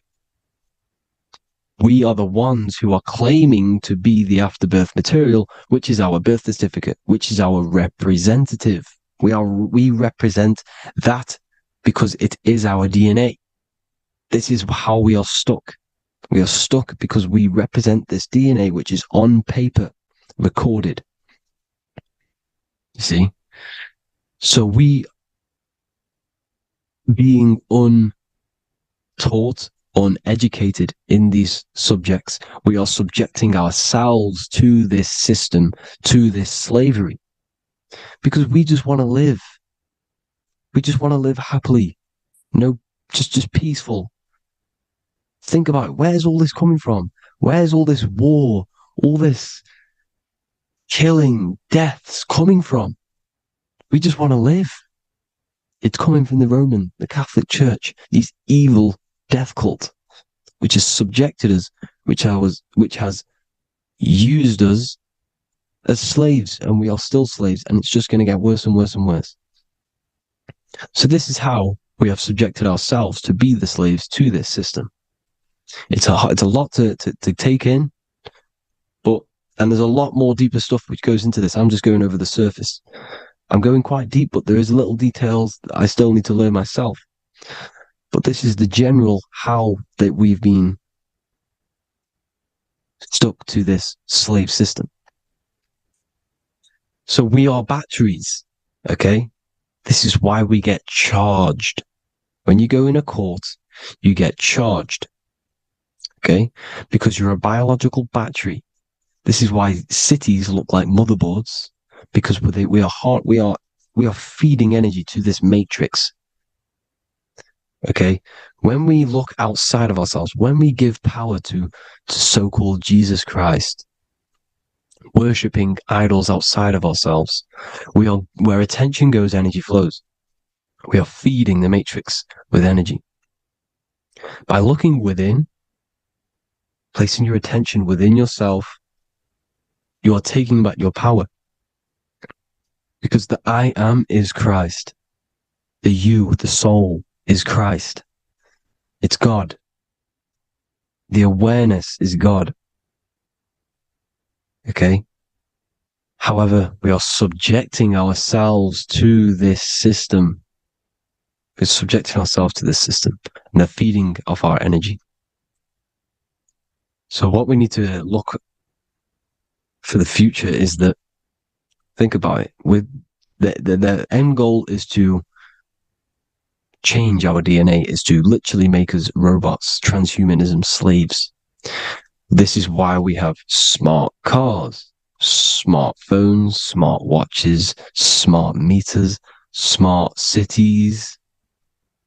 And all of this is going to be connected by the smart grid, which is 5G.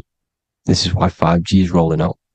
5G is going to connect all of these technologies to one. It's like a big net system. And you know why they're doing this? It's because all of this is going to be connected through this 5G, and that 5G is going to be controlled by the elites. So you say anything wrong, you do something wrong, you say the wrong thing online, they'll turn off your car, they'll turn off your phone, they'll turn off your smartwatch, they'll turn off your TV, because it's all going to be connected and controlled by the smart grid. And this is what the Great Reset is, people. But they're going to trap us inside of these 15-minute smart cities so we can't leave the area, because they're going to use They're going to use climate change as a tool to enslave us to not travel because of so-called climate change and the fumes that we are putting into the air, which is all BS. They're doing this to push these new cities, to push all of it. But listen, they're trying to get inside of your body. The only way they can do that is to get you addicted and using this technology. First, they got on the body with the smartphone. Well, first of all, we use the technology. We get used to it with it in our hand. The next step for them was to get on the body, which is the Apple Watch, as you see down here. They have now successfully got onto the body. The next thing is to get inside of the body. This is the brain chip.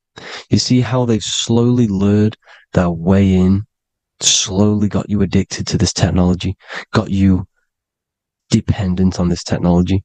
And what they're going to do is that they're going to mold society to be dependent on the brain chip. So in order, for example, if you want to go and pay for food, you're going to have to get a chip to pay for the food because it's all going to be digital money. And that digital money will be connected to the chip and you'll need the chip to pay for things. You see? So this is how they're slowly transhumanizing us.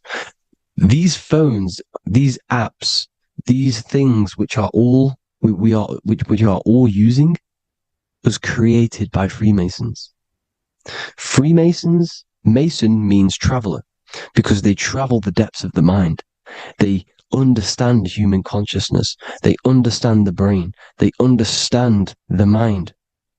By the deepest root cause, they understand it. This is what Masonry is.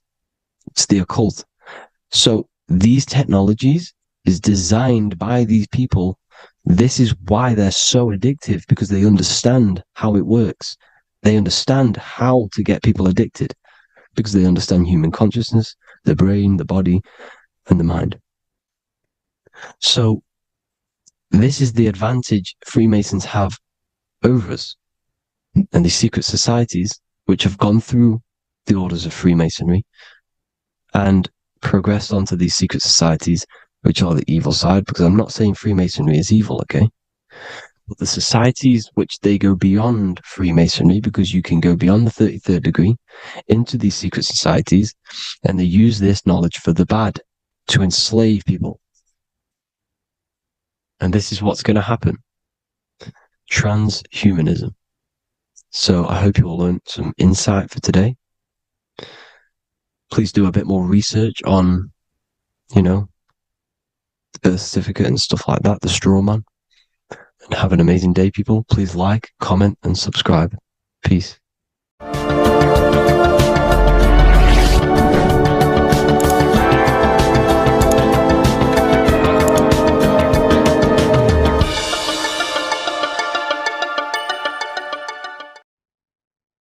You don't just have a physical body.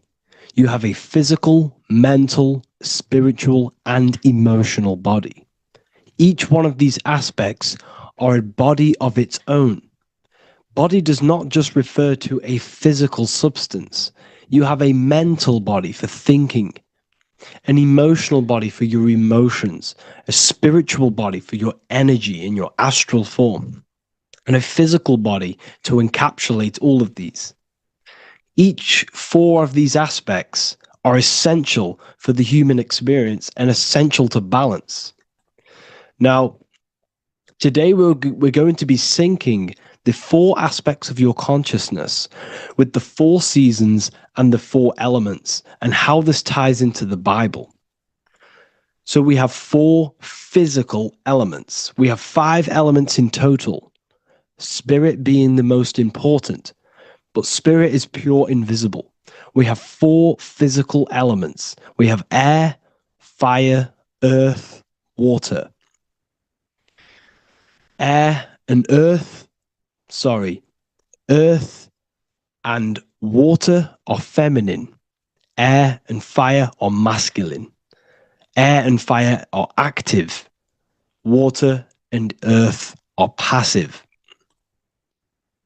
The air corresponds with the mental body of consciousness. This is where your intellect, this is where your communication, this is where your thoughts, intuition all comes from. This is the mental body of consciousness that allows you to think, allows you to process, figure things out, and have intellect and gain knowledge. This is your intellectual aspect of your consciousness, located in the head region. We have a fire nature, a spiritual nature. This is our astral body. Our astral body is all to do with the subconscious realms, the higher realms of consciousness. This is the body that allows us to be free from the physical body. Our spirit is more of our energy. Water is our emotional body. This is what allows us to feel things, that allows us to gain intuitive feelings of conscience. So emotion allows us to understand what is right and what is wrong. When we feel something bad, we know that this is wrong. When we feel something good, we know that we are doing good. Emotions are a creational force that allows us to feel certain things to bring them into existence. Our emotional body is a creational force and should not be reactive, and it should be controlled. Most actions are stemmed from emotions. Actions bring thought into physical existence. Emotions are the driving power. They are what drives your actions. The thought, then the emotion, then the action. Earth is your physical body.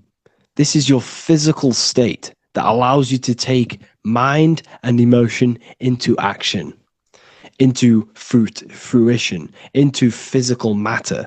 This is what your physical body allows your consciousness, your soul, to interact with the physical world and bring things into physical existence. The physical body, the physical world, is an outcome and an effect of the thinking mind.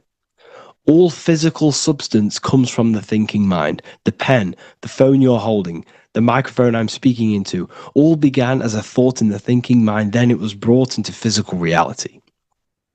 Earth is the most dense. So it goes in this order: body, emotions, spirit, mind. The higher you go up, the more lucid and fluidic it becomes. The lower you go down, the more dense and dull it becomes. Air is the mind, fire is the spirit, water is the emotion, earth is the physical body.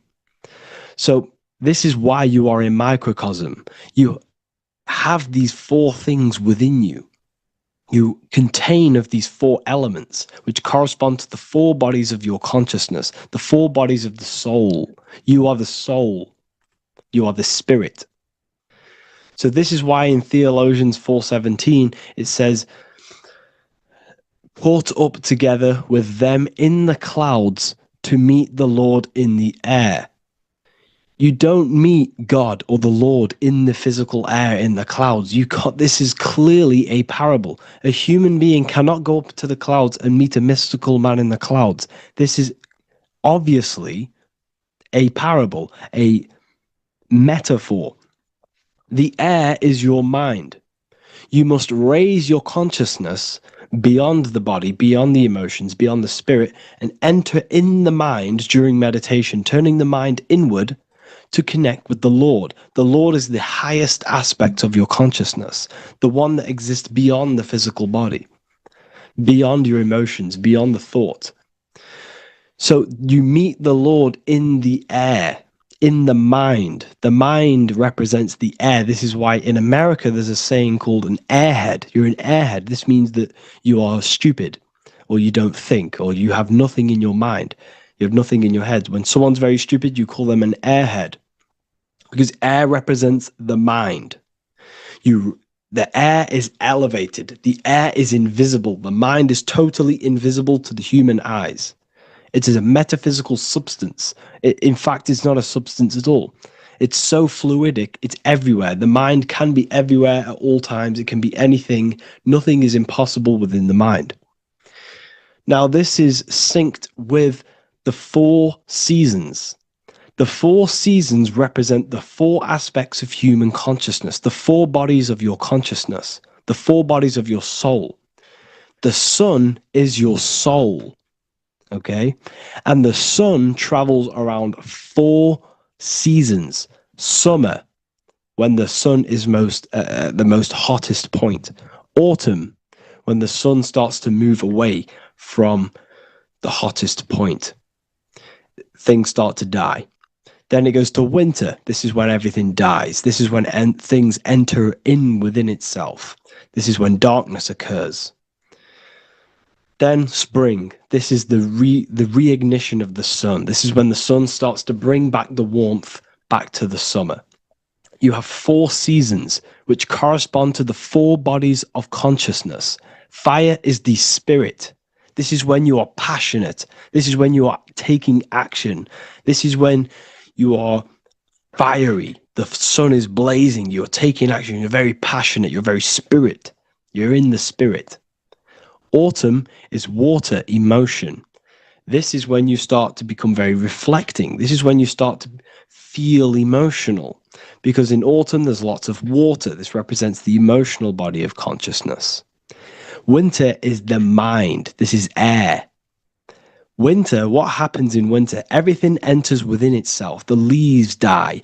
The trees die. Everything dies and goes within. This is the mind.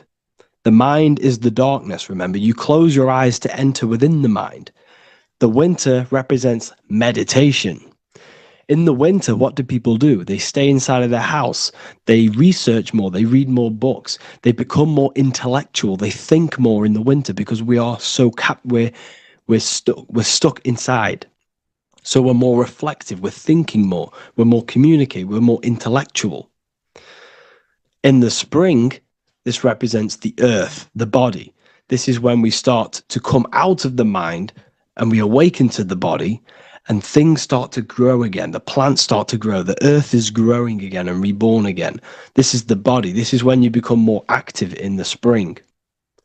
And then the summer, back to the summer, we then take action on these thoughts and these thoughts that we gained over the winter. Essentially, this is just a massive cycle. And this is a daily cycle also. The nighttime is the winter. The morning is the spring. The midday is the summer. And the evening time is the autumn. This is a microcosm. We have 4 bodies of consciousness. You are the sun. You are the soul. And the soul has 4 bodies: summer, autumn, winter, spring. Emotion, air, body, spirit. Sorry, emotion, mind, body, spirit. So you are the soul. You are the pure essence of consciousness. The sun is your soul in the heart. And the seasons are inside of you because you are a microcosm. Okay? You are a microcosm. The word sun is son. The Latin word for sun is sol, which is soul or solo, because the sun is solo. It's on its own. You are the soul, and the soul has the 4 different bodies of consciousness. So before we move on any further, if I've blown your mind, please, if you can, leave a like, a comment, a share, and a subscribe. Let me know what videos you want me to make in the future. Please drop a like. It definitely will help me. You are a microcosm of the macrocosm. Man is a miniature universe that goes through its own cycles. The seasons of the summer, winter, spring, and autumn do not occur merely outside of him, but within him as well. The summer is within you. You feel different in the summer. You feel different in the winter. You feel, depending on the body of consciousness, it's your soul's interacting with. So the sun in the sky is your soul inside, and the sun goes through these cycles, which is affecting your bodies of consciousness, because the cycles represent your bodies of consciousness. Now, this ties in with the Bible. This is why we have 4 Gospels. This is why Matthew, Mark, Luke, and John are always seen with the 4 different zodiac sign animals or symbols. So you always see each one of the Gospels, if you just type in on Google Matthew, Mark, Luke, and John, type in ancient pictures, paintings, or pictures of them, and you will find these 4 zodiac signs are always standing with each one. Taurus, the bull; Leo, the lion; Scorpio, the eagle. An old symbol for Scorpio was the eagle, and a man for Aquarius. Here you see very, very ancient paintings and artwork. Here we see Matthew, the man, Aquarius. Here we see John, the Scorpio. Same here. We also see it on the tarot cards, on the world card. We see the 4 fixed zodiac signs. Here we see it as well. These are called the 4 fixed zodiac signs. Now, when we look at the zodiac, we're no longer looking at the sky, because what you must understand is as above, so below. What is above you is inside of you. What is above is what is below. What is outside of you is within you. The zodiac is inside of you. The zodiac revolves around the sun. The sun is your soul. These are different energies of your soul. Like I said earlier, the 4 seasons are the 4 bodies of your consciousness. And in each body of consciousness, you have these different energetic energies that you can work with. Okay, so this is the true astrology. This is the true astrology, the internal esoteric astrology. You can't find much information on this at all. Very hard to find. So what we're looking at are the 4 bodies of consciousness. Obviously, when you look in the middle of each, when we look in the middle of each season, spring, the middle of spring is Taurus. The middle of winter is Aquarius. The middle of autumn is Scorpio. The middle of summer is Leo. These 4 signs are known as the 4 fixed signs. Okay? Scorpio is fixed. It's the middle of autumn. Scorpio is a water sign, emotion. Aquarius is the air sign, the mind. Taurus is an earth sign, the body. Leo is a fire sign, the spirit. This is why we see Matthew, Mark, Luke, and John with the 4 fixed signs of the zodiac, which represent the 4 bodies of consciousness. Leo, the spirit, fire. Luke, Taurus, earth, body. Matthew, Aquarius, air, mind. John, Scorpio, water, emotion. Each gospel is depicting Jesus and showing Jesus in each gospel. Each one of these gospels is showing and depicting Jesus according to the different body of consciousness. In John, this is when Jesus starts to turn water into wine. Water is emotion. Wine is transmuted emotion. This is when he does miracles with his emotions, water into wine. Aquarius, which is Matthew, air, the mind. Inside of the Gospel of Matthew, this depicts Jesus as an intellectual person, a person who's communicating and using his mind, his mental body a lot inside of the Gospel of Matthew. Go and read it, and you will see this. Luke, Taurus, earth, the body. Luke shows and depicts Jesus according to the body of consciousness, the physical body. He shows Jesus as a human, being a human being, helping people physically and helping people's physical needs, like giving away food and doing all sorts of good things for other people. Leo, Mark, inside of the Gospel of Mark, this shows Jesus as a spiritual teacher, a passionate person who is taking action. Each gospel is showing Jesus according to the different body of consciousness, and Jesus represents you, the sun. That's why it's called the Son of God, the light of the world. Jesus represents your soul, and your soul has these 4 gospels, the 4 bodies of consciousness, the 4 fixed signs, the four elements, and the 4 seasons. These things all correspond to your consciousness. So this is Leonardo da Vinci showing you the exact same thing. Jesus is the I am, the Son, the soul, in the middle, on his own. Luke, spring, earth, body. There are 3 people in each group. There are 4 groups and there are 3 people in each group. 1, 2, 3. 1, 2, 3, 1, 2, 3, 1, 2, 3. Fall, winter, summer, spring. These are according to the 4 bodies of consciousness. Here we see Aries, which rules the head region. He's on the head of the table. Gemini, he's holding up the 2 hands because Gemini rules the 2 hands, the 2 arms. Gemini is the 2 twins, which is the 2 arms and 2 hands and the 2 lungs. Here we see the beginning of summer, which is Cancer. You see the big knife here. Cancer, him here, this grey-haired guy, holding a knife for the crab. Cancer, they pinch. You have a knife, symbolizing the crab. Leo, the middle of summer, showing dominance. The sun is very dominant. He's got his elbow on the table, showing dominance. Virgo has no Adam's apple. Cancer here is pointing at this woman's neck, saying there's no Adam's apple. This is Virgo, the virgin, the only woman. Jesus, the sun. This is Libra, the balancing. He's holding his arms out, balanced, showing the balancing of the sun. Because when the sun enters Libra, the sun is balanced between winter and summer. So it's balanced. This is all astrology, but this is internal. Okay? This is Ezekiel's vision. Ezekiel had a vision in the Bible, and he saw the face of a man, the face of a lion, the face of an ox, and the face of an eagle.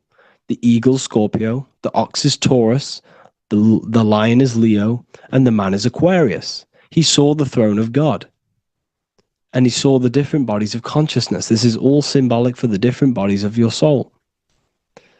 So when we look at the zodiac, we are actually looking at a map and the energies of our soul, and the energies of our bodies, and the energies of our consciousness. This is what we are looking at.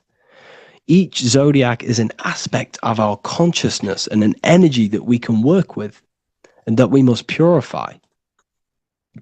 Balance and purification is essential. Imagine playing a brand new video game. Let's say a brand new video game came out and you had to play it.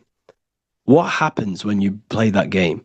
You don't know the controls. You cause chaos in that game. You can't really run properly. You can't do anything properly. You're getting destroyed by other people who are playing that game.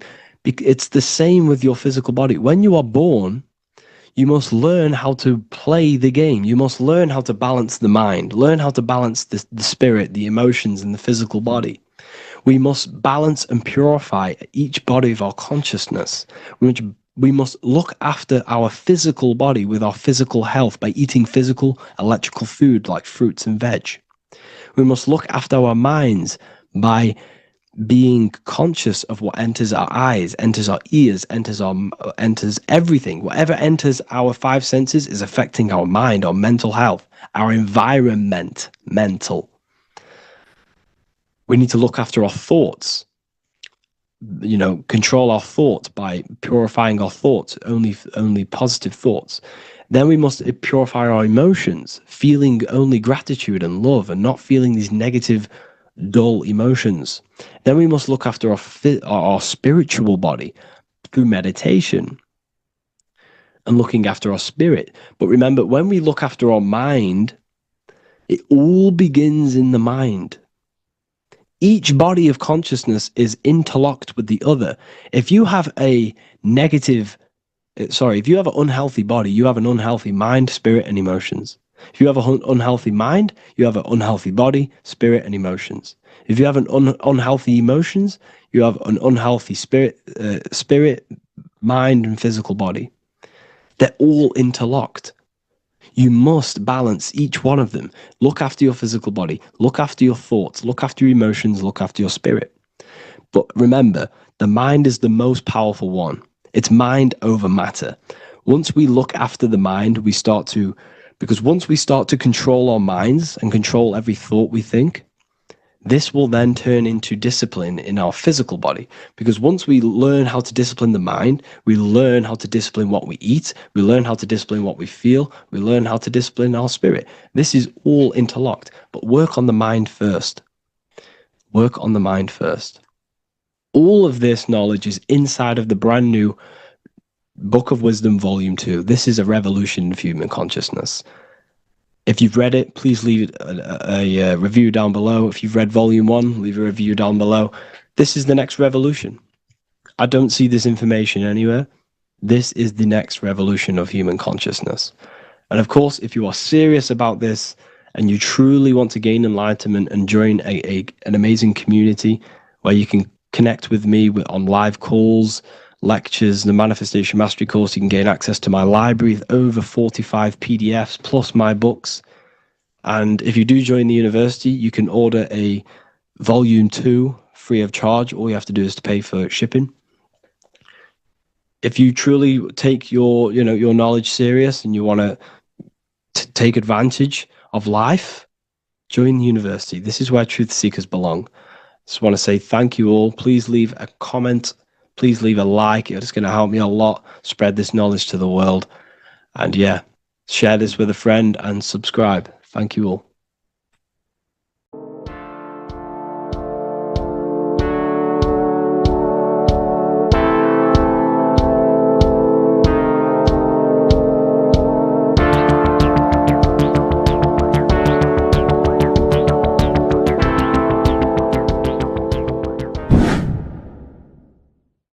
What is good, people? It's Revival of Wisdom. Today we're going to be talking about Saturn.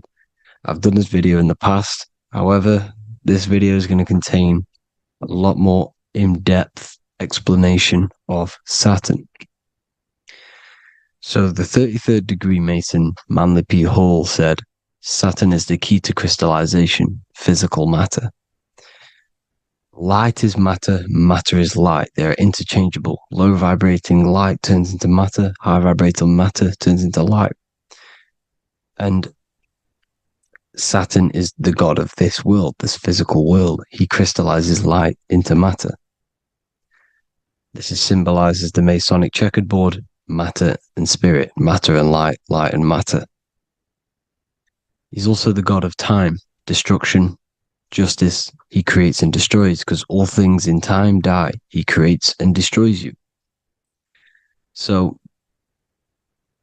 because we live in this physical world, which is the electric world, this is why we say electricity, because it comes from the root word of El, Saturn. They used to call Saturn El, E-L. This is why we used to say Elohim is God. The real God of this world is Saturn, but it's being hid. This is being hid. Jesus is Saturn. All of this is Saturn. It's all Saturn worship. It's the real God of this world, So, physical matter is a result of two opposing forces equalized on the plane of inertia, because everything is created out of electromagnetic toroidal fields. And these two poles equalize on the plane of inertia, which gives you planet Earth, plane of inertia. The plane of inertia is what Saturn is. It's the ring around the center of the plane of inertia. Thank you to Walter Russell saying, physical matter is a result of two opposing forces on the plane of inertia. This is what Walter Russell says, so please check out his work. He's got many books, many books on light and electromagnetism and stuff like that. So I advise you to check him out. So the torus field gives you the binary code 0 and 1, the female vagina and the male phallus. This is the code for this world. Saturn crystallizes physical matter. Now Saturn is the most outermost layer of the 7 layers of heaven, where it says in the Quran, it says, Allah, it is He who created the 7 layers of heaven. Saturn is the outermost layer. He's the top. He's the most high. So when we say the most high, we're referring to Saturn. He's the most high before the firmament, before the stars. So Saturn is the god of this world. He's the Lord of the Rings. He wears the crown. The crown is the rings. Crown, Kronos. So the planets are luminaries. They are lights. They are beings. They are energy, conscious energy. And we're in the heart of the solar system. Saturn is the outermost layer. He is the one of this world. He's the god of this world. Now, on the North Pole of Saturn, you have the hexagon. Add up all the sides. It creates the six-pointed star. Or it can be created as a cube. The cube is very important. The six-pointed star is very important. 6 points, 6 triangles, 6 side, 6, 6, 6. Black cube adds up to 6 in gematria. Now, what did I say in the beginning? Saturn crystallizes the physical world. He creates physical things out of light. You are a light being. This is why we say human. Hue means the light spectrum. Hue, man, we are light manifested into physical forms. Human. And we are incarnated through Saturn. Satan, same thing. The number of the beast is 666, and the 666 comes from the 6.6 triangle, 6 sides of Saturn, 666. We are all known as carbon-based life forms. Carbon, the atomic structure of carbon, is 666, 6 protons, 6 electrons, 6 neutrons. We are materialized into our physical bodies through Saturn, through the number of the beast. These bodies are the beast, it's the animal. The divine, the Christ, is the consciousness within, because you are a physical, spiritual being combined into one, hexed into one. Hexagram. This is a hexagram. You're hexed into physical matter, spirit and matter, light and dark, combined into one. Now you contain of the mark of the beast, the mark of your body. Your body's the beast. It says in the Bible, Satan, who is the god of this world. This world. There are many different worlds, but this world is run by Saturn, and it says that in the Bible. Saturn is Satan. It's the same thing. And look at the crown of thorns are wrapped around the heart. The soul is in the heart. The mind is in the brain. The soul is wrapped around the rings of Saturn. You're wrapped in physical matter. This is what it's showing you. This is symbolizing the rings of Saturn wrapping you. And the cross on top is the cross of the cube. The cube, the black cube of Saturn, unfolds into a cross. So Satan, who is the god of this world, Corinthians 4:4 in the Bible, Satan, who is the god of this world, has blinded the minds of those who don't believe. Saturn blinds your mind, because the god of this world materializes you, and he blinds your mind when you incarnate into physical matter. When you enter this soul system, not the solar system, you hit Saturn first. He materializes you. And look at the symbol for Saturn. This is the symbol for Saturn. All of the planet symbols are created out of the Holy Trinity. The Earth, Moon, and Sun. Body, mind, and soul. The sun is your soul, the moon is your mind, the earth is your body. Your body's made out of the 5 elements. The sun is your soul, because the sun is life force. Gives life to everything. Your sun is a soul. Your soul is the sun of your body. The moon is the mind. The moon is the moon of your body, the mind of your body. Intelligence. So all of the symbol of the planets are created out of these. The Saturn symbol is created out of the Earth cross, matter, and the moon crescent, moon, mind, matter over mind. This is why Satan, who is the god of this world, has blinded the minds of those who don't believe. He blinds your mind. Look at the symbol, it's showing you. The Saturn symbol is matter over mind when it should be mind over matter.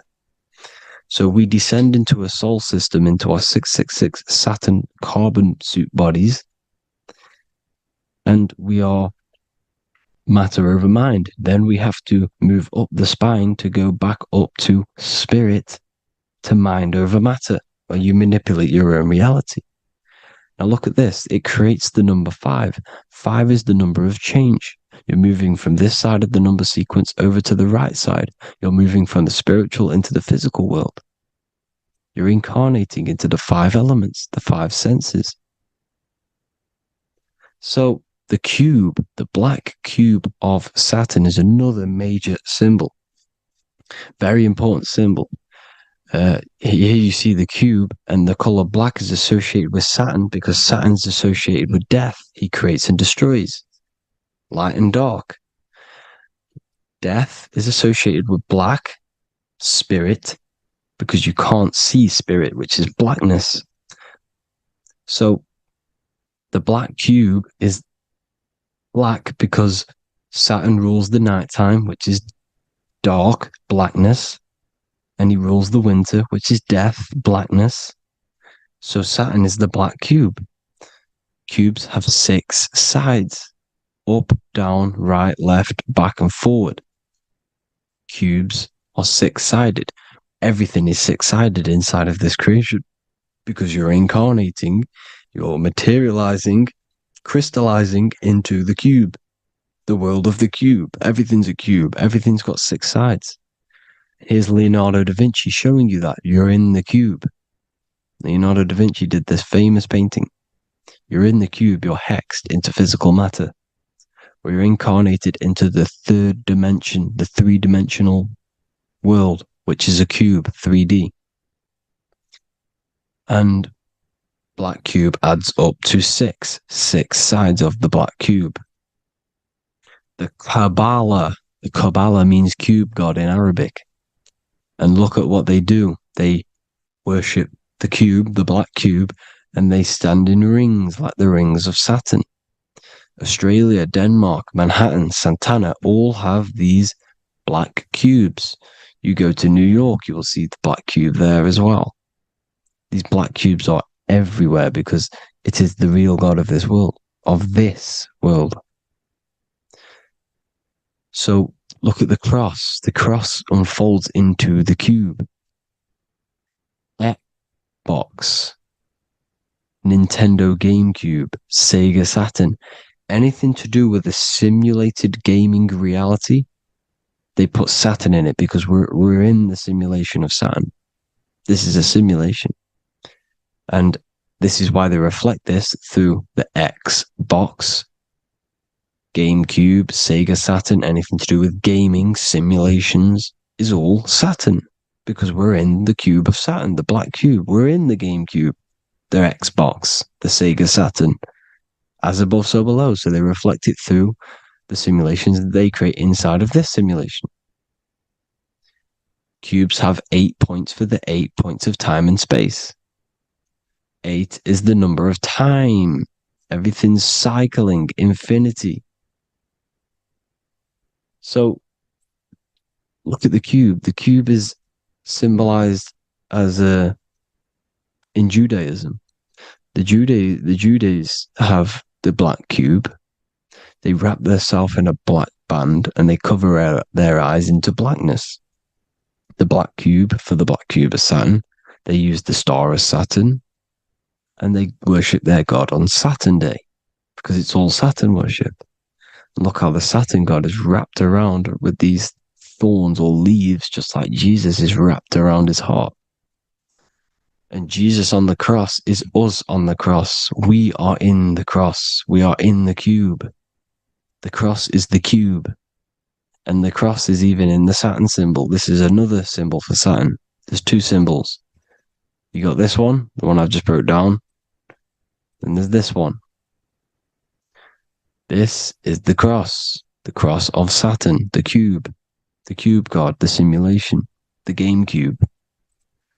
Now, Chronos is another word for Saturn. Chronos means time. When you clock into work, you go to the Chronos machine. Well, I did anyway. And I'd tap my card on the Chronos because Chronos is time. anything to do with time is Saturn. He creates and destroys. Look at the artwork of Saturn with the sand, the time. Look at this, how he's cutting off the baby's wings. He's crystallizing the spirit into matter. He's cutting off your wings. Satan, in the Bible, he falls from heaven into earth and he loses his wings. He becomes a serpent. You see it's all symbolic for us. We are the fallen angels, fallen angles of light. We're fallen angles of light. We are light beings. Now we're fallen into physical matter. Saturn's chopped off our wings. He's chopped off our spirit wings because when you astral project, you can fly. You will fly around. He's got the Reaper staff here, always depicted with the Reaper staff. Now look at the clock. Saturn day is the 6th day. The number of the beast, 666. Look at the clock. 6 take away 12. 12 take away 6 equals 6. 7 take away 1 equals 6. 8 take away 2 equals 6. 60 seconds in a minute. 60 minutes in an hour. 24 hours in a day. 2 plus 4 equals 6. That's 666. Everything's 666 because it's time. Saturn.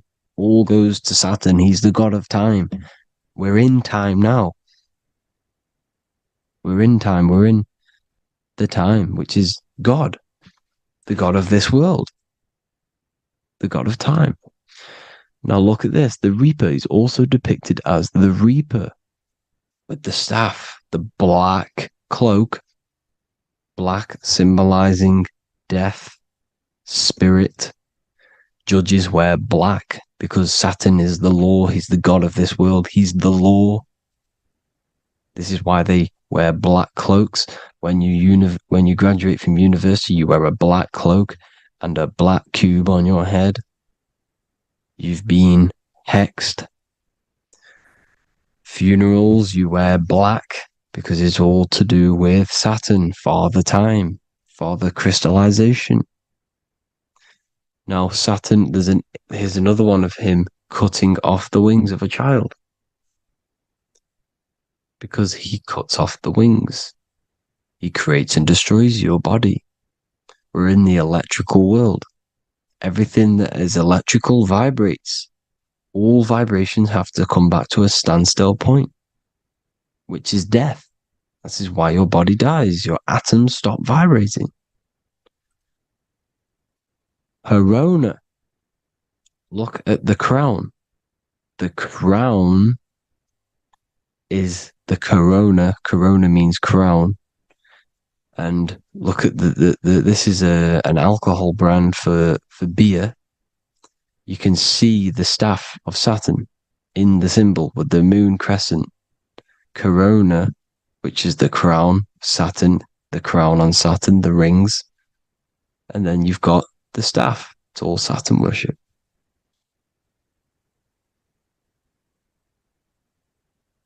Is the black cubes of 9/11. 2 black cubes. This was a ritual for Saturn. It's all ritualistic. And look at the Star of David, the Star of Saturn. It's not the Star of David. Creates IXXI, the sigil of Saturn. IXXI means 9/11 in Roman numerals. 9/11. It's all a ritual for Saturn, and they have the 2 black cubes of Saturn. Now look, XX, there's more symbolism of Saturn now. We're going deeper. XX is more symbolism for Saturn. The sigil of Saturn is XX, as above, so below. Same with the Star of David. You split it in the middle, as above, so below, as above, so below. XX, this is a Knights Templar, Cross of Lorraine. XX, Knights Templar, High Order of Masonry. They all worship Saturn. Well, Saturn's the real god of this world. X Eon with the XX.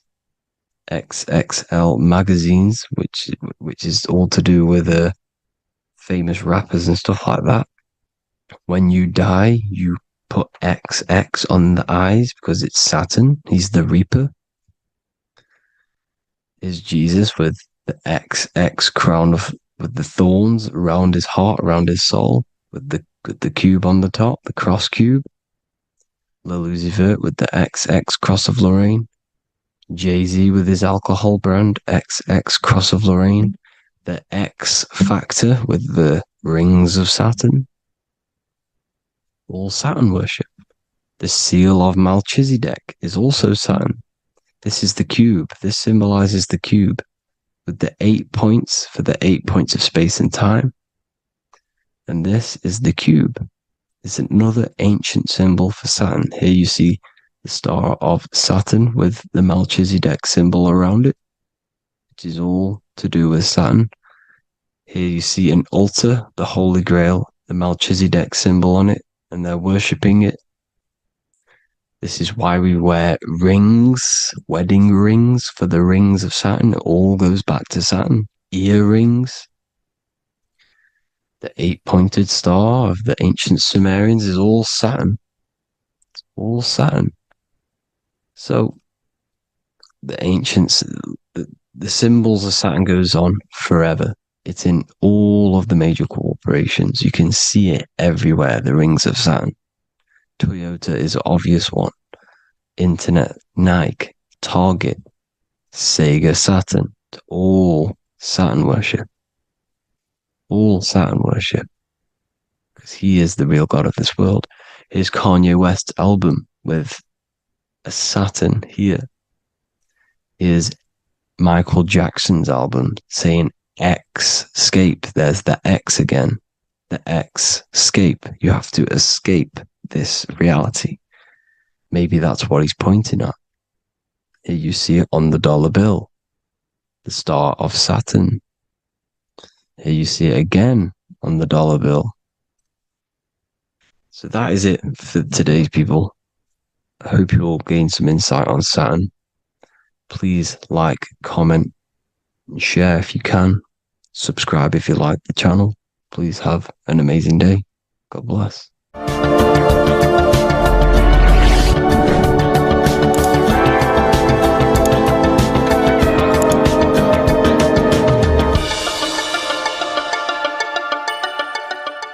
Welcome to Revival of Wisdom.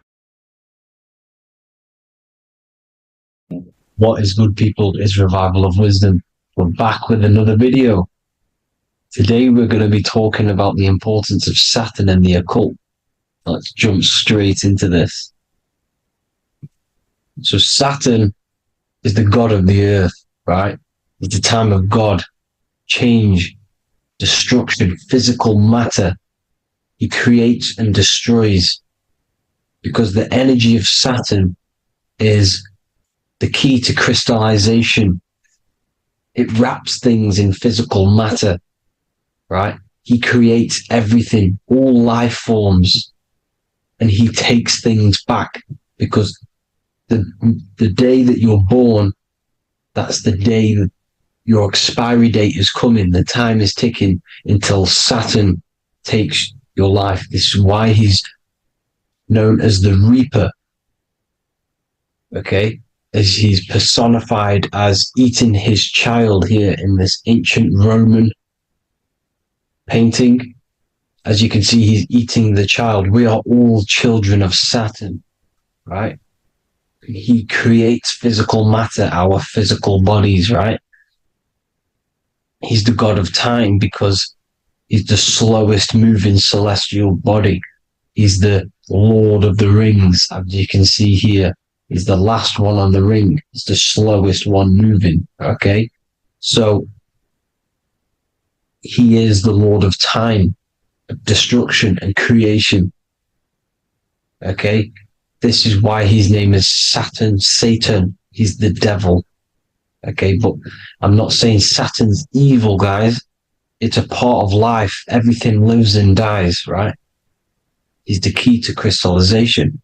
Now, as we have the clock here, our god Saturn, or Chronos in Greek, just means time. He's also the god of time, as I've already said. 60 seconds in a minute, 60 minutes in an hour, 24 hours in a day. Add 2 plus 4 equals 6. 60 seconds, 60 minutes, 2 plus 4 equals 6. That's 666. Okay. And as you see on the clock, 6 take away 12 equals 6. 7 take away 1 equals 6. 9 take away 3 equals 6. 6 is the number of Saturn. It's associated with Saturn, right? He's the god of time, of justice.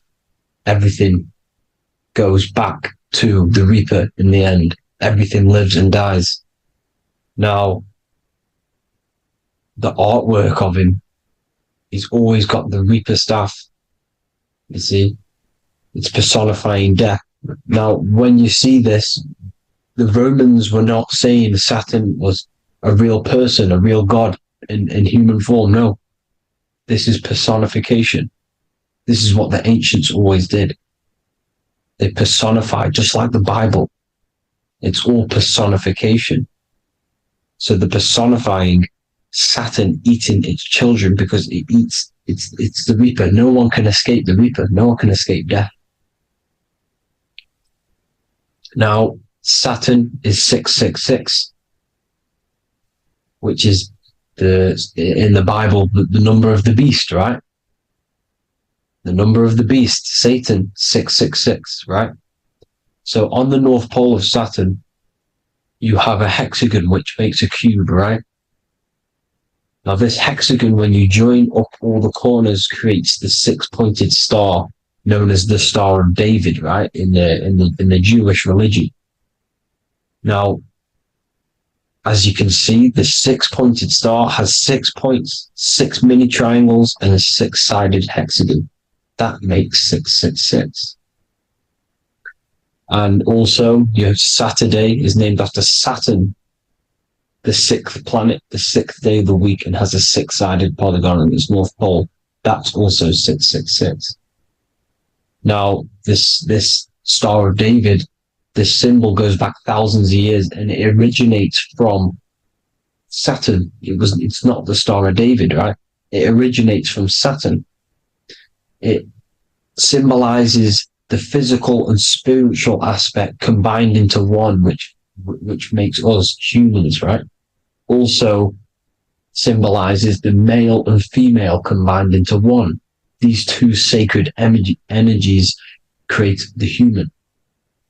We consist of both male and female energy, also known as the Seal of Solomon. And we all know if Solomon was a real person, he talks about communicating with 72 demons.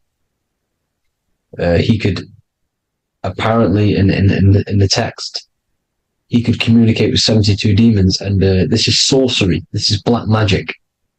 Now, this symbol is associated with hexing people. When you place a hex on someone, that is a form of witchcraft, which a hex is just a curse. When you're cursing someone, this is black magic. Now, the black magician would stand in the middle of the symbol and cast his spells onto other people. Now, this symbol is obviously on the $1 bill, twice on the $1 bill. And it's very, very ancient symbol. And it originates from Saturn.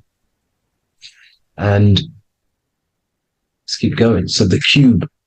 So I've just said how you see the cube on the North Pole of Saturn, right? The cube is limited. It's a 3D shape. It symbolizes limitations to the physical 3D dimension, the third dimension, the physical realm which we are in. Now, as you can see, the color associated with Saturn is black, right? Black is infinite potential. Black is the creation of all things before there was light. Light is born out of blackness, darkness, okay? Now, black is physical matter. And as you can see, the black cube, black symbolizing physical matter, the cube being limited, as the physical realm that we are in is limited. It's not like the fourth dimension where everything can exist in a thought. The third dimension is limited, right? And this is what Saturn is. It limits you to the 3D 666. Your body limits you to your physical body. Now, these black cubes are placed everywhere, as you can see: Australia, Denmark, Manhattan. There's one in New York. As you can see, the Apple have a cube. The Nintendo GameCube. Trump Tower is a black cube. This is worshipping the energy of Saturn, the god Saturn. Okay, it's not a god, it's a celestial energy. However, it rules over Earth because it pretty much created the physical realm. Now, as you see, when you go to a funeral, you wear black, a black suit symbolizing Saturn, which is the color associated, black. And as you see in Mecca, they walk around the black cube in rings. As you can see here, they're stood around in rings, like the Saturn, the rings of Saturn. The Mercedes symbol. You probably wouldn't notice that, but yes, it's Saturn. And when you graduate from university, you wear a black cube on your head. This is all symbolizing Saturn. Okay? Now, as you can see, the Jews here have a black cube on their third eye whilst they pray. Notice how he's shutting his eyes into blackness, darkness, and he's wrapped around a black strap around his arm. This is symbolizing the wrapping of physical matter, of how physical matter wraps things into existence. And as we all know, the Star of David is a Jewish symbol. So he has the black cube and the Star of David, right? So all of these religions are secretly worshipping Saturn. Okay, this is all Saturn worship, Kronos, the god of time and destruction, the physical reality. Now, as you can see, it's symbolized everywhere in all major corporations. Pepsi, internet, that's obvious. NASA, of course, NASA. NASA means to deceive in Hebrew. Universal, Walkers, that one's so obvious. Nike, Toyota. So many different ways they symbolize it. You either see the rings of Saturn or the black cube, as I just showed you here, the Nintendo and the Mercedes, right? It's absolutely everywhere. Now, they also use 666 to symbolize it, as I've just broken it down to you. 666, the World Economic Forum. We all know how they're trying to enslave us into this new world agenda. Google Chrome, CERN, Disney, Coca-Cola, Cadbury's, all of these have 666. Now, every UPS barcode has 666. And even www. Is Hebrew for 666, as you can see here. Monster. It's the same Hebrew letter. It means 666. Drake, 6 God. That's his God, Saturn. Why? Because they love physical realm. They love the physical dimension, the third dimension. Because they can rule here through riches. They can build an empire here. It's not like the fourth dimension. They don't want to ascend. They want to stay down here in the physical realm. Okay?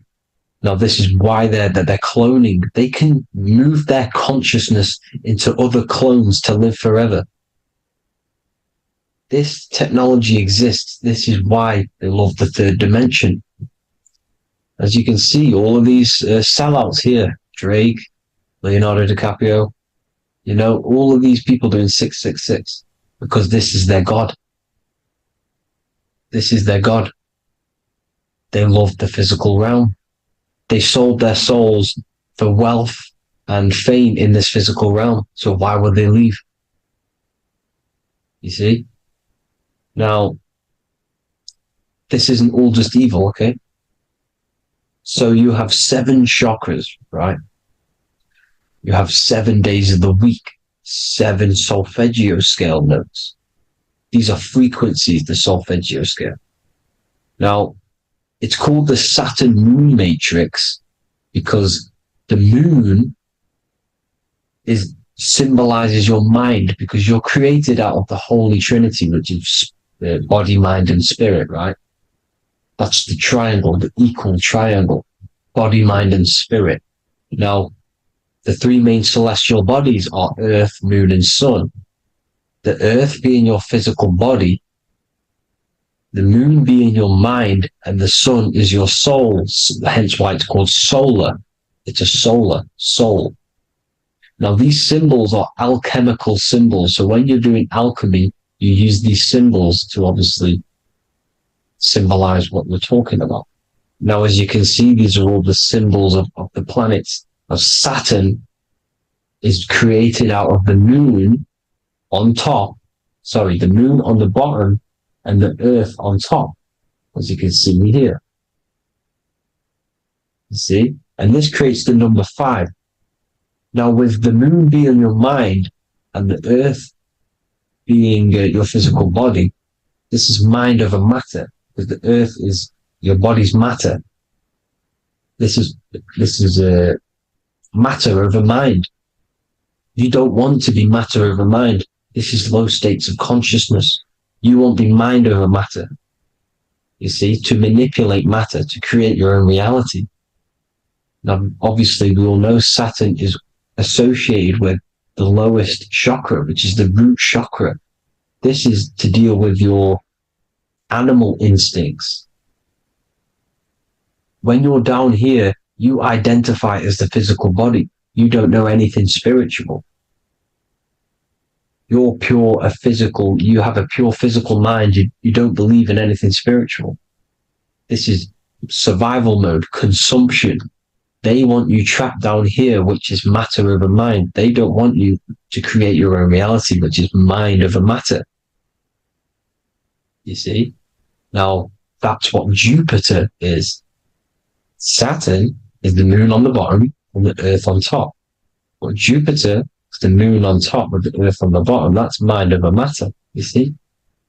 So, these chakras are an ascension process from matter, physical matter to spiritual. This is the ascension. This is the stairway to heaven. This is Jacob's ladder. You see? Now, the number 5, which is obviously associated with Saturn as well, which create the symbol for Saturn, created the number 5. You have 5 senses, 5 elements, 5 physical elements. As we all know, Saturn crystallizes everything into physical matter out of the 4 elements. 5 fingers and toes, 5 points of man. Okay, the number 5 is the number of justice. Saturn holds things back. He restrains things from you, makes you learn the lesson. Now, 666 is not all evil.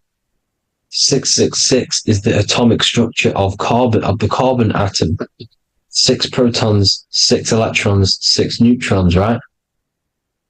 We are carbon-based life forms. All life forms are based on the bonding properties of the element carbon. Because Saturn crystallizes everything into physical matter. Now, the Masons symbolize this with the checkered boards. They have the black square, which is obviously matter. As I just said, the black cube. And spirit is the white square. Because white is eternal light. White and light. You see? Black is physical matter. Now, this is what we are. The point of our soul is to transmute from matter to spirit. But these are interchangeable. This is the constant cycle between spirit and matter, spirit and matter. High vibrational matter turns into spirit. Low vibrational spirit turns into physical matter. You see? Now, We are carbon-based life forms. This is what 666 is, the number of the beast. Well, when I say we, the physical body is the beast. It's the animal. It's the carbon suit to operate in this physical dimension, in this physical realm. See, it's the vehicle used to operate in this physical realm, but your mind isn't from this physical realm, you see.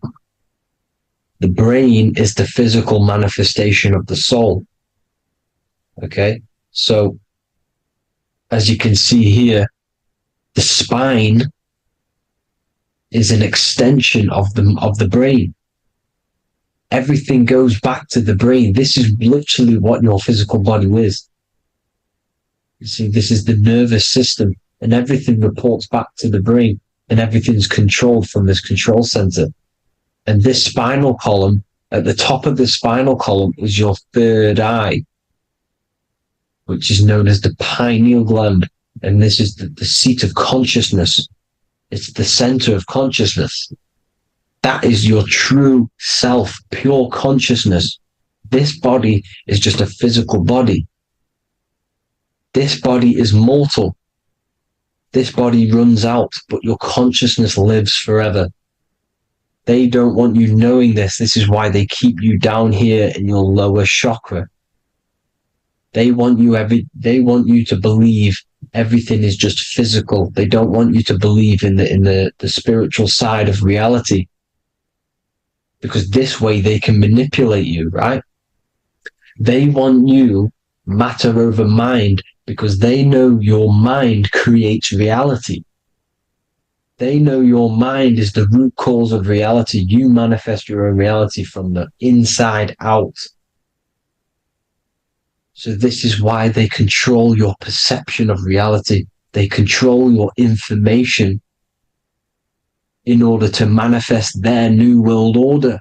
You, who are ignorant to knowledge and wisdom, you who are ignorant are manifesting their agenda because you accept their information and their perception of this reality.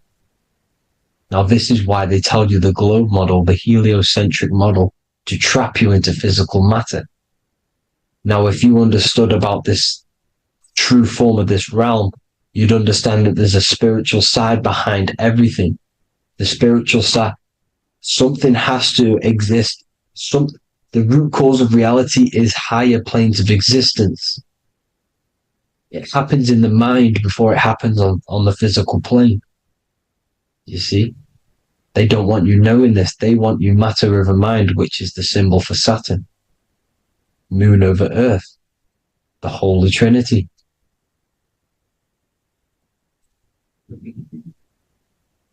Now, as you can see, the cube also makes IXXI. This is Roman numerals.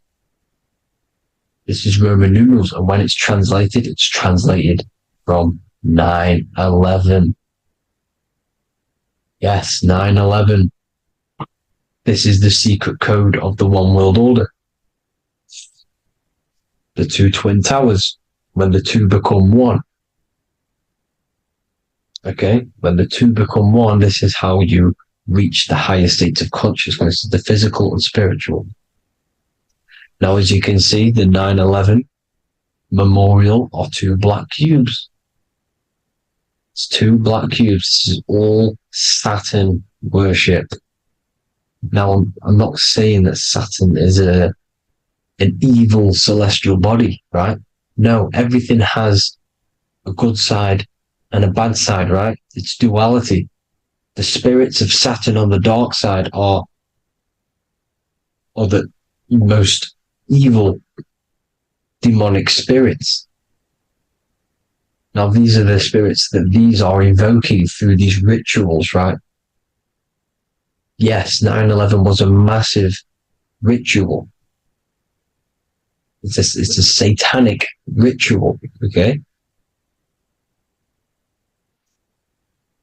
Now, we all know Elon Musk. Elon Musk is coming with the mark of the beast. an English gematria, this equals 666, right? 666, as I said, is the number of the beast. You are the beast, your physical body. You see how the Bible twisted things up to make things more confusing, right? But it's there. You just have to have the knowledge to be able to read the Bible properly. As we all know, we had this virus. I'm not going to say the name because I'll get flagged. This virus adds up to 666 because this is all part of the New World Order. It's all part of keeping you in this physical dimension. Okay? Now, as you can see here, Novus Ordo Secularum on the back of his shirt, on Elon Musk's shirt, this is also on the $1 bill, Novus Ordo Secularum. This means New World Order. Yes, New World Order. This is on the back of Elon Musk's shirt. And as you can see here, he owns Neuralink, which is the brain chip which they're going to be putting into implanting this onto your brain. This is the New World Order to connect you and merge your consciousness with AI. Neuralink and Meta, he owns Meta as well, which is the metaverse. These are going to be linked in, hence why they have the same symbol, but just in a different format. It's the infinity symbol. And the infinity symbol comes from the torus field, as you can see here, your electromagnetic field from around your body. Now, the end goal is for this New World Order is to trap your consciousness inside of an alternative reality being projected from the metaverse. Because the metaverse will be the reality.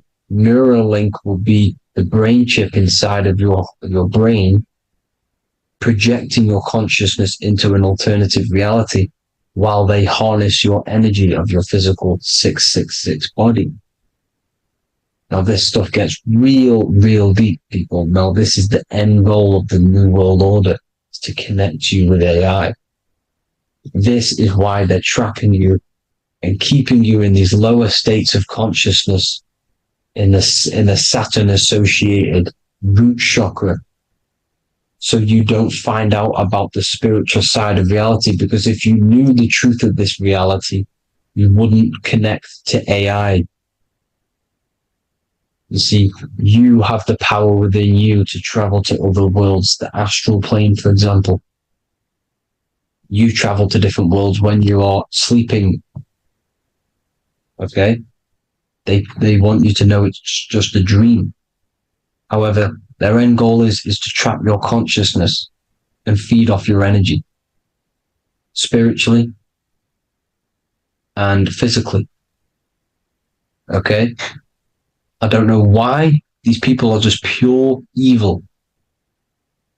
As I said, evil love bondage. They love the physical dimension. They don't want to ascend to other realms. These evil love the third dimension. This is why evil spirits will inhabit bodies, exorcisms, because they miss being in the physical realm. They miss it. Evil love bondage. So this is why they're cloning and putting their consciousness in clones to stay in this third dimension, to stay as further away from the source as possible. Okay? This is why they're doing it. And this is how it's all linked in. So I hope you all enjoyed this video. Hope you gained some wisdom. Please feel free to join the Telegram. And please leave a like and a subscribe. Thank you all, people. God bless.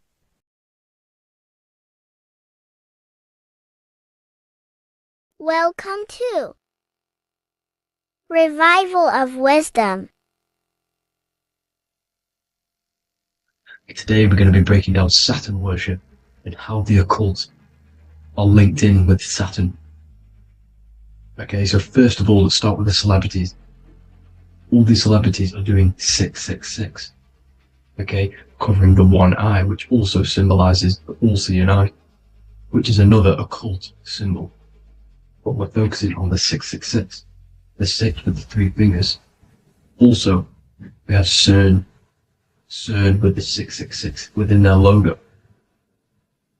Also Disney, okay, as you can see here, 666 within their logo. Pepsi, Coca-Cola, and even Cadbury's. Monster Energy with the 666 in Hebrew numerals. Unleash the beast. So what is 666 to do with Saturn? Because on Saturn, there is on the north pole of Saturn, there is a 6-sided hexagon, okay? So Saturday is named after Saturn Day, the 6th planet. It is also the 6th day of the week and has a 6-sided polygon on its north pole, 666. Not only that, when you create a star out of the hexagon, you will create a 6-pointed star, okay, with 6 triangles within the star and a 6-sided hexagon, which all adds up to 666. Okay, so this is why all these symbols contain 666. So why do they worship 666? Saturn. Because Saturn is the god of time and death, okay, and order and lessons. Okay, Saturn is a very cold and dry being. That is the 6th planet from the sun. Okay, Saturn represents the winter, which symbolizes death. Okay, because all nature dies within winter because the sun's not there. So it represents darkness and death. It rules the zodiac sign of Capricorn. Okay, so in the celestial cycle, Saturn is always opposite the sun.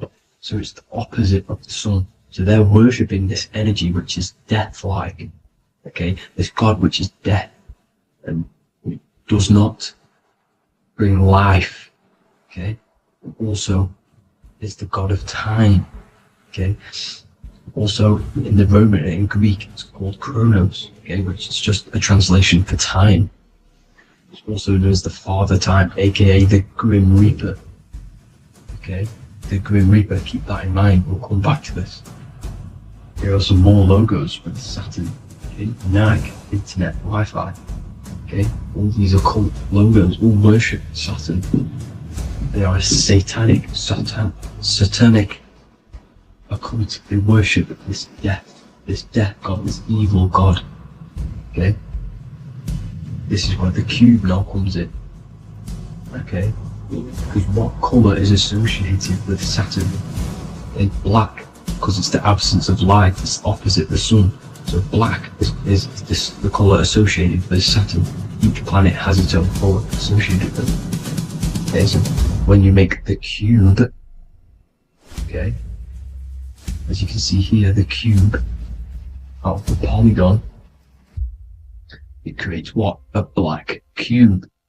Okay, and the Kabbalah, okay, Kabbalah means cube, Allah means the god, the cube god.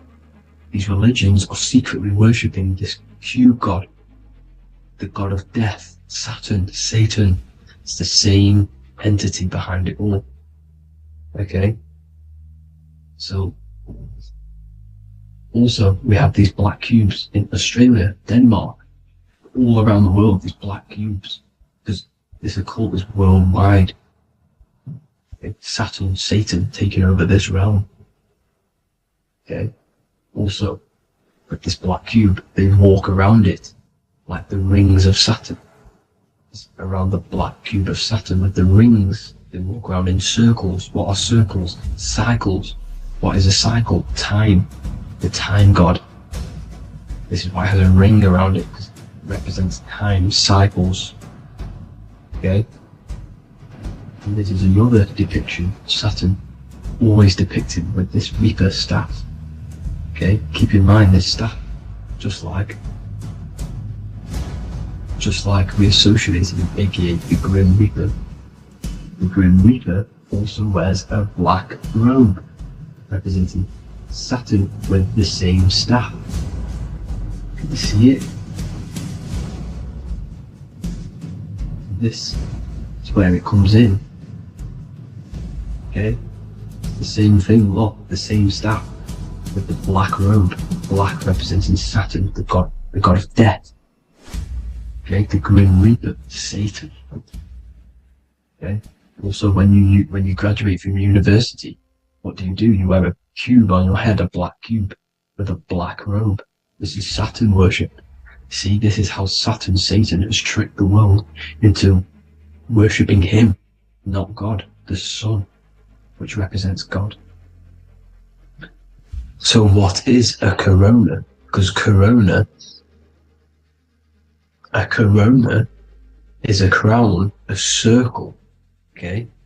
A set of concentric circles of light seen around a luminous body. So Saturn, so this is why they used to worship Saturn by wearing crowns in ancient days, and we still do to this day. The king or queen has a crown, a corona.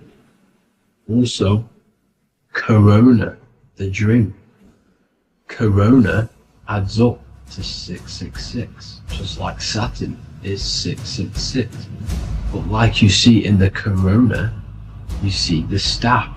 You see this staff, just like the staff of Saturn, the Saturn god, like the Grim Reaper, with the black robe and the staff, just like the Saturn god. What is the Grim Reaper? It's a killer. It represents death, just like Saturn, the god of death and time. So all these occults and secret societies all worship the 666 god, which is Saturn, Satan. All of our energy is being put into Saturn. Okay, and Saturn, Satan, is harnessing all of this energy. So gradually, this is what the mark of the beast is. Like it says in the Bible, the mark of the beast, or the name of the beast. Here is wisdom. Let it know that you have to understand and count the number of the beast, for it is 6. It is the number 6 of a man, and is 600, 6, 666. So this is what the mark of the beast is. They are going to eventually put green chips, just like Neuralink, which is what Elon Musk is pushing. Okay, so this chip is the mark of the beast, and it's going to be implanted to our hands or brains. Okay, and they will manipulate our consciousness, and it will manipulate our DNA, and it will directly connect us to AI, and AI is linked in with Saturn, Satan, as the demons and the people who rule this world are in love with AI. They want to connect humans to AI. And this will control our consciousness completely and give all of our energy back to Saturn, Satan, this deity that they all worship. Just like when you get married, you wear a wedding ring, the rings of Saturn, over the finger, which represents the sun. So you're basically seeing Saturn over the sun. The sun is the son of God. It represents the sun, represents God. So you are putting Saturn over the sun. So thank you guys all for tuning in. I'm going to leave you guys here. Please leave a like, comment some topics that you want me to talk about, and please subscribe for more amazing content. God bless.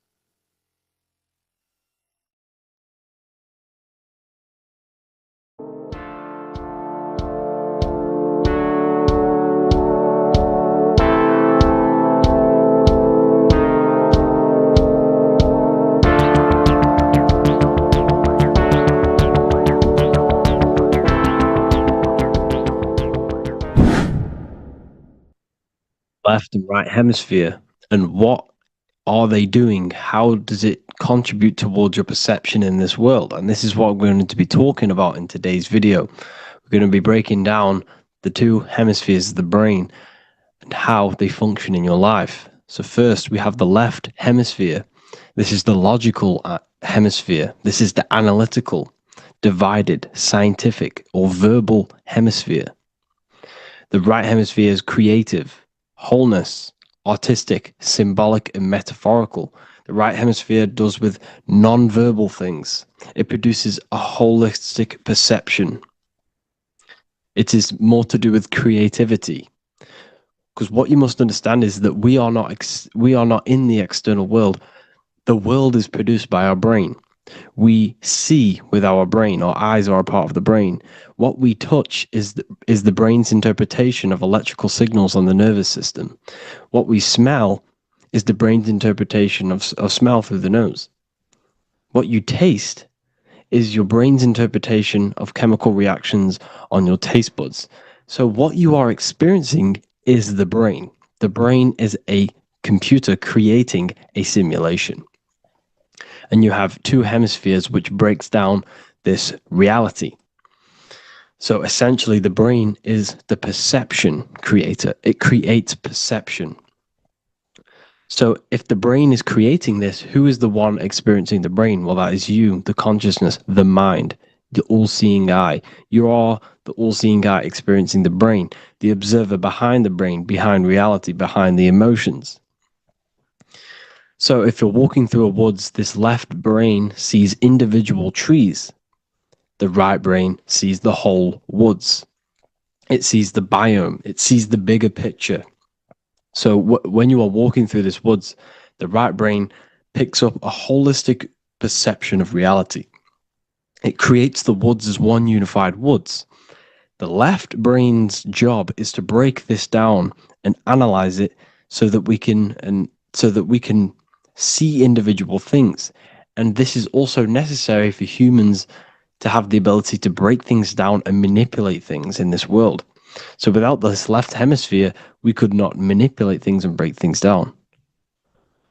So this right hemisphere is important because it sees the whole woods. It sees humanity as one unified consciousness. However, the left hemisphere sees individual egos. So the left hemisphere is the place of the ego because it only understands, it sees the world very divided. Okay?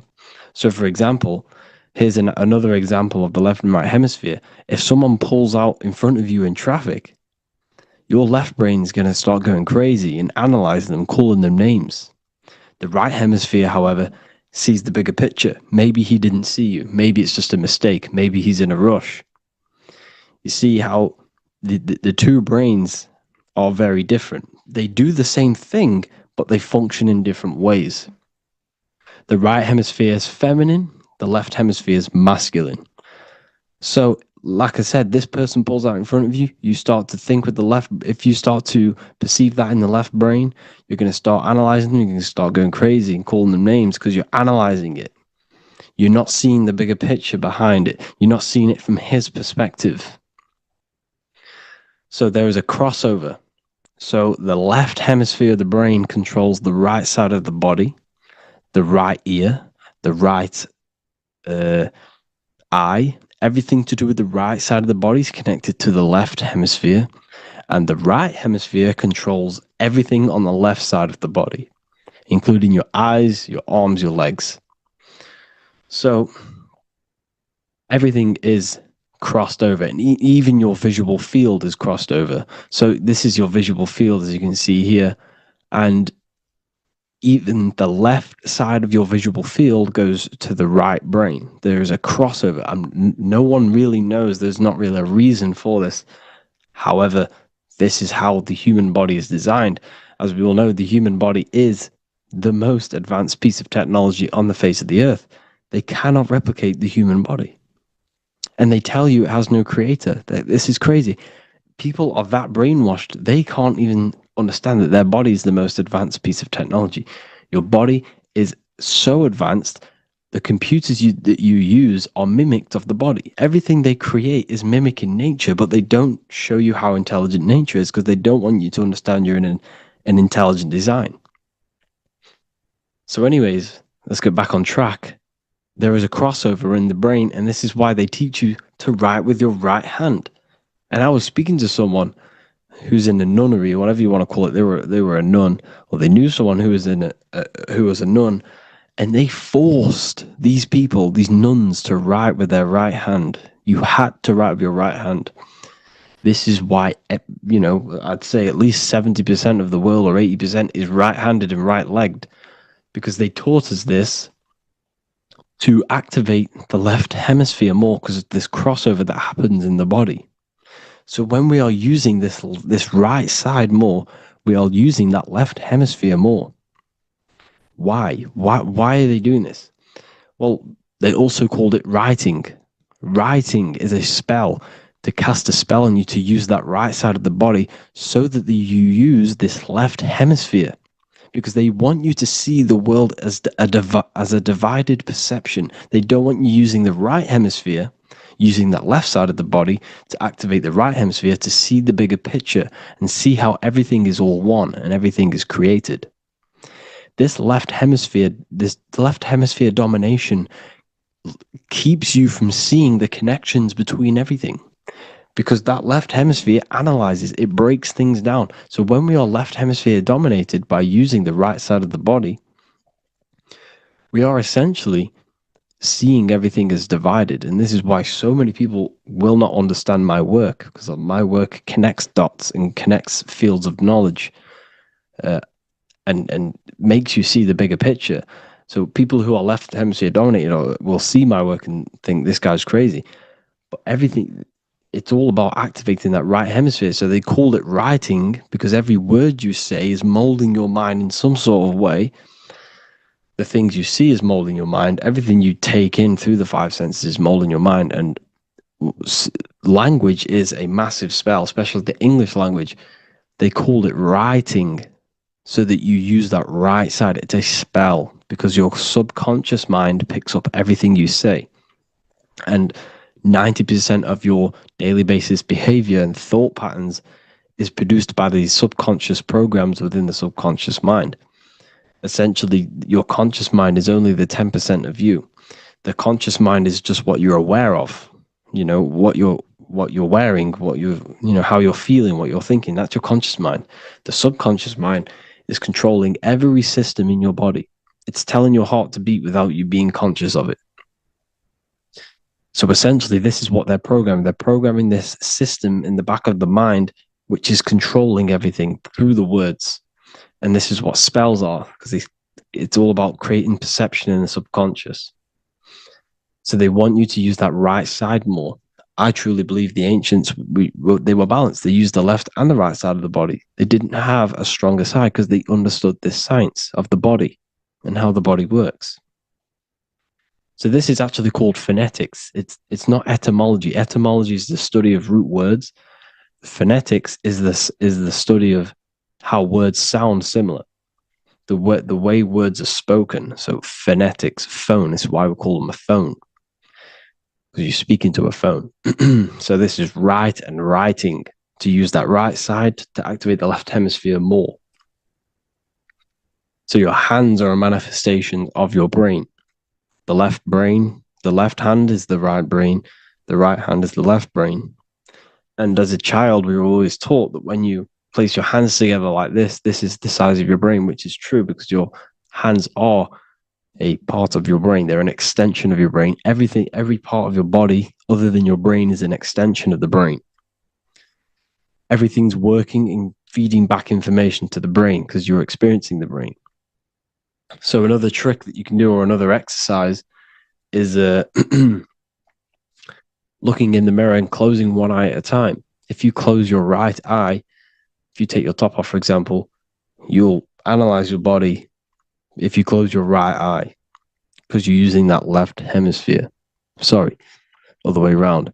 If you look at yourself through your right eye, you'll use that left hemisphere, which will analyze yourself. You'll see individual body parts. If you close the right eye and use the left eye, you'll see your body as a whole. You won't really analyze it. This is how you can analyze yourself, using these two hemispheres. So this whole system is created to keep you thinking logically, and to restrict you from creating, and restrict you from understanding symbolism, allegories, metaphors, and teamwork. They want you stuck in a logical way of thinking and a logical way of seeing the world. This is why when you go to school, you are told exactly what to do. You're told to think this way and no other way. You're told to do orders, do this. It's a very left-brained system, because if we all started to open up this right hemisphere, we'd all see, wow, everything is all one. Everything's all connected. And this is what my work is doing. I'm showing you everything is one. The physical world is an illusion of duality, but everything comes from the one source, the one mind. The universe is a giant mind. I am mind, you express mind. We all possess mind. Behind the physical body is the same mind consciousness. And we are all expressions and fractals of this infinite consciousness called mind. And this is what they don't want us to figure out, is that we are all just one consciousness expressed. It's an infinite consciousness. It's even in the squirrel, it's in the dog. All of these different animals, they're just different bodies, but behind the bodies is the same consciousness, which is mind. That's what the pineal gland is. The pineal gland is not the mind, and it's not the third eye. The third eye is your mind. If you have a closed third eye, it just means you have a closed mind. If you have an open third eye, it just means your mind has expanded from beyond physical things through astral projection and mystical experiences. This is how you gain an open third eye. It's just an open mind. A mind that has astral travel, that has explored the realities within the mind. So everything they do is to keep us in a divided state. Divide and conquer, right? That's their motto.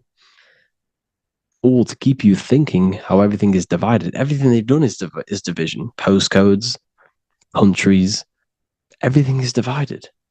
Like football teams and all this stuff. It's also a natural process when you grow up, because as you grow up, your brain is constantly analyzing the world. So this is sort of a natural process of how you become more left hemisphere dominated, because your brain is always analyzing. And unless something awakens you, you can awaken that right hemisphere where you can start to see the bigger picture. Even the music, it's all tuned to 440 hertz, shuts down the right hemisphere of the brain. 440 hertz, Spotify, Apple Music, the radio. Every time you turn on the radio, it's tuned to 440 hertz. This was specifically tuned. It never used to be tuned to this. It was in the 1950s. It was changed. The standard music tuning was changed to 440 hertz because it shuts down that right hemisphere of the brain. They don't want you thinking, seeing the world in this way and perceiving things as one. And I'm going to show you. It tells you this in the Bible. Cast the net onto the right-hand side of the boat and you will find the fish. What was Jesus saying? This is, you see, people read the Bible and they don't understand it. If the Bible is not talking about you, then it has no meaning. The Bible, everything you read in the Bible is about you and how it can better your life. It occurs to you. So if Jesus says, cast the net onto the right-hand side of the boat, this is an allegory. The boat is your body. Cast the net. It's the awareness, the perception onto the right hemisphere of the brain, and you will find the fish. What's fish? What do fish do? They swim deep in the ocean. It represents the knowledge. Deep knowledge. Cast the net onto the right-hand side of the boat and you will find fish. You will find the wisdom. You'll gain understanding when you cast that your awareness into that right hemisphere. You will see that I am you and you are me. We are all one consciousness. You will see everything. You'll see that the trees are the same patterns as the nerves in your body. You'll see everything is connected. Everything is a fractal of the one infinite consciousness. And how many fish did they catch? 153. That adds up to 9. This is now numerology. The Bible's filled with numerology.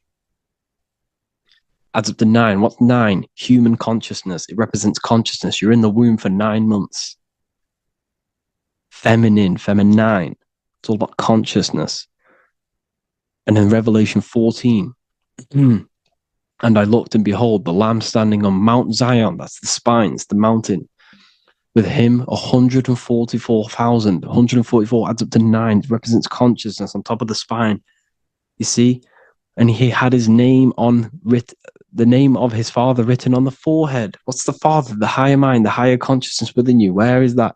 In the forehead, the pineal gland. The pineal gland is the radio receiver for the higher consciousness. Because every body part of the body has consciousness. Your heart has consciousness. Your gut has consciousness. You are thinking with these different consciousnesses. You think with the gut. You think with your penis. You are thinking with all these consciousness. And it's about raising your consciousness to the higher consciousness, which is the father, the mind, in the head. Don't think with the lower parts of the body, because that is your animal nature. Think with the higher parts of the body. It's all representing consciousness. How to activate the right hemisphere of the brain? Well, it's all to do with non-verbal things. So music will activate the right hemisphere. Make sure it's tuned to the right frequency, though. 432 hertz, 528 hertz. Any frequency that adds up to 3, 6, or 9 is good for you. Meditation, turning off the thoughts, and you raise yourself to the higher brain. Symbolism. Symbolism is all right hemisphere. Reading between lines, metaphors, determining the Bible, it's all right hemisphere. Seeing the bigger picture, it's reading between the lines. So tithing in the Bible. These people in the churches are giving 10% of their money to the church. It's nothing but a scam. What these people have done is they have externalized the Bible. They have taken the Bible and literalized it, so that they can make a business out of it.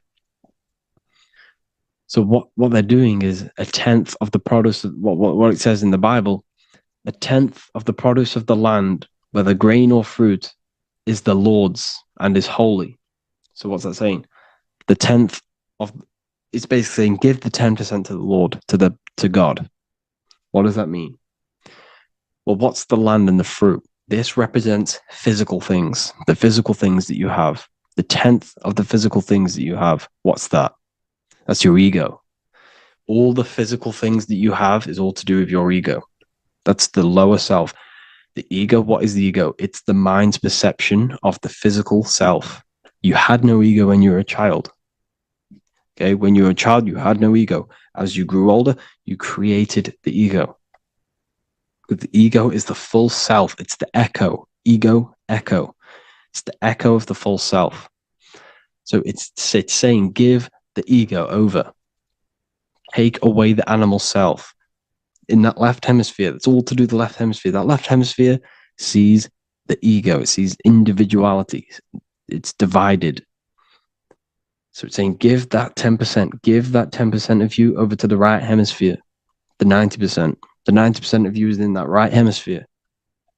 The higher self. Now, I'm not saying the left hemisphere is bad. Okay, I'm not saying that at all. But it sees it sees things divided. It's like I said, the left, the hands are manifestations of the brain. So when these Christians are praying, they're putting their hands together. What are they doing? They're syncing the brain hemisphere is what you're doing, because everything's an extension of your brain. So if you put your hands together, you're putting the two hemispheres together. And what's happening when you place the hands together? All the electricity in the body is now running in a circuit. So once you connect these two hands, the electrical energy is now running in a circuit. And energy can move around the body quicker and more efficiently. So when you pray, when these people are praying, they don't realize that they're engaging in ancient forms of meditation, of balancing the two hemispheres. So now we're talking about balancing the hemispheres, not the right hemisphere. This is what Israel is. Look at the symbol for Israel, the up triangle and the downward triangle. What's that? The up triangle represents male. The downward triangle represents female. Okay? This is talking about the brains. Israel is Ra. Isis, which is female, the Egyptian god. Ra, El. El means God. Electricity. That's the force of the physical world. It's the force that runs this world, electricity. It's the force of God. El, consciousness. It means God. Is Ra L. Isis, Ra, and El. It's the two hemispheres of the brain, the Holy Land of Israel. It's the Holy Land, it's the brain. Once these two hemispheres are synced, this is how you unlock your consciousness. This is the easiest way of astral projecting. Hemisphering, I forgot the word for it. Hemisphere syncretization, something like that. It's about syncing the hemispheres. This is how you unlock your consciousness. Once the brain is running as one electrical system, this is how you balance the two masculine and male opposing energies. Once these opposing energies are no longer in war with each other, the brain, they come together to work as one. You unlock your consciousness. You are born again. What happens when a male and female have sex? It creates a new child. It becomes one. You are born again. Once the two hemispheres of the brain, you are born again. You can then have an out-of-body experiences. So this is why the symbol of the Holy Land, Israel, is the up and down triangle back combined together, because it represents unification of the male and female, unification of the hemispheres. You're born again. You unlock consciousness. And you can get this for free. It's called the Gateway Tapes on my website. Basically, it's a audio track from the government, and they did this in the Gateway Experience. It's a CIA document, and what they do is there are different forms of meditations you go through. I think there's about 5 waves of meditations you do, half an hour each one, and it will teach you. It will sync your hemisphere, because what does it do? They understood that playing one frequency into one ear and another frequency into the other, they understood that the right ear is connected to the left hemisphere, the left ear is connected to the right hemisphere. So when you play 2 different frequencies into both ears, what happens? The brain picks this up, the 2 hemispheres of the brain picks this up, and it syncs it. It syncs these 2 hemispheres, these 2 frequencies together. So now the brain is working as one to sync this frequency. So this is how you can sync your hemispheres, through listening to these frequencies.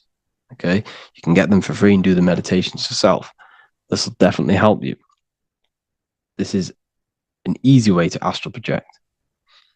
So it's all about syncing the hemisphere and seeing reality from a unified perception. We should all aim to get out of that left hemisphere. I'm not saying don't use it, but we should now start to we should now start to read between the lines of the Bible, read between the lines of the symbolism they're showing, study symbolism, study allegories and myths. What are they trying to tell us through these allegories? And, this is how we start seeing things in a better way. Once we understand that we are all microcosms of an infinite consciousness, we can all come to one, because love is the unifying force of this infinite consciousness. We are all divided. We are all disconnected from our hearts. Once we all connect with our hearts and see that everything is one, we can all start to love and come together as one, because love is the unifying force of consciousness. So if you haven't already seen, I now have launched the Ethereal University. I will be doing lectures like this one, but even better, deeper, and even releasing knowledge that I can't talk about online, as they are censored. I'll be doing lectures every single week. I'll be doing live calls every single week. You also gain access to my library, which is filled with over 45 occult books, filled with knowledge. Okay, I'll show you now. Plus, you get my book, The Book of Wisdom, PDF form, and the Human Health Guide, PDF form. You also get all of this stuff, the health section, Q&As, ethereal meditations. We've got some celestial studies, cosmology, numerology coming soon. You also get the brand new Manifestation Mastery course, plus the library. And there'll be new books, new lectures, new live calls every single week. Or you can get the Book of Wisdom, use the code WISDOM in all capital letters to gain 40% off. This sale will be ending very, very soon. So if you're watching this, be very quick to get yourself a physical version or a PDF of my book. You can get it in all these languages. Hope you enjoyed this video, people. I'll see you inside the Ethereal University, the real university. Have an amazing day.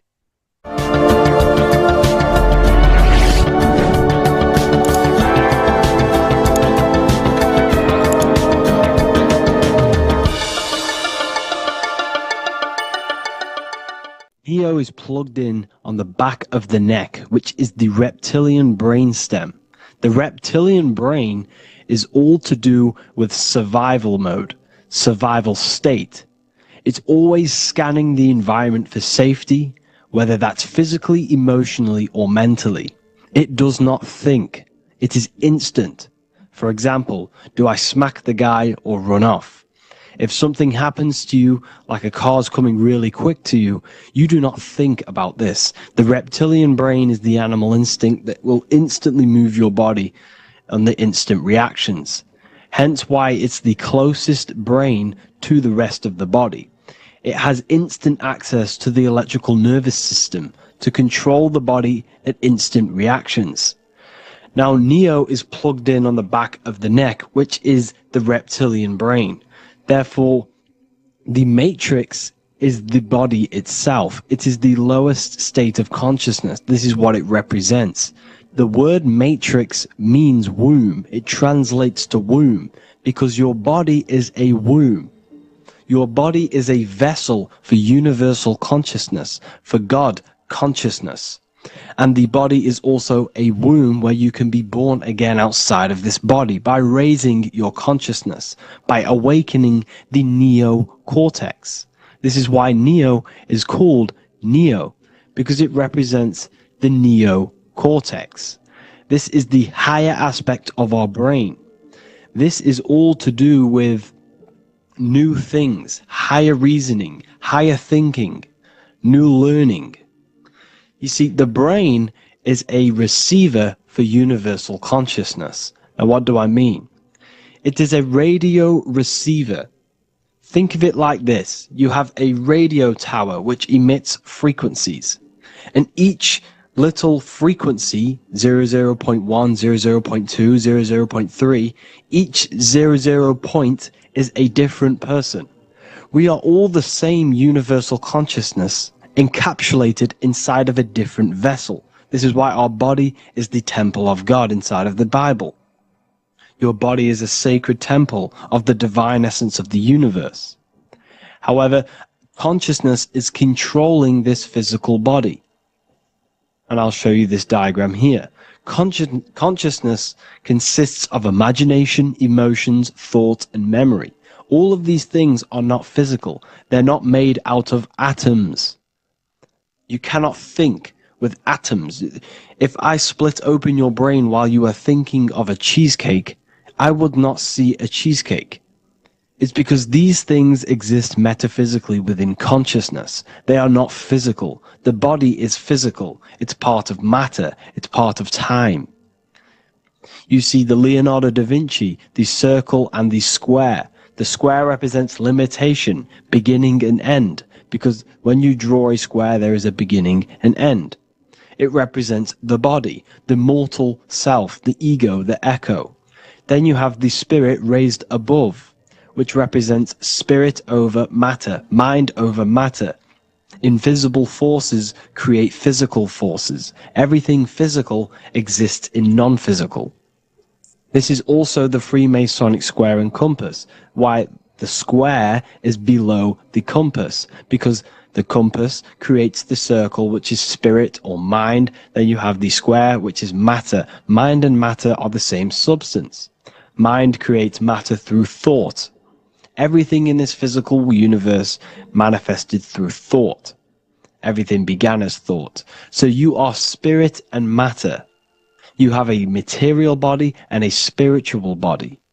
And you are right in the middle. This is why humans are very, very important. Because we have an animal nature, the reptilian brain, and a higher consciousness, the neocortex. And we must awaken out of the matrix, which means womb, which is the body. And Neo is waken up from the lower self, the reptilian brain, and moves into the neocortex. Because the brain is a radio receiver for consciousness. Now, what do I mean? I went over this before. Your consciousness is controlling the brain. The brain is a computer. And when our consciousness, our imagination, our emotion, our thoughts, and our memories are all contributing towards just survival things, food, safety, fear, all of these things, and our consciousness is locked into a survival state, we are using the reptilian brain. We're no longer thinking. You don't think with the brain, but the consciousness is thinking, which activates the different parts of the brain. When we think for higher reasoning, we use the neocortex. It stimulates the neocortex. When we think about survival, we're using the reptilian brain. So therefore, when Neo wakes up, he wakes up to the higher aspects of consciousness, which is only utilized by the neocortex, by learning new things and expansion of the mind and expansions of consciousness. Okay? So the whole matrix is to keep you designed, well, the whole matrix is designed to keep you in a survival state, in the three-dimensional awareness. They want you constantly scanning for safety, scanning for food, scanning for emotional safety in relationships in other people. You see, they do not want you to think. They want you stuck in that reptile, that animal state, that beastly state that most people are in. Most people, all they do is eat, listen to music, consume, have sex, lust, desire. This is all the reptilian brain.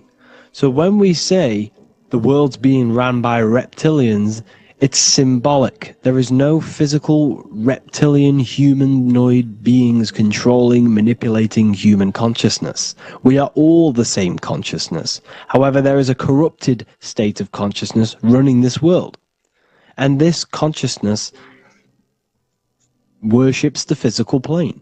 And they control the physical plane. So by doing that, they keep you stuck in a reptilian way of thinking, the animal state, to keep you stuck in the lowest state of consciousness.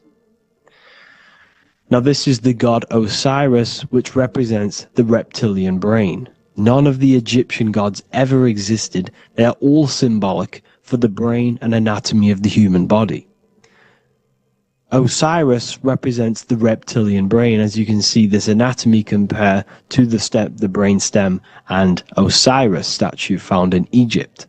And we also see an ancient artwork of Osiris with green skin and two reptile crocodile alligators next to him, which also symbolizes the reptilian survival state of human consciousness and the activation of the reptilian brain.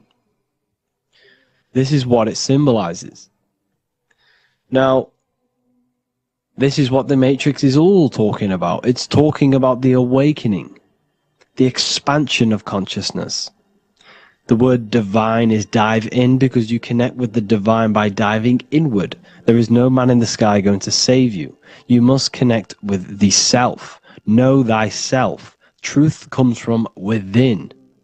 All of these things I'm telling you comes from within you. I'm just pointing it out. All of this is self-realization. A lot of people say, well, what are my sources?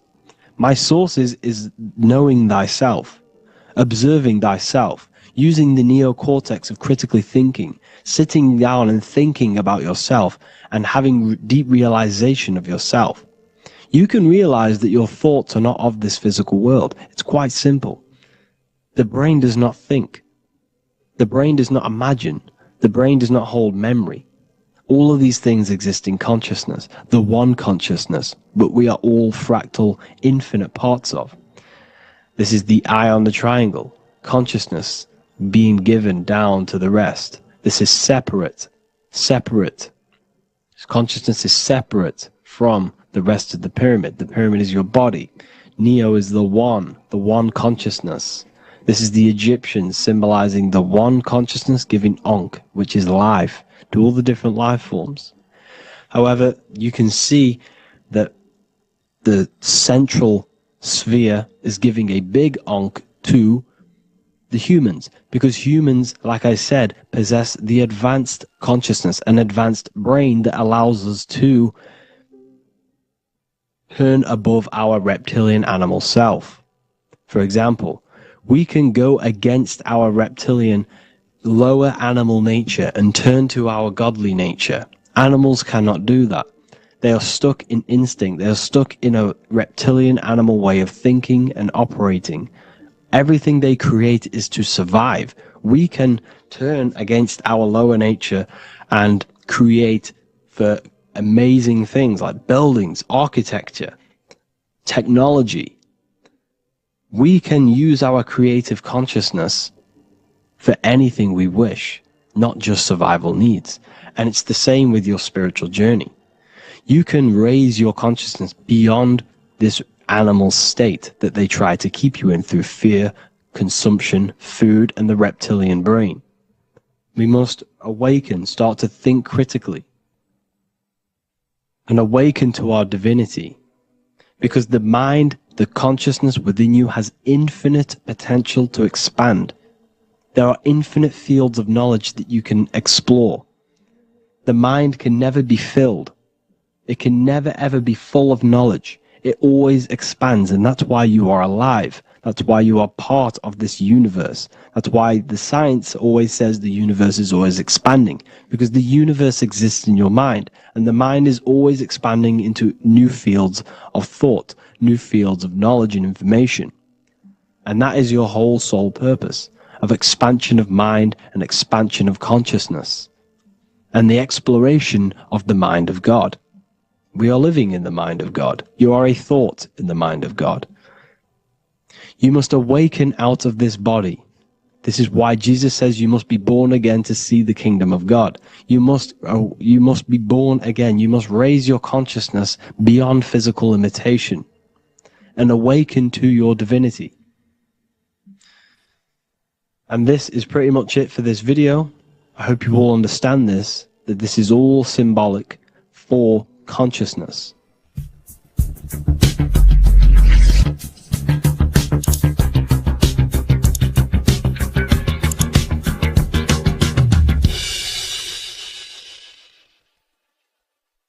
Welcome to Revival of Wisdom.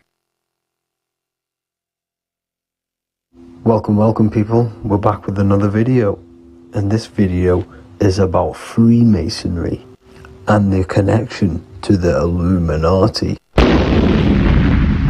Please, as always, to make sure to hit that like and the subscribe button and turn on the notifications to never miss a video. On May the 1st, 1776, the founder of the Illuminati, Adam Weishaupt, founded this secret organization, and this date can be found in Roman numerals underneath the all-seeing eye pyramid on the $1 bill. This $1 bill also says Anu Coptus Novus Ordo Secularum. This is Latin for announcing the birth of the New World Order. This New World Order will be headed by Lucifer, the all-seeing eye, and followed by the 13 layers of bricks for the 13 elite bloodlines. So your Orsini's, Rockefellers, Rothschilds, Soroses, and the other 9 elite families.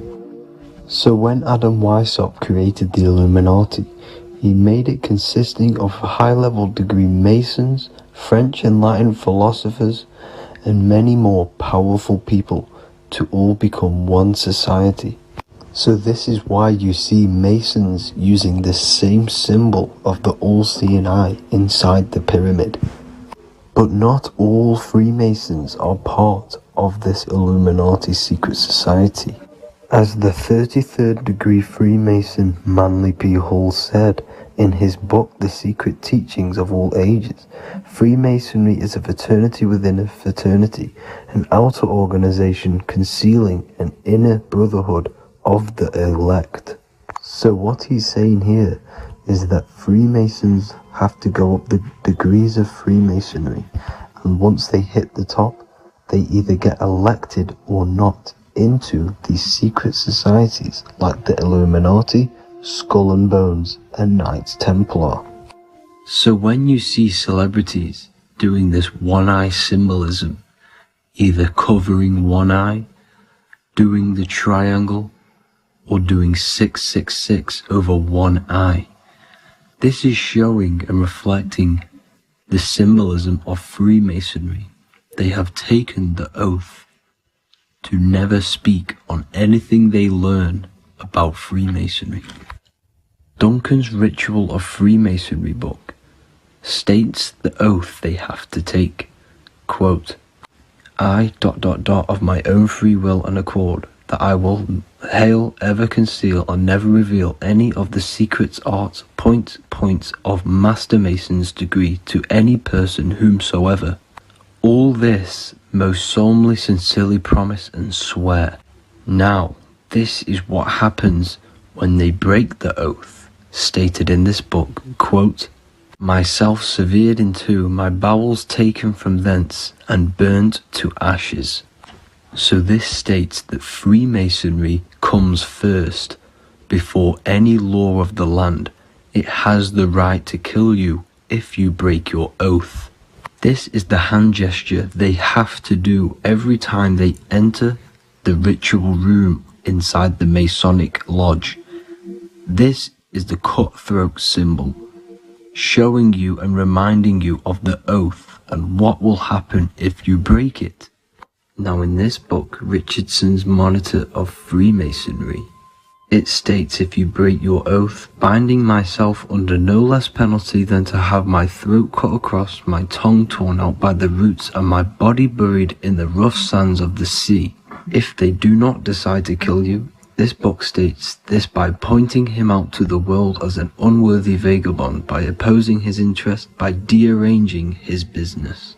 In other words, they have the power to frame you and destroy your reputation to the world and destroy your business if you break this oath.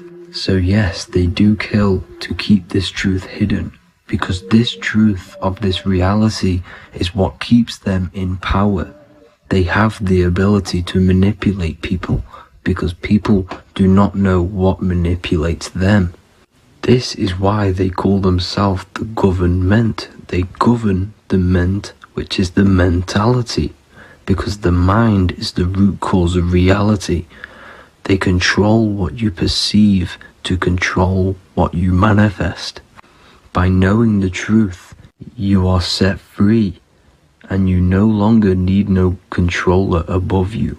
So this is why they are willing to kill and do whatever it takes to keep the truth concealed within these high-level degrees of masonry and these secret societies. However, going back to Manly P. Hall's book, it states, part of the symbols are displayed here to the initiate, but he is intentionally misled by false interpretations.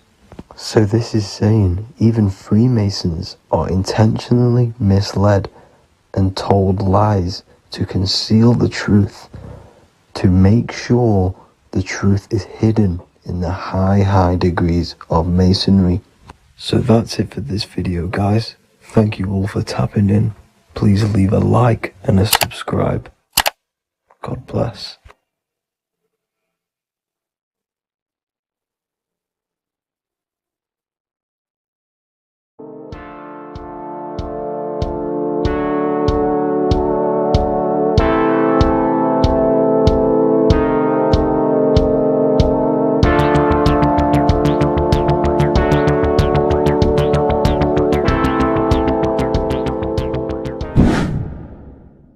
Welcome back, people, to another occult lecture by Revival of Wisdom. Today we're going to be talking about magic and how it's being used on us for the New World Order. Magic has the word mag within it, which is magnetism. Magnetism is the force. Magic is influencing forces, natural or supernatural forces, and using it for a certain agenda to gain something out of it. Now, magic is not what everyone's being thought. It's not some sort of fantasy thing. It's actually very common, and we all do it, whether you believe it or not. Magic is all to do with the mind.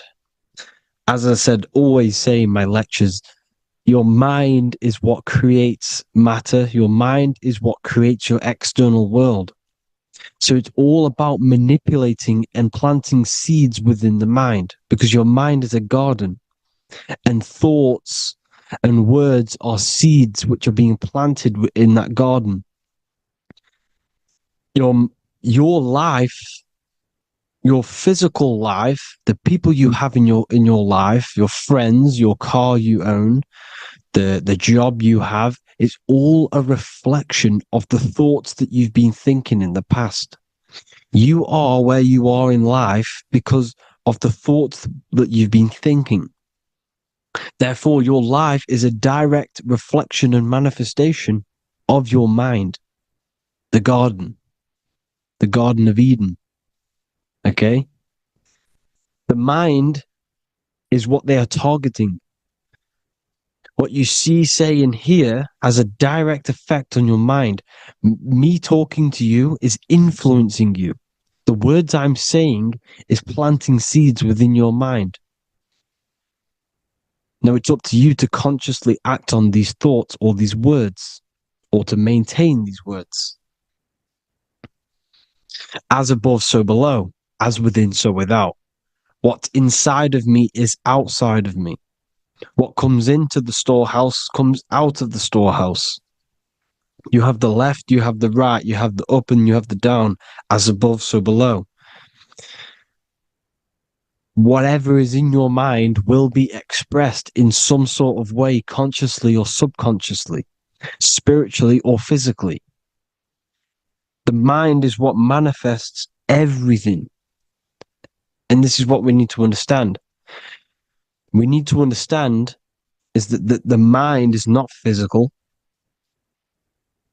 All things spiritual manifest physical. All things seen come from the unseen.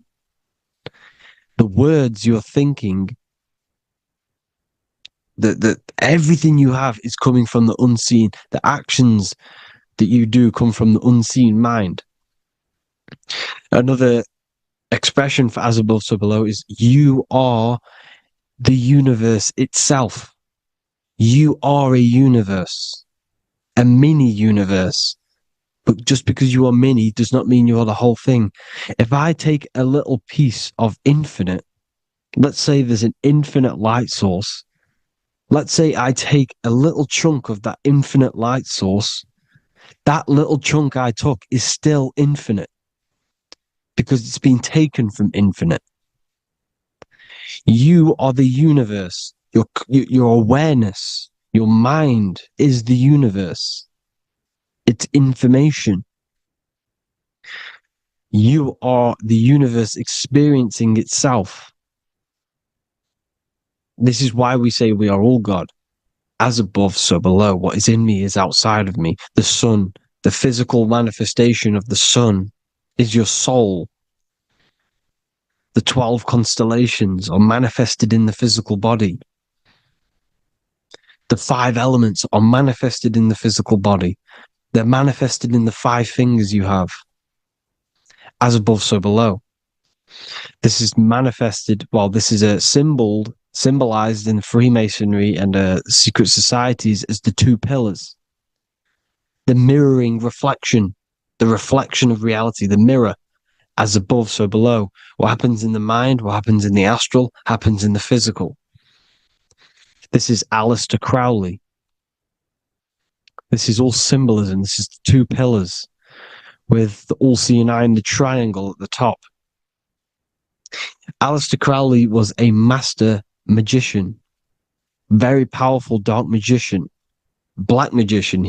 There's two types of magic. You have white and black, just like the checkered board, the Masonic checkered board. You have white and black. You have good and evil. White magic is influencing natural forces to gain something that will help the collective consciousness, help the collective, help the earth, help other people. Black magic is something you manipulate something so you can get something personal out of it. Doesn't matter if it's good or bad. It's still considered as black magic because you're being selfish. Everything you do should be contributing towards the collective consciousness and helping others. And this is why the ancients lived in a system where everything was in unity. We understood that I am you and you are me. What I do to you happens to me because I am you and you are me. We are the same mind substance on the inside. We're all the same mind substance being expressed in different bodies. So what I do to your mind will have a ripple effect on my mind because all of our minds are connected within the mental plane. So this is why they know all this knowledge. They know all this knowledge. So yeah, this is the mirroring effect of reality, the two pillars, or symbolizes the number 11. The number 11. We'll go deeper into that. The technology we're using is magic. It's a form of magic. Television is tell a vision. They're telling a vision into your subconscious mind, into your memory. And when you turn on the television, you get a program because they're telling a vision to create a program within your subconscious mind. You see, the conscious mind is only 10% of your mind, which is to do with your, what you're aware of, your five senses. What are you consciously aware of? Well, I'm aware I'm here, I'm talking. I'm aware of what I'm wearing, the five senses, what I can hear, taste, smell, hear. What I'm wearing, I'm aware of what I think of. But the subconscious mind is the 90% of your mind. It's the hidden part of the mind, which is telling your heart to beat, telling your body to breathe. It's storing all of your emotions. It's storing everything you see, storing all the belief systems that you have. It has everything. It stores all of the habits you have, the values. It stores everyone's name that you know. All the words that I'm speaking right now is all coming out of the subconscious. Everything is subconscious. And it literally manipulates 90% of your daily basis behavior. Most people don't know this. What you did yesterday is what you will do today because of these beliefs and mental programs within the subconscious, stored within the subconscious. So the subconscious is what they're aiming at. They're trying to create programs within the subconscious because the subconscious manifests 90% of your thought patterns, 90% of your actions and words. They know all this stuff. So the subconscious mind is the most powerful part of the mind. Another way the subconscious manifests and influences your life is, let's say you were in a car crash years and years ago, 10 years ago. Let's say you're in this car crash, right? And you really hurt yourself. The emotion you felt in that time when you were injured in that car crash had a great impression on your subconscious mind. You see, the stronger you feel something emotionally, the stronger impact it has on the subconscious. You can remember and recall that moment and very vividly because of the impact it had on the subconscious. For example, you become that terrified of cars that it manifests into your life today, that you are wary to go in certain cars. You don't want to go into cars at all, maybe, because of that moment that stood within the subconscious. And it will manifest into anxiety. It will manifest into not going into cars. It will manifest into depression, maybe. these things, these emotional, very emotional, traumatic events have a great impression on our subconscious, and they control your life. This is why you need to meditate and let go deep within yourself and let go of these internal, deep emotions that you may have repressed and keep pressing down and ignoring. But you need to address it and let go of these subconscious impressions you have, which are controlling your life, like anxiety, depression. All of these things are stemming from things that are stored within your subconscious years and years ago, more than likely. Broadcasting. They're casting spells to a broad audience, to news, north, east, west, and south. They're casting spells. No, if you watch the news, everything's red. Breaking news in red writing or the red background. Everything's red. Why? Because red's the root chakra, which is all to do with survival. They want to stimulate this root chakra because they want you down there in survival mode.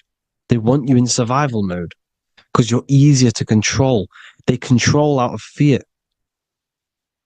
And not only they're casting these spells as if, because most of the things they cast in the news hasn't already happened.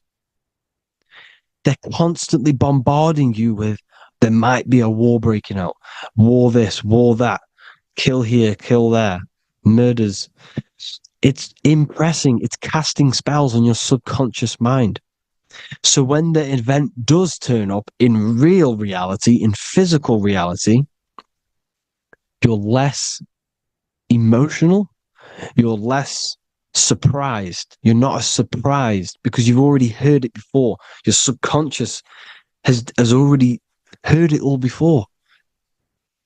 If you never heard of a war and then a war broke out, you'd be going crazy.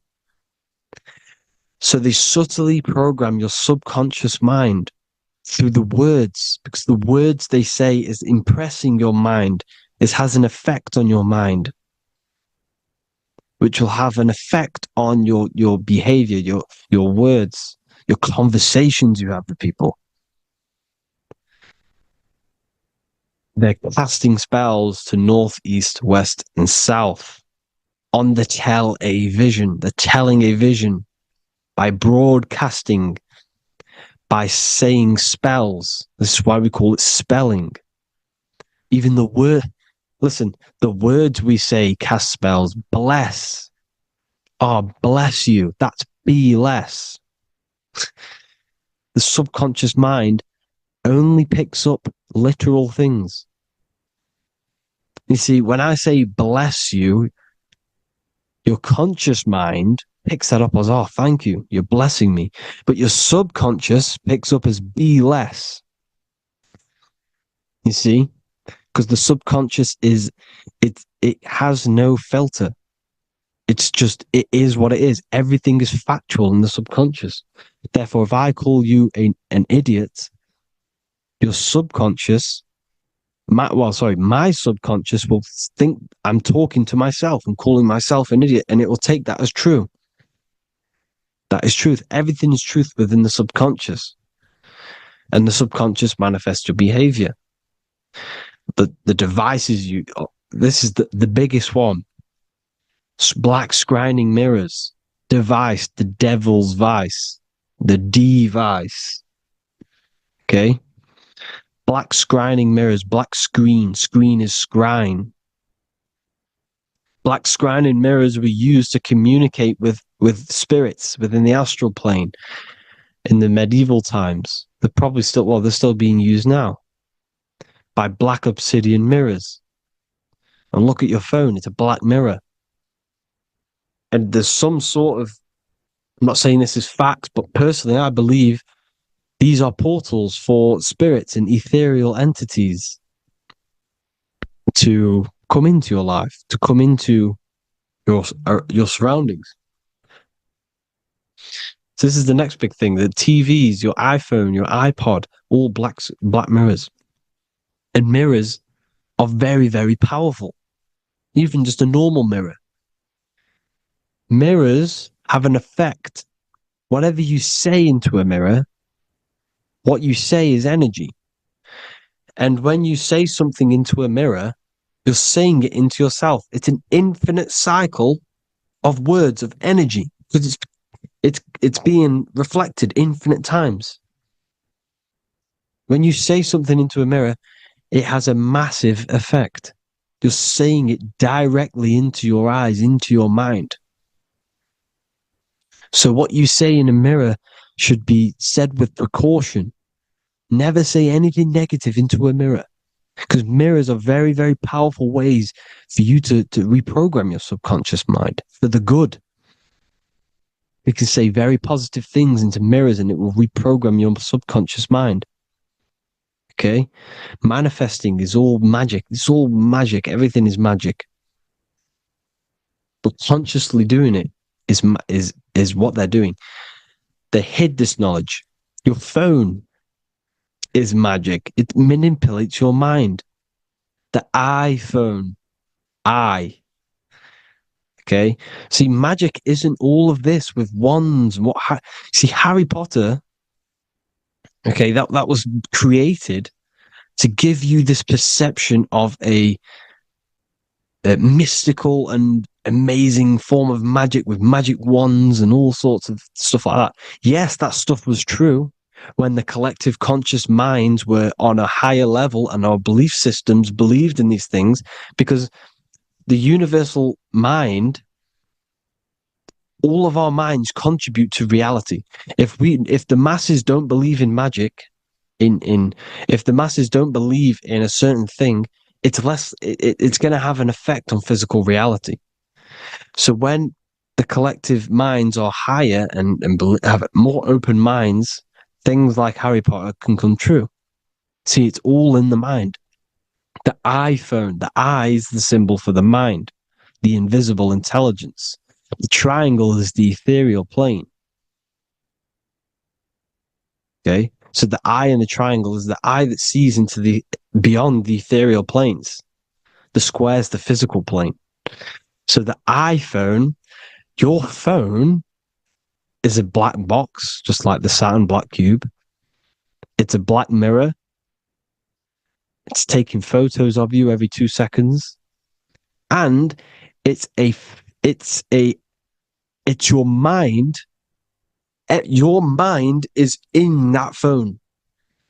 Everything you like, everything you text, everything you type in Google, everything you say to someone, every conversation is all recorded on the phone. Therefore, it is a direct reflection of your mind. Your mind is imprinted into your phone because your mind, everything you think in your mind, you're manifesting into typing, saying, taking pictures into the phone, and it's collecting it and storing it. And what they're doing, and this is for all forms of magic, it's manipulating the mind. It's all manipulating the mind. Reels, Instagram, TikTok, this is all dopamine. It's all controlling the mind. Every like you get, every follow you get, every share that you get is dopamine within your brain. They're literally targeting your brain and mind. It's all manipulating, because what they're pushing through the phones, through the media, through the news, through the televisions is visions and programs. You are the one manifesting the New World Order. They're not manifesting the New World Order. They're giving you the information so you can manifest the New World Order. Everything they say is contributing to your mind. For example, digital money and all the information they put out for you to see is contributing to your enslavement. Your mind is manifesting the New World Order. They know this. They don't manifest it. There's billions of us. We could easily run over them. physically. But on a mental level, these people have the knowledge and they hide it from us and they let us manifest reality because we are the collective. They give us the information which manifests their agenda. It's all magic through the phones, the media, the television. So your phone is a manifestation of your mind. It's a record of your mind. Hollywood, holly tree, holy tree. They used to make wands out of holy trees, because it was the most holiest wood, the best for casting and transmitting energy. So they used holly trees to cast spells. That's what Hollywood is. And in Hollywood, they have the red tear, the blood drop next to the Hollywood sign, because it's all satanic. They're all black magicians. They use Hollywood to cast the spells through the music, through the films. You see, music is a form of magic. All of this is magic. Everything they do is a form of magic because they want an agenda behind it. But it's not black magic. They're letting us create our prison. This is what you have to see. Yes, they're evil, but they're not doing anything evil, or else they would face the karma. They let us manifest this agenda through giving in the information, by telling you what's going to happen in the movies. Everything that happens in a movie, it's all there on purpose to program your subconscious, to plant a seed within your garden, your subconscious, your mind. Because when the mind is already seen something, when it comes up and turns up in physical reality, you will be less shocked and you won't rebel. So they lure you slowly. They make you aware of these things over time. They make you gradually think it's okay. Like the technology, we never used to use these phones. How did we become so addicted and reliant on them? Well, because first they gave you a little flick phone. Well, no, sorry, they gave you a phone in your house. And then once you got used to that, they say, oh, here's the newest version of a little flick phone. You started texting your friends. Everyone was loving it in high school. They could now meet up without saying, let's meet on the weekend at this point at this time. Like your parents probably did. Or maybe some of you watching this, you probably had to tell your friend to meet on the weekend at a certain time because you had no way of communicating. So everyone got these phones and got addicted to them. Then they slowly got addicted to the new iPod with the touch screen. Now they invented touch screen. Then everyone got addicted to touch screens. Then because all of this is producing dopamine in the brain, which creates you to become mentally addicted to things and physically addicted, chemically addicted. Because dopamine's a chemical. Your subconscious becomes a program within your subconscious, and your body becomes chemically addicted to these phones. And these phones are the enslavement of humanity, technology. Without this, we wouldn't be in this mess, without technology. Because they're creating a hive mind. We're creating a hive mind. So back on track anyways, they program you. Look at the films, 9/11, all produced by Hollywood. Here's the 11, like I said at the beginning, the two pillars which reflect reality. What happens in the mind happens in the physical. What happens in the astral happens in the physical. Okay, what happens in the physical happens in the mind. It's the two pillars, the mirrors. 9/11. 9 + 1 + 1 is 11. Flight 11 was hijacked. New York is the 11th state. New York adds up to 111. This is not a coincidence. It's all a form of magic. It's a ritual, energy harvesting ritual, because your mind produces energy. Your mental attention produces energy. And they're feeding off this energy in the astral plane, these demons. Music is the most powerful personally, I think the music is one of the most powerful forms of magic they're using. Okay? Music is hypnosis. It puts your brain in a hypnotic state. It influences your electromagnetic field through vibrational energy. It reprograms your subconscious mind. Why do you think you remember the lyrics? You see, your subconscious stores all of the memories. Remember, the subconscious manifests 90% of your behavior. So therefore, the music you're listening to is manifesting your behavior. You wondered why some people wonder why they have drug addictions and they can't get out of violence and they can't get out of all this negative mind space. It's because the music they're listening to is creating a negative mind space. The words you listen to have plant seeds within your mind. So the reason you remember the lyrics is because that song created a program within your subconscious. Yes, that is what happens.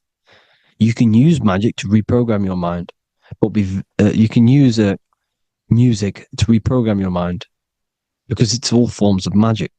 It's using natural mental energy forces to manipulate the physical reality. You manipulate your mind, you manipulate reality, physical reality. Okay? So the music, another very, very big one. When you turn on the radio, it's just all talks about alcohol, drugs, and sex because they want you down in the lower three chakras. They want your mind attached to matter when it's mind over matter. Your mind's not physical. You see, the word spirituality is the new trend. It's not about your spirit. It's not about your spirit. It's about your mind. It's not about, spirituality and looking after your spirit. And they've got you focused on your spirit. Why? Because they hide your mind from you. You see, a lot of people think their mind is their brain, but the mind is everything. There is no physical reality without mind. You can have a brain. Imagine if you had no mind but a brain. It wouldn't work. The mind is everything. The mind controls your avatar. It begins in the mind before it happens in the brain. Then the brain manifests through the body. The brain's just an electrical computer. So that, they've got people scared, or do I have a soul or not? And all this stuff. Listen, if you have a mind, you have a soul because you are not the mind. This is why everything is sort of an illusion, because beyond the mind is your soul. But what is the soul without a mind? You can't have a soul without the mind. But if the mind didn't exist, the soul doesn't exist. You are the person listening to your mind. I shouldn't say person because you're not the body. You're the entity behind the mind. But if you didn't have that mind, you couldn't understand what you even were. You would just be an observer who couldn't think. So yes, we all have a soul. If you have a mind, you have a soul. Everything is mind. Everything has mind. Mind creates everything. God is mind. And then manipulating your mind through TV, your phone, every little thing.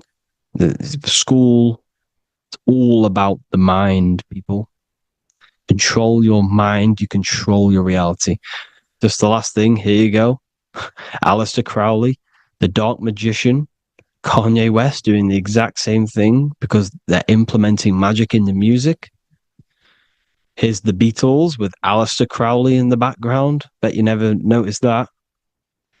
Aleister Crowley was influencing music and placing magic within the music to influence the subconscious. This is what Baal worship was. This is why they kill children. They sacrifice these children. Why? Well, because in order to ascend, in order to raise your consciousness internally, godly, by being good, God, or being, in order to be good and raise your consciousness and to get something in the physical world, you have to sacrifice yourself. And what do I mean by that? In order to raise your consciousness and ascend, you have to sacrifice the lower nature of yourself. You know, you got to abstain from having sex to retain your sexual energy, to transmute it, or staying away from negative, some poisonous foods like meat. So, staying away from blood. We shouldn't be consuming other animals' blood. We should be keeping our blood pure. We are humans. We shouldn't consume chicken blood, chicken germs. We are the most divine creatures on this creation. We are the most intellectual creatures in this creation. Therefore, we should keep our temples pure. We are not animals. If you want to associate yourself with an animal, go out in the wild, go and find a wild boar and go and try rip its guts out with your bare teeth, because you can't do it. You're not a carnivore. Okay? So in order to ascend, you have to kill and sacrifice your lower part of yourself to ascend up to your spirit self, your mind self, the highest version. And the elites don't want to do this. So they sacrifice other things like babies to kill them, to exchange their life over to the astral plane, so these demigods in the astral plane can give them something in return in physical. They don't want to sacrifice their lower self, so they sacrifice other things for exchange, for physical pleasure. But the godly person sacrifices their lower self for their higher self to do good and ascend. So this is what all the Baal worship is, people, and this is why they're doing it. Hope you all had an amazing lecture. If you haven't already, go and get the Book of Wisdom for more information. You know, I don't go into dark stuff in this book, because all I do is enlighten people in this book. You can get it in Spanish, English, German, Italian, and French. Worldwide shipping. You can get the PDF or paperback. Or there is also a new one called the Human Health Guide 2.0. It gives you a list of all the foods, grains, oils, nuts, you know, everything that's alkaline and positive for the body and not man-made and hybrid. It tells you all the products to stay away from, how to fast, how to improve vision, how to improve everything, literally. So the Human Health Guide has been released. If you want that, I'll pull all the links in the bottom of the description. Hope you all enjoyed the lecture, people. God bless you all.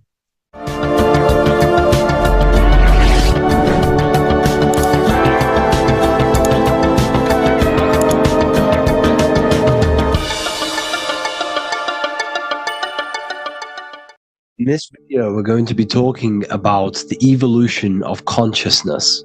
You are born human, however, you possess consciousness, which is the awareness behind your being, the awareness behind your thoughts, the experiencer behind your five senses, the experiencer, the observer behind your thought, emotions, and senses. You are an eye, an invisible consciousness looking through a lens, which is your body. Your body produces this physical world that you experience. Your brain produces this world. Your brain and body is a technological computer. However, you are an infinite, ever-expanding consciousness behind this physical body. And there is an evolution of consciousness, a cosmic journey of expansion. And this is why we see so much pyramid symbolism in the occult and esoteric world, and especially within Freemasonry. Because the pyramid represents climbing, an evolution, a raising state of consciousness, a journey. Steps symbolize a journey upwards. This is the raising and the evolution of consciousness, our inner world. The transmutation of our inner selves, of our souls and consciousness and our minds. So when we see this pyramid, we're seeing a evolution, a way up to source consciousness. And the eye in the pyramid represents your source consciousness. It represents illumination. It represents divine guidance through this evolution of consciousness. This is why we see the ladder. Consciousness is ever expanding on an infinite journey of evolution. Each individual is a part of this cosmic process, contributing towards the ongoing expansion of both mind and awareness. As we evolve, we collectively explore deeper levels of existence, expanding the boundaries of thought and consciousness. The mind has the ability to expand infinitely into new realms of thought, into new dimensions of mind. The mind cannot be filled up. It is not a physical substance. The body can be filled up because it is a physical thing, but you cannot fill the mind. Therefore, the mind is constantly expanding, ever expanding into new fields of thought. So what we see in Freemasonry, the ladder, is again a journey, an elevation of consciousness. When we are born with an infant consciousness, and as we gain older, we gain an adult consciousness. Our inner world, our inner mind, and our emotional intellect changes and evolves. We are significantly different from when we were very young as an infant. It's because our consciousness evolutes, it changes, it alters like water.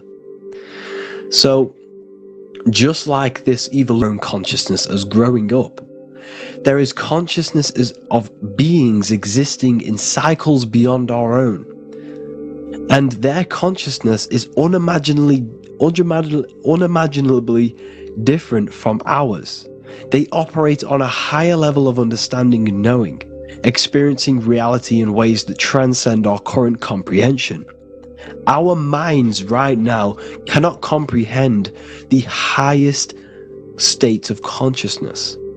There are entities, there are beings beyond our own, existing in higher dimensions of consciousness that we cannot comprehend because they have expanded. They are on a further way up the ladder of consciousness. However, we are all on the same journey. None of us can take the same journey. There is one ultimate goal, reaching source consciousness. However, this is always ever expanding. However, we are all on a different journey. There is one truth, one source, one goal. However, there are billions in different ways of reaching it, and we are all on these different paths to source consciousness, to this ladder, this evolution of universal evolution. Okay? Their awareness is attuned to new dimensions of existence, reflecting a more advanced stage in the cosmic journey of consciousness evolution. So when you take DMT, you are shot into these higher realms of consciousness where you meet these beings who look similar to these images. They are not speaking to you physically.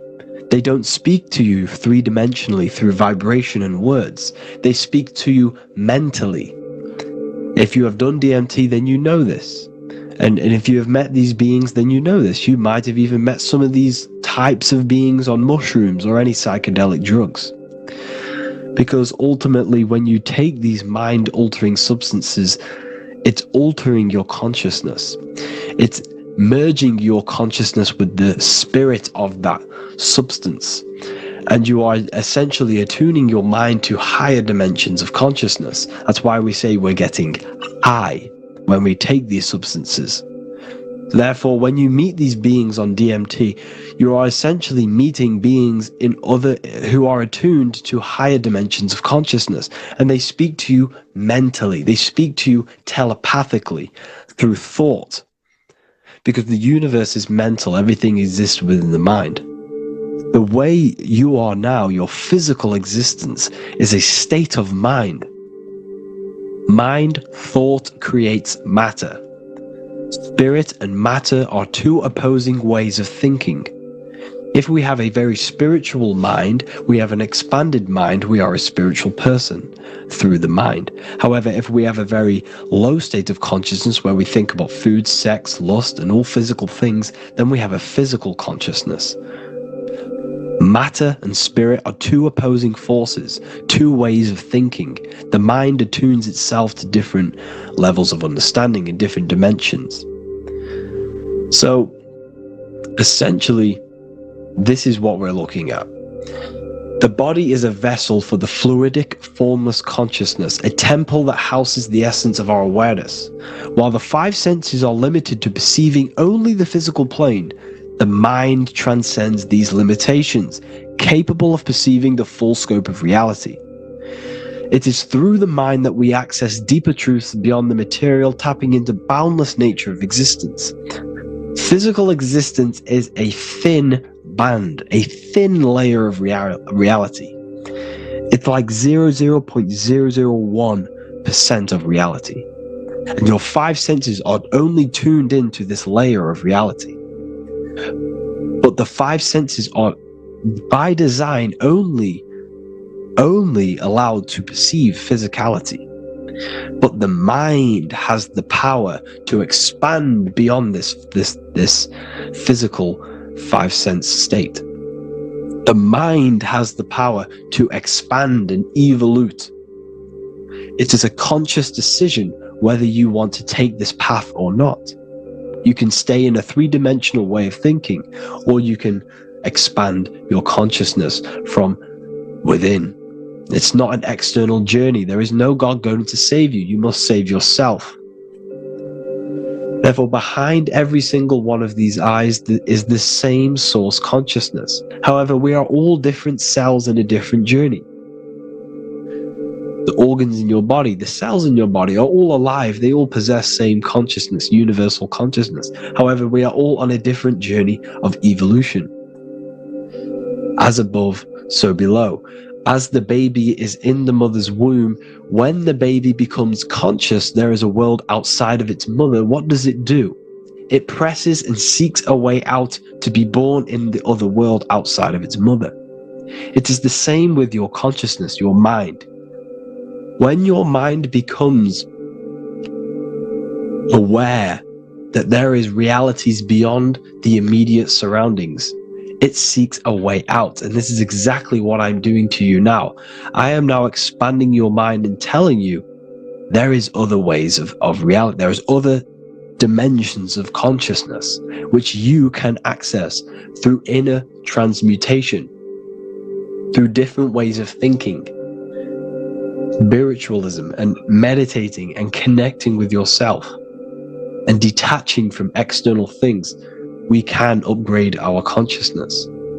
Your body is a womb.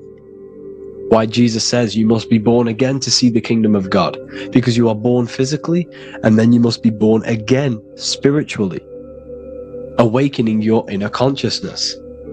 So like I said, as the baby is in the womb, it's the same principle. As above, so below. You were a baby, you were in your mother's womb, and you figured out there is a world outside of your mother, so you seek to way out your mother to be born in another world. It's the same now. You must do this now. This is your spiritual evolution. This is the evolution of consciousness. It's ever expanding. When you die, this is a transition. You must learn to not fear death. This is another part of your spiritual journey. You must master death. Therefore, like I said before, the mind has limitless capacity to expand into new realms of thought, continuously exploring uncharted ideas and concepts without boundaries. The mind can ever expand. It can never be filled. It can never ever know everything. There is infinite fields of knowledge, infinite fields of thought. Your current state is just one stage on an infinite pathway. You won't remain human forever. The human experience is a crucial phase where we learn to balance polarities, master the fundamental laws of the cosmos. It is a period of growth and transformation, preparing us for the next stages in our cosmic evolution. The goal is to strive for perfection, yet the true perfection is unattainable. It's like a tunnel. and there is a light at the end of the tunnel. And as you walk through this tunnel, the light is ever moving backwards. You should forever seek to meet that light, but you will never meet that light because consciousness is ever expanding. You should strive for perfection, yet knowing that perfection is forever unattainable.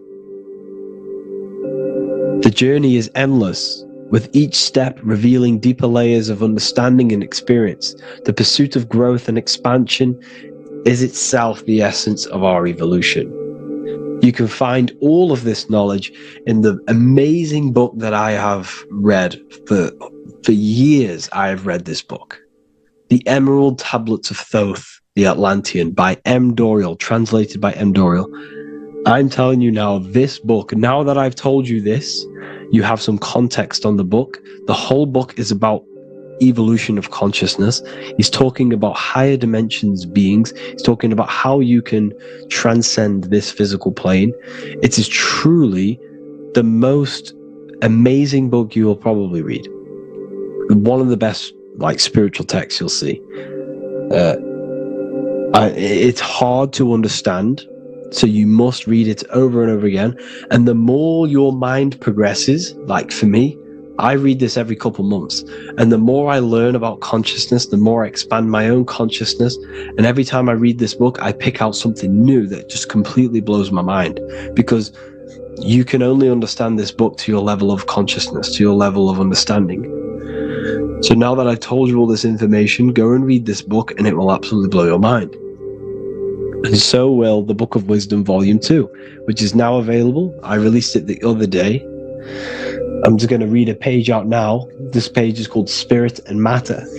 The Earth is not merely a dense, lifeless rock drifting through space. It possesses spirit, a living essence that animates its form. But what do we mean by spirit? Spirit in esoteric terms refers to the energy, the life force, animating the principles infused in matter. So essentially, what this page is talking about is how everything has spirit, consciousness within it. You are the middle, you are spirit and matter.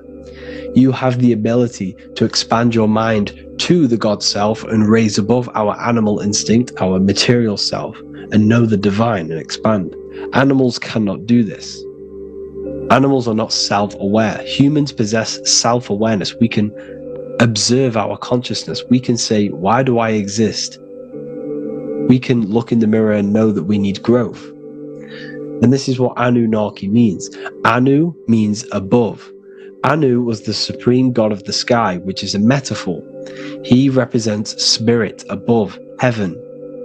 Anu came down to earth and married Ki, the goddess of the earth, which represents matter. It's a myth, it's an allegory. Anu married Ki and gave birth to the Anunnaki. Spirit came down and infused with matter and gave birth to the human, which is you. You are spirit infused in matter, Anu and Ki, Anunnaki. You are the Anunnaki. And this is just one of the teachings in my book. Honestly, this book is absolutely amazing. If you truly, truly want to expand your consciousness, give this book a read. And obviously, if you're inside the university, I give you this book for free. A paperback version. If you join the university, follow the steps inside of the general chat, you'll be able to download this book. Not download it. Order a paperback for free. All you have to do is pay for the shipping.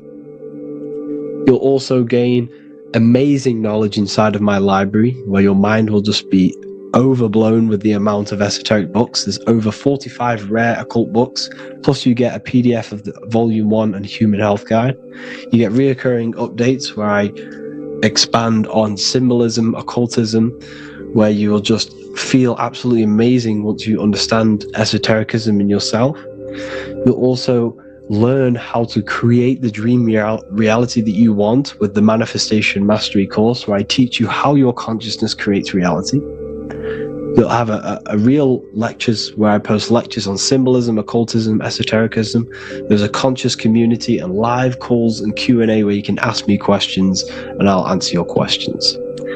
I just want to say thank you to everyone who has joined the university. Thank you for even liking and watching this video. Any support I can I just appreciate every single one of you. Please, if you can, leave a comment and a like on this video, and let me know any videos you want me to make in the future. And I will start uploading a lot more to the YouTube. So yeah, thank you all for tuning in today. Have an amazing day.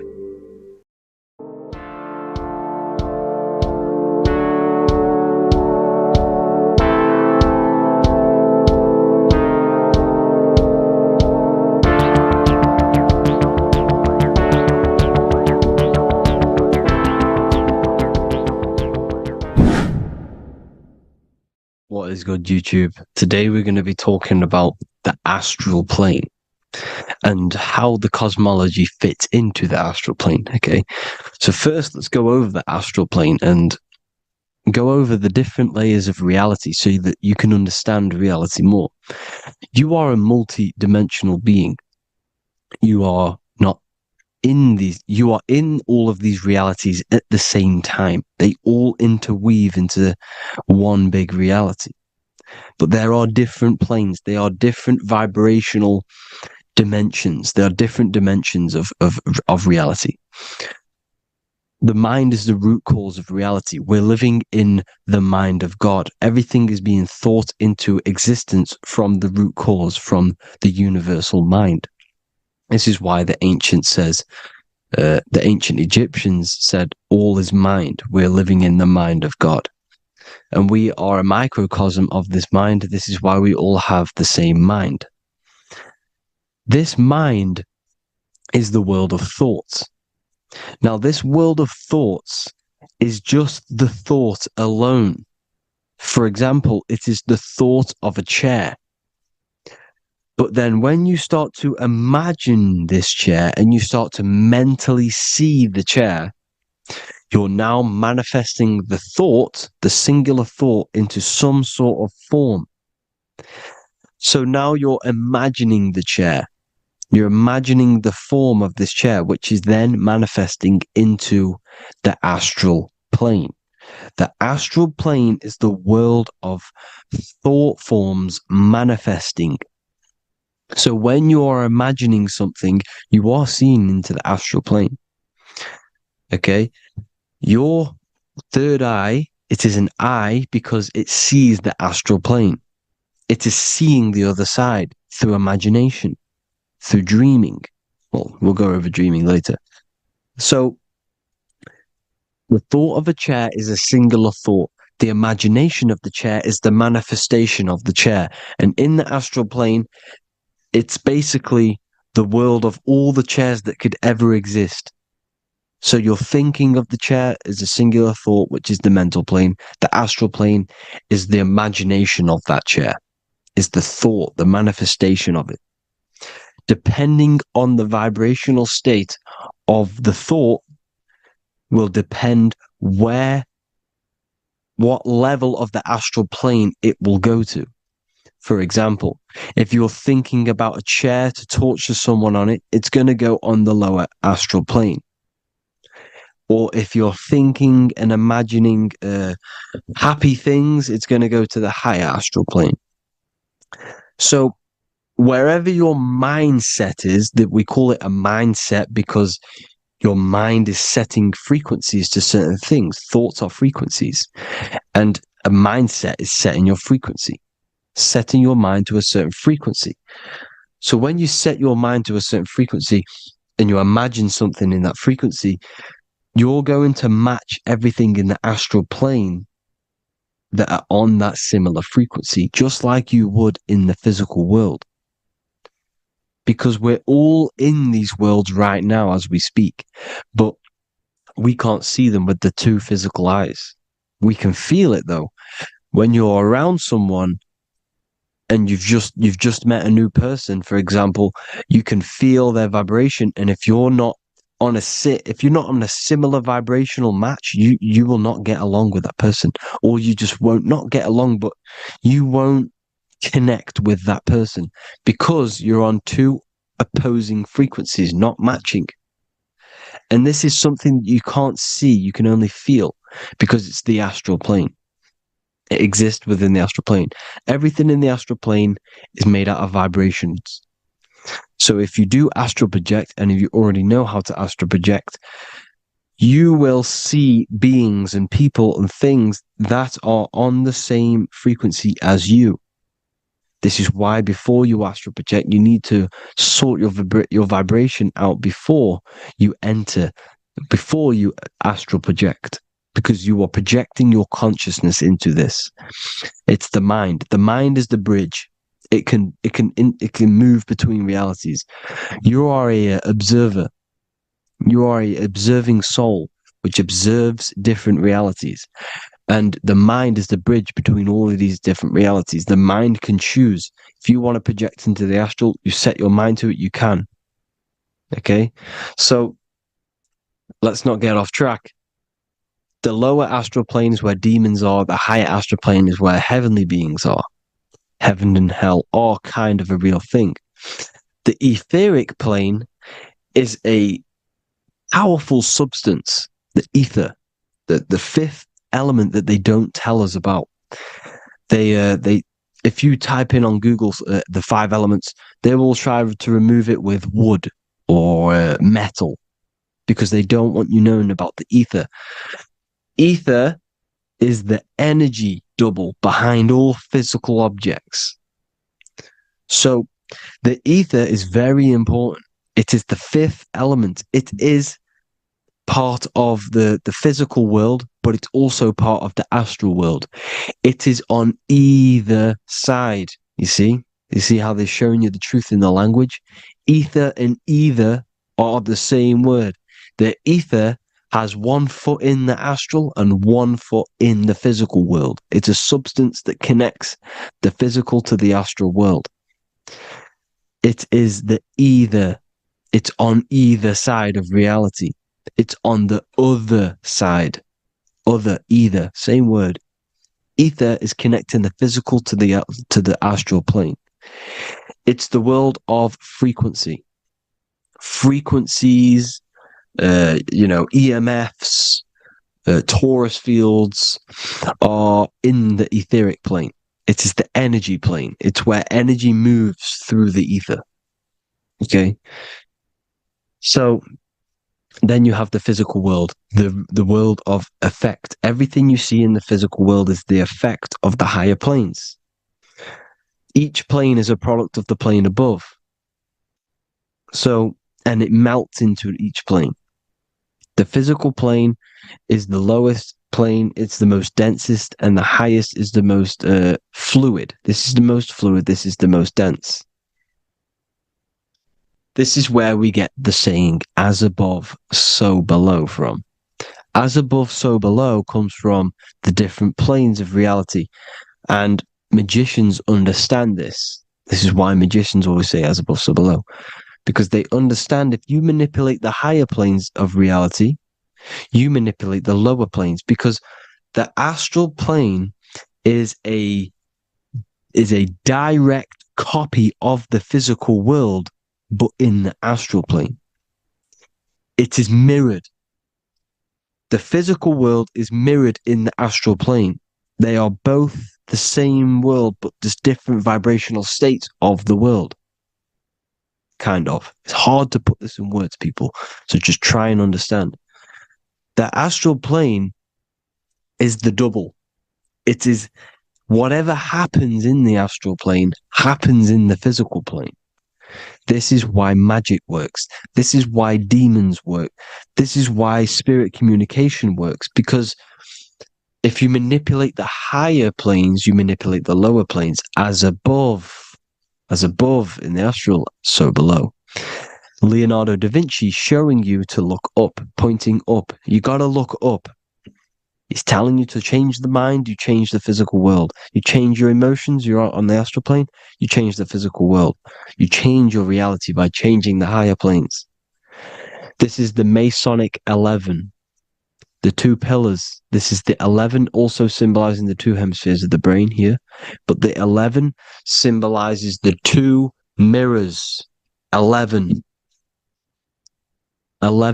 9, 11.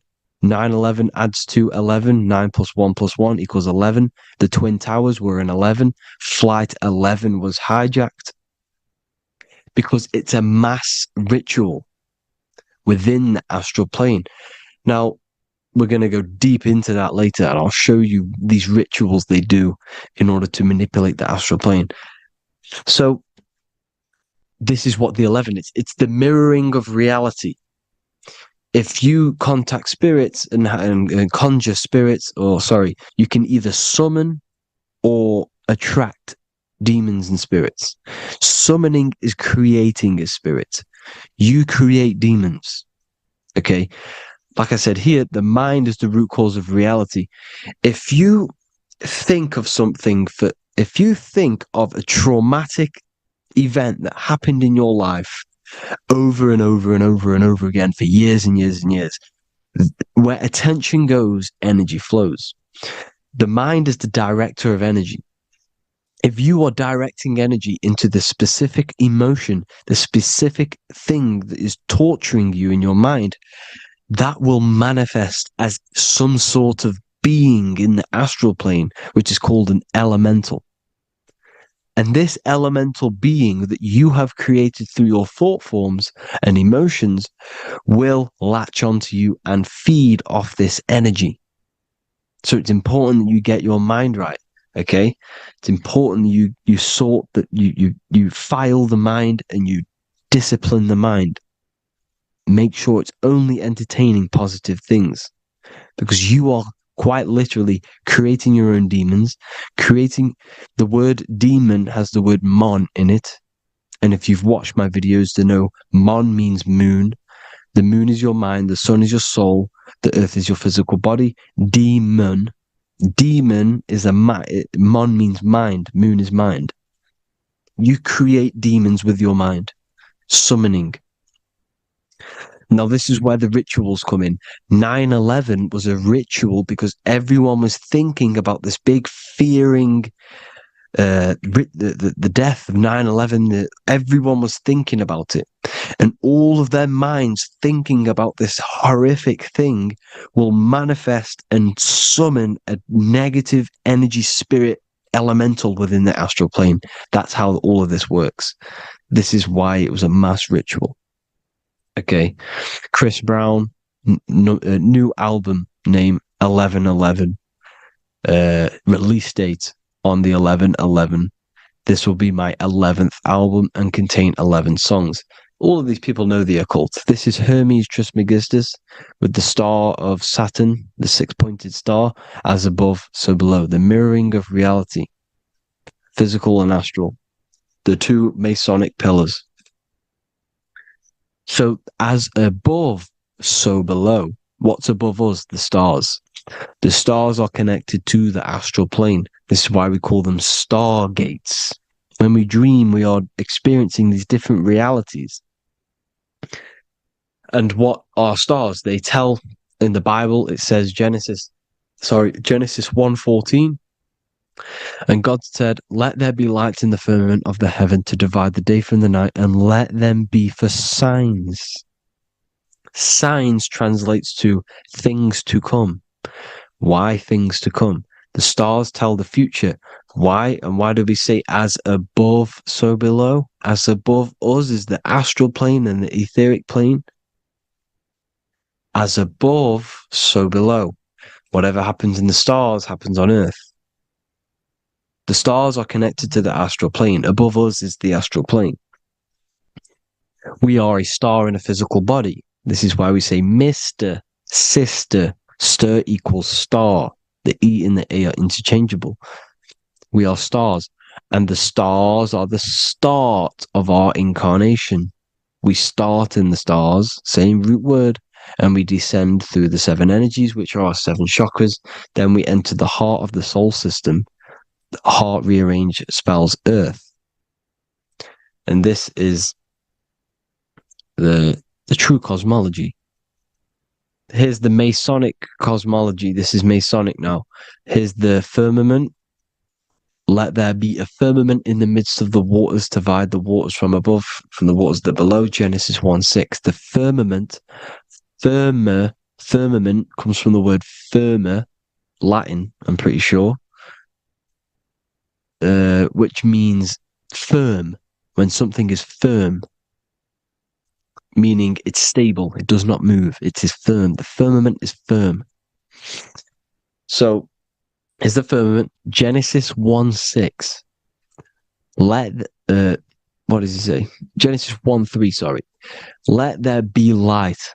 This is before the sun and the moon was created. Let there be light. Before the sun and the moon was created, light was appeared. So what's that tell you? This is a holographic projection from some sort of light being, some sort of projector. And that projector is the all-seeing eye you see in the Masonic cosmology. This is the all-seeing eye projecting the light beams. Let there be light. Everything is made out of light. The universe is created out of light waves. The torus field is one unit of light. The light projecting this reality is Polaris. Okay, the famous all-seeing eye. Now, what else? Then we have after let there be light in Genesis 1:16, and God made the two great lights. This is the sun and the moon, electric, magnetic, male and female. Then we have the Masonic checkerboard, the black and white symbolizing dualities within the dualistic reality we're in, spirit and matter, light and matter, rest and motion, positive and negative, good and evil. Everything's dualistic here. Okay? And it's a dance. The universe is a dance between flickering of white and black light, which is the torus field. We're not going to go over that, but this is all connected to the astral plane. This is the true cosmology. The astral plane cannot work on a spinning monkey ball in the middle of space. Does not work. Cannot work. It's impossible. Okay? Impossible. So, even in the Quran, it says, Allah has made the earth for you as a carpet, flat. Quran 15:19. And the earth we have spread out like a carpet, set there on mountains, firm and immovable. It is immovable. In the Quran, it also says 65:12, it is Allah who has created the seven heavens of the earth. The seven heavens, meaning the seven layers of heaven, the seven planets. And Psalms 104:5, he set the earth on its foundations and it can never be moved.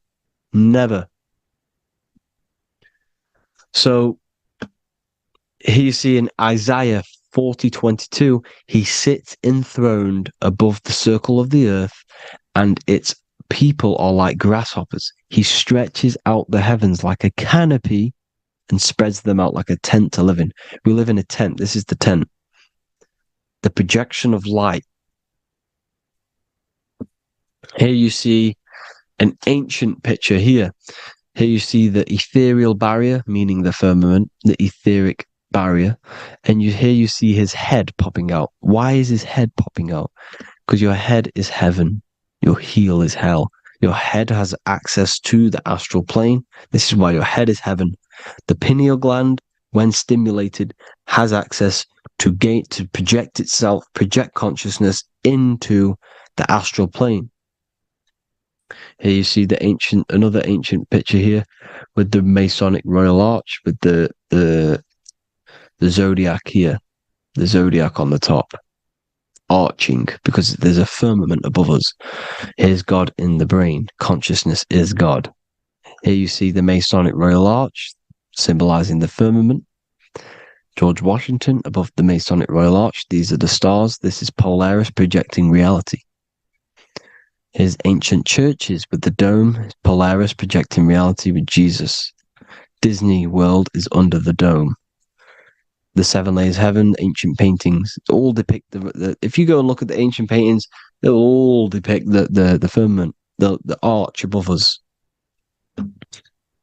This is where we get interesting. The Masonic Royal Arch has the 6-9, which is Cancer. The constellation Cancer, which is 6-9 is associated with portals because CERN is the 6-9. Okay, CERN is opening portals. They're trying to create a portal to the other side. Cancer has the word CERN within it. So there is a link between cancer and the opening, the firmament opening above us to ascension. Here you see the Masonic art with the Royal Arch and the light and the opening. Here you see the light and the opening. This is the opening of the firmament. Here's the Hebrew cosmology with Sheol, the underworld, and the opening. So Cancer is definitely some sort of portal in and out of this reality. I'm just connecting dots here. Now, we're going to go change a bit now. These celebrities that you are seeing they have not sold their soul to Satan, okay? They have not sold their soul to Satan.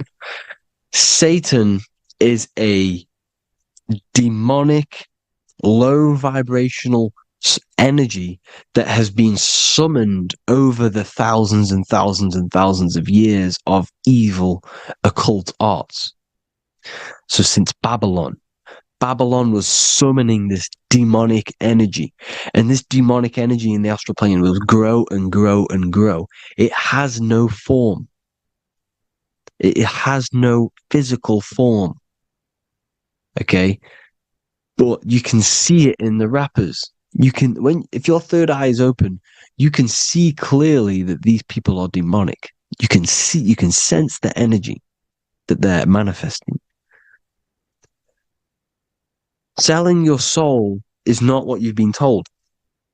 It is gaining, because your soul is pure love, okay? Your soul does not want to do anything bad. So when you sell your soul, you're gaining physical gain. You're gaining physical wealth, for example, like for these rappers. They will be given millions of pounds because the people in control of the music industry, which is the dark occultists trying to brainwash the masses, the people in charge, they're dark occultists. They understand Satan and the energy. They are satanic energy, which has been